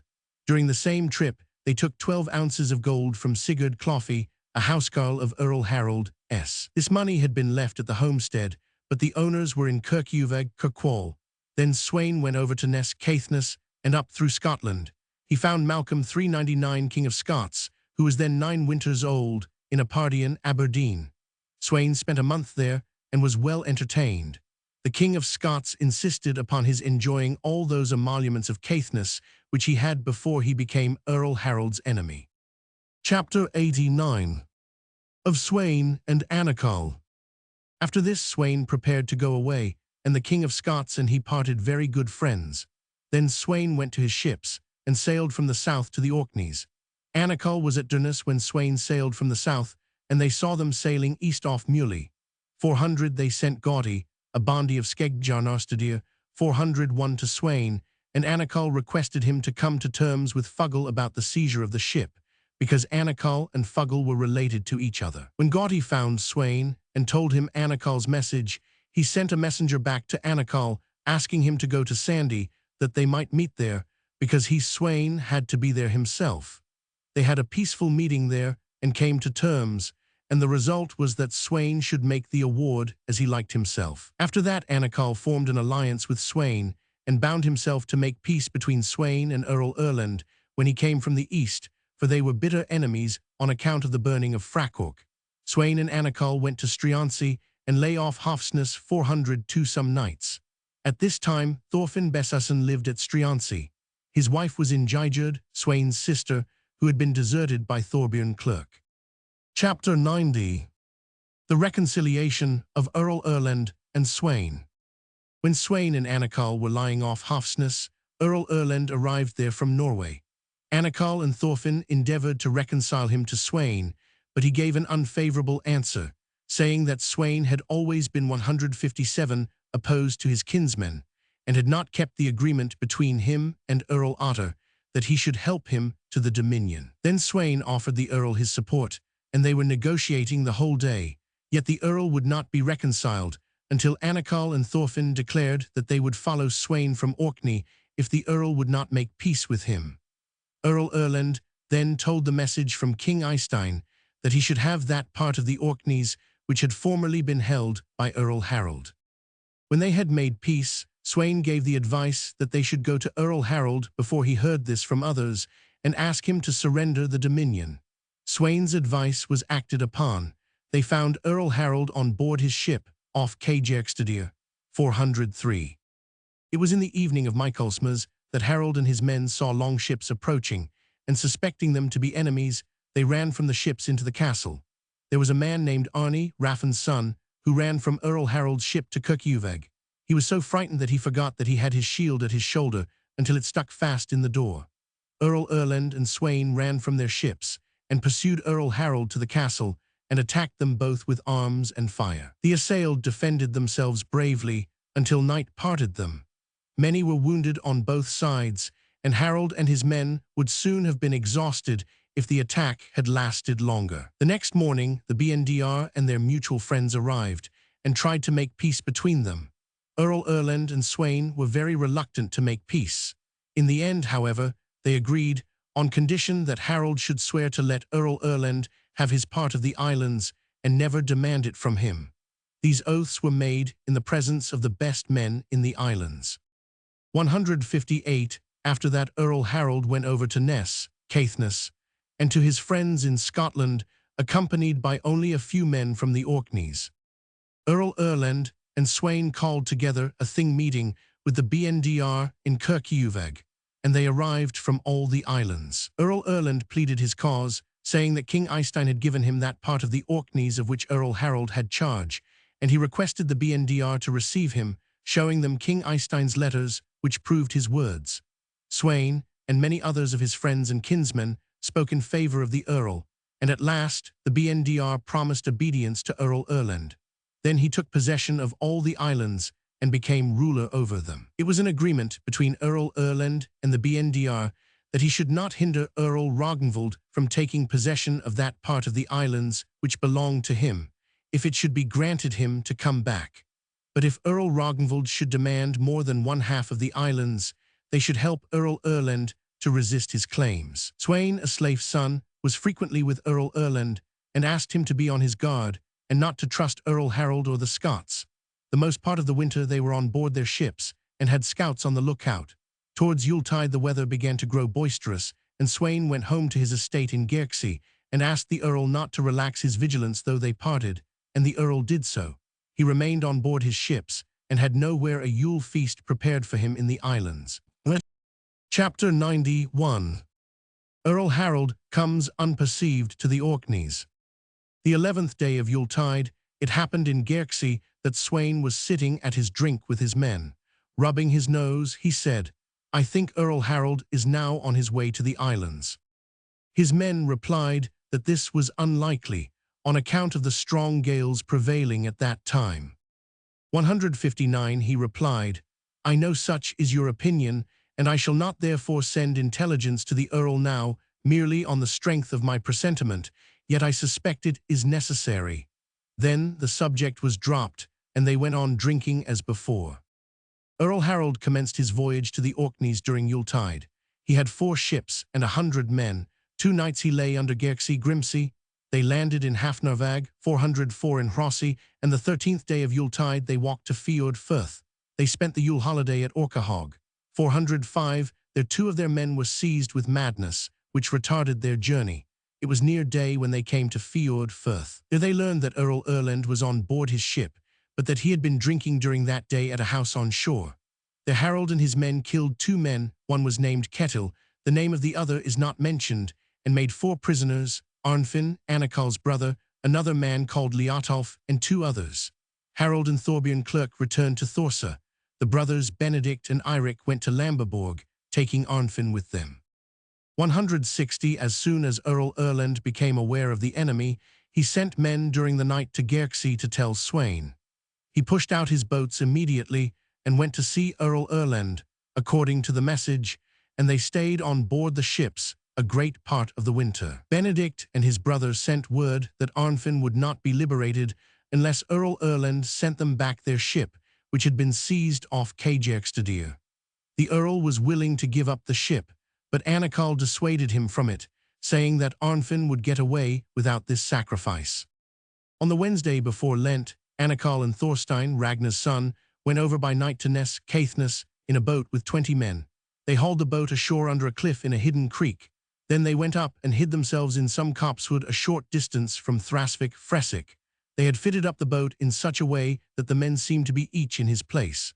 Some men had come past the boat in the morning and had not suspected anything. Anakal and his men saw some men rowing from the Borg 46 and landing at the river mouth 407. Then they saw a man riding from the Borg and another walking, whom they recognized to be Eirik. Then they divided themselves into 2 parties. 10 went along the river down to the sea to prevent them from getting to the boat. Other 10 went to the hamlet. Eirik came a short time before them to the hamlet and walked towards the drinking hole. Then he heard armed men moving about and ran into the hole and out through another door and down to his boat. But there he came upon men who seized him and brought him out to the islands to Earl Erland. Then messengers were sent to Earl Harald to tell him that Eirik would not be liberated until Arnfinn and his companions came safe to Erland, and the wishes of both were complied with. Chapter 92. The reconciliation of the Earls Harald and Erland. In the spring, Earl Harald prepared to go from Caithness north to Outland. His intention was to take the life of Erland Unjai, who had wooed his mother Margaret, although the Earl Harald had refused him. Then Erland gathered men together and carried her off from the Orkneys and took her north to Outland, took up his residence in Mosjarborg 408, and made great preparations for defense. When the Earl Harald came to Outland, he besieged the Borg and cut off all communication. But it was difficult to take it by assault, and men went between them and tried to reconcile them. Erland asked the Earl to give him the woman in marriage, and in return he offered to assist the Earl, saying it was of greater consequence for him to recover his dominions than this, and it would be advisable for him to make as many friends as he could. Many spoke in favor of Erland's proposal, and the result was that they made peace, and Erland married Margaret. Then he became an ally of Earl Harald, and during the summer they both went east to Norway. When these tidings came to Orkney, Earl Erland and his men laid their plans. Sweyn counseled to go on a harrying raid to obtain booty. This they did, and went south to Breidafield 409 and made inroads on the east of Scotland. They went south to Beruvik, Barracon Tweed. There was a man named Nut the Wealthy, who was a merchant and always resided in Beruvik. Sweyn and Erland seized a large and fine vessel belonging to Nut. On board was a valuable cargo and Nut's wife. Then they sailed south to 162 Bielihomer. 410 Nut was at Beruvik when he heard of the plunder. He induced the Beruvik men for 100 marks of silver to try to recover the goods. Of those who went in pursuit, most were merchants.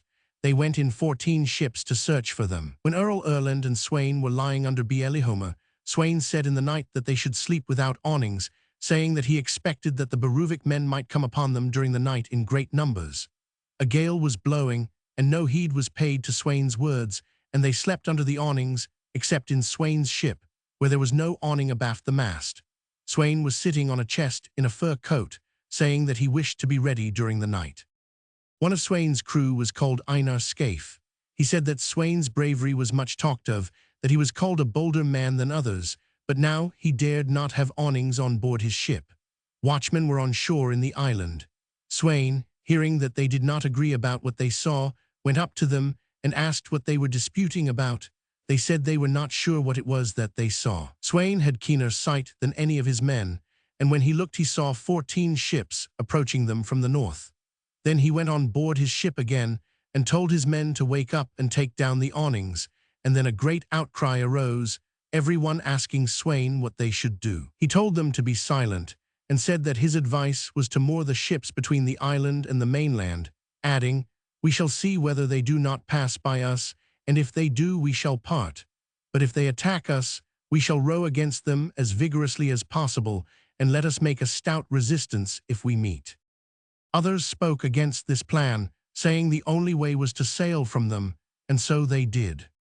Sweyn said, "If you wish to sail away, then stand out to sea." Sweyn was not so soon ready as the others, but Anakal waited for him. Sweyn's ship was, however, a swifter sailor, and he took in sail and waited for Anakal, not wishing him to be left behind in a single ship. When 163 they stood off, with all sail set, Einar Scaife said, "Sweyn, does our ship stand still?"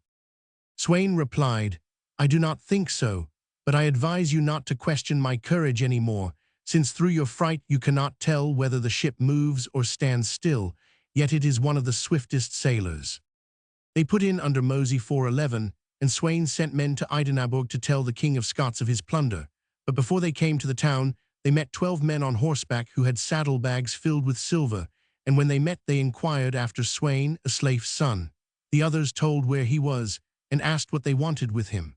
The Scots said they had been told that Sweyn was taken prisoner, and the King of Scots had sent them to ransom him. Thus they told their errand. The king did not make much of Knut's loss, but sent a costly shield to Sweyn and other presents besides. Earl Erland and Sweyn arrived rather late in the Orkneys in the autumn. This summer Earl Harald went east to Norway. At the same time, Earl Ragnvald and Erling Skaki came to Norway from Miklagard, and he arrived at his dominions in the Orkneys shortly before Yule. Chapter 93. Peace between Earl Ragnvald and Earl Erland. Then there went men immediately between Earl Erland and Earl Ragnvald, and tried to make peace between them, the BNDR pleading the agreement they had come to with Earl Erland, that he should not prevent Earl Ragnvald from taking possession of his part of the islands. A conference took place between the earls at Kirkjuveg, Kirkwall, and at that conference they confirmed their peace with oaths. It was 2 nights before Yule when they made peace, and the terms were that they should each have one half of the islands, and both should defend them against Earl Harald or any other if he claimed them. Earl Ragnvald had no 164 ships till his own came from the east in the summer. This winter all was quiet, but in the spring the earls prepared their plans in case Earl Harald should come from the east. Earl Erland went to Jutland to intercept him if he should come there.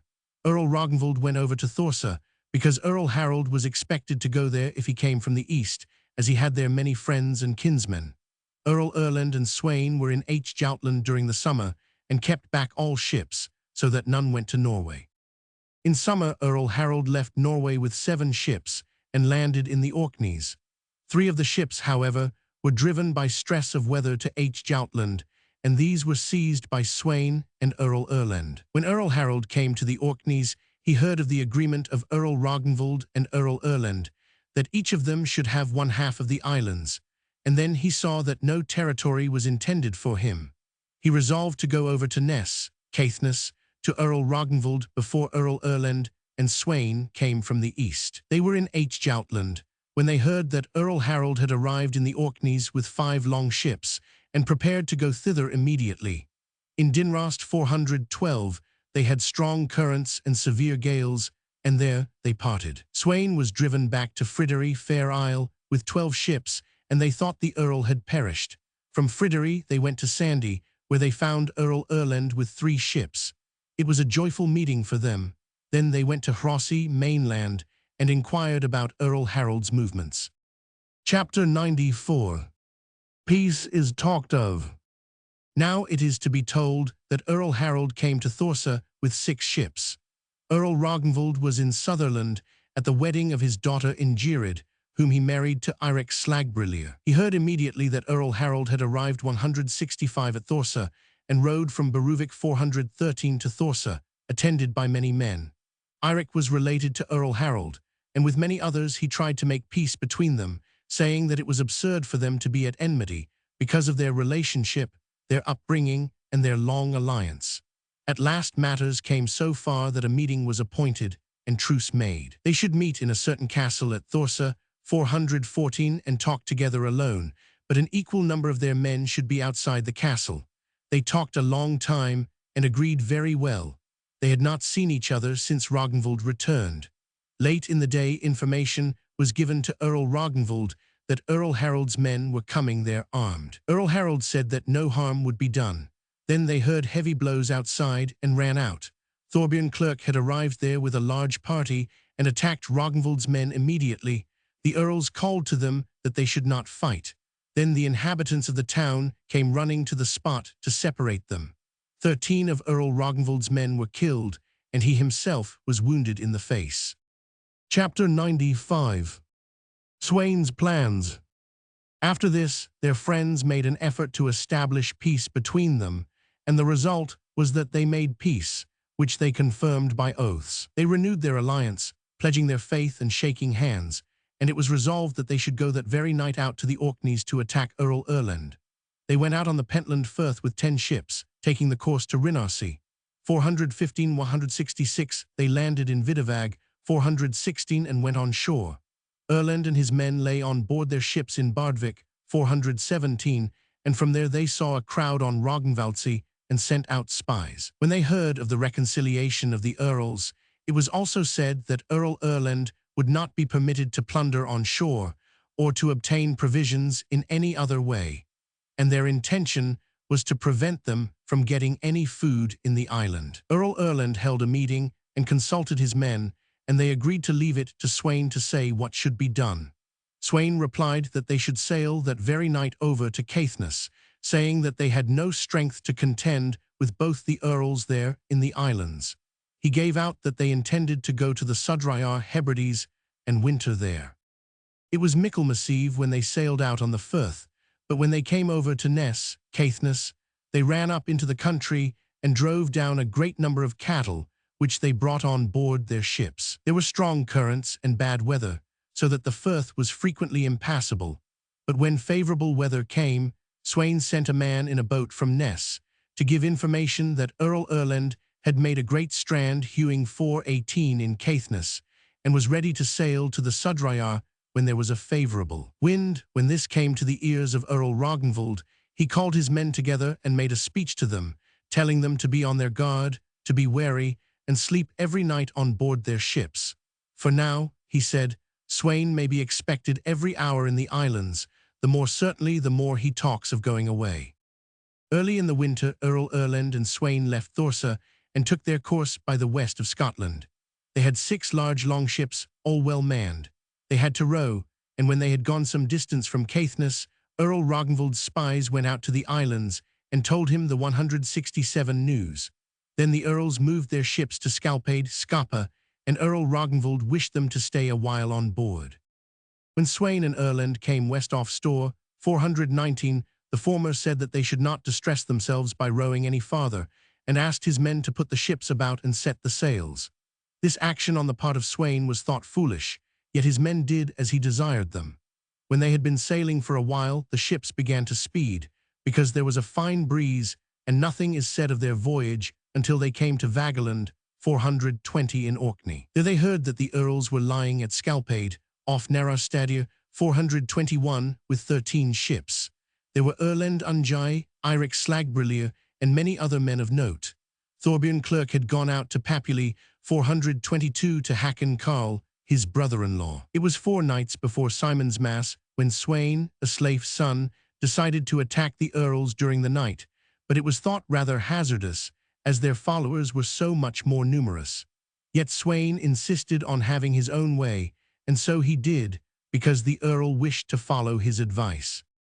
Chapter 96. Battle between the 3 earls. During the night there fell a shower of sleet, and Earl Ragnvald left his ship with 6 men, intending to go to his residence at Jorfiara Orfir, because he expected no danger. During the shower they came to Narrowstadia.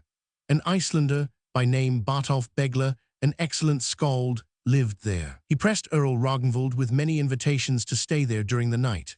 Earl Ragnvald and his men entered the house. Their clothes were pulled off them, and they 168 went to sleep, but Botolf was to keep watch. This same night Earl Erlend and Sweyn attacked Earl Harald and his men and took them by surprise, and they knew of nothing till they heard the battle cry.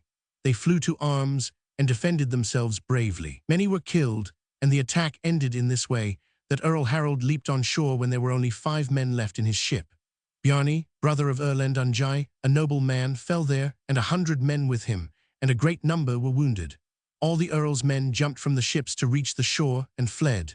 Few of Earl Erlend's men were killed, and they took 14 ships belonging to the Earls, with all the valuables they contained. When the most part of their work was done, they heard that Earl Ragnvald had left his ship the evening before, and walked first to Narrastadir, and thither they went. Bondi Bartolf was outside the door when they came, and greeted them well. They asked whether Earl Ragnvald was there. Bartolf said he had been there during the night. They became very violent, and demanded where the Earl was then, saying that he no doubt knew where he was. He pointed with his hand behind the farmyard, and sang. This way went the prince a-fowling. Skillful are his men with arrows. Now is many a heathcock meeting.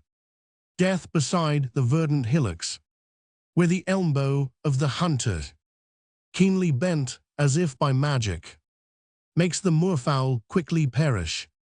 The prince's sword the land defendeth. The Earl's men ran away from the homestead, and he who could run fastest considered himself luckiest, as he would be the first to catch Earl Ragnvald.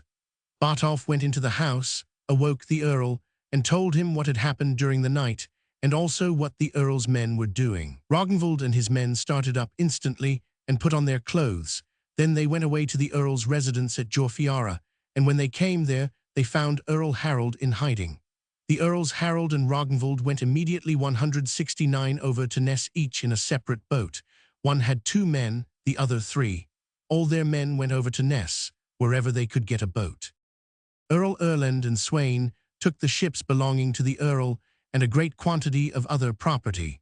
Sweyn took for his share all Earl Ragnvald's treasures that were in his ship, and sent them to him over to Ness. Sweyn advised Earl Erlend to move his ships out to Vagaland Walls, and to lie in the firth, where they could see ships coming from Ness, as he thought it would be convenient to run out upon them if there was opportunity. But Earl Erlend yielded to the persuasions of his men that they should go north to Damsey, and in a large castle there they drank all day, but fastened the ships together every night, and slept on board. Thus time passed on till the Yule feast. Chapter 97. Earl Erlend's death. 5 nights before Christmas, Sweyn, a slave's son, went east to Sandvik, 423 to his kinswoman Sigrid, because he had to make peace between her and her neighbor by name Bjorn. Before he went away, he told Earl Erlend to sleep on board by night, and not to be less on his guard that he himself was absent. Sweyn spent one night with his kinswoman Sigrid. A tenant and dear friend of Sigrid S. by name Gisel asked Sweyn to stay with him, as he had been brewing ale and wished to entertain him. When they came to Gisel, they were told that Earl Erlend had not gone on board that night, and as soon as Sweyn heard it, he sent Margard, Grim's son, and 2 other men to the Earl, and asked him to pay heed to his advice, although he had not done so the preceding night, and then he added, I suspect that I shall not have long to provide for this Earl. Margard and his companions found Earl Erlend, and told him Sweyn's words. The Earl's men said, He is a strange man, sometimes he is afraid of nothing, at other 170 times he is so frightened that he does not know where to look for shelter to himself or others. They said they would sleep quietly on shore and not go on board. The Earl said they should do as Sweyn advised them, and he went on board with 24 men. The others slept at a house. Margard went to another creek, not far away. This very night the Earls Ragnvald and Harald surprised Earl Erlend, and neither the watchmen who kept guard on the island nor those on board the ship perceived them until they were climbing on board.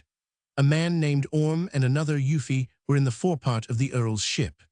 Yufi jumped up and tried to rouse the Earl, but could not, for he was dead drunk. Then he took him in his arms and jumped overboard with him into a boat alongside the ship, and Orm jumped overboard on the other side and escaped on shore.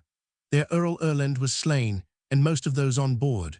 Margard and his men were awakened during the night by the battle cry, and took to their oars and rowed round the headland.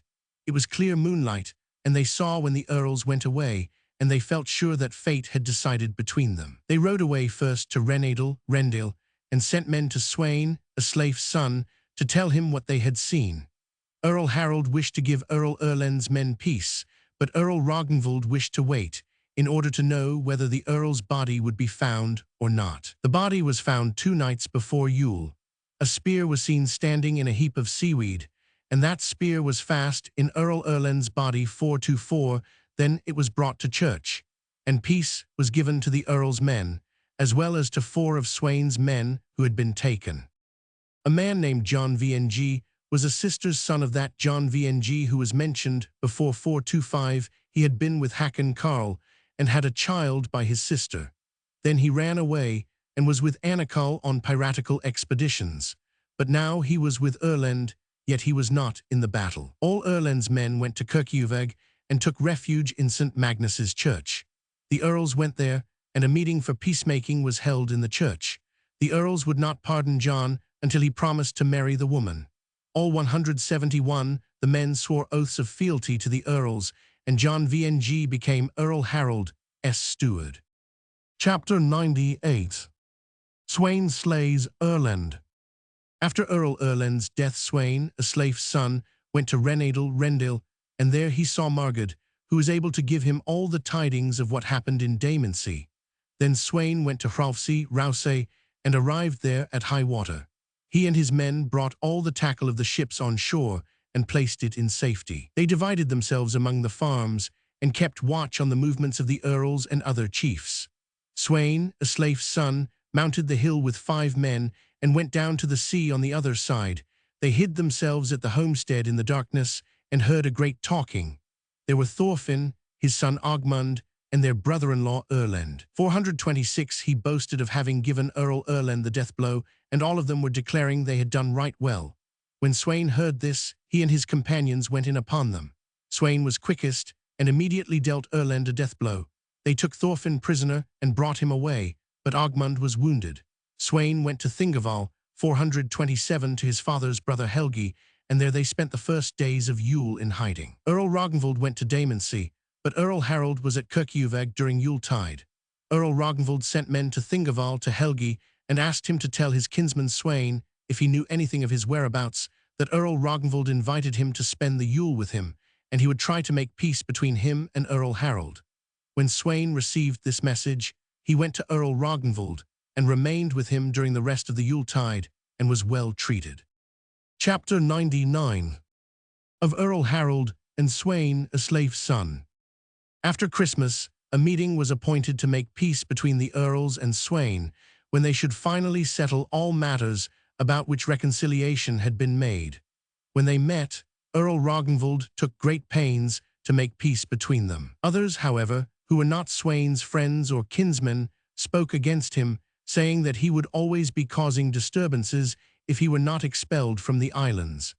At last, however, they agreed upon this, that Sweyn should pay a mark of gold to each of the earls, and should keep 1/2 of his estates and a good long ship. When Sweyn heard the award, he replied, "Our agreement will be good only in case I am not oppressed." Earl Ragnvald would not accept the payment from Sweyn, saying that he would in no way oppress him, as he considered his faithfulness and friendship worth more than money. After the peace meeting, Earl Harald went to Gerksey and used Sweyn's corn and other property rather wastefully. When Sweyn heard this, he complained of his loss to Earl Ragnvald and said that this was a breach of their agreement and that he would go home to look after his property. Earl Ragnvald said, "Stay with me, Sweyn.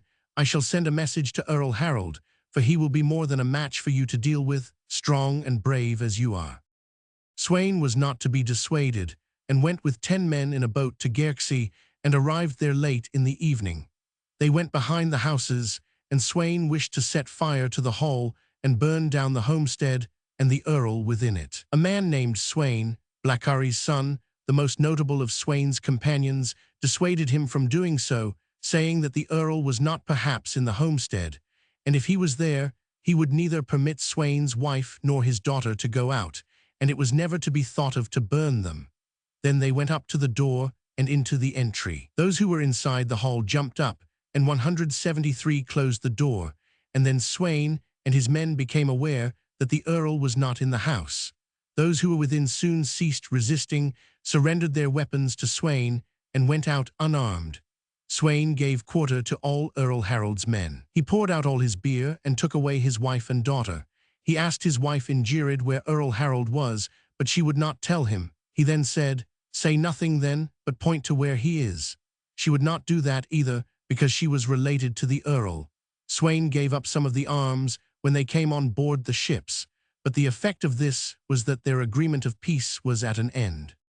Earl Harald had gone out to a certain island to hunt hares. 428 Sweyn went to Helice.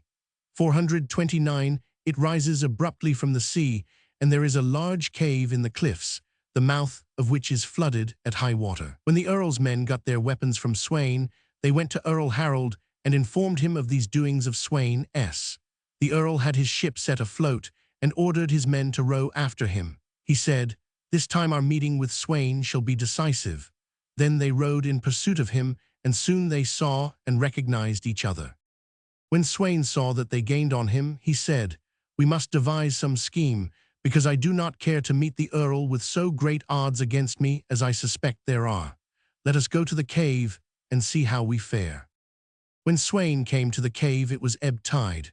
They hauled up the boat into the cave, which ran into the cliff, and the water rose before the mouth of the cave. During the day, Earl Harald and his men searched for Sweyn throughout the island and did not find him, neither did they see any boat leave the island. They wondered very much at this, as they thought it unlikely that Sweyn's boat had gone down. They rowed round the island in search of the boat, but did not find it. Then they concluded that he must 174 have gone to some of the other islands, and they went where they thought it most likely. It so happened that, when the Earl rowed away, the tide was back from the mouth of the cave. Sweyn had overheard the talk between the Earl and his men. He left his own boat in the cave and took a small boat which the monks 430 had and went to Sandy. There they landed and pushed off the small boat, which drifted about till it was wrecked. They came to a homestead called Valines, 431, where a man lived by name Bard, who was Sweyn's kinsman. They made themselves known to him secretly, and Sweyn said he wished to stay there. Bard said he might do as he liked, but that he dared not keep him here unless in hiding. They went in and sat by themselves in a part of the house separated from the other inmates by a partition wall. There was a secret door to it, filled up with loose stones. That evening John VNG, Earl Harald's steward, arrived there with 6 men, and Bard received them well. Large fires were made, at which they warmed themselves. John was excited and spoke of the dealings of Sweyn and the Earls. He blamed Sweyn very much, said he was a truce-breaker and faithful to no one. He had lately made peace with Earl Harald, and yet he went to attack him and burn him in the house, adding that there would never be peace in the land till Sweyn was banished from it. Bard and John's companions put in some words in Sweyn's defense. Then John began to blame Earl Erland, saying there was no loss in his death, as he was a violent man and nobody could live in safety for him. When Sweyn heard this, he could not restrain himself, but seized his weapons and ran to the secret door. He pushed the stones down, thus making a great noise. Sweyn's design was to leap before the hall door. John was sitting in his shirt and linen breeches, and when he heard Sweyn coming he tied on his shoes and sprang out from the fire and away from the house. The night was pitch 175 dark, and it was hard frost. During the night he came to another farm. His feet were very much frostbitten, and some of his toes fell off. Through the intercession of Bard, Sweyn gave peace to John's companions. He remained there during the night, but in the morning he and his men went away in a boat belonging to Bard, which he gave to him. They went south to Bardsvik, 432, and stayed in a certain cave.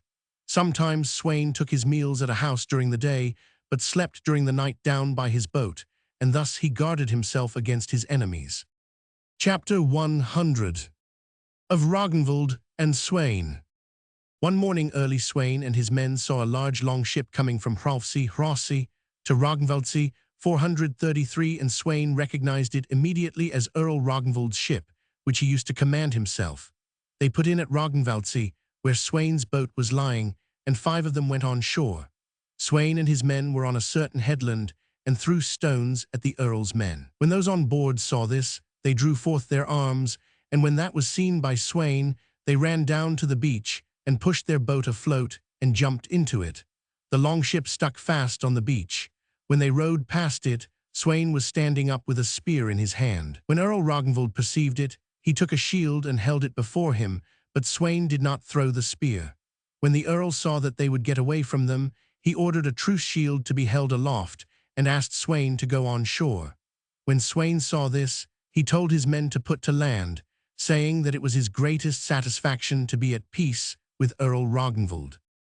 Chapter 101 of Earl Harald and Sweyn. Then Earl Ragnvald and Sweyn went on shore and had a long conversation by themselves and agreed very well.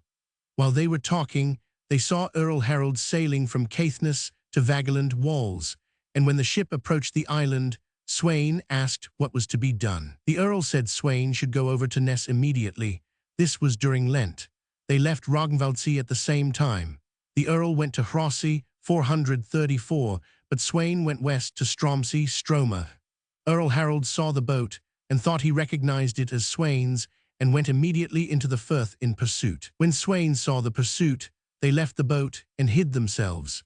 When Earl Harald came to Stromsey, Stroma, he saw the boat and suspected that the men were somewhere near and would not therefore go on shore. A man named Amundi, the son of Echneffi, who was Earl Harald's friend and father's brother to Sweyn, a slave's son's stepchildren, went between them, and succeeded so far that they agreed to keep the agreement of peace which they had made the previous winter. A gale arose, and they were both obliged to remain there during the night, and Amundi put Earl Harald and Sweyn in the same bed, and many of their men slept in the same house. After this Sweyn went over to Ness, Caithness, and Earl Harald to the Orkneys. Sweyn heard that the Earl had said that their agreement to be at peace had been rather loose. He paid little heed to this, however, and went south to Dalir, and spent the Easter there with his friend Sumar Liddy, but Earl Harald went north to Joutland and was there a long time during the spring. After Easter Sweyn went from the south and met on his way two of John Vng's brothers. One was called Bunupeta, the other Blan. Sweyn and his men seized them and took from them all their goods and brought them to land. A 177 gallows was erected for them, and when everything was ready Sweyn said they should be allowed to run up the country, adding that they were greater shame to their brother John alive than dead. They were a long time out on the hills, and when they came to some habitations, they were very much frostbitten. From thence Sweyn went to Liadhus in the Sudriar and stayed there some time. When John Vng heard that Sweyn had taken his brothers prisoners, and not knowing what he had done with them, he went to Iron Helga en Hallow, and took Olaf, the son of Sweyn, a slave's son, and Kalbin Hruga's foster son, and brought him to Westry. They met Earl Ragnvald at Hreppesnes, 435, and when he saw Olaf, he said, "Why are you here, Olaf?" He said, "It is the work of John Vng." The Earl looked to John and said, "Why did you bring Olaf here?" He replied, "Sweyn took my brothers, and I don't know but he may have killed them."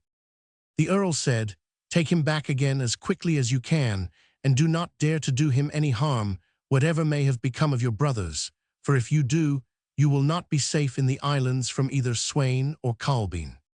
Chapter 102 of Earl Ragnvald. After Easter Sweyn commenced a journey to the Sudriar, taking with him 60 men. He went to the Orkneys and landed first in Hrolfsey Rouse. There they took a man, by name Hakon Karl, 436, who had been with Earl Harald when Earl Erlend was slain. Hakon ransomed himself with 3 marks of gold, and thus saved himself from Sweyn. In Hrolfsey, Sweyn found the ship which the Earls had taken from him, and 2 of the planks were cut, which had been 178 done by Earl Ragnvald's order, because Sweyn had refused to buy it or to accept it as a gift from the Earls. Sweyn went from there to Hrossey and met Earl Ragnvald at Bergisharad, Bursay. The Earl received him well, and Sweyn spent the spring with him. Earl Ragnvald said that he had ordered the planks of the ship to be cut, because he did not wish him to row about rashly among the islands when he came from the Sudriar. Earl Harald came from Joutland in the spring during the Whitsuntide, and when he came to the Orkneys, Earl Ragnvald sent men to him to say that he wished the compact of peace between him and Sweyn to be renewed, and a peace meeting was appointed in St. Magnus's Church on Friday during the Holy Week. Earl Ragnvald carried a broad axe to the meeting, and Sweyn went with him. Then the peace compact, which had been made in the winter, was confirmed. Chapter 103. Of Sweyn, a slave's son. Then Earl Ragnvald gave Earl Harald the ship which had belonged to Sweyn, but all other things which had been awarded him from Sweyn he returned to him. Earl Ragnvald and Sweyn were standing at the church door while the sail, which had been lying in St. Magnus's church, was carried out, and Sweyn looked rather gloomy. The following Saturday, after noontide service, Earl Harald's men came to Sweyn, a slave's son, and said the Earl wished him to come to speak with him. Sweyn consulted Earl Ragnvald, but he did not say much in favor of his going, and added that one did not know whom to trust. Sweyn went nevertheless with 5 men. The Earl was sitting on a cross bench in a small room, and Thorfinn clerk beside him. A few other men were with the Earl, and they sat for a while and drank. Then Thorfinn left the room, and Sweyn's companions said to him that they distrusted the Earl's conduct very much. Thorfinn returned shortly after, and presented Sweyn with a scarlet tunic and a cloak, saying that he did not know 179 whether he would call it a gift, because these things had been taken from Sweyn in the winter. Sweyn accepted the gifts. Earl Harald restored to him the longship which had belonged to him and the half of his property and estates. He asked him to stay with him and said their friendship should never be dissolved. Sweyn accepted all this gladly and went immediately the same night and told Earl Ragnvald how matters had turned out between him and Earl Harald. Earl Ragnvald said he was much pleased with this and told Sweyn to take care that they did not become enemies again. Chapter 104. Of the Earls. A short time after, the 3 chiefs, Sweyn, Thorbjorn, and Eirik, went out on a plundering expedition. They went first to the Sudreyar and all along the west to the Sillinga, where they gained a great victory in Meriohofen 437 on Columbusmars 9th June, and took much booty. Then they returned to the Orkneys.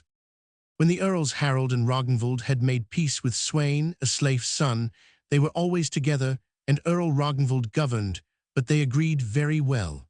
When they came home from the Sillinga, Thorbjorn clerk went to Earl Harald and became his counselor. Sweyn went home to Gerxi and resided there during the winter with many men, living upon his booty and other stores which he possessed there in the islands. He was most attached to Earl Ragnvald. Every summer he was out on marauding expeditions. It was said that Thorbjorn did not improve the harmony between Earl Harald and Earl Ragnvald. Thorarinn Killanef was one of Earl Ragnvald's men, a great friend of his, and was always with the Earl. A man named Thorkel was one of Thorbjorn Clerk's followers, and a friend of his. Thorarinn and Thorkel quarreled over their drink at Kirkjuvag, and Thorkel wounded Thorarinn and then escaped to Thorbjorn. Thorarinn's companions 180 pursued Thorkel, but Thorbjorn and his men defended themselves in a loft. The Earls were informed of this, and they went to part them. Thorbjorn refused to leave the decision of this case to Earl Ragnvald, as it was his men that were concerned in the pursuit. When Thorarinn had recovered from his wounds, he slew Thorkel as he was going to church. He ran into the church, but Thorbjorn and his men pursued him. Earl Ragnvald was told what was happening, and he went there with his men and asked Thorbjorn whether he was going to break the church open. Thorbjorn said the church ought not to shelter him who was within.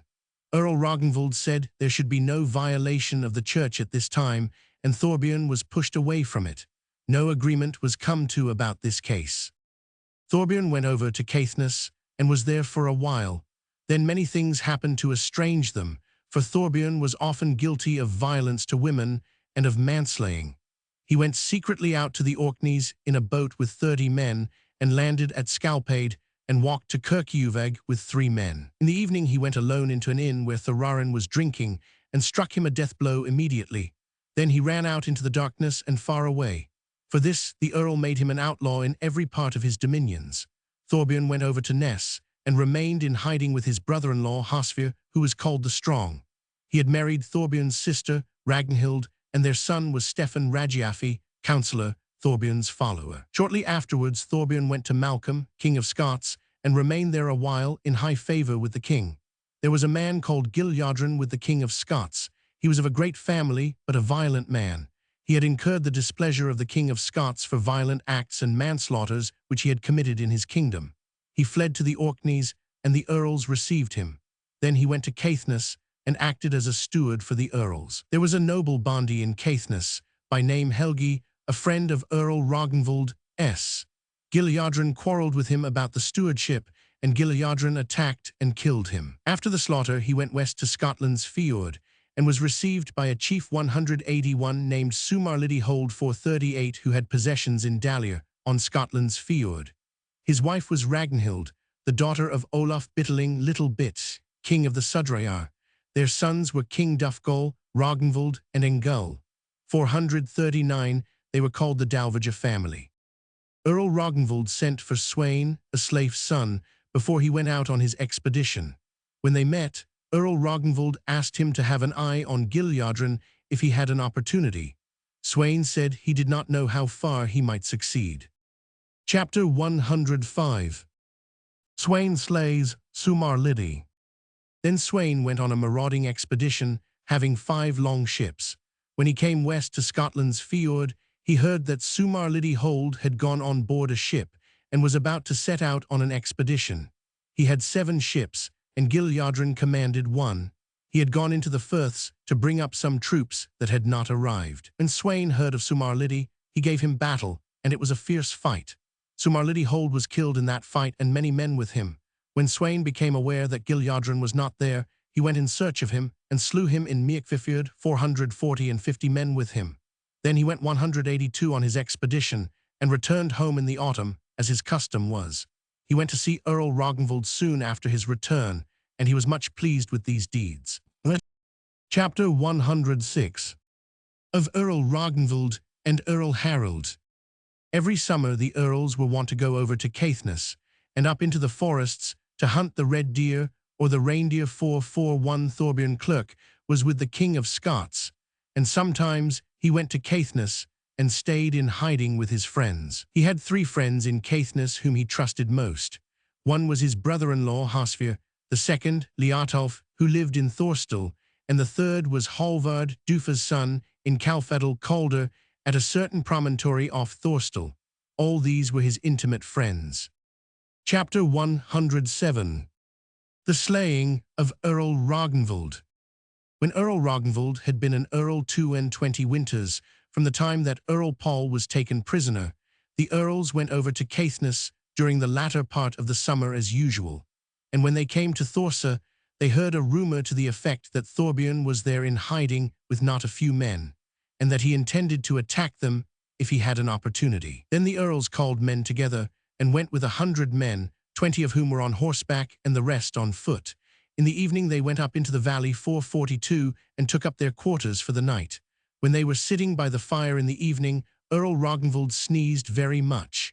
Earl Harald said, "That was a loud sneeze, kinsman." In the morning, they went along the valley. During the day, Earl Ragnvald rode always ahead of his men, and a man with him called Asalf, and another by name Jammer, his kinsman. They rode 5 together along Calfedel, and when they came to the farm, Farmer Hoskuld was on the top of a corn stack piling up the corn, which his servants brought to him. Earl Harald was some distance behind. When Hoskuld recognized Earl Ragnvald, he saluted him by name and asked for news, speaking very loud, so that he could be heard far away. This was a short distance from the sitting room of the house. The homestead 184 stood on an eminence, and one had to go through narrow and very steep passages up to it. Thorbjorn was at this farm and was sitting indoors drinking. The passages led to the end of the house close to the gable, which had a door filled loosely with stones. Thorbjorn and his men, hearing the words of Hoskuld when he saluted Earl Ragnvald, seized their weapons, pushed the stones from the concealed door and ran out. Thorbjorn ran round the gable and on to the wall of the passage. The earl was then close to the door. Thorbjorn struck at him, and Asalf warded off the blow with his hand, and it was cut off, and then the sword touched the earl's chin, inflicting a great wound. On receiving the blow, Asalf said, "Let them serve the earl better who have to thank him for greater gifts." He was then 18 winters old, and had lately entered the earl's service. Earl Ragnvald was going to jump off his horse, and his foot stuck fast in the stirrup. At that moment, Stefan arrived and stabbed him with a spear, and Thorbjorn wounded him again, but Jammer stabbed Thorbjorn in the thigh, the spear entering the bowels.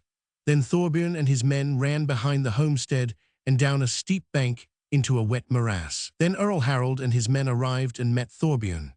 They recognized each other, and the Earl's men, when they knew his intentions, advised to pursue him. But Earl Harald dissuaded them from it, saying that he wished to wait for Earl Ragnvald's opinion, because, said he, I am very intimately connected with Thorbjorn, as you know, both through relationship and other ties. Those who were with Earl Ragnvald stood sorrowing over his dead body, and some time passed before Earl Harald heard the news.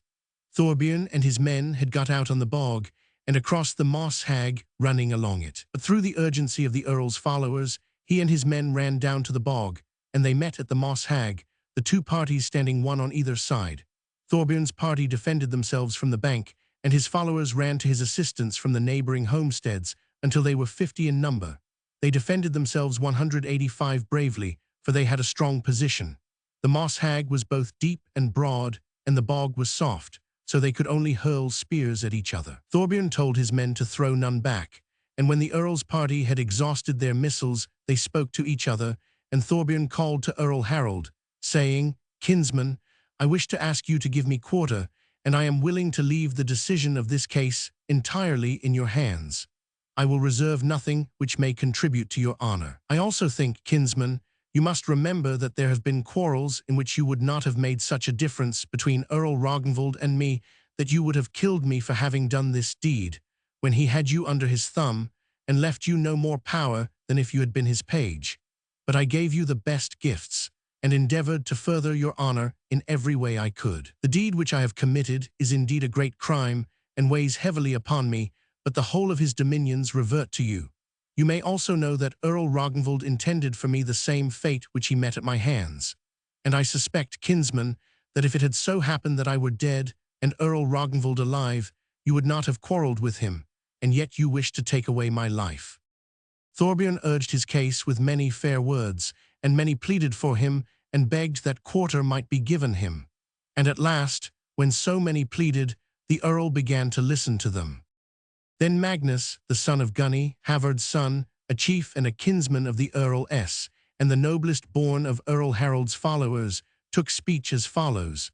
We are not able to counsel you, Earl, after these great deeds, but I shall tell you what will be said if quarter is given to Thorbjorn when he has done such a deed, and even dared to say to your face, almost in so many words, that he has done this wickedness in your interest or for your honor, and it will be an everlasting shame and dishonor to you and to all the Earl's kinsmen if he is not avenged. I think Earl Ragnvald's friends will believe it to be the truth that for a long time you have been planning his death, and that it 186 is your plan which has now been accomplished. Do you think he will acquit you from complicity in his guilt when he has to defend himself, since no one says a word for you when he tells you to your face that he has committed this crime in your interest? And how can you better confirm this suspicion than by now granting him peace? I have resolved, for my part, never to give him quarter if any doughty men are willing to follow me, whether you like it or not. His brother Thorstein and Hakon and Sweyn, Hrold's son, spoke to the same effect. Then they left the Earl and went along by the moss hag, trying to find a place where they might cross. When Thorbjorn saw Magnus and his followers walking along the moss hag, he said, Now, I suppose, they must have disagreed in their counsels. The Earl has wished to give me peace, and Magnus has spoken against it. While they were thus talking, Thorbjorn and his men went farther away from the moss hag.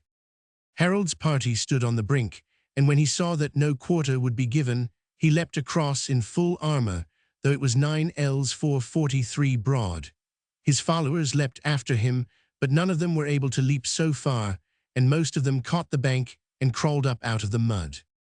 Thorbjorn's men urged him to advance against Magnus and his men and decide the matter with them, but he said, I think the best plan is that each of you do what he thinks likely to be best, but I shall go to Earl Harald. Most of his men dissuaded him from this, and begged him rather to flee to the woods and save himself. He did not, however, accept that advice.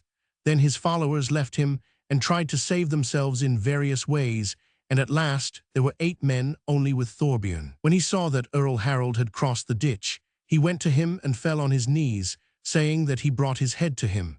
Many of the Earl's men asked that peace might 187 be given him, and the Earl said, Save yourself, Thorbjorn, I have not the heart to kill you. While they were talking, they moved down the valley along Kalfadalsa, 444, and Magnus's party pursued them.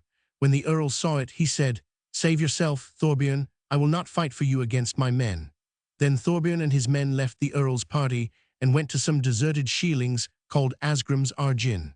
445 Magnus's party pursued them and set the buildings on fire immediately. Thorbjorn and his men defended themselves bravely, and when the buildings began to fall down with the burning, they went out and were attacked by the other party with their weapons as soon as they could reach them. They were already very much exhausted by the fire and fell there all nine. When Thorbjorn's wounds were examined, it was found that the intestines protruded through the wound inflicted by Jama. Earl Harald led his men down the valley, but those who were with Magnus went to Thor's force, wrapped up Earl Ragnvald's body, and brought it down to Thorsa. Chapter 108. The removal of Earl Ragnvald's body. Earl Ragnvald Kali died 5 nights after the summer Merrimers. 446, Earl Harald brought the body with a splendid following to the Orkneys, and it was buried at the Magnus Kirk, and there it rested until God manifested Ragnvald's merits by many and great miracles. Then Bishop Bjarni had his holy remains exhumed with the permission of the Pope 447, where the blood of the Earl fell on the stones when he died. It may be seen to this day as fresh as if it had just come from the wounds. Earl Ragnvald's death was much lamented because he was very popular in the islands and in many other parts. He had been helpful to many, was liberal with his money, gentle and a true friend, highly accomplished and a good skald. He left a daughter, Ingigerd, an only child, who was married to Eirik Slagbrillia. Their children were Harald Ungi, Magnus Mangi, Ragnvald, Ingibjorg, Elin, and Ragnhild. Chapter 109. Of Harald and Sweyn. After Earl Ragnvald's death, Earl Harald took possession of the whole of the islands and became their sole ruler. He was a mighty chief and a man of large stature and great strength. His wife was a Freka, and their children were Heinrech, Hakon, Helena, and Margaret. When Hakon was only a few winters old, Sweyn, a slave's son, offered to foster him, and when he was able to take his part with other men, Sweyn took him out on marauding expeditions every summer and honored him in everything. Sweyn used to reside at home in Gerksey in winter, keeping their 80 men at his own expense. He 189 had such a large drinking hall that there was none equal to it anywhere else in the Orkneys. In the spring, he was very busy sowing a large breadth of seed, and he usually did a great part of the work himself. When this work was finished, he went every spring on marauding expeditions. He plundered in the Sudreyar and Ireland and returned home after midsummer. This he called spring Viking. Then he stayed at home till the fields were reaped and the corn brought in. Then he went out again and did not return until 1 month of winter had passed. This he called autumn Viking. Chapter 110. Sweyn goes to Ireland. Once it happened that Sweyn went out on a spring expedition, taking with him Hakon, the son of Earl Harald. They had 5 rowing ships, all large. They plundered in the Sudreyar. All the inhabitants were so afraid of him that they hid all their movable property in the ground or in heaps of loose stones. Sweyn went all the way south to Man and obtained very little booty. Then they went to Ireland and plundered there, but when they were approaching Difflin, Dublin, 2 merchant ships came from England, laden with English cloth and other merchandise. They were going to Difflin. Sweyn made for the vessels and offered them battle. There was little resistance by the English, and Sweyn's party took every penny in the vessels, leaving to the Englishmen only what they stood in and a small quantity of provisions. They sailed away in the vessels, but Sweyn's party went to the Sudreyar and divided their booty. They sailed from the west with great pomp. When they were lying in harbors, they covered their ships with the English cloth to make a show, and when they sailed to the Orkneys, they sewed the cloth upon their sails, and then it looked as if the sails were made entirely of the fine stuffs. This they named the Scrud Viking. 448. 190 Sweyn went home to his estate in Gerksey. He had taken a large quantity of wine and English mead from the vessels. When he had been at home a short time, he invited Earl Harald and prepared a splendid feast for him. When Earl Harald was at the feast, a great deal was said of Sweyn's magnificence. The Earl said, "I wish, Sweyn, you would now leave off your marauding expeditions. It is good now to drive home a whole wagon." You know that your plundering has fed you and your men a long time, but to most men of violence, it happens that they perish in their raiding if they do not leave it off in time." Sweyn looked to the Earl and said, smiling, "This is well said, my lord. You have spoken like a friend, and it is good to take sound advice from you, but some complain that you are not an over-just man yourself." The Earl replied, "I must be responsible for my own acts, but I spoke as it occurred to me." Sweyn replied, "Your intention is no doubt good, my lord, and it shall be so that I will discontinue my marauding expeditions, for I am getting old, and my strength is wasting away in the wet work and the fighting. I am now going to make an autumn expedition, and I wish it to be not less glorious than the spring one. Then I shall leave off war-going." The Earl replied, "It is difficult to know, comrade, which comes first, death or lasting fame." Then their conversation ceased. When Earl Harald left, the feast honorable gifts were presented to him, and he and Sweyn parted very good friends. Chapter 111. Sweyn, a slave's son's last expedition. Shortly after this, Sweyn prepared to go on a marauding expedition with 7 long ships, all of them large. Hakon, the son of Earl Harald, went with him. They went first to the Sudria and found their little booty. Then they went to Ireland and plundered there in many places. They 191 went all the way south to Difflin, Dublin, and took the inhabitants by surprise, so that they did not know till they were in the town. They took a great deal of plunder, and took captive the rulers of the city, and their negotiations ended in the surrender of the town to Sweyn, and they promised to pay as much money as he might levy on them. He was to quarter his men on the town, and have the command of it, and the Difflin men confirmed this arrangement with oaths. Sweyn and his men went down to their ships in the evening, but in the morning they were to come into the town and receive hostages from the inhabitants. Now it is to be told what was going on in the town during the night. The rulers of the town had a meeting, and considered the difficulties in which they were placed.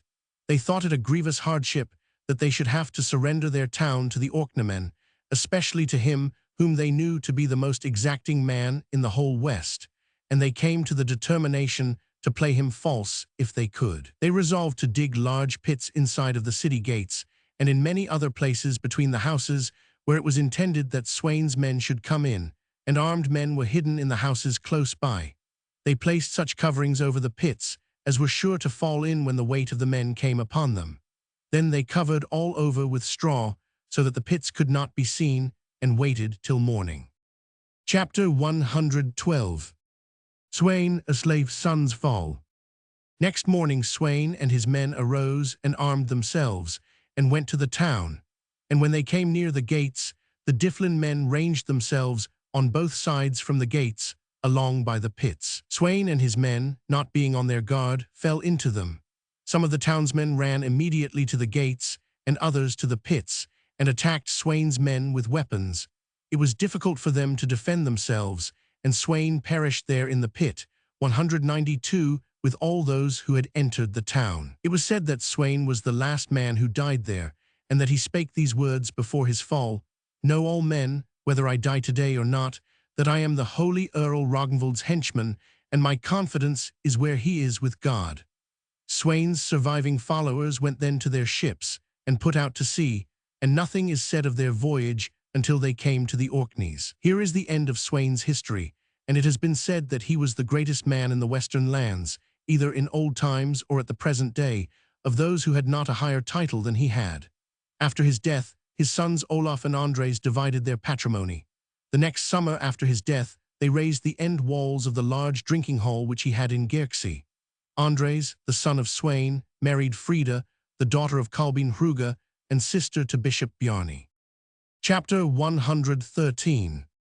Of Earl Harald and his sons. Now Earl Harald ruled the Orkneys, and was a great chief. Afterwards, 449, he married Hraflad, 450, the daughter of Earl Malcolm, 451, of Mrhfi Moraes. Their children were Thorfinn, 452, David, John, Gunhild, Herborga, and Langlif. 193, when Bishop William II was dead, Bjarni, the son of Kolbein Hruga, was made bishop after him. He was a very great man, and a dear friend of Earl Harald. Bishop Bjarni had a large party of kinsmen in the islands. The sons of Eirik Slagbriller were Harald Ungi, Magnus Mangi, and Ragnvald. The brothers went east to Norway to see King Magnus, Erling's son, and he gave Harald the title of Earl, and one half of the islands, which had belonged to the holy Earl Ragnvald, his mother's father. Earl Harald Ungi went to the west, and with him Sigurd Mert, the son of Ivar Galli. The mother of Ivar, who fell at Aker with Erling Skaki, was the daughter of Havard, Gunni's son. Sigurd Mert was young, handsome, and a great dandy. Magnus Mangi remained with the king and fell with him in Sarn. Harald Ungi and his followers came first to Jutland, then they went over to Caithness, and then into Scotland to William, King of Scots 453. Earl Harold requested King William to give him the half of Caithness which Earl Ragnvald had held. The king granted him this, and Earl Harold went then down to Caithness and gathered troops. Then Lifolf Skali, his brother-in-law, came to him. He had many noble kinsmen there. Lifolf had married Ragnhild, the sister of Earl Harold. He was called Earl Harald Ungi the younger, but Harald, Maddad's son, the elder. Lifolf had the command of the Earl's troops. They sent men to the Orkneys, to Earl Harald the elder, requesting him to give up one half of the islands, since the king had given them to Earl Harald Ungi. When the Earl received this message, he refused absolutely to divide his dominions on any condition. Lifolf Skali was the messenger, and the Earl upbraided him greatly before he left. After this, Earl Harald the elder collected troops, and obtained a great many.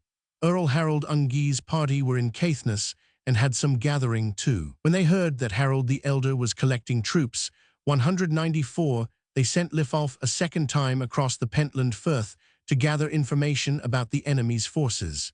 He landed east in Roggenwaldsee and ascended a hill, where he found 3 of Harald's watchmen. 2 of them he killed, and 1 of them he took with him for information. Then Lifolf saw the Earl's fleet, which consisted of many ships, most of them large. Then he went down from the hill to his boat, and told his companions what he had ascertained. He said Earl Harald had so large an army that it was quite hopeless for them to fight with him. "I would advise," said Lifolf, "that we should go today to Thorsa, and their many troops will come to us at once. If you wish to offer battle to Earl Harald now, it is most imprudent, whatever the result may be." Then said Sigurd Mert, "Ill has the Earl's brother-in-law fared across the Pentland Firth if he has left his heart behind him," adding further that their prospects were not bright if all should lose heart when they saw Earl Harald's army. Lifolf replied, "It is difficult to see, Sigurd, where each one carries his heart when courage is required, and I believe you men of mark will think it a serious matter to remain behind when I run from Harald Ungi." They did not go to Thorsa, but shortly after they saw Earl Harald's fleet coming from Roggenwaldsee, and then they prepared for battle. Earl Harald went on shore and placed his men in battle array. They far exceeded the others in number. Sigurd Mert and Lifolf arranged the troops of Earl Ungi. The former was dressed in a scarlet tunic and tucked the skirt under his belt. Some said that the same should be done behind, but he told them not to do it, for, said he, "I shall not go backwards today." Lifolf and Sigurd led 1 wing each, and when they had arrayed their men, the battle began with great fury. Among the troops of Earl Harald the elder, there were many hardy, fierce, and well-armed men, the bishop's kinsmen, and many others of the Earl's champions. When the battle had lasted for a while, Sigurd Mert fell, having borne himself well and bravely. Lifolf behaved the most valiantly of them all. The Caithness men say he broke 3 times through 195 the ranks of Earl Harald's men, yet he fell in this fight after having earned great fame. When both were dead, Lifolf and Sigurd Mert, Earl Ungi's men, fled. Earl Harald Ungi fell at some turf pits 454, and that very night a great light was seen where his blood fell on the ground. People said he was truly a saint, and there is now a church where he fell. He is buried in Ness, Caithness. Innumerable miracles are by God granted through his merits, which testify that he wished to go to Orkney to his kinsmen, Earl Magnus and Earl Ragnvald. After the battle, Earl Harald subdued the whole of Caithness and went back triumphant to the Orkneys. Chapter 114. Of the Orkneymen. William, King of Scots, heard that Earl Harald Ungi had been killed, and also that Earl Harald Maddad's son had subdued the whole of Caithness without asking his leave. He became enraged at this, and sent men to the Sudrayar to Ragnvald, Gudrad's son, the king of the Sudrayar. Gudrad's mother was Ingiborg, daughter of Earl Hakon, Pol's son. King Ragnvald was the greatest warrior then in the western lands. 3 winters he had been out in warships without coming under a sooty rafter. When this message came to Ragnvald, he collected an army from all the kingdom of the Sudreyar and from Satiri Kintir. He had also a large army from Ireland. Then he went north to 196 Caithness, took possession of the whole of the territory, and remained there some time. Earl Harald kept in the Orkneys and took no heed of the king's movements. Towards winter, King Ragnvald prepared to go home to his dominions in the Sudreyar. He left 3 stewards, Syslumen, over Caithness. One was Mani, Olaf's son, the second Raffin, the lawman, and the third, Echlifalf Ali. Some time after, King Ragnvald returned to the Sudreyar. Earl Harald sent a man over to Ness, Caithness, saying that he would consider his journey a lucky one if he could kill any of the stewards or all of them. This man was brought across the Pentland Firth, and he went on till he came to lawman Raffin. Raffin asked him where he was going, and he had little to say in reply. Raffin said, "I can see in you that Earl Harald has sent you over here for some evil purpose, but I have not the heart to slay you, because you are my kinsman." Thus they parted, and he went away to Echlifalf, and their intercourse ended in Echlifalf's murder. Then he fled to the Orkneys to Earl Harald, and told him what he had done. Chapter 115. Harald tortures the bishop. Now Earl Harald prepared to leave the Orkneys, and when he was quite ready, he went first to Thorsa, and landed from his ships there. The bishop was in the Borg at Skarabalstad, Skrabster. When the Caithness men saw Earl Harald's army, they perceived it was so numerous that they had no chance to withstand them. They were told also that the Earl was in such an evil temper that there was no knowing what he might do. Then the bishop took speech and said, "If our dealings turn out well, he will give you peace." 455, they did as the bishop told them.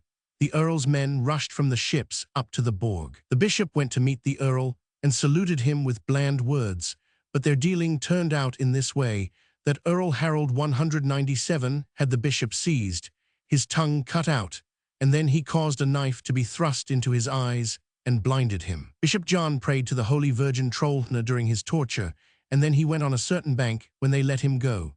There was a woman on the bank, and the bishop asked her to help him. She saw that blood was flowing from his face and said, "Be silent, my lord, and I shall willingly help you." The bishop was brought to the resting place of the Holy Trollhna, 456, and there he recovered both his speech and sight. Earl Harald went up to the Borg, and it was immediately surrendered to him. 457, he proceeded at once to punish the inhabitants severely, and imposed heavy fines on those whom he considered most guilty of treachery to him, and he made all the Caithness men acknowledge him by oath as their lord, whether they liked it or not. Then he took possession of all the property belonging to the stewards, who had fled to the King of Scots. Then Earl Harald resided in Caithness with many men. Chapter 116. Of the stewards. Now it is to be told of the stewards, Syslumen, that they went 6 together to Scotland, and saw the king during Advent. They were able to give particular intelligence of everything that had happened in Caithness during Earl Harald's stay there. The king was highly enraged at hearing the news, but he said he would pay back double to those who had lost their own. The first day they stayed with the king, 25 ells of cloth, and an English mark in ready money was given to each of them. They spent the Yuletide with the king and were well treated. After Yuletide, the king sent word to all the chiefs in his kingdom and collected a large army throughout the country, and with all these troops he went down to Caithness against Earl Harald. With this great army he pursued his journey till he came to Eysteinstal, 458, where Caithness and Sutherland meet. The camp of the King of Scots stretched far along the valleys. Earl Harald was in Caithness when he heard the news, and he drew troops together immediately. It is said he obtained 6,000 men, and yet he had no chance to withstand the King of Scots. Then he sent men to him to sue for peace. When this request was brought before the king, he said it was no use asking for peace unless he had every 4th penny that was to be found in all the land of Caithness.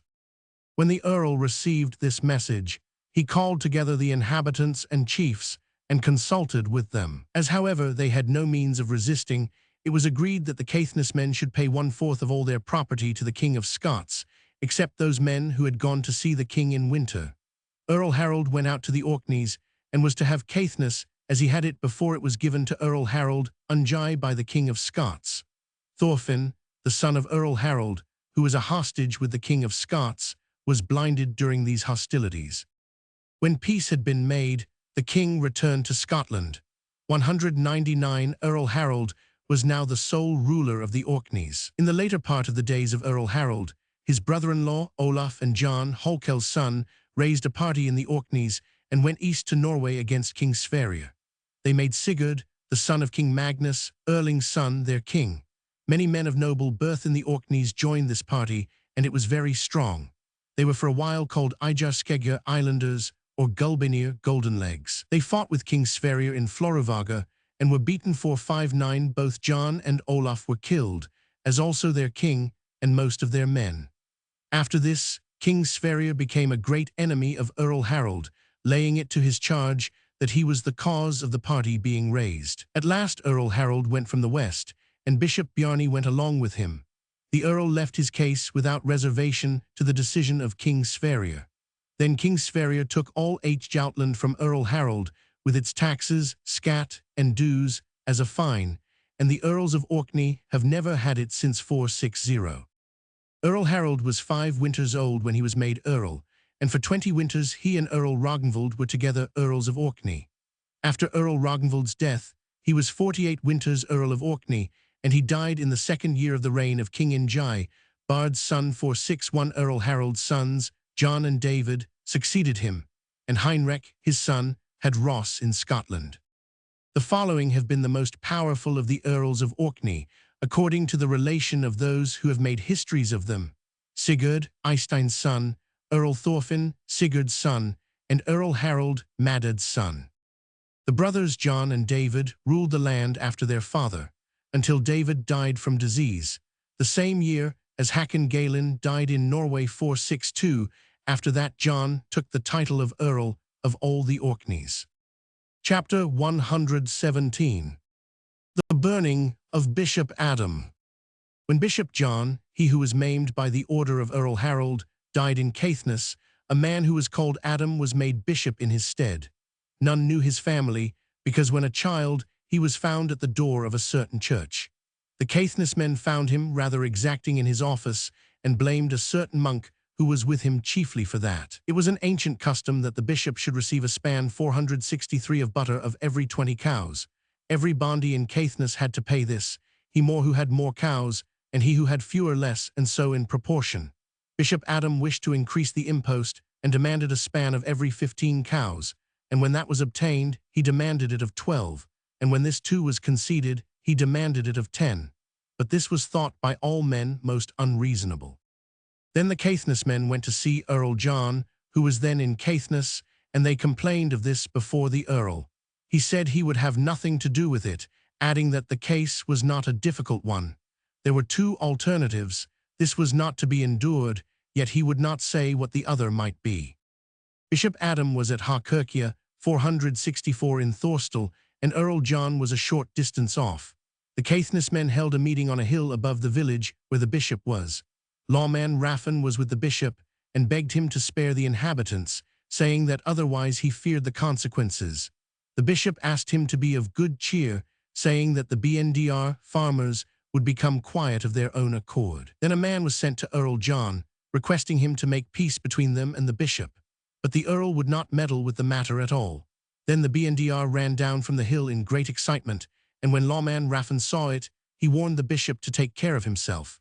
The bishop and his friends were drinking in a loft there, and when the BNDR arrived, the monk went 201 to the door, and he was immediately hewn across the face, and fell back into the room dead. When the bishop heard it, he said, "This did not happen sooner than might have been expected, for his interference in our transactions has generally been unfortunate." Then Raffin asked the bishop to tell the BNDR that he was willing to come to an agreement with them, and when they heard it, all the wiser men among them were very glad. Then the bishop went out to make an arrangement with them, but when he was seen by the more wicked ones, who were most furious, they seized the bishop, brought him into a small house, and set fire to it, and the house burnt so quickly that those who wished to save the bishop could not do anything.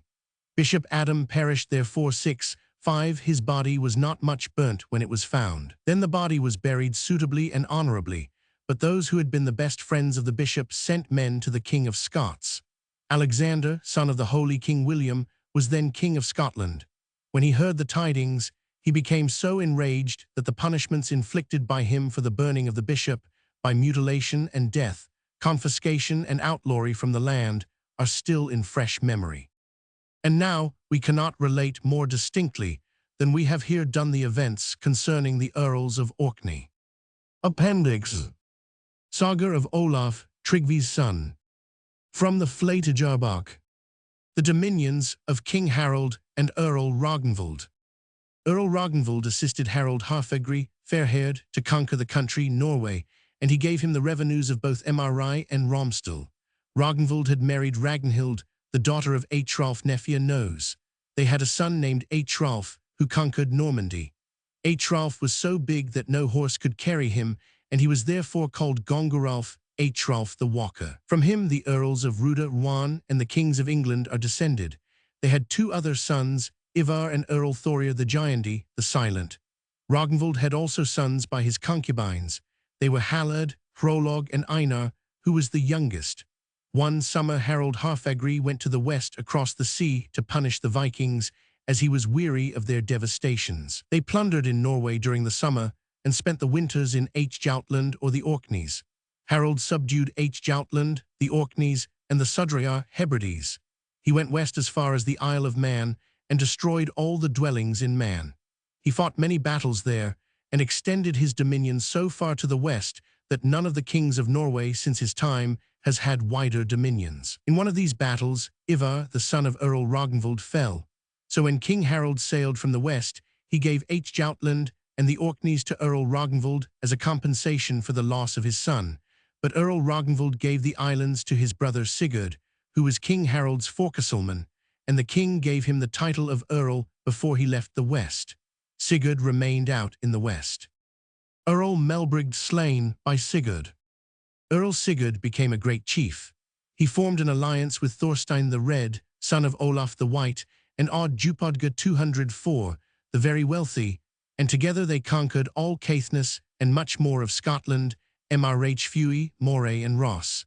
He built a borg on the southern border of Mrh Fui. Melbrigd Tun, Tooth, an Earl of the Scots, and Earl Sigurd made an arrangement to meet in a certain place, with 40 men each, in order to come to an agreement concerning their differences. When the appointed day arrived, Earl Sigurd was suspicious of treachery on the part of the Scots. He therefore caused 80 men to be mounted on 40 horses.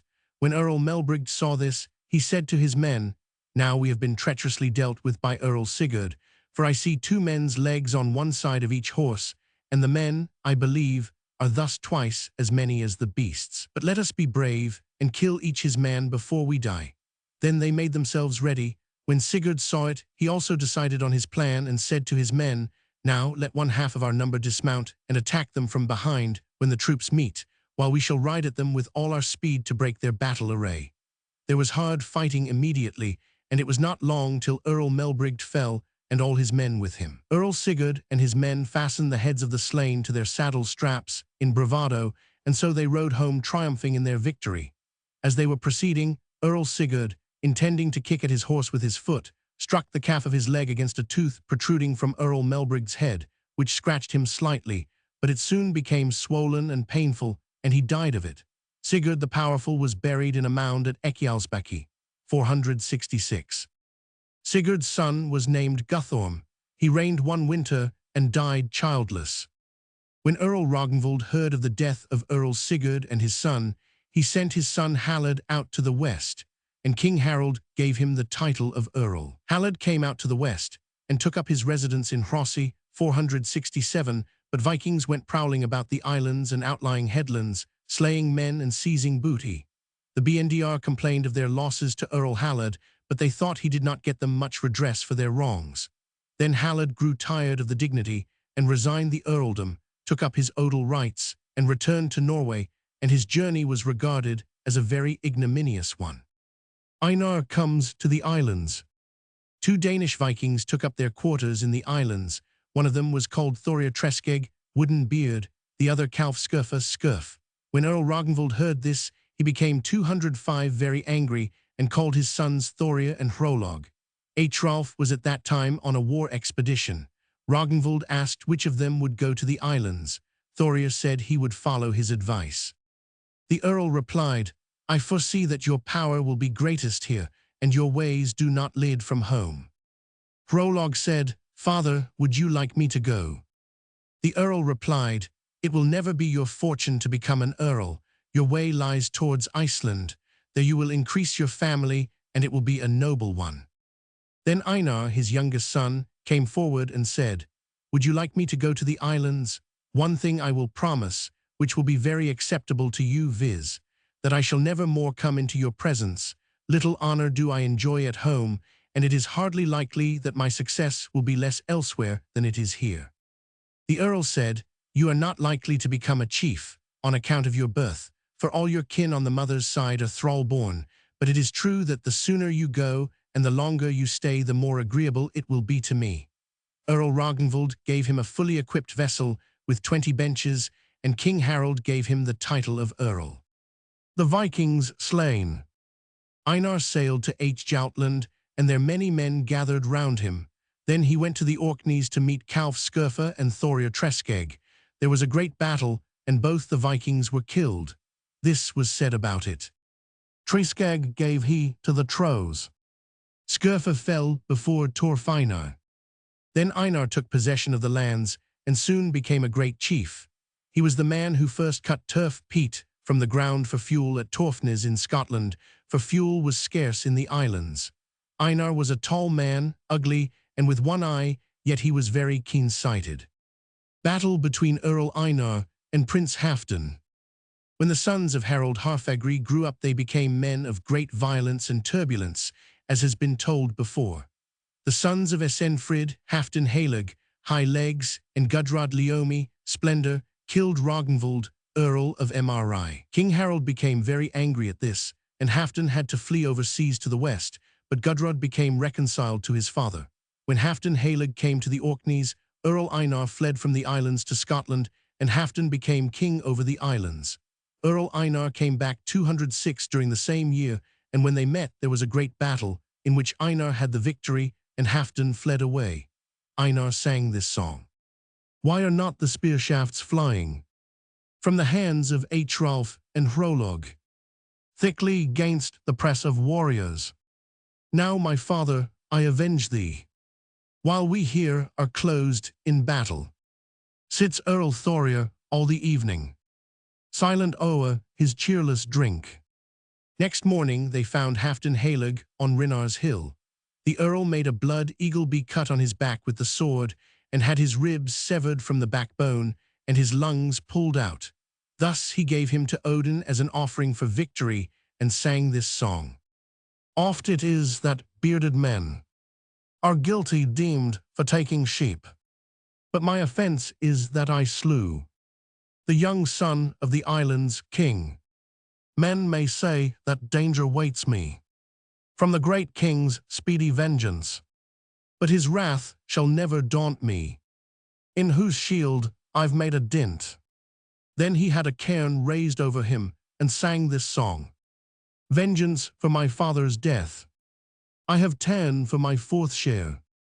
In him the people's champion fell, but it was the Norns' decree. Heap we now a cairn o'er High Leg, thus the hard scat we shall pay him, which as victors we are due him. Let the wise to me now listen." When this was heard in Norway, his brothers became greatly enraged, and threatened an expedition to the islands to avenge him, but Harald delayed their journey. When Earl Einar heard of their threats, he sang: "Men of no ignoble births are they who, from my native land, seek my life for vengeance' sake. But the truth is that they know not, till their swords have surely slain me, whom the eagle's claws shall rend." Some time afterwards, King Harald set out for the western seas and came to the islands. Einar fled from the islands to Caithness. 207 then men went between them, and they made peace. King Harald imposed a fine upon the islands, adjudging them to pay 60 marks of gold. Earl Einar offered to the BNDR to pay the money himself, on condition that he should become proprietor of all their freeholds. The BNDR accepted this, because the wealthy men thought they might redeem their freeholds, and the poorer men had no money. Einar paid the whole sum, and for a long time afterwards, the earls held all the odal lands, until Earl Sigurd gave back their odal possessions to the Orkneymen. King Harald went back to Norway, but Earl Einar ruled over the Orkneys a long time and died on a sick bed. He had 3 sons. One was named Arnkel, the second Erlend, and the third Thorfinn Skullsplitter. When Harald Harfagri died, Eirik Blodak's bloody axe was king for 2 winters. Then Hakon, Athelstan's foster son, came to the land and Eirik fled. Arnkel and Erlend, the sons of Torf Einar, fell with Eirik Blodaks in England. Gunhild and her sons then went to the Orkneys and took possession of them and stayed there for a time. From thence they went to Denmark, but before they went away they married Ragnhild, the daughter of Gunhild and Eirik, to Arnfinn, the son of Earl Thorfinn Hosakliaf, and Earl Thorfinn took up his residence in the islands.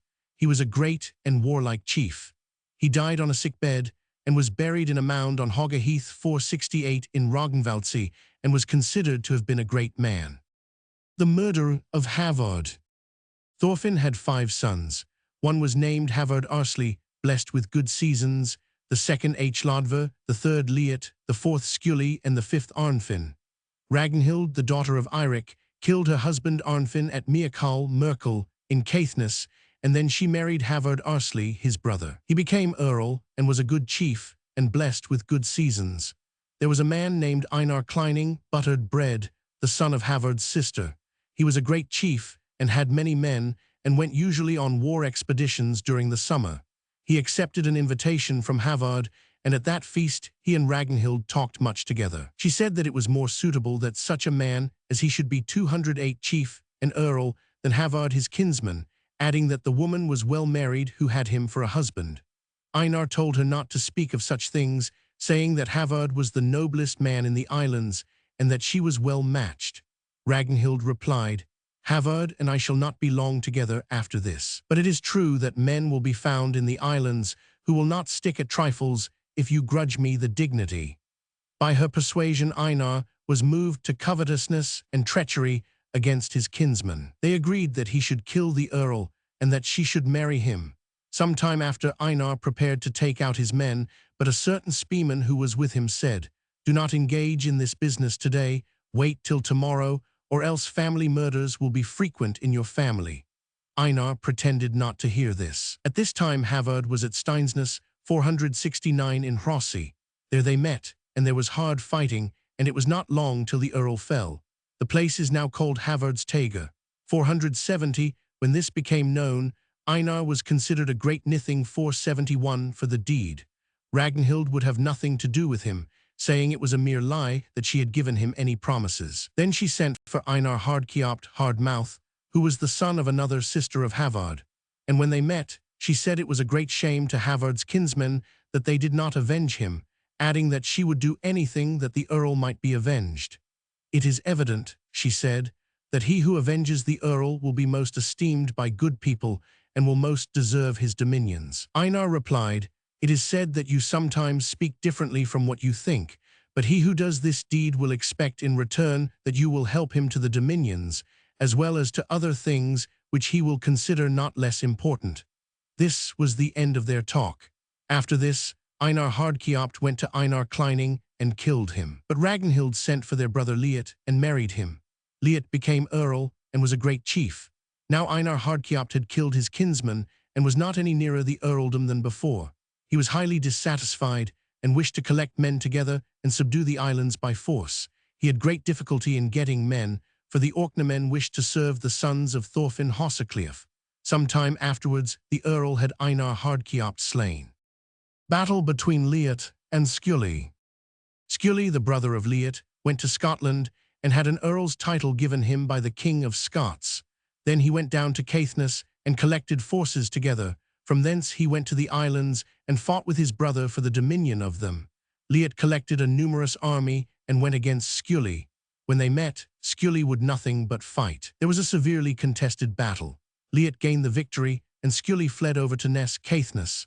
Liat pursued him, stayed there for a while, and got many men together. Then Skuli came down from Scotland with a large army and met Liat at Dallier Dale in Caithness, and a great battle ensued.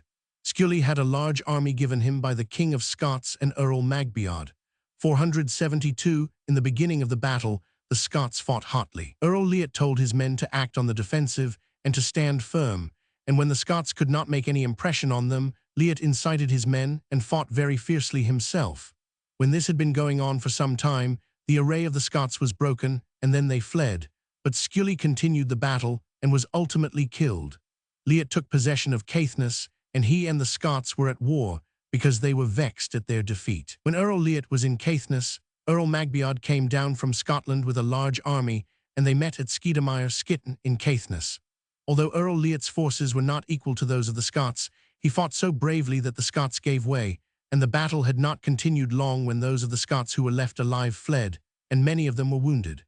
Liat returned from the pursuit victorious, but with many men wounded, and he himself had received wounds, of which he died. Battle. Hlodver was Earl after Liat, and became a great chief. He married Audna, the daughter of Caerval, the king of the Ivar. 473, their son was Sigurd the Stout. Hlodver died on a sickbed and was buried at Hofen Huna in Caithness. His son Sigurd succeeded him and became a great chief with extensive possessions. He kept Caithness 210 by main force from the Scots, and went every summer on war expeditions to the Sudrayar, Hebrides, Scotland, and Ireland. One summer Finnilik, an earl of the Scots, challenged Sigurd to meet him at Skidamire on a certain day, but Sigurd went to consult his mother, who was a wise woman. The earl told her that the difference in numbers would not be less than 7-1. She replied, "I should have reared thee up long in my wool bag if I had known that thou wouldst wish to live forever. It is fate that rules life, and not the place where a man may go. It is better to die with honor than live with shame. Take thou here this banner which I have made with all my skill, and I ween that it will bring victory to him before whom it is borne, but death to its bearer." The banner was wrought with cunningly executed handiwork and elaborate art. It was made in the shape of a raven, and when floating in the wind, it resembled the raven flying. Earl Sigurd was very wroth at his mother's words. He restored their odal rights to the Orkneymen to induce them to assist him, and went to meet Earl Finnilik at Skidamire, where they both placed their men in battle array. When the forces met, Earl Sigurd's standard-bearer was killed by an arrow. The earl ordered another to bear the banner, and when they had fought for a while, he also fell. 3 standard-bearers were killed, but the earl gained the victory, and the Orkneymen regained their freeholds. Meeting between Olaf, Tryggvi's son, and the earl. Olaf, Tryggvi's son, sailed west to the Orkneys, as has been mentioned before. But as the Pentland Firth was not to be passed at the time, he moored his ships in Asmundarvag, Osmundwall, opposite Ragnvaldsey. Earl Sigurd, Hlodver's son, was there before him with 3 ships, for he was going on a war expedition. When King Olaf became aware that the earl was there, he called him into his presence. But when the earl came to the king's ship, the king spoke as follows. "You know, Earl Sigurd, that Harald Harfagri came here to the west with an army when he had obtained possession of all Norway. King Harald conquered the Orkneys and Joutland and many other lands here in the west. The king gave the islands to Ragnvald the Powerful as a compensation for his son, but Ragnvald gave them to his brother Sigurd, and he became the Earl of King Harald. King Harald went a second time against Earl Einar with a large army, but well-disposed men mediated between them, and they agreed to the following terms. The king claimed all the Orkneys and Joutland as his own, and the result of their negotiations was that the earl paid 211, the king 60 marks of gold for the murder of his son, Halfdan Halig, and Earl Einar then held the lands from King Harald. Shortly afterwards, King Eirik, Harald's son, came from Norway. Then also the earls, the sons of Thorfeinar, were his vassals. This appears from the fact that they gave him many men for his war expeditions. When King Eirik came to the islands a second time, he took away with him the 2 earls, Arnkel and Erlend, and appointed their brother Thorfinn to rule over the land. They were both killed in England with King Eirik. Then the sons of Eirik came from England and ruled over the islands, and when they departed they appointed Arnfinn, their brother-in-law, ruler of the islands. Havard first succeeded his brother Arnfinn, then Liet, and lastly your father, Hlodver. Now you, Sigurd, are earl over these lands which I claim as my possessions, with all other lands possessed by Harald Harfagri and his kinsmen, and descending from them to me by inheritance from generation to generation. You know that most of the sons of Eirik and Gunhild have now been killed, and although their sister Ragnhild is still alive, it seems to me that she has been guilty of such wickedness in the Orkneys that she ought not to have dignity or power anywhere. Indeed, my view is that she has completely forfeited both property and life if it be true that she has done all the shameful deeds that are reported of her and generally believed. Now, since it has so happened, Earl Sigurd, that you have come into my power, you have to choose between two very unequal alternatives. One is that you embrace the true faith, become my man, and be baptized with all your subjects. In that case you may have certain hope of honor from me. You shall hold in full liberty as my subject, and with the dignity of an earl, all the dominions which you have had before. And besides, you will gain what is much more important, namely, to reign in eternal joy in the kingdom of heaven with the Almighty God.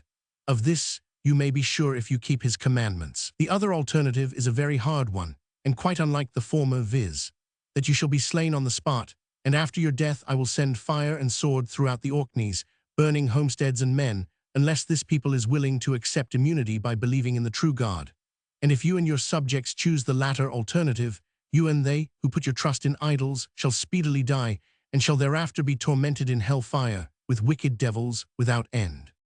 When Earl Sigurd had listened to King Olaf's long and eloquent harangue, he hardened his mind against him and said, I will tell you, King Olaf, that I have absolutely resolved that I will not, and I dare not, renounce the faith which my kinsmen and forefathers had before me, because I do not know better counsels than they, and I do 212 not know that the faith which you preach is better than that which we have had and have held all our lives.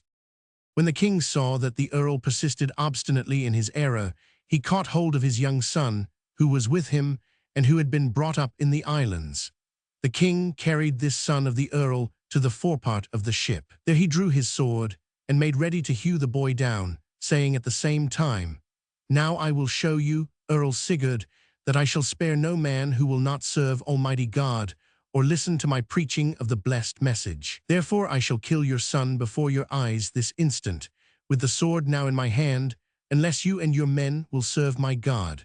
For I shall not leave these islands until I have completely fulfilled his blessed commission, and you have been baptized along with this son of yours, whom I now hold. And because the earl was situated as he was, he chose the better alternative of doing as the king desired, and so he embraced the true faith. Then the earl was baptized, and so were all the people of the Orkneys.